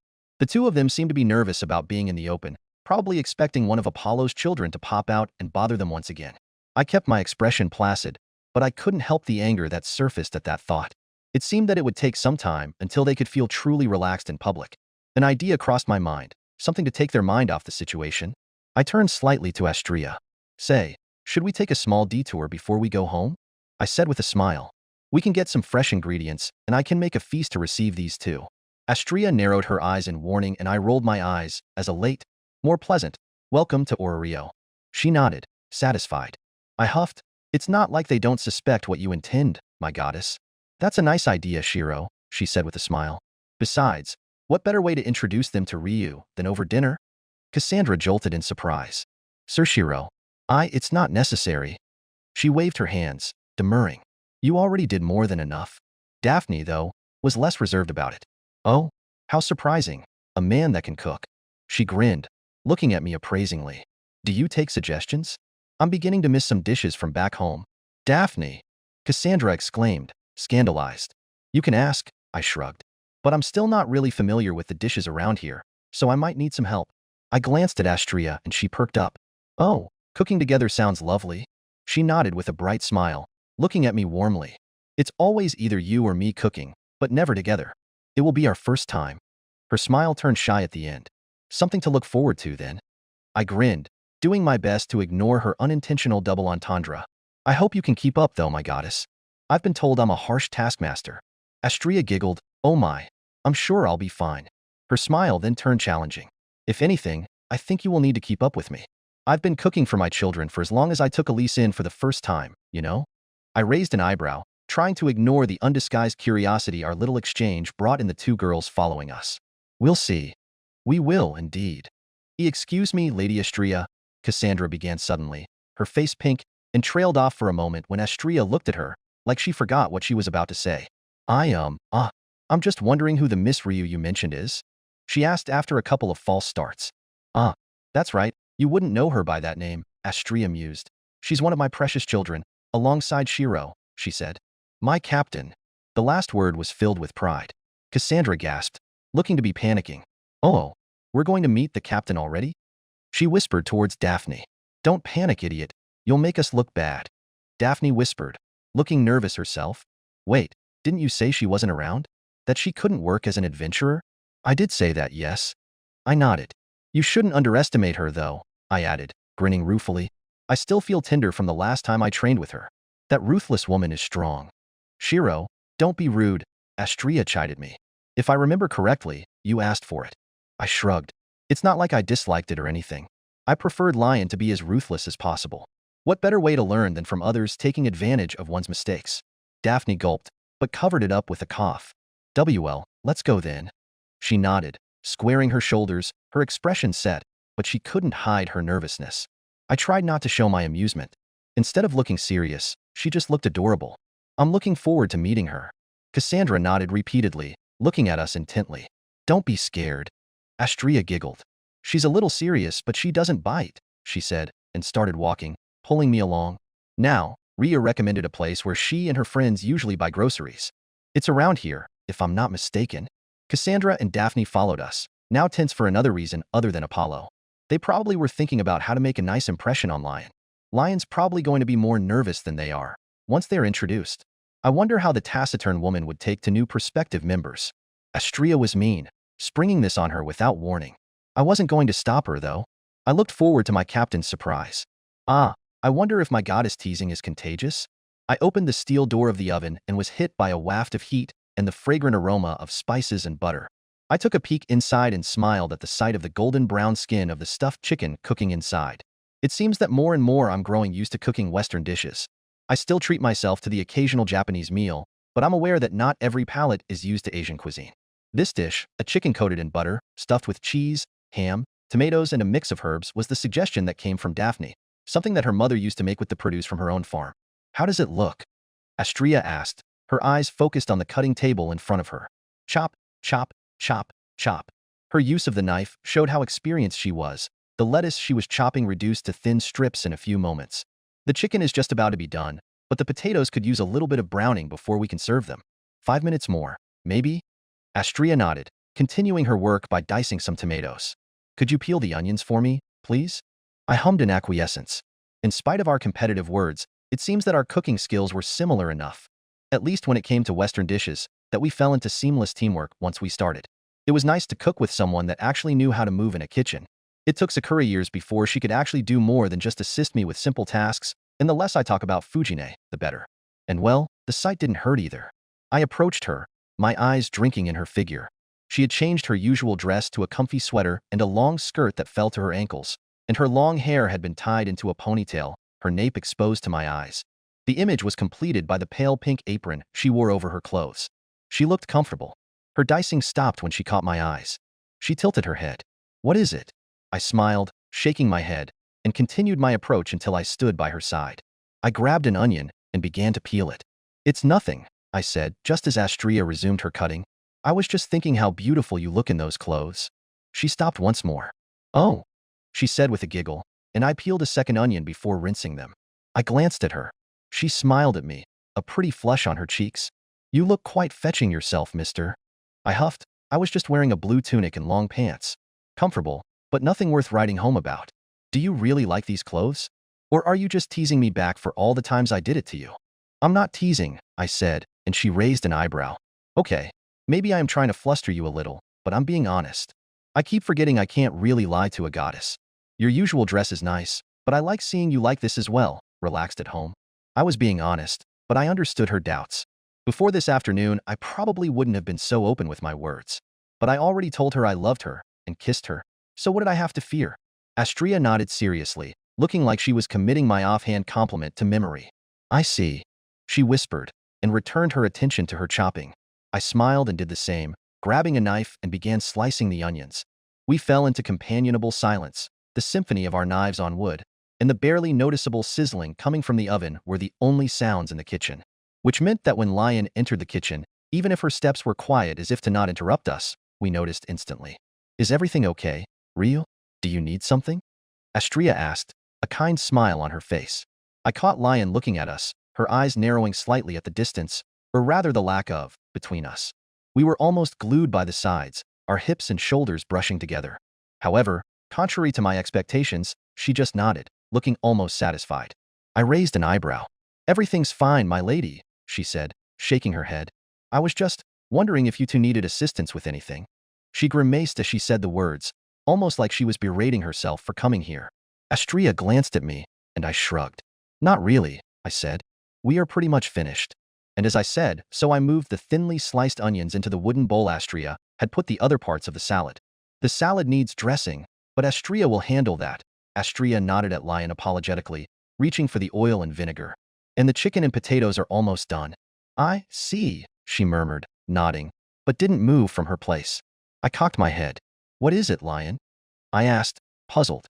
It's not like it was the first time I cooked for her. Why did she seem so reserved?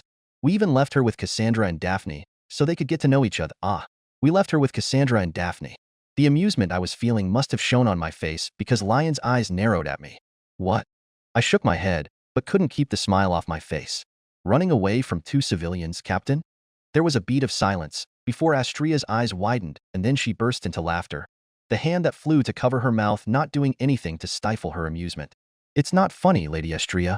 Lion sighed, massaging her temple. And I'm not running. It's just a lot to handle, all of a sudden. Then she looked up and glared at me and, shockingly, at Astria. And you two left me alone with them without warning. Astria giggled. You make it sound like we left you there with 2 minotaurs. Lion huffed.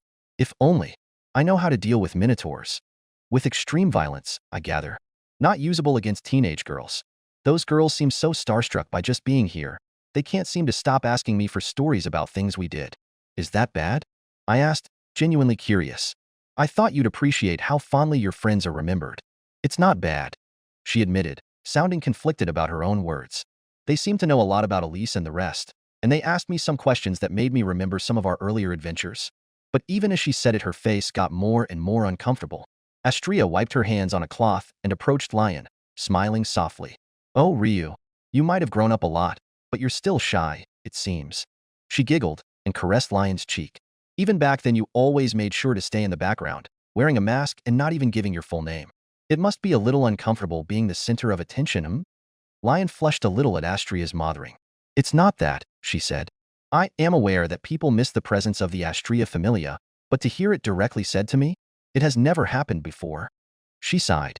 And I don't think I deserve any idolatry, not after what I've done. Lion grimaced. Do they even know who I am?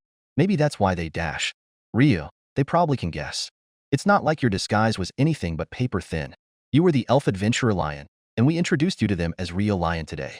Astria said, exasperated. Then why? They should be disgusted about getting to know me, not elated. I think you underestimate your fame, my child. Just like there are people that will ignore everything good you did due to the crimes you committed, there are some that won't forget your good deeds. People are selfish, Lion, I added with a shrug. Sometimes as long as bad things don't happen to them, they can and will ignore them. There was such a thing as the bystander effect. I should know, having lived through the tragedy caused by the Fourth Holy Grail War. The fire caused hundreds of deaths, and the public barely talked about it before sweeping it under the rug. Yes, there had been some hypnosis involved, but only to cover the cause. The normal population was all too happy to forget the fire. No magic necessary. Lion turned to me, a frown on her face. I know, but that doesn't make it okay. It doesn't. But remember that you were nothing but a tale for them before today. I put on an oven mitt and took the chicken out of the oven, having almost forgotten it during the conversation. Besides, the full truth of what happened isn't really well known amongst the public. For all they know, some stories were exaggerations. Then I will tell them everything. They deserve to know who is going to be their captain when they join us, she declared. Because they are not just guests, aren't they? You mean to invite them to the familia, don't you, my lady? I do, Astria said simply. What do you think? Do you approve of them so far? I haven't known them enough to really tell. She sighed and smiled weakly. But if you approve of them, then I don't have complaints. She then turned and watched the door to the dining room, a thoughtful frown on her face. What is it? Astria asked softly. I guess that it just began to hit me, seeing people begin to join again, Lion whispered, her expression fragile. The familia. It's really coming back, huh? I smiled, and Astria swept Lion into a hug, tenderly caressing her head. It is already back, silly, she said, and chuckled when Lion buried her head on her shoulder. Now, let's go and enjoy our feast so you can get to know them properly. I decided to interject then. Help me with the plates, will you, Captain? I smiled. Let's go feed our troops. Hunger is the enemy, after all. Lion huffed, but then left Astria's embrace with a small smile. There was an eagerness to her step as she approached. Whether it was because of the food or the company that awaited her, I wouldn't know. But by the looks she kept giving the platters me and Astria were carrying, it was probably the food. I had finished putting the last few clean dishes away and was pouring some tea when I heard footsteps coming from upstairs. Just in time, then. I smiled, taking both teacups and putting them on a small table in the kitchen. It wouldn't be Cassandra or Daphne. They were falling asleep on the table after dinner, and Astria told me that they conked out as soon as she showed them their rooms.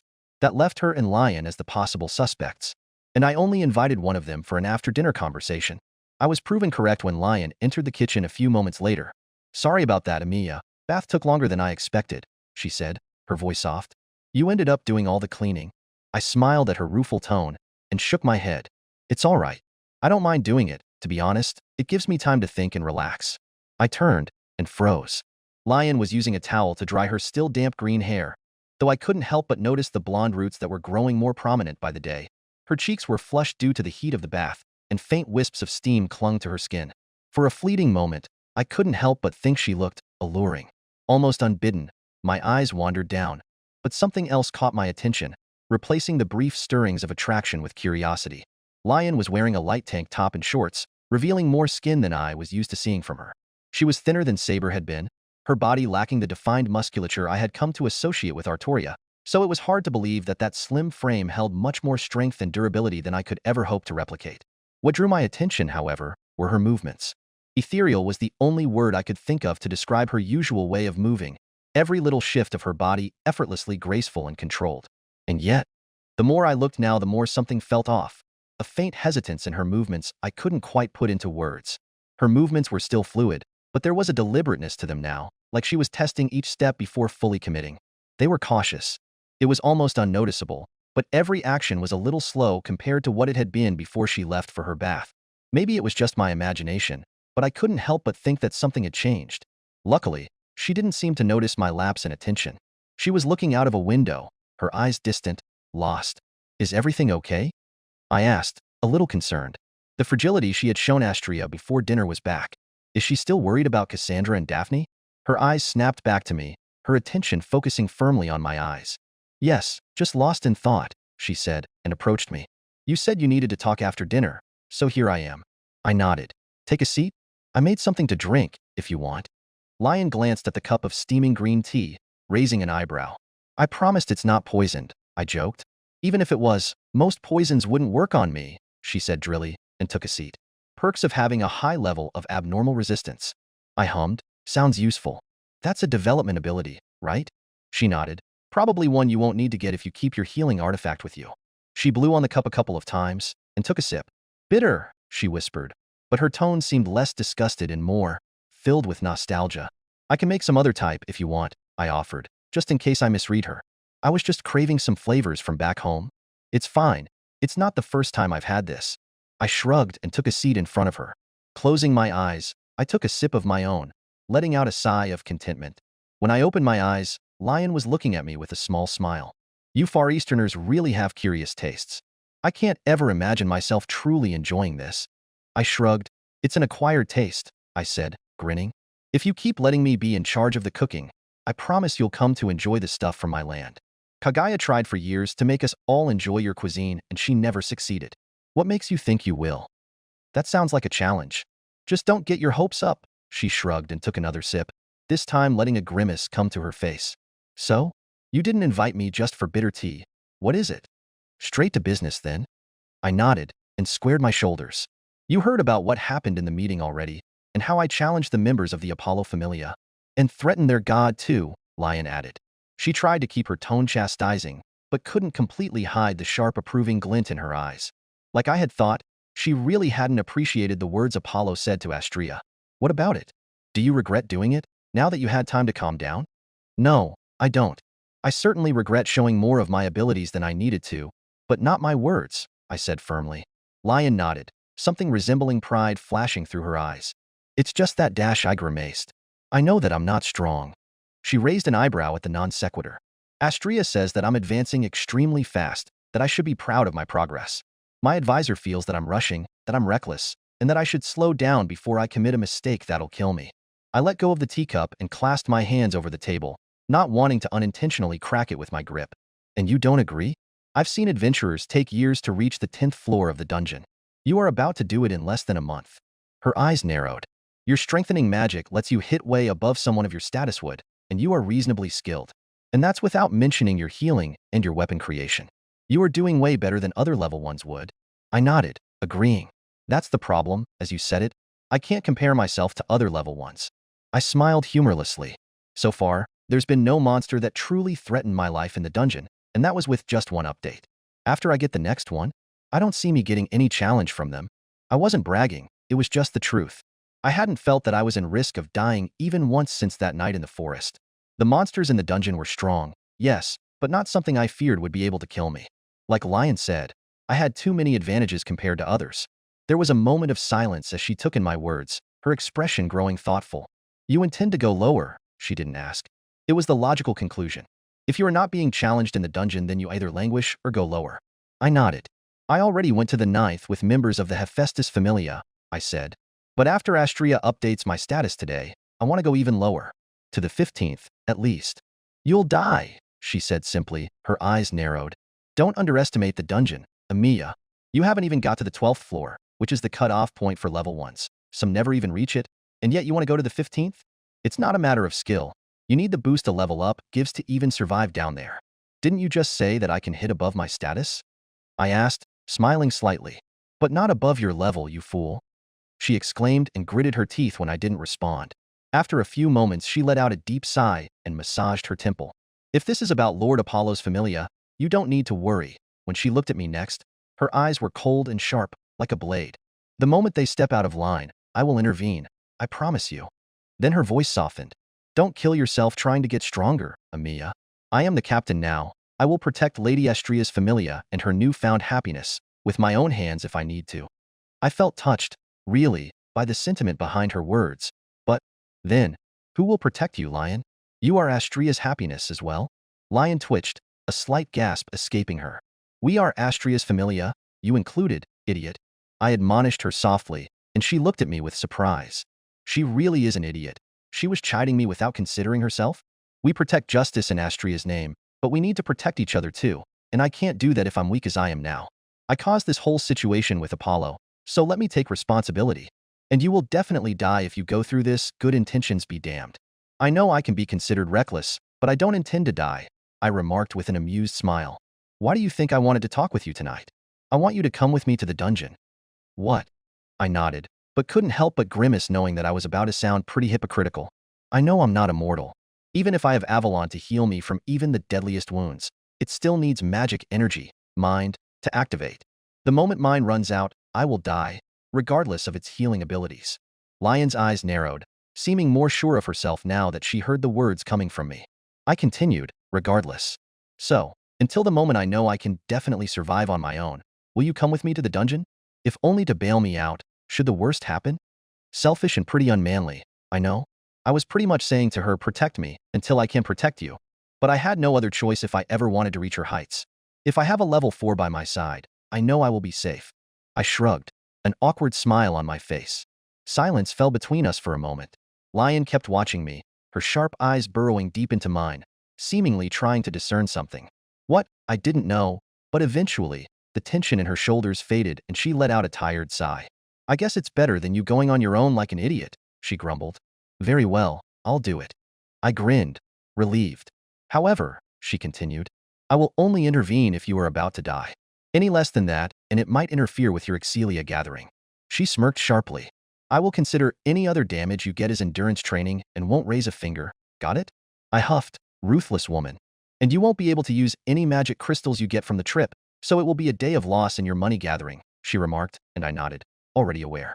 The guild is remarkably astute when catching people that want to stiff them, and me helping you is just that. I know, but I think it's worth it. The faster I grow with you, the more money I will be able to gather on my own later. She nodded back, agreeing. Then, we are in agreement, she said. I have an early shift tomorrow, but before I leave I want to spar with you again. Seriously, this time. I want to know what you are really capable of, to know when to intervene in the dungeon. What I'm capable of, huh? Weapons circled through my mind's eye. An arsenal that could arm an army at my beck and call. And with my new Aria, more readily available than they had ever been. I never used my best weaponry in the dungeon. Why would I? When my normal weapons did the trick and cost much less. But in these explorations, I might need to delve into my rarer repertoire. The ones I can trace, anyway. Most of my better weapons remain elusive. Arondite, Gallatin, Rongaminiad, Excalibur, to name a few. Even after getting a goddess blood in my veins, but I still had the noble phantasms I saw during the Holy Grail War, some of Gilgamesh's collection, and Caliban, unfitting as a user I might be. I will show her, then, the depths of my abilities. I agreed, and with another sigh, she downed the final contents of her cup grimacing and stood up. If that's it, I will retire to my room. Lady Astria is waiting for you in her room for your update, so don't make her wait. She took a couple steps, but then stopped in the threshold of the room. When a couple of seconds passed and she remained there, I cocked my head. Lion? Emilia. I raised an eyebrow at the coldness in her voice. Lady Astria might have allowed you to kiss her today, but the moment you try to force her to do anything she's not ready for. She turned her head, her eyes chips of ice. We will have words. I swallowed, trying to moisten my suddenly dry throat. Ah, she told you, I remarked, feeling some heat gathering in my cheeks in spite of the threatening atmosphere. Indeed, she said drily, and I could swear there was a blush on her cheeks. In excruciating detail. I cringed, feeling my blush deepen. Noted, Lion, I answered. Anyway, I won't do anything she doesn't want me to. I think that's the problem. She grumbled under her breath before continuing. And of course, if you break her heart, no one will find your body. Are we clear? Crystal. I thought she would leave at that, but she didn't. I should warn you, she said after a moment, her tone hesitant. Tomorrow, I might be even worse at holding back than last time. My brow furrowed in confusion. HM? Did something happen? Or was she just speaking of her anger at me kissing Astria? Lady Astria updated my status in the bath, she explained, her voice dull. I'm a level 5 now. Ah, congratulations? I tried to sound sincere, but there was a bitterness in her tone that confused me. It should be a happy moment, right?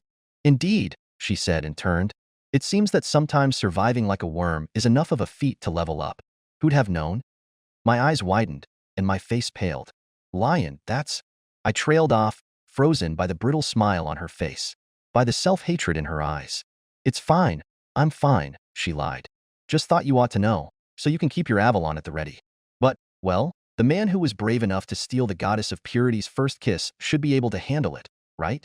And then she left before I could truly react, closing the door behind her and leaving me no time for a response. I sat back down with a grimace, instantly regretting freezing at that moment, not being able to offer any comfort to the girl my goddess loved.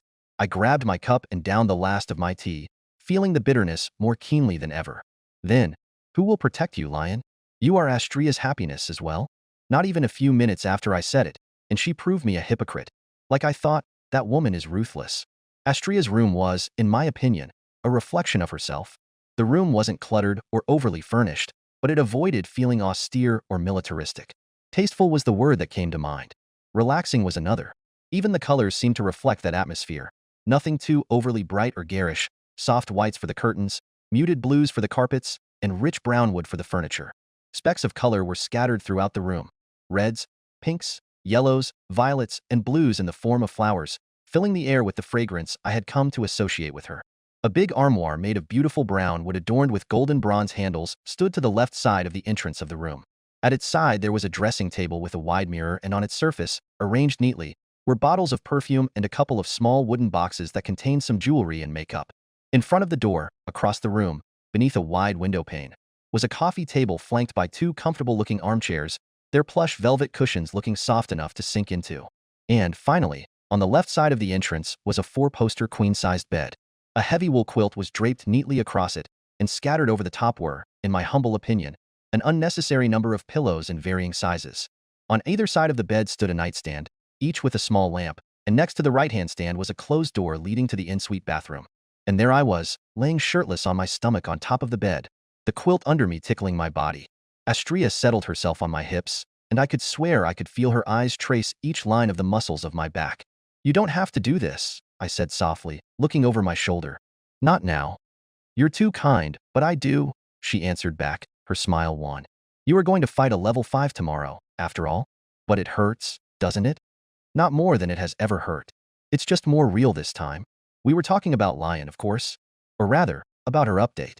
During updates, gods seem to be able to observe the actions their children take while gathering Excelia. Apollo had seen me in Chrissy's status, and Astria had seen how many people I rescued over my first week in the dungeon. It seems that sometimes surviving like a worm is enough of a feat to level up. And Lion had leveled up during the event that killed each and every one of Astria's other children. I didn't ask if she was okay. It was obvious she wasn't. I didn't say I was sorry. I did lament their passing and regret not being able to meet them, but in reality I didn't really know them, not even after all the stories Astria told me. It would sound like I was giving platitudes. In the end, I decided to do like Fujine once did to me. On the day of Kiritsugu's funeral, I kept my eyes on hers, trying to convey every bit of care I felt for her through them, and said, I'm here for you. Always. You know that, right? I do know it, she smiled again, and this time it reached her eyes. And I'm not doing it just because of obligation. I want to do it. I twitched. When Astria said the word want, her hands splayed across my lower back and traced my spine upwards until they reached my shoulder blades. Her wings. Would you comfort me, my hero? Balm the wounds of my heart with the light of your soul? I just said it, didn't I? Always. I whispered, trying to calm my thundering heart. Astria giggled softly. You are still tense? She whispered. Should I give you a massage afterwards?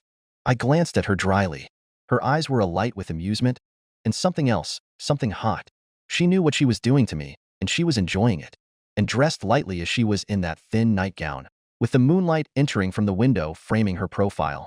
She was a tempting sight. I let out a breath. It is not the time. She's hurting, Amiya. Please, just get this over with. I knew she took delight in making me react, but I suspected that she was doing it now to distract herself from her pain, losing herself in our newfound bond to not drown in her sadness. You don't need to be shy, you know? She said. But, very well, Elle shall get this over with. She continued with a gruff voice, raising a needle with her right hand. I huffed. Was that supposed to be me? It was. Was it good? She laughed. I raised an unimpressed eyebrow. Hmph, everyone's a critic, it seems. And then she pricked her finger, letting a drop of blood fall on my back. The world bathed in a soft golden glow. Astria let out a sigh of contentment. Oh my, she whispered, her fingers in the air, manipulating a recreation of my fauna made out of light. You truly are. She trailed off. Her weight shifted over my hips a couple of times until she settled once more. Still, her hands moved unimpeded, immortalizing my actions these past few weeks into my skin, turning them into sources of strength. I stood still, knowing better than to distract her now. I begin to see the reason behind your intended recklessness, my hero, she said, after a moment. The Excelia you gathered the last few days in the dungeon. The rate started to slow down. It shouldn't really be happening until your basic abilities reached rank D, and yet, she let out a sigh. It's still a prodigious rate, but now it's only the longer hours you spend in the dungeon that lets you keep the same pace. You need to go lower if you want to keep growing at this rate. I nodded. It seems even before this update I've been wasting some time, putting the same effort for lower returns. My brow furrowed. If I truly want to become someone that can protect this city, someone that can protect this new family of mine, then this can't go on. I needed to impress Lion tomorrow, make sure she feels confident in my skill so she does not retract her acceptance. Luckily, you still more than make up for it with your actions outside, she murmured, almost to herself, before grinning. You magic once more rose 2 whole ranks, and it seems that mock fighting just that one time with Ryu made your durability shoot up as well. Maybe I should have you spar weekly from now on. It seems to work better than the dungeon. I shrugged. Works for me. Finally, after a few minutes, she pressed her hands against the floating fauna and pressed it anew onto my back. I sucked in a breath, feeling my body shift as the experience I gathered flooded my existence. I twitched my fingers and moved my arms and back muscles experimentally. Even in those slight movements, I felt different. Stronger. Trace on. With the hit of the hammer of an imaginary gun, magic energy flooded my body, the streams of mystical energy feeling faster, smoother, better. But it's strange. Strange? I asked, feeling her press a sheet of paper on my back. What is strange? I circulated my OD and filled my magic circuits, testing their new limits and capabilities. Astria removed herself from my back, and I turned around. Sitting on the bed, I raised a hand and looked at it. I moved my fingers, opened and closed my hand, feeling a newfound dexterity in my movements. Maybe if I raise my dexterity enough, someday I will be as graceful as Lion. I shook my head, feeling silly for the thought, and took the paper Astria offered me and inspected it. Name, Shirou Amiya. Level 1. STR, H137F326, 189. End, H103F301, 198. Dex, H146F315, 169. AGI, I57H213, 156. Mag, G274E484, 210. Magic. Skills. Hashes of a beautiful dream. Pursuit of an ever-distant utopia. Reading it, I could see what she meant. It's been a few weeks since I got my first update, and I've been going on longer and longer expeditions, fighting monsters that put shame to the goblins I first fought in this world. But the Excelia I earned in this time barely surpassed what I got in just 1 week the first time, and it's going to slow down even more. My magic was about to reach rank D, and from that rank on, Excelia is supposedly harder to gather. It's something I felt when you used your chant for the first time in Ganesha's home, Astria said, and pressed herself against me, her head on my shoulder, her left hand going over my stomach and hugging my side. And just now, when I distributed your magic Excelia, I felt it again. And that is? I asked, wrapping an arm around her waist and meeting her serious eyes. You told me before that in your world it was normal for gods to have children with mortals, right? That during the Holy Grail War, you faced children of gods. She asked, a child of Zeus and a child of Love? She was looking at me, looking like she was expecting me to grasp what she wanted to say. I furrowed my brow, not understanding. I did say that, yes, but what does that have to do with me? She watched me for a moment more, but then sighed. What I felt in you when you declared that your body is made of blades was something I only felt in other gods. It was faint, barely there, but it felt like authority. My eyes widened at her words. The what? Shirou, my hero? Are you a descendant of a god? The Sword Saint. Chapter 16. Descendant of a god? Me? I froze, the notion that I had even the smallest drop of divine blood in my veins before meeting Astria making my mind go blank. I don't think I am, I answered after a moment, the answer coming easily. Whatever Astria might have felt must have been something different.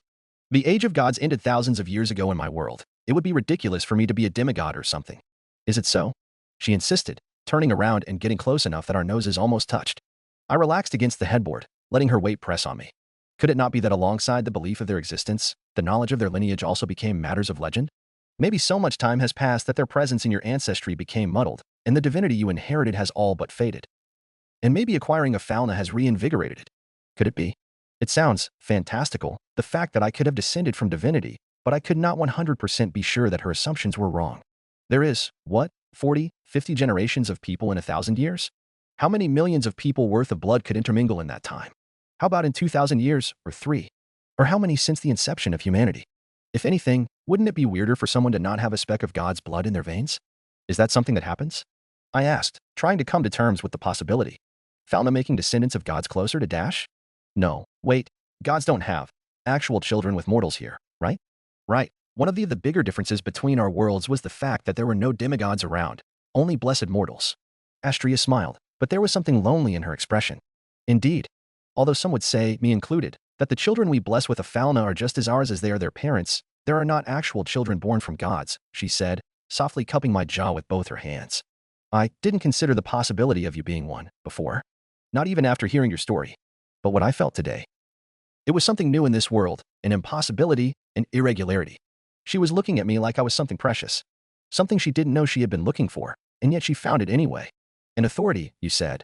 I continued softly, not knowing how to react to her expression, so I did my best to ignore it. Astria, what I do is not even magic, it's just magecraft. I'm a third rate. My arias are just a way to hypnotize myself to better use my magic circuits and make my spells more efficient. They're not divine intervention. Astria giggled. An authority is not something so grand. It's just a god's identity, our domain, and how we express it. It doesn't even need our arcanum to work. It's who we are. We can contain it, but it's always there. Like Hephaestus' affinity with crafting? Indeed, Hephaestus is one of us who prefers to keep it contained as much as possible, but she still is a master artisan. It's part of who she is. And, to name some other gods I know, Demeter's crops will always grow better, and Freya's beauty will always entrance those around her. And my body will always be made of swords, I whispered, being careful to not have any of my circuits activated, and yet I felt something deep within. A thrum, deep inside my soul. And the aria came to me when Hephaestus reminded me of Archer's words. Of who, or what, I truly was. A maker. Was she right, then? Was this a sign that I was becoming something more than just a blessed mortal?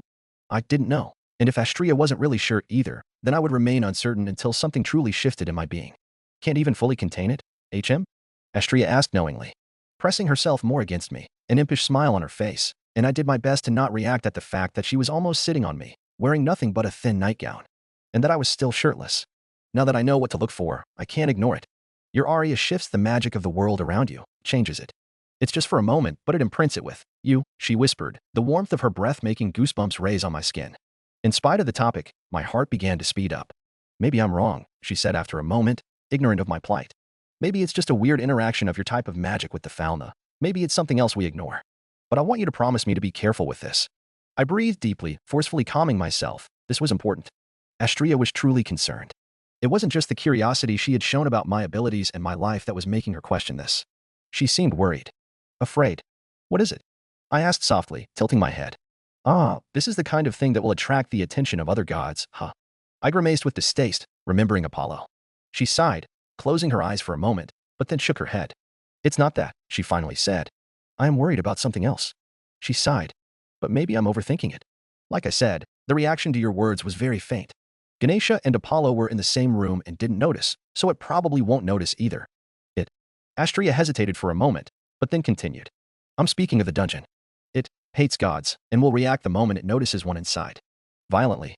Astria grimaced. It is why we are forbidden from entering. It's dangerous not only for us, but for all the children that are in it. It took me a second, but I soon grasped the meaning of her words. Do you think that I will make things dangerous for everyone in the dungeon? If that was the case. In spite of my concerns, Astria shook her head. I don't really think so, not as it is presently, which is why I'm not really worried about now, but about the future. If the feeling grows stronger, if the shifts of magic grow more pronounced, it will take notice. Her indigo eyes looked at me seriously. From now on, please tell me the moment you get another breakthrough in your magic. It's imperative we are careful with this, Shirou. I nodded. I will, my goddess, I swore. The seriousness lingered for a moment, before Astria let out a deep sigh and slumped against me. She shifted slightly, now fully sitting sideways on my legs, the right side of her body against mine and her arms wrapping around my shoulders. Tired? I asked, one of my hands automatically raising to caress her hair, the long tresses slipping through my fingers like silk. It's been a long day. It was. And here I thought I could enjoy my afternoon with my Rio, relaxing with a nice cup of tea. I even had some pastries ready, she sighed, burying her head on my shoulder. But my other child can't seem to stop getting into trouble. I raised an eyebrow, amused despite myself. Is she complaining about me to me? Just today he got into a fight with level 2 when he only became an adventurer last month. Oh, what will I do with him? I wonder. I grinned, playing along. He sounds reckless. I don't know what my goddess would do with such a troublesome guy. I leaned in, whispering in her ear. She is kind of a worrywart, you know? Astria pouted. Maybe because you give her plenty of reasons to worry, mister, she complained, but couldn't hide the merriment in her eyes. But if she is anything like me, she will probably consider it worth it. Is he? Even if he worries you to death? Even so. Even if he is so noble, he often fails to consider his own safety, even if he is so concerned about everyone around him that he recklessly wants to rush ahead and grow stronger. As Astria spoke, her voice got softer and softer. Even if his dream is to make everyone around him smile, ignoring his own happiness, he is worth it. He really sounds like a troublesome fellow, I said, my voice growing as soft as hers. I'm beginning to worry he doesn't deserve you. He does, she said firmly, and then she smiled impishly, a small blush on her face, and he doesn't seem to share your worries. He is the man that daringly stole my first kiss, after all. I smiled back, feeling myself blush as well. Did he? I asked, caressing her cheek with a thumb. Stole it, I mean. Or did you let him take it? Astria tilted her head, humming. A little bit of both? She admitted. I was so surprised about his confession that I could barely keep up with what was happening. It was all so fast I couldn't truly enjoy it. She tilted her head up slightly, an invitation in her eyes. A shame, isn't it? It is, I whispered, my eyes closing as I closed the distance.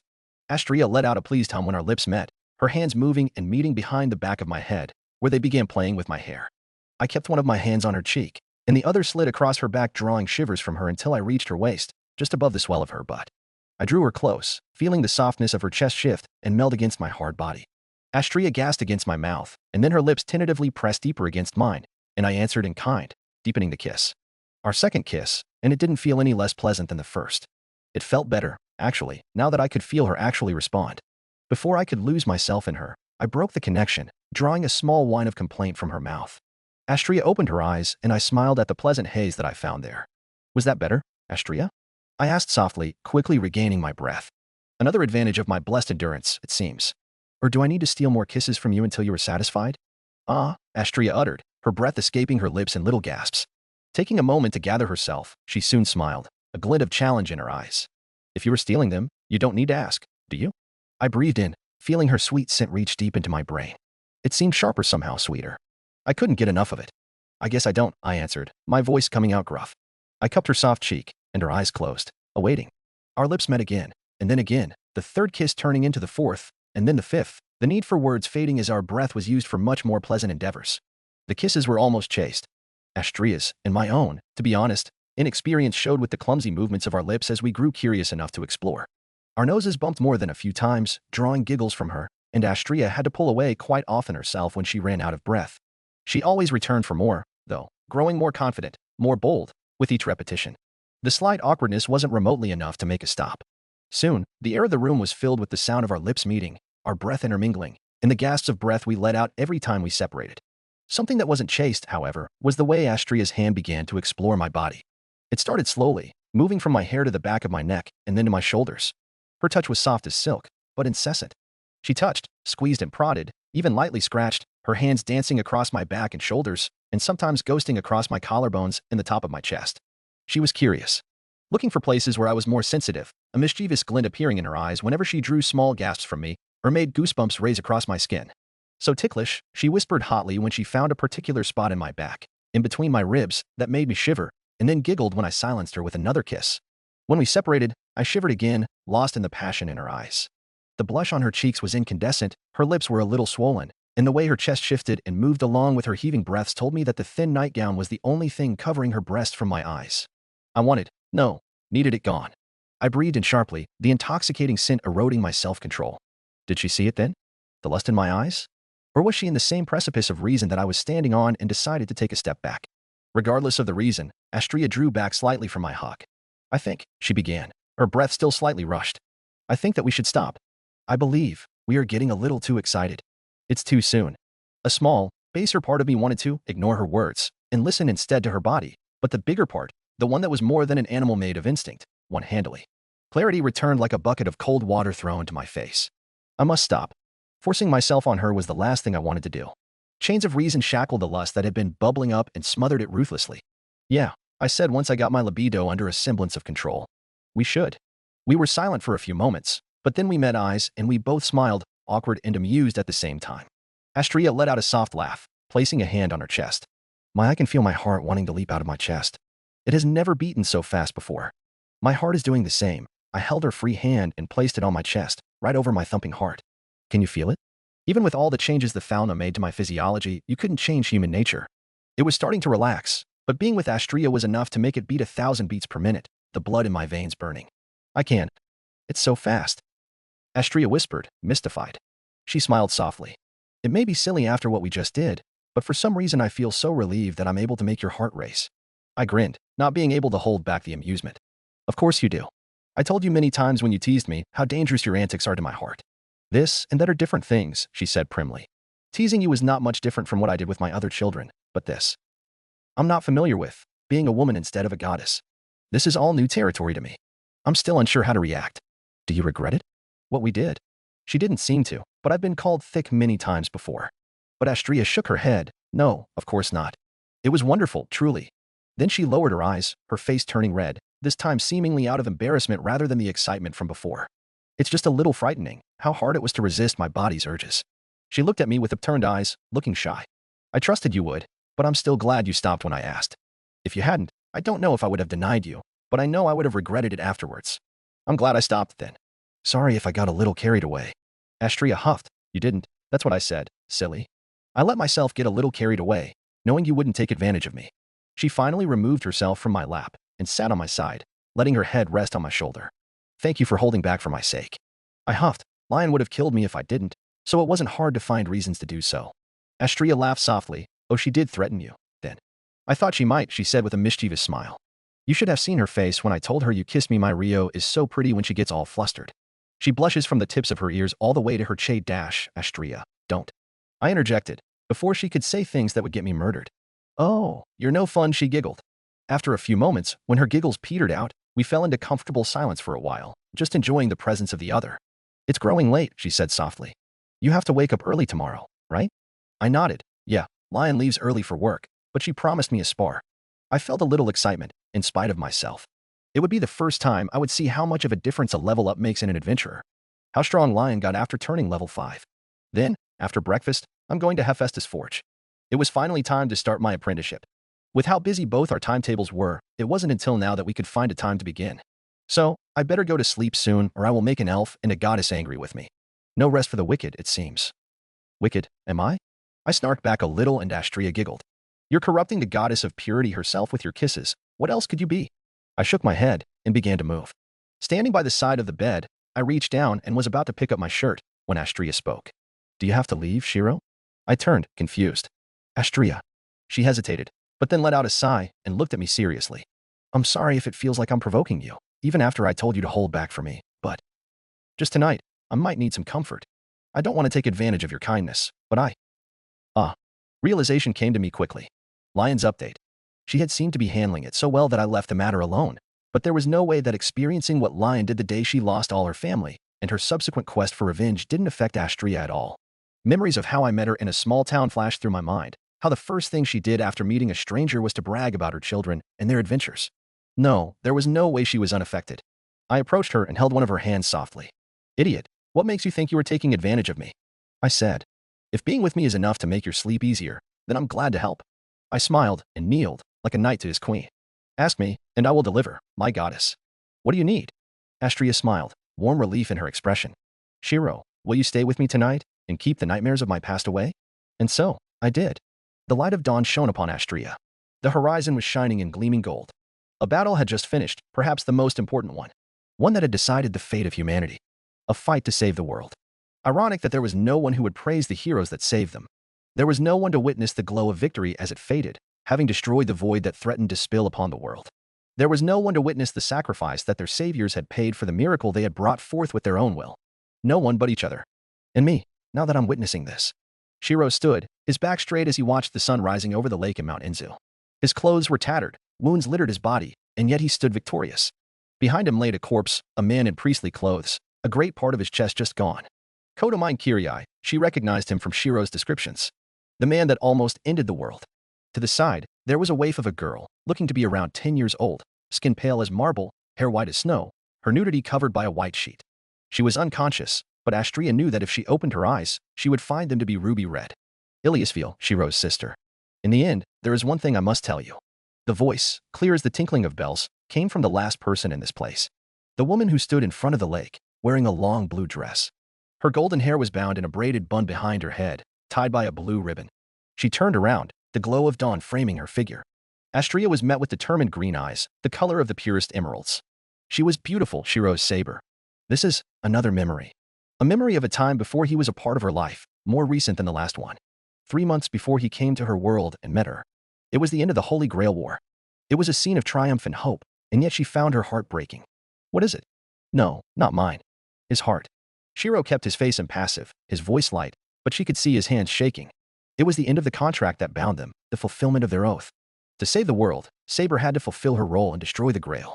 And without it, their fates would separate. The miracle of their meeting would end with the waning darkness. But in spite of the pain she knew he was feeling, Shirou's eyes were firm. There were no regrets in his heart. This was the only way. Shirou, I love you. A wind blew, making Shirou close his eyes, and Artoria Pendragon disappeared in motes of golden light, leaving only a sheath in her place. When his eyes opened, Shirou smiled. Yeah, it really is just like you. There was no surprise in his voice. He expected their parting to be like this. For she had entered his life out of thin air, and now left it the same way. Standing alone on a hill, he stared across the distance, a promise to never forget this branded in his soul. The sheath that remained, the only proof of her existence, turned into motes of starlight and entered his chest, and Astria saw it for a moment. A land far away glowing in sunlight. An ever-distant utopia. The first time I woke up with Astria in my arms, I had been so surprised that I didn't allow myself to really enjoy it. Once I became aware of the situation, my mind had been a whirlwind of embarrassment and nervousness, and that was before the weight of the realization of the feelings I had for her hit me. But now, after the initial bout of confusion at waking up and not finding myself in my own bed, I relaxed. Right, I slept in her bed last night. Even before I opened my eyes, the scent of flowers told me that. There was still some embarrassment in the thought, but it was minuscule against the feeling of, well, being with her. I let myself sink deeper into the bed, letting out a sigh, basking in the warmth that only another person can bring.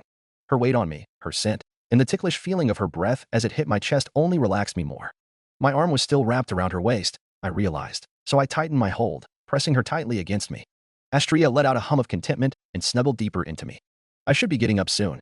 The thought, unwanted as it was, snuck up on me. The room was dark, there was some light entering from the window, but the sun hadn't yet fully risen. The winter equinox, the shortest day of the year, was just a day ahead, and it showed. With my habit of waking up early, these days I often got up before the sun was even up. But today I found it harder than ever. I looked to my side. I could get addicted to this. The silhouette of Astria in the dark, the sound of her breathing, the softness of her body, it almost was enough to lull me back to sleep. Maybe I can stay a little longer. I thought, almost childishly, but I knew I couldn't. I had matters to attend to this morning, so slowly, carefully, I removed myself from her embrace, cringing a little when she whined in her sleep. I sat on the bed and fumbled a little in the dark, looking for my shirt on the floor and putting it on, before carefully covering Astria with the blankets. Before I could stop myself, I reached out with a hand and caressed her soft cheek. I sighed. Better go, before I wake her up. But just as I was removing my hand, a smaller one reached and grabbed it. Astria's eyes fluttered open and found me. She probably could only see my outline against the faint light coming from the window, but she smiled sleepily and tightened her hold. Sorry, I whispered. I didn't want to wake you up. Astria shook her head. You don't need to apologize. I slept placidly thanks to you, after all, she smiled. You kept the nightmares away, like you promised. I dreamed of you, actually. I raised an eyebrow. Her tone was a little confused, and she was looking at me curiously. Oh, I'm glad I could be there for you, even in your dreams. Unfortunately, my dreams were a little less desirable. Like I dreamt of blades. Blades of all kinds, stabbed deeply into the ground, their hilts waiting. Remembering. Morning. You have, and it's not the first time it happened, she said, smiling softly. However, there is something curious about those dreams. I have the feeling that they are something more than mere fantasies I conjure in my sleep. Something more? What does she mean? Her words, for some reason they brought to mind the dream cycle that I experienced during the Holy Grail War. How Saber and I saw each other's lives while we slept. Was I overthinking it? Now I'm really curious, I smiled, keeping my thoughts out of my face. But we'll have to talk about it later. Are you leaving already, Shirou? She asked. The bed's cold without you. Stay a little longer. I overcame the temptation and shook my head guiltily.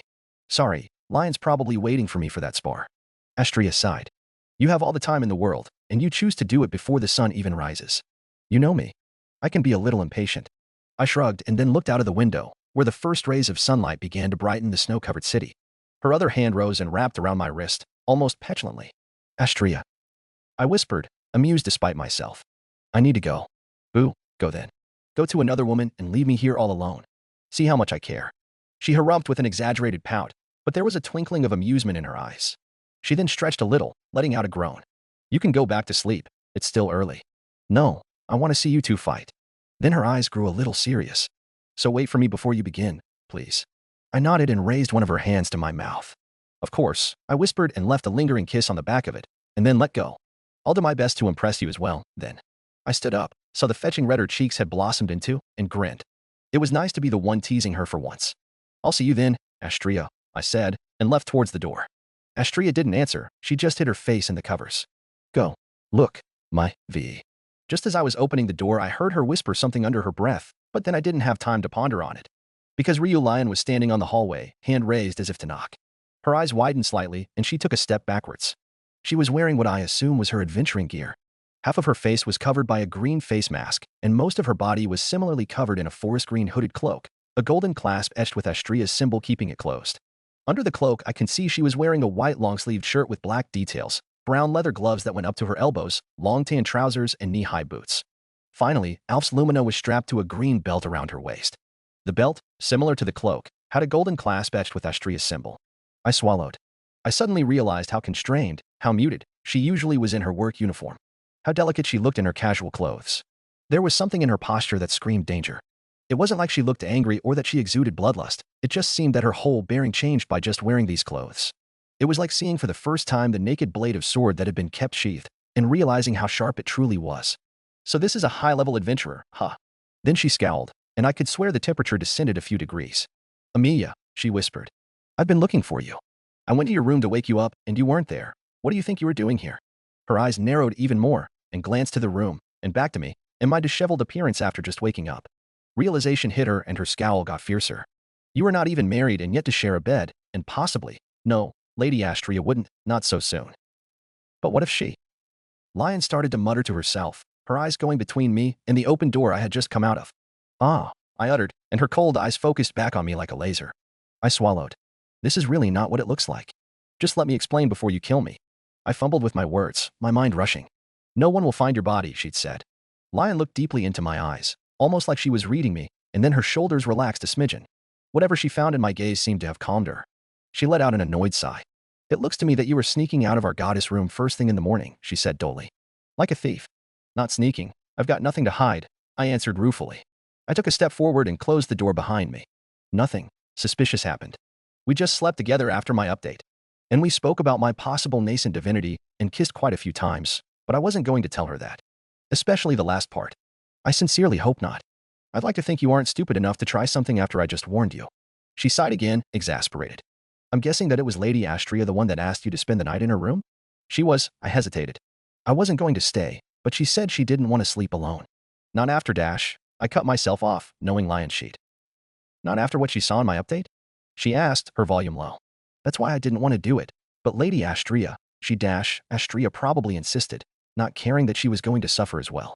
She just wanted to help Lion and, like she once said, share her burden. And knowing Lion, she'd probably feel guilty about it. Proving my thoughts correct, There was a flash of pain in her eyes, and she lowered her face, the fearsome warrior in front of me fading into a normal girl. She looked small. Tentatively, I put a comforting hand on her shoulder, part of me wondering how her slight, fragile-seeming frame could hold so much weight and guilt without being shattering. Lion twitched minutely. No, the weight did shatter her. She was just strong enough to begin to put herself back together. But Lion was not thinking of herself now. No, she worries about hurting Astria. Astria is strong, I said, finally. After seeing what she saw, what happened to all of you? I grimaced. She loves all of you too much for it to not hurt her, but she won't crumble. You know that, better than I do, right? She raised her head, meeting my eyes, and I smiled confidently, squeezing her shoulder. So don't crumble either, Lion. Amelia. Lion still looked a little lost, but the pain in her eyes had faded somewhat. No, not faded, but buried once more. Hidden. Words alone wouldn't be enough to make that kind of trauma disappear, but at least I could distract her from it. I smiled awkwardly. Because our goddess will need us. Last night was my turn to comfort her, but knowing myself, she will need you as well. If only to have someone to complain to when I end up doing something stupid. Lion huffed, her eyes crinkling slightly in a smile. Was that meant to be comforting, you fool? She asked, raising an eyebrow. Don't intentionally add more worries to Lady Astria's mind. I shrugged. It wouldn't be intentional, I promise. Stuff just happens to me. Still not comforting, she muttered, but there was some humor in her eyes. I smiled back, relaxing slightly. And then Lion's breath hitched, and she flinched almost violently. She suddenly took a step backwards and slapped my hand away from her shoulder. Lion looked at me with wide eyes, disbelief clear in her expression. I hissed in pain, confused, but after a moment I remembered. Right? Elves are extremely reserved about other people touching them. Sorry, I wasn't thinking, I said, raising my hand guiltily. I tried to smile, but it came off as a grimace. Like I said, I do stupid things unintentionally. More reserved than even us Japanese people, it seems. I cringed. Lion stood frozen for a moment, but after a few seconds of tense silence, she let out a deep breath, her shoulders slumping. Yuli, Ikalise. She whispered, the words said so silently that I struggled to make them out. Then she shook her head, almost like she was shaking off something. She took another step backwards, and then another, widening the space between us until I wouldn't be able to touch her even if I reached out. Amelia, she said coldly. You are with Lady Astria, you shouldn't carelessly touch other women. Not even me. Her eyes narrowed. Especially not me. I grimaced. Sorry, I won't do it again. I promise. See that you don't, she warned, before shivering in disgust. Ouch. Ah, shameless, truly shameless. To be so forward with someone else while your mouth is still smudged with her lipstick. Ah, crap. My hand flew to my mouth and tried to rub away the marks, but when I checked my hand came clear. Huh? I'm lying, of course. Lady Astria wouldn't wear makeup for bed, fool, Lion said, her voice a little far. I looked up, a little surprised at seeing her already walking away, her cloak fluttering after her. We just slept, was it? I groaned, feeling my cheeks burn at being caught so easily. Okay, maybe not just slept, I admitted, starting to walk after her. I thought you'd prefer less details. Don't misunderstand me, I don't want to hear it, but I'm not stupid. Lady Astria is the most beautiful woman in the world. It wasn't hard to realize that after kissing her once you wouldn't be able to resist doing it again, she said. Don't worry, I don't have any intention to get in the way of you two, as long as you don't force her. Oh, I didn't. I thought, Astria's eyes clouded with passion flashing in my mind. Lion stopped near the stairs. Whatever you were picturing, don't. At least not in my presence. Are you a mind reader now, Lion? You are a man. It's not hard to imagine what you are thinking about, she said without turning around. Now, stop wasting time with your delusions and go change. I told you I don't have much time today. What do you mean, my delusions? You are the one that brought the whole thing up. I grumbled under my breath. Did you say something, Vice Captain? She asked archly, walking down the stairs. Speak up, please. Nothing, Captain. Just speaking to myself. It was too early for this type of talk, and I wouldn't trust myself to not shove my foot in my mouth again. Especially after angering her with my touch. Although, a thought crossed my head as followed after her. Was it my imagination, or were the tips of her ears red? She blushes from the tips of her ears all the way to her shade dash. God damn it, Astria. I took a few steps into the garden, feeling the snow crunch under my boots. I breathed in deeply, the frozen air of the morning filling my lungs and making the last dregs of drowsiness fade. I looked around. The snow had continued to fall over most of the night, covering everything in a thin layer of white. It wasn't more than a few inches, and it would likely melt into slush in a couple of hours, but it was nice, nonetheless. It reminded me of home. The backyard of Stardust Garden was more spacious than the one in my house back in Japan, and the walls surrounding it were taller and made in Western design, but the sight and the scent of the snow-covered grass brought me back to my winter mornings in Fuyuki. Of course, then I saw the green-haired elf standing in the middle of the garden, and I was starkly reminded that I was not back home. Lion was standing still, looking in the direction of Babel, her eyes far away. As soon as I put a foot on the snow, though, she turned slightly to me. Her eyes were clinical as she inspected me. Unlike the last time we fought, although such a short bout could not really be considered a fight, I was fully armored. I wonder if I invoke the same feeling as her, now that I'm wearing my equipment. Probably not. Almost a month had passed since I first became an adventurer, and the feel of the plates of steel on my body had not become second nature, but at least something I had grown used to. Most of my equipment had changed since I came to Orario. I still wore the brown leather coat made by Anne's mother, now quite a bit tighter than it had been the first time I tried it on, and the gauntlets and had spent a few nights making for me. But the pieces of armor the guards of Westmount had gifted me were replaced by the armor Atticus forged for me in exchange for the spare prosthetics. I was quite happy with the set, but according to him it had been a rush job, and he would work on making a more complete one once he, or I, got proper materials to work with. Maybe I could even help him, eventually. Although I was actually not wearing my actual armor, but freshly traced copies. Remembering how Lion had destroyed a sword made of monster materials made me hesitant to use my equipment for what amounted to be a spar. Better to be smart about it. I approached her, the clinking of my armor and the crunching of snow the only sounds around us. Stardust Garden was in a pretty remote spot of Orario, few other buildings around it, so there were hardly any people around at this time of day. That also meant that we wouldn't need to worry about angry neighbors if we ended up making a ruckus during our fight. So, I asked, once I was a couple of meters away, "How are we doing this?"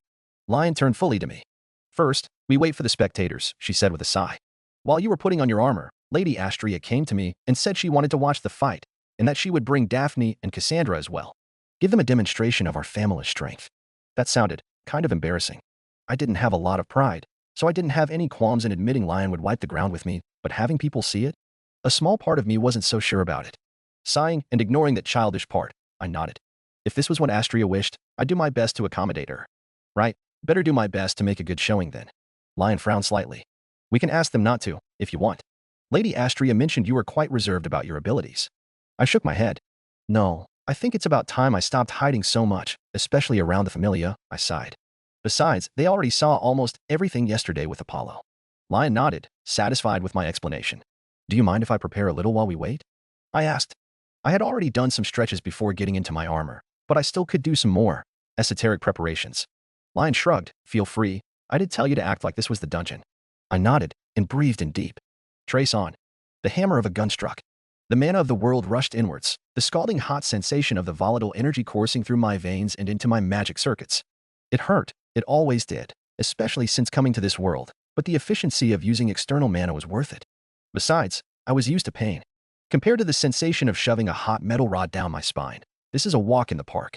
I sighed, the air misting in front of my mouth, my 27 circuits steadily filling. I chose a couple and got to work. I decided to take my time, as my body was different than it was yesterday. My structural analysis told me how much I changed with just a week of work. It felt clearer now that my fauna had been updated a second time. When I first got it, the boost the fauna gave me was all-encompassing. Every muscle, every bone, my magic, my senses, everything had improved. The boosts I got from updates were slightly different. My endurance still toughened my bones and skin, and, obviously, improved my stamina and lung capacity. My magic made my OD reserves grow, made my magic circuits more efficient, and gave them better capacity. That was still consistent. But the strength, dexterity, and agility? It was subtle, but I could tell that the physical improvements those stats gave me were geared towards sword fighting. The tendons and ligaments in my hands to better grip my sword, the muscles in my core, my arms, my shoulders, my back and chest, everything I used to swing a sword was strengthened, improved. They were more flexible, they could handle more punishment. The strength of my legs to maintain my balance, to keep my stance firm. To rush and attack. It was months of training and physical conditioning, gained in one single moment. I was a better swordsman than I had been yesterday.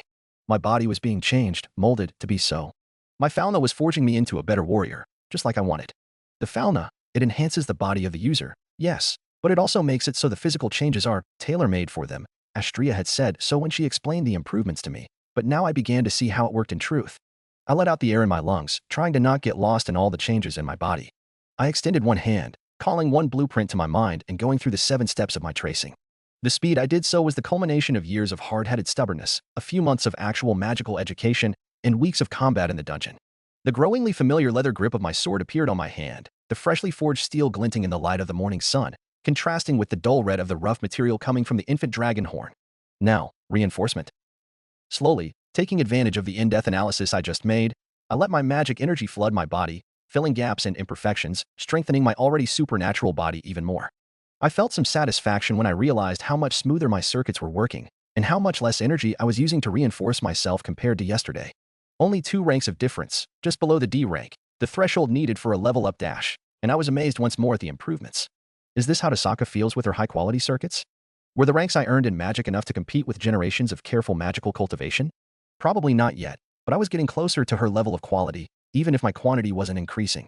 I could see Lion's curiosity when the green lines that represented my reinforcement at its strongest appeared on my skin, but she didn't say anything and let me work in silence.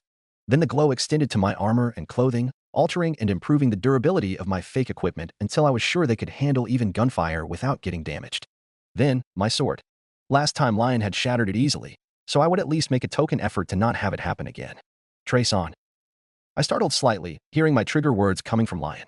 Strengthening, enchanting items, creating weapons. It's amazing how much you can do with just that short chant. It's almost unfair, she said, but there was no heat in her words. My luminous wind uses 7 lines of chanting, and it's not nearly as versatile as your one spell. A 7-count aria, huh? That would be considered almost a grand ritual back home, if I remember what Tosaka taught me correctly. Must be quite a powerful spell, even if she is complaining about it. 3 spells, actually, I corrected her, and she cocked her head. I used 3 spells just now. One to check the changes the update made to my body, then another to strengthen myself and my equipment, and then the last one to create my sword. 3 spells with just 1 chant, because that's better. She said flatly and I shrugged, smiling awkwardly. It's not so simple. I do most of the work to make the spell in my mind. Chanting helps and can even make magic more effective, but it's not really necessary if the spells are simple enough. So it's more like chantless magic? Now there was some actual disbelief in her tone. You could say that. I do need the opening chant to prime my mind for it, I shrugged. And then I have to follow a series of predefined steps to shape the spell. I scratched my cheek, not really used to actually explaining the hows of my magic. There are more complex explanations and a lot of theory and equations behind it, but I was never good at that. I'm good at these spells because I spent a lot of time practicing them. Theory has never been my forte. Lion looked a little overwhelmed. I never knew humans used magic that way. It sounds so methodical. It's how I learned. I'm not sure how the rest of the world does it. I felt a little bad for maintaining the lie, but it wasn't really the moment to explain multidimensional shenanigans to her. Would she even believe me, anyways? Is that not the way elves do it? Lion hesitated for a second, but then sighed. It's not. I'm not really trained in it. I left the forest young, before my training started, but I'm aware that elves' magic is mostly done by communing with spirits of nature. Some consist of days-long rituals, entire volumes worth of chanting, there's even fasting involved, I think. It's nothing like you describe. Her voice was clinical, but I could detect a hint of disdain in her words as she spoke. She left her birth home young. I'm guessing she didn't do so in the best of terms. Depending on how you interpret them, you could even say my own chants involve asking the spirits of wind and the forest for assistance, she shrugged, seeming to not care one way or another for that comparison. What about ignis fatuus? Do you experience it, even if most of your chanting is internal? I nodded. It wasn't the term I would use, but there was no need to complain about semantics. To be a mage is to walk with death, my father said to me when he started teaching me. There's always the possibility of the spell backlashing if I lose my focus. Meditation and self-hypnosis help, but it can happen. Lion let out a sigh, crossing her arms. I was expecting you to say you don't, and was about to smack you. I spent years of my life training to learn how to do concurrent casting, and I was going to be cross if you told me you didn't have to worry about it, she said, and I couldn't tell if she was joking or not. Hopefully, she was. I can give you some tips to keep calm, if you need. Help you focus, I joked. She surely knew more about magic and meditation than a mere third-rate like me would ever know. Lion narrowed her eyes at me, but then cocked her head. Actually, what's that about self-dash? The sound of the door to the garden opening made Lion cut herself off. We both looked to the side, where Astria came out of the home, Cassandra and Daphne in tow. Sorry for the delay, you two, Astria said with a guilty smile, a tray with a tea set on her hand. That took longer than I expected. You didn't wake them up, did you, Astria? I asked with an exasperated smile. As she didn't. I was already awake. Cassandra exclaimed, jumping to her defense. She had a small satchel in her hands, I noticed. I wonder what's that for. We got only delayed, because of me. I dash. She trailed off, her face burning in embarrassment. Daphne grinned. Cassandra got lost on the way to the bathroom, so we had to fetch her. Daphne. How on earth did you end up on the 3rd floor? I will never know. I just had a feeling it was there. Daphne just let out a deep sigh, shaking her head. Now, what's this about a demonstration? Daphne asked, eyeing us with undisguised curiosity. Though I noticed her focus was mostly on Lion. We're going to spar, Lion said, taking a few steps away from me. Amiya here feels he is ready to go deeper into the dungeon, and I want to test that. Lady Astria figured you might want to see this, if only to assure you of our strength should something come to head with Apollo. Cassandra gasped in delight, probably overjoyed that she was about to see one of her idols fight. Daphne was a little more subtle, but the way she was looking at us grew more intense. It was a small lie, of course, as Apollo didn't seem to be interested in the girls anymore after that meeting, but Lion probably didn't want to tell them that it was part of the recruitment drive and ruin her goddess fun. It still seemed to bother her, though, if the exasperated look she sent her goddess was any indication. I wonder how long Astria is going to pretend that those two don't know of her intentions. If Astria doesn't mention it to them today, I had the feeling that Daphne at least was going to ask to join herself. She didn't seem the patient type. Sounds fun, Daphne said, seemingly nonchalant, but I could see the smile threatening to ruin her coolness. She followed Astria, who had placed the tray on the garden table near her, her steps a little too hurried. Cassandra followed after, her eyes still gleaming like stars. She didn't seem to know where to focus as her eyes kept flitting from me to Lion. She seemed so excited she was almost hyperventilating. I was a little worried she would pass out from excitement, but hopefully Astria would keep an eye on her, because I was about to be busy. Astria approached us, standing in the middle of the garden. Rio, Shirou, she began, looking at each of us in turn. Her voice was serious, firm. I'm sorry for making you go along with my selfishness during your spar, but I thought it fitting that those that admired the familia led by Elise were the first to see how strong the familia led by Rio will be. Lion stiffened. My lady, I still dash. I know, Astria interjected. We still haven't done much, but this is the beginning. I'm coming to realize how unfamiliar I am with the situation in Orario and how it has shifted during my time away. We must begin to act, and assessing our strength is the first step. Astria turned to me, Shirou. Don't hold back. If Ria feels you're not ready, then no matter your desires, I will forbid you from going deeper. Use whatever you deem necessary to earn the right to advance. She said seriously, her usually warm indigo eyes unyielding, but then she smiled slightly. Rio, do try to hold back a little bit this time. You are a level 5, after all. And the pride she felt for that couldn't be more obvious. Lion flushed, but then nodded seriously. I smiled in spite of the tension and nodded as well. As you say, my lady. Understood, my goddess. Astria nodded. Good, she said and began to walk back to the table where Cassandra and Daphne were watching with wide eyes. I have ready some potions, just in case, and an elixir, should the worst happen. She sat down and grabbed the satchel Cassandra brought. I will not meddle anymore. Begin whenever you are ready.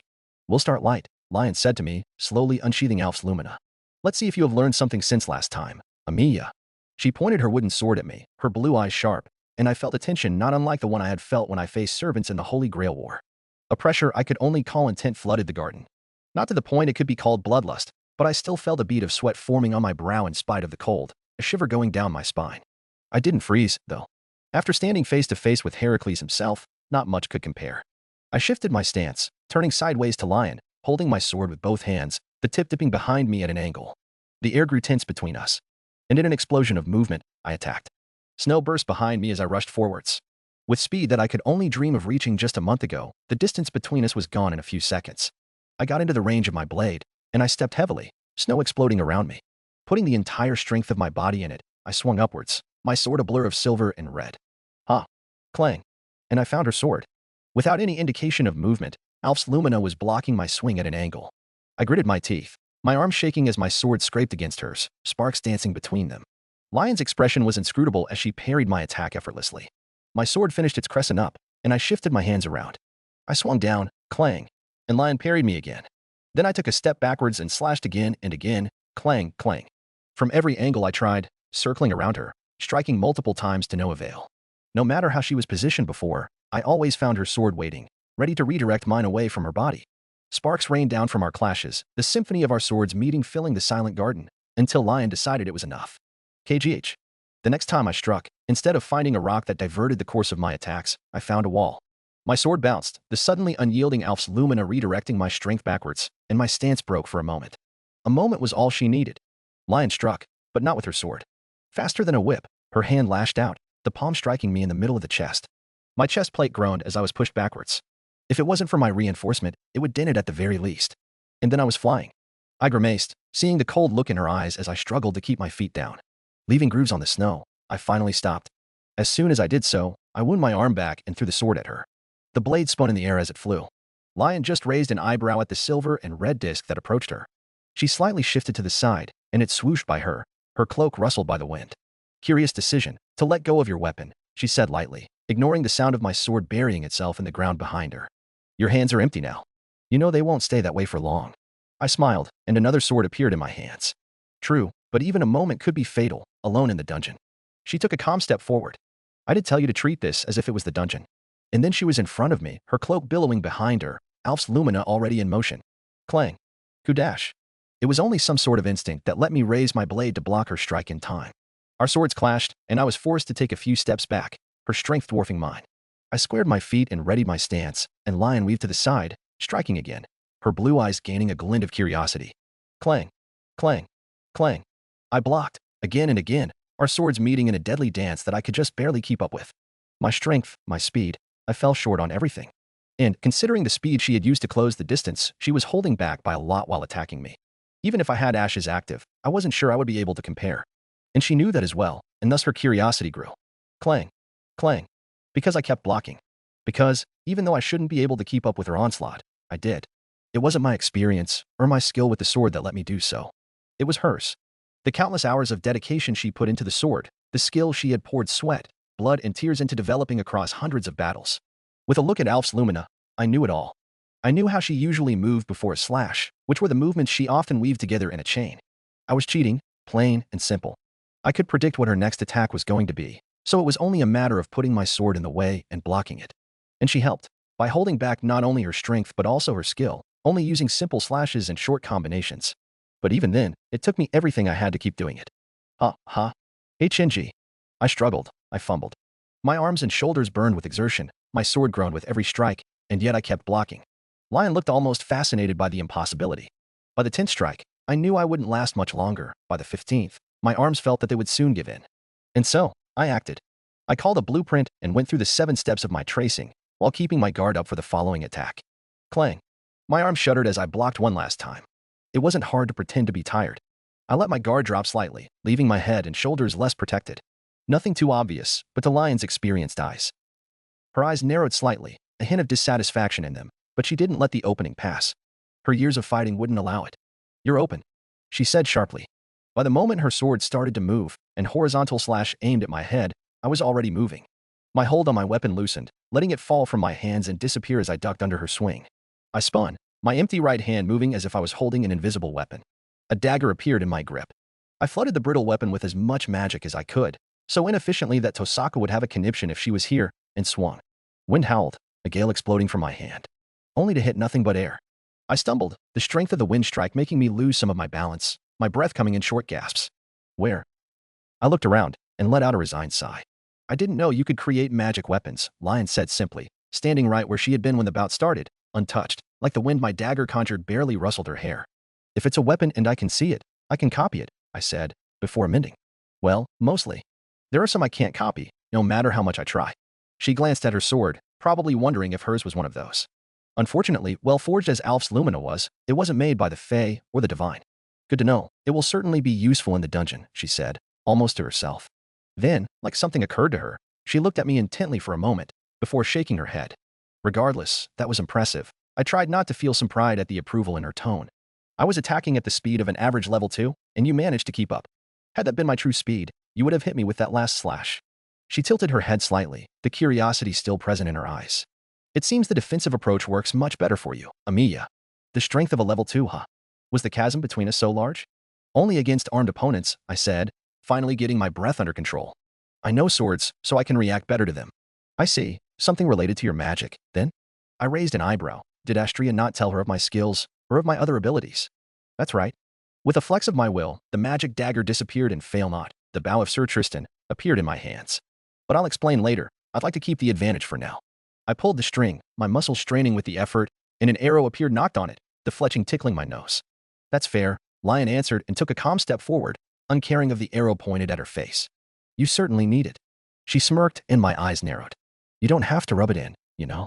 I breathed in and let go of the string. My arrow pierced the air, the cold wind howling. Less than a moment later there was a blur of movement, a crack like thunder, and the arrow shattered in thousands of pieces, falling uselessly to the ground in front of Lion. Just when it entered the reach of her sword. Ridiculous. She took another step forward in the same time it took me to pull the string, create another arrow, and shoot. Crack. You know, she began calmly, like it took her nothing to parry an almost supersonic arrow out of the air. Around the 25th floor of the dungeon, I shot again, and her sword became a blur once more and parried it. There is a bird-type monster named Iguazu. A shower of splinters, another step. Pull, create, shoot, crack. It ambushes unwary adventurers, flying at speeds faster than sound. It's probably one of the deadliest monsters around those floors. I kept shooting, the wind howling and the crack of thunder filling the silent garden, my arms moving with precision gained from years of training, burning with the effort of pulling the string time and time again. In spite of myself, I felt some pride at the fact that my fingertips remained intact even after firing so many arrows. I guess the fauna made me a better archer as well. And yet it was for nothing. I had just turned level 3 when I first killed one. Your arrows remind me of them. I could do that when I was younger, so what you are doing now, it's useless. I don't know if that's what she meant, or if it was just plain boasting. Maybe she was doing it to teach me a lesson in humility, or perhaps she was trying to dissuade me about my decision to rush forward. But I guess this is what I amount to. I couldn't help but feel a little discouraged. I tried everything that was truly mine, the skills I earned through my own efforts and no one else's, and it wasn't enough. Amiya Shirou. Understand, you are a maker, not a fighter. No, that wasn't quite right. My true strength lied elsewhere. You may want to be a warrior, but I know you were born to create. Once more, I tried to deceive myself. If I can't beat my opponent, then I should imagine something that could. And one such thing came to mind, a weapon that felt like it was asking to be traced on its own. An idea came forth, using the knowledge it contained and the fact that Lion seemed unaware of the details of my abilities. I only hope she can forgive me for this. Lion, I'm going to kick it up a notch, I said, letting FateRoute disappear. Lion raised a curious eyebrow and stopped her slow advance. Don't die, please. Oh. Her eyes narrowed, the smirk returning to her face. I'll do my best. She didn't take my words seriously. That's fine. I didn't even know if this would work, after all. I took a deep breath and declared, my body is made out of blades. In spite of Astria's words, I didn't feel anything divine from my aria, nor did I feel the world react to it in any significant way. No, the change I felt was internal. It just gave me control. Control of myself, of my magic, of my soul, of my swords. My 27 magic circuits burst to life. I hadn't used much magic energy during the fight, so it was a matter of moments before they were refilled once more. I focused, my mind feeling like it parted 27 different ways. With every circuit, I traced 7 steps. Judging the concept of creation. Hypothesizing the basic structure. Duplicating the composition material. Imitating the skill of its making. Sympathizing with the experience of its growth. Reproducing the accumulated years. Excelling every manufacturing process. One sword appeared in my left hand. There wasn't anything particularly special about it. It was just a normal one-handed steel sword, but my whole plan rested on it. And that was only the beginning. Soon, more began to appear, blades manifesting around me, brought forth from the depths of my soul. Lion's eyes widened as she watched how my armory took form. Swords, lances, daggers, even arrows, taken from soldiers, guards, adventurers, knights, and bandits alike. Their history passed through my mind, hundreds of years of fighting amongst them all. If I closed my eyes, I could see them, like they were standing behind me holding their weapons. Ghosts. Memories. Waiting. For the next battle / for the battles to be over. Remembering. The fights they fought / the lives they lived. Mourning.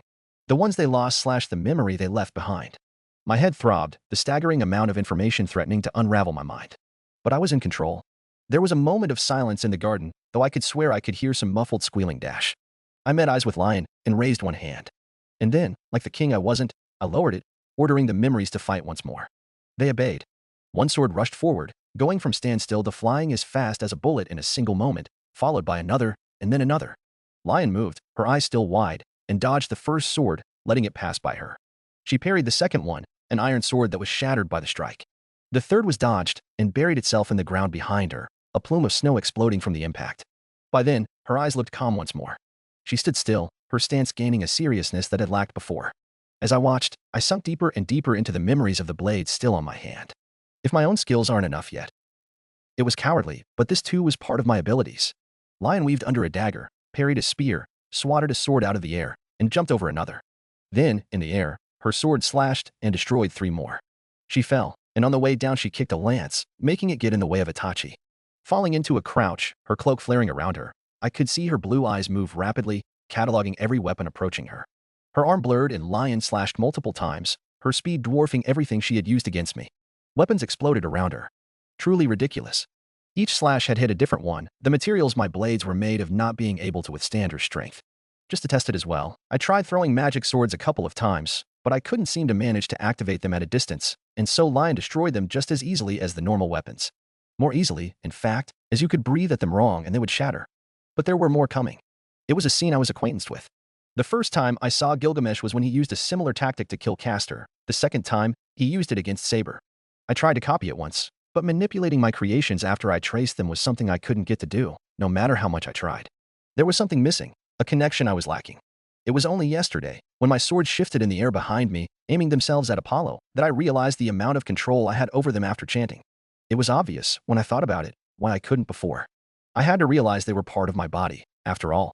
It wasn't perfect, my focus could only split so many times, and, in spite of my accuracy with the bow, some veered slightly too far from my target. I'd have to practice more. Now, it would be a matter of time until I could do this with noble phantasms. Just like Gilgamesh. Just like him. I shook my head, my grip on my sword tightening. Even if I had the ability to trace waves of legendary weapons, I wouldn't do it against Lion. Level 5 or not, I can't see her survive that. Or maybe I could. I hadn't noticed, but at some point the slight discomfort that had plagued her movements had diminished. Her moves had grown surer. Her footwork was impeccable as she weaved around the attacks thrown at her. She remained untouched, even as blade after blade came after her. I don't know if they would be able to hurt her even if they touched her, but she treated every attack like something that was a threat. But at some point the discarded weapons around her started to get in the way. Instead of cleanly shifting to evade an attack, she had to block it. Instead of stepping back to dodge another, she had to jump over it. So she stopped touching the ground. Using the hilt and shafts of the discarded, buried weapons near her, Lion kept herself in the air, gracefully moving amongst a storm of swords, her cloak fluttering around her like they were wings. She looked like a fairy, dancing around in the winds. Lion's a beauty, isn't she? Piercing through my focus, the thought came to me unbidden, accompanied by fragments of admiration and pride that almost overwhelmed me, and I had to glance at the sword in my hand. Had I sunk so deep in it that her memories began to affect my thoughts and feelings? I shook my head, doing my best to ignore the foreign thoughts by tracing more weapons, feeling my body burn with the strain of using so much magic energy. I had to finish this soon. And soon the chance came. After evading another weapon, Lion met my eyes for a second. In spite of the constant threat, she still seemed calm. Is this it? She seemed to ask. Is this your best? Her eyes were assessing, curious. She was waiting for more to come. When I didn't answer, nor moved, Lion spoke. Distant forest sky. Infinite stars inlaid upon the eternal night sky. Finally, having grown tired of my attacks, she began chanting, her words steady even as she kept moving around. Concurrent casting, Lion had called this. The ability to cast magic even while moving or attacking. Light began to gather around her, and the wind began to gain strength. Heed this foolish one's voice, and once more grant the starfire's divine protection. Grant the light of compassion to the one who forsook you. I focused inwards as her words continued, doing my best to ignore the sight of the emerald green circle that followed her around, or the green spheres of stardust that began to hover around her. Using my newfound control of my circuits, I reinforced my body even more, finding smaller gaps and focusing more and more magic and strengthening my body. Not to be faster or stronger, but to be tougher. I was going to need it. Come, wandering wind, fellow traveler. Cross the skies and sprint through the wilderness, swifter than anything. I was going to use a level 4 strength and speed, after all. My stance shifted into something unfamiliar/familiar. I stood straight with my right side to Lion, my right hand raised in front of me, my left holding the sword aloft, horizontal to the ground. Imbue the light of stardust and strike down my enemy. Luminous dash, the spheres of light and green wind mirrored the swords surrounding me. Lion jumped up, her hand extended in front of her. Wind. The massive green light advanced, swallowing everything in front of it. In less than a moment, the swords that were threatening Lion were crushed and turned to dust. It was overwhelming, unstoppable, and the pieces of starlight were advancing so fast that I wouldn't be able to evade them. But she could. So, like my first day in the dungeon, I relinquished control.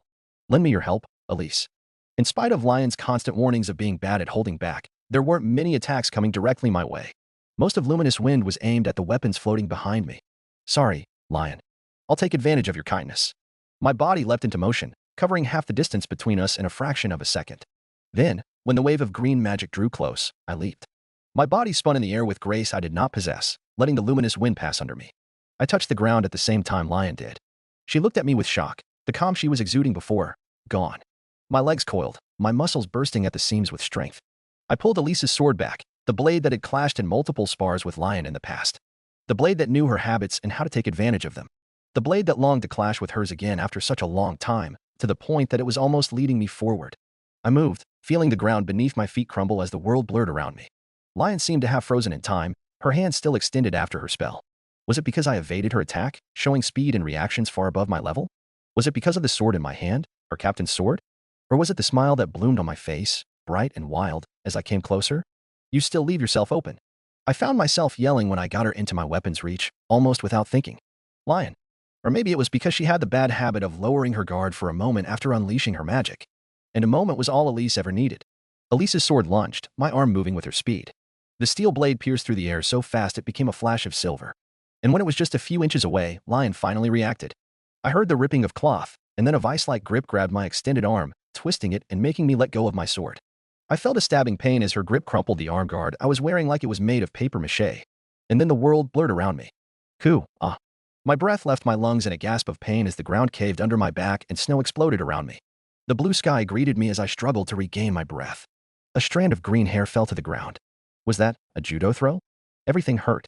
My legs, my arms, every muscle of my body felt like it had been wrung. My left arm, still held in a tight grip, throbbed, and I could feel the pieces of metal trying to pierce through my enhanced skin. I breathed out, the heat of my breath misting the air in front of my mouth. I was burning. Every sword I created had been destroyed, I noticed dimly.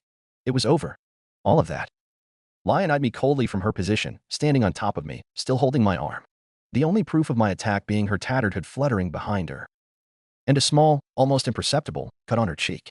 So small the only reason I noticed it was because of the tear on her mask and the ruby red droplet that fell from it. All of that, for a single drop of blood. What was that? Lion asked coldly after a moment, her hold tightening. I grimaced. How? How did you move like Dash? She cut herself off, the words seeming to lodge themselves in her throat. Like a high-level adventurer? I asked for her, and then I smiled guiltily. Or you mean like Elise? She breathed in sharply, and let go of my arm like it burned her. She took a few steps backwards, her narrowed eyes demanding an explanation. I sat up, holding my left shoulder with my right hand and rolling it. I grimaced again at the sharp pain that still remained. She almost dislocated it, I think. Sorry, I knew that it might piss you off, but I still did it. It was probably the only way to surprise her. It's my magic. I told you I know weapons, right? I might have undersold it a little bit. She raised an unimpressed eyebrow, and I shrugged. Hey, you said it was fine to not tell you. I reminded her, but her eyebrow remained in place. One of my abilities lets me read the history of a weapon by only looking at it. It's one of the steps to create my copies. While I talked, I let whatever remained of my weapons disappear, and then I did the same with the pieces of my armor, leaving me in my leather coat and pants. Most of it had been broken or dented, from my greaves that didn't take moving at such high speeds well, to the arm guard that had been crushed against my wrist during the last attack. Even the chest plate had cracked when I hit the ground at the end. Thankfully, my reinforcement had been at its best during the last exchange, so nothing pierced my skin, but I would probably bruise all over. And speaking of, I let the glow of my magic fade as well, my reinforcement having done its job well. So the reason you were able to counter me before was because I knew how you usually attack with Alf's Lumina. It wasn't easy, but I could predict what you were going to do thanks to that. Lion's eyes narrowed, and she looked at her sword like it betrayed her. I shrugged, a grin on my face. You helped a little by not going all in, thankfully. Lion sighed. I was just following my lady's orders, even if it now seems I could have held back a little less. She shook her head. And that speed at the end? That's a little harder to explain. I sighed and scratched the back of my head. If I focus enough on the experience I find in a weapon, I can imitate it, force my body to move like the original user, copying their strength and their fighting skill. Lion's eyes widened with realization. And you, the last attack, you were wielding Elise's sword. That's how Dash. Of all the weapons left in the armory, hers was the most experienced in fighting you. Lion let out a shuddering breath. We used to spar a lot back then. She was the one that was always willing to fight me, she said softly. There was a deep melancholy in her voice as she spoke. You were saying you can copy the skill and stats of a level 4. That's a little hard to believe. I know, but it's the truth. You can ask Astria if you want. I made a stand, but my legs wobbled, the exhaustion and strain catching up to them, and I fell back on my butt. Seeing that, Lion let out a deep sigh and approached me, lowering her mask. I'm guessing doing that kind of thing doesn't come cheap, huh? Using magic beyond your means can destroy you, or so my father used to say, I said, focusing my magic energy to begin to feed Avalon. I shouldn't be surprised that the same can happen with physical prowess. Before I could activate the sheath, however, Lion extended one hand. I sing now of a distant forest, a familiar melody of life. No, a heel. A soft light enveloped my body, the glow reminiscent of dappled sunlight filtering through the leaves of a forest. Soon relief flooded me as the pain I was feeling began to slowly fade, the strain I put on my muscles, the ache of forming bruises, the sharp pain on my shoulder. I even felt some of my stamina return. A healing spell. I felt a pang of envy. To have the ability to heal others on demand. I wished I had such a kind and selfless magic. Let me handle it. Don't strain yourself more than necessary, she said softly, her attention on her spell. It might not be as good as your artifact, but it will at least put you back on your feet. Still, I shook my head. There's no need. Really, I can dash. Lion glared sharply at me. I'll take advantage of your kindness. Your Lady Astria's man. I won't have you return to her a wreck because of me. She muttered, and I had to keep myself from flushing. After a few moments of silence, she spoke. Your abilities, it would be stupid to consider something so ridiculous to be true, but I believe you. Otherwise, I would have to admit that a level 1 managed to hurt me on his own. She grumbled the last part, touching the small cut on her cheek. I smiled awkwardly. I guess that hurt her pride a little. Besides, the way you moved at the end, there's no way I would not recognize the way Elise moved. She sighed. And, when you berated me for lowering my guard, you spoke with her tone then, and smiled her smile. I grimaced. Sorry. I got a little carried away, and let some of her memories overwhelm me for a bit. I think that the spar made the feeling stronger. A training session with one of her loved ones. I guess it made sense that it was easy to sink so deep in the echoes in her sword. Lion shook her head, and her spell faded from her hand. It's fine, she whispered. It was like hearing her speaking again. Thank you. And then she smiled at me, a soft upturning of her lips that made her look younger. Or rather, it made her look her age. She's so pretty, I realized once more. This time the thought came not from the recollections of a sword, but from me. I cleared my throat awkwardly and shook my head, both to answer her and to clear my mind, and then focused on my body. I moved experimentally and found most of the pain gone. There was some lingering discomfort, but nothing that a second or two with Avalon wouldn't fix. So? She asked when I stood up as well. Are we done here? Or do you have any other secret abilities you didn't get to show? Her voice was once more dry, but there was a softness in her eyes that hadn't been there before. Something else I didn't show, HM. The softness faded. Really? It's not something secret, but I have some stronger weapons I can use. Much stronger than the dagger I used against you. Lion eyed me dully. And you didn't use them against me? Why? I felt a flicker of amusement and looked around. Besides the fact that I didn't want to destroy the garden? Lion froze for a moment and then looked around as well. The gouges on the ground that my onslaught of weapons had left, the actual crater my body had made when Lion threw me to the ground, and the destruction that luminous wind had left in its wake. Besides that, yes, she said after a few seconds, before muttering. At least one of us remembered to hold back. They're my last resort. Had I used one of them, I probably would have killed you. Caliban, Gibalg, Meridak, Durandal. Hell, even Concho and Bakuya would probably easily cut through Alf's Lumina and kill her if I wasn't careful. Lion froze for a second and then watched me seriously. You are so ridiculous that I might as well believe that. She sighed, looking exasperated. If you feel that was for the best, then I won't say anything. But remember that last resorts are useless if you die before you can use them, or if someone dies because you chose not to use them. I'll be sure to keep that in mind, Captain. I nodded. If there ever is a need for them, I won't hesitate to use noble phantasms if it meant to save someone. Pride has no place in a situation where lives are at risk. See that you do. She nodded, and then turned around. Let's report to Lady Astria.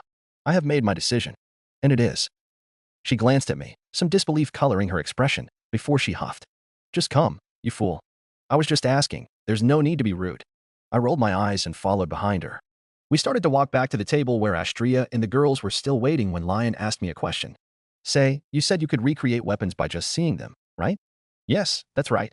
Lion hummed. Even broken ones? I raised an eyebrow, wondering why she was asking. Does she have a broken weapon she wants me to copy? One of the best weapons I can create is one that was broken hundreds of years ago. She gave me a curious glance but then returned her eyes forward. So, I'd say yes. I see. Without elaborating, she kept walking. I shrugged and followed behind. That was amazing, Sir Shirou, Miss Rio. It was like watching something out of a tale. Cassandra gushed. She had her hands clasped over her chest and was squirming in her seat. Lion and I exchanged uncomfortable looks, both equally awkward about seeing the stars in the younger girl's eyes. You were moving so fast, I couldn't really see everything, but it was amazing. Your swords, Sir Shirou, there were so many. And Miss Ria's magic was so beautiful and powerful. By Cassandra's side, Daphne was a little more controlled in her reactions, but there was a flush of excitement in her cheeks. I never saw adventurers fight before. I didn't know it was so intense. She exclaimed, and then got closer to me. I thought about it when you did your weapon thing yesterday, but you were strong, huh? I shook my head. I'm not really. Lion would have crushed me easily if she wasn't holding back so much. And she did in the end, anyway. Is that how it is? Well, I guess that compared to her, you would obviously fall short, she said, looking at Lion with some intensity. But you looked so strong, Sir Shirou. Cassandra complained with a pout. Daphne might not have thought of it before now, but I did. Even before we met, I knew you were special. Daphne rolled her eyes, muttering something like those dreams again. I smiled a little indulgent and patted her head. I see. Thanks, Cassandra. She let out a soft "you" and flushed scarlet red. City boys are really dangerous. Daphne muttered again, giving me a side eye. Say, Amelia, she said a little louder, making Cassandra snap of her state and retreat from my hand. Didn't know you were a good archer as well. I kinda want you to teach me now. I smiled, a little amused at her straightforwardness. If your future familia doesn't mind, then I don't mind giving you some tips. Her eyes narrowed, and she glanced at Astria. Yeah, she will ask herself today. While I was drawn to their antics, Astria watched with a placid smile. A smile that widened when Lion approached her. So? She asked, almost knowingly. Your verdict. Cassandra and Daphne fell silent at the question, looking curiously at the interaction. I felt some nerves, waiting for the answer. He cut me. A level 1 cut me. There was a weird mixture of shame and fascination in her tone. Kaguya and Lyra would have never let me live this down. Astria giggled. They would have not, I imagine. You underestimated him, my silly child. Do you perhaps need a potion? Lion's eyes narrowed at the mischief in her tone, but then simply shook her head. Something like this will heal on its own, she said. If it scars, it would serve as a reminder to not do it again. Astria raised an amused eyebrow. You could just look at our garden. Wouldn't that serve as a proper reminder? Lion flushed, shrinking into herself. Forgive me, my lady. It's fine, Astria said with a giggle. Now that it needs fixing, it gives me an excuse to go talk to Demeter. It's been some time since I've last seen her. After that, there was a moment of silence. You didn't use it, Astria noted. I didn't feel it was necessary, Lion answered with a shrug. I underestimated him, after all. A pity. I wanted to see it. I wondered what they were talking about, but I kept my silence. Lion glanced at me, and a small challenging smile appeared on her face. I also want to see it, now. How Lisa's sword techniques would fare against her magic. His tracing against my record. What? Elisa's magic? Seeing my confusion, Lion's smile just widened and she turned back to Astria. Her back straightened. You asked for my verdict? He's ready, Lion declared, and I let out a sigh of relief. He could probably survive on his own on the middle floors, but I will accompany him and make sure that he does. With your permission, I will make sure he lives to become stronger, Lady Astria. I was a little surprised at the intensity in her voice. More than just willing, she seemed determined to do so. Astria smiled brightly. Of course, there's no one else I would trust more with our family's safety. Then she turned to me, and her eyes softened. Congratulations, Shirou. You did well. It seems we will continue to enable your recklessness. I smiled back. I did warn you last night that I might worry you to death. Astria's eyes narrowed, and I did give my reply to that, mister. I felt some heat gather in my cheeks when the memory of what followed her reply returned to me and Astria's face turned a slight rosy color. Was she thinking the same? We fell silent for a moment, lost in each other's eyes. And then Lion cleared her throat, snapping out of our trance. I shook my head, doing my best to dismiss those dangerous thoughts from my head. Lion's eyes were slightly narrowed at me, but then she sighed and spoke. With whatever that was out of the way, Amelia, forgive me for asking, but would you mind showing me your status page? Or maybe explain your skills and magic in more detail. It would be more efficient for me to know your limits for the expedition. I raised an eyebrow at how hesitant she sounded. Of course, I don't mind. I answered instantly. If anything, I thought Astria had already shown you. Astria chimed in then. Shirou, the status is deeply personal to an adventurer. I wouldn't show yours to others without your permission, not even to other members of the familia, she said with a slightly exasperated smile. Lion shook her head with a similar expression. Ah, I didn't know that. But, well, it's Lion. If I didn't trust her, then I wouldn't have asked her to accompany me to the dungeon. I looked to the sky. The sun was still a little low. Not much time had passed since we came out to the garden. Maybe we can talk over breakfast? You still have time, right, Lion? Lion hesitated, but when Astria grabbed her hand with a warm smile, she finally nodded. I do. Great. Then let's go back in. I glanced at Cassandra and Daphne, who were standing a little bit to the side. You two can join us, of course. Cassandra clapped her hands delightedly and Daphne nodded with gratitude. I was thinking of making some dishes from back home. I've been wanting to use some of those gifts Lion's boss gave us. I already seemed to have impressed Lion with my fighting abilities. Now it was time to do the same with Japanese food. Cooking breakfast for a group of women after being beaten black and blue by one of them. It was like being back at the Holy Grail War.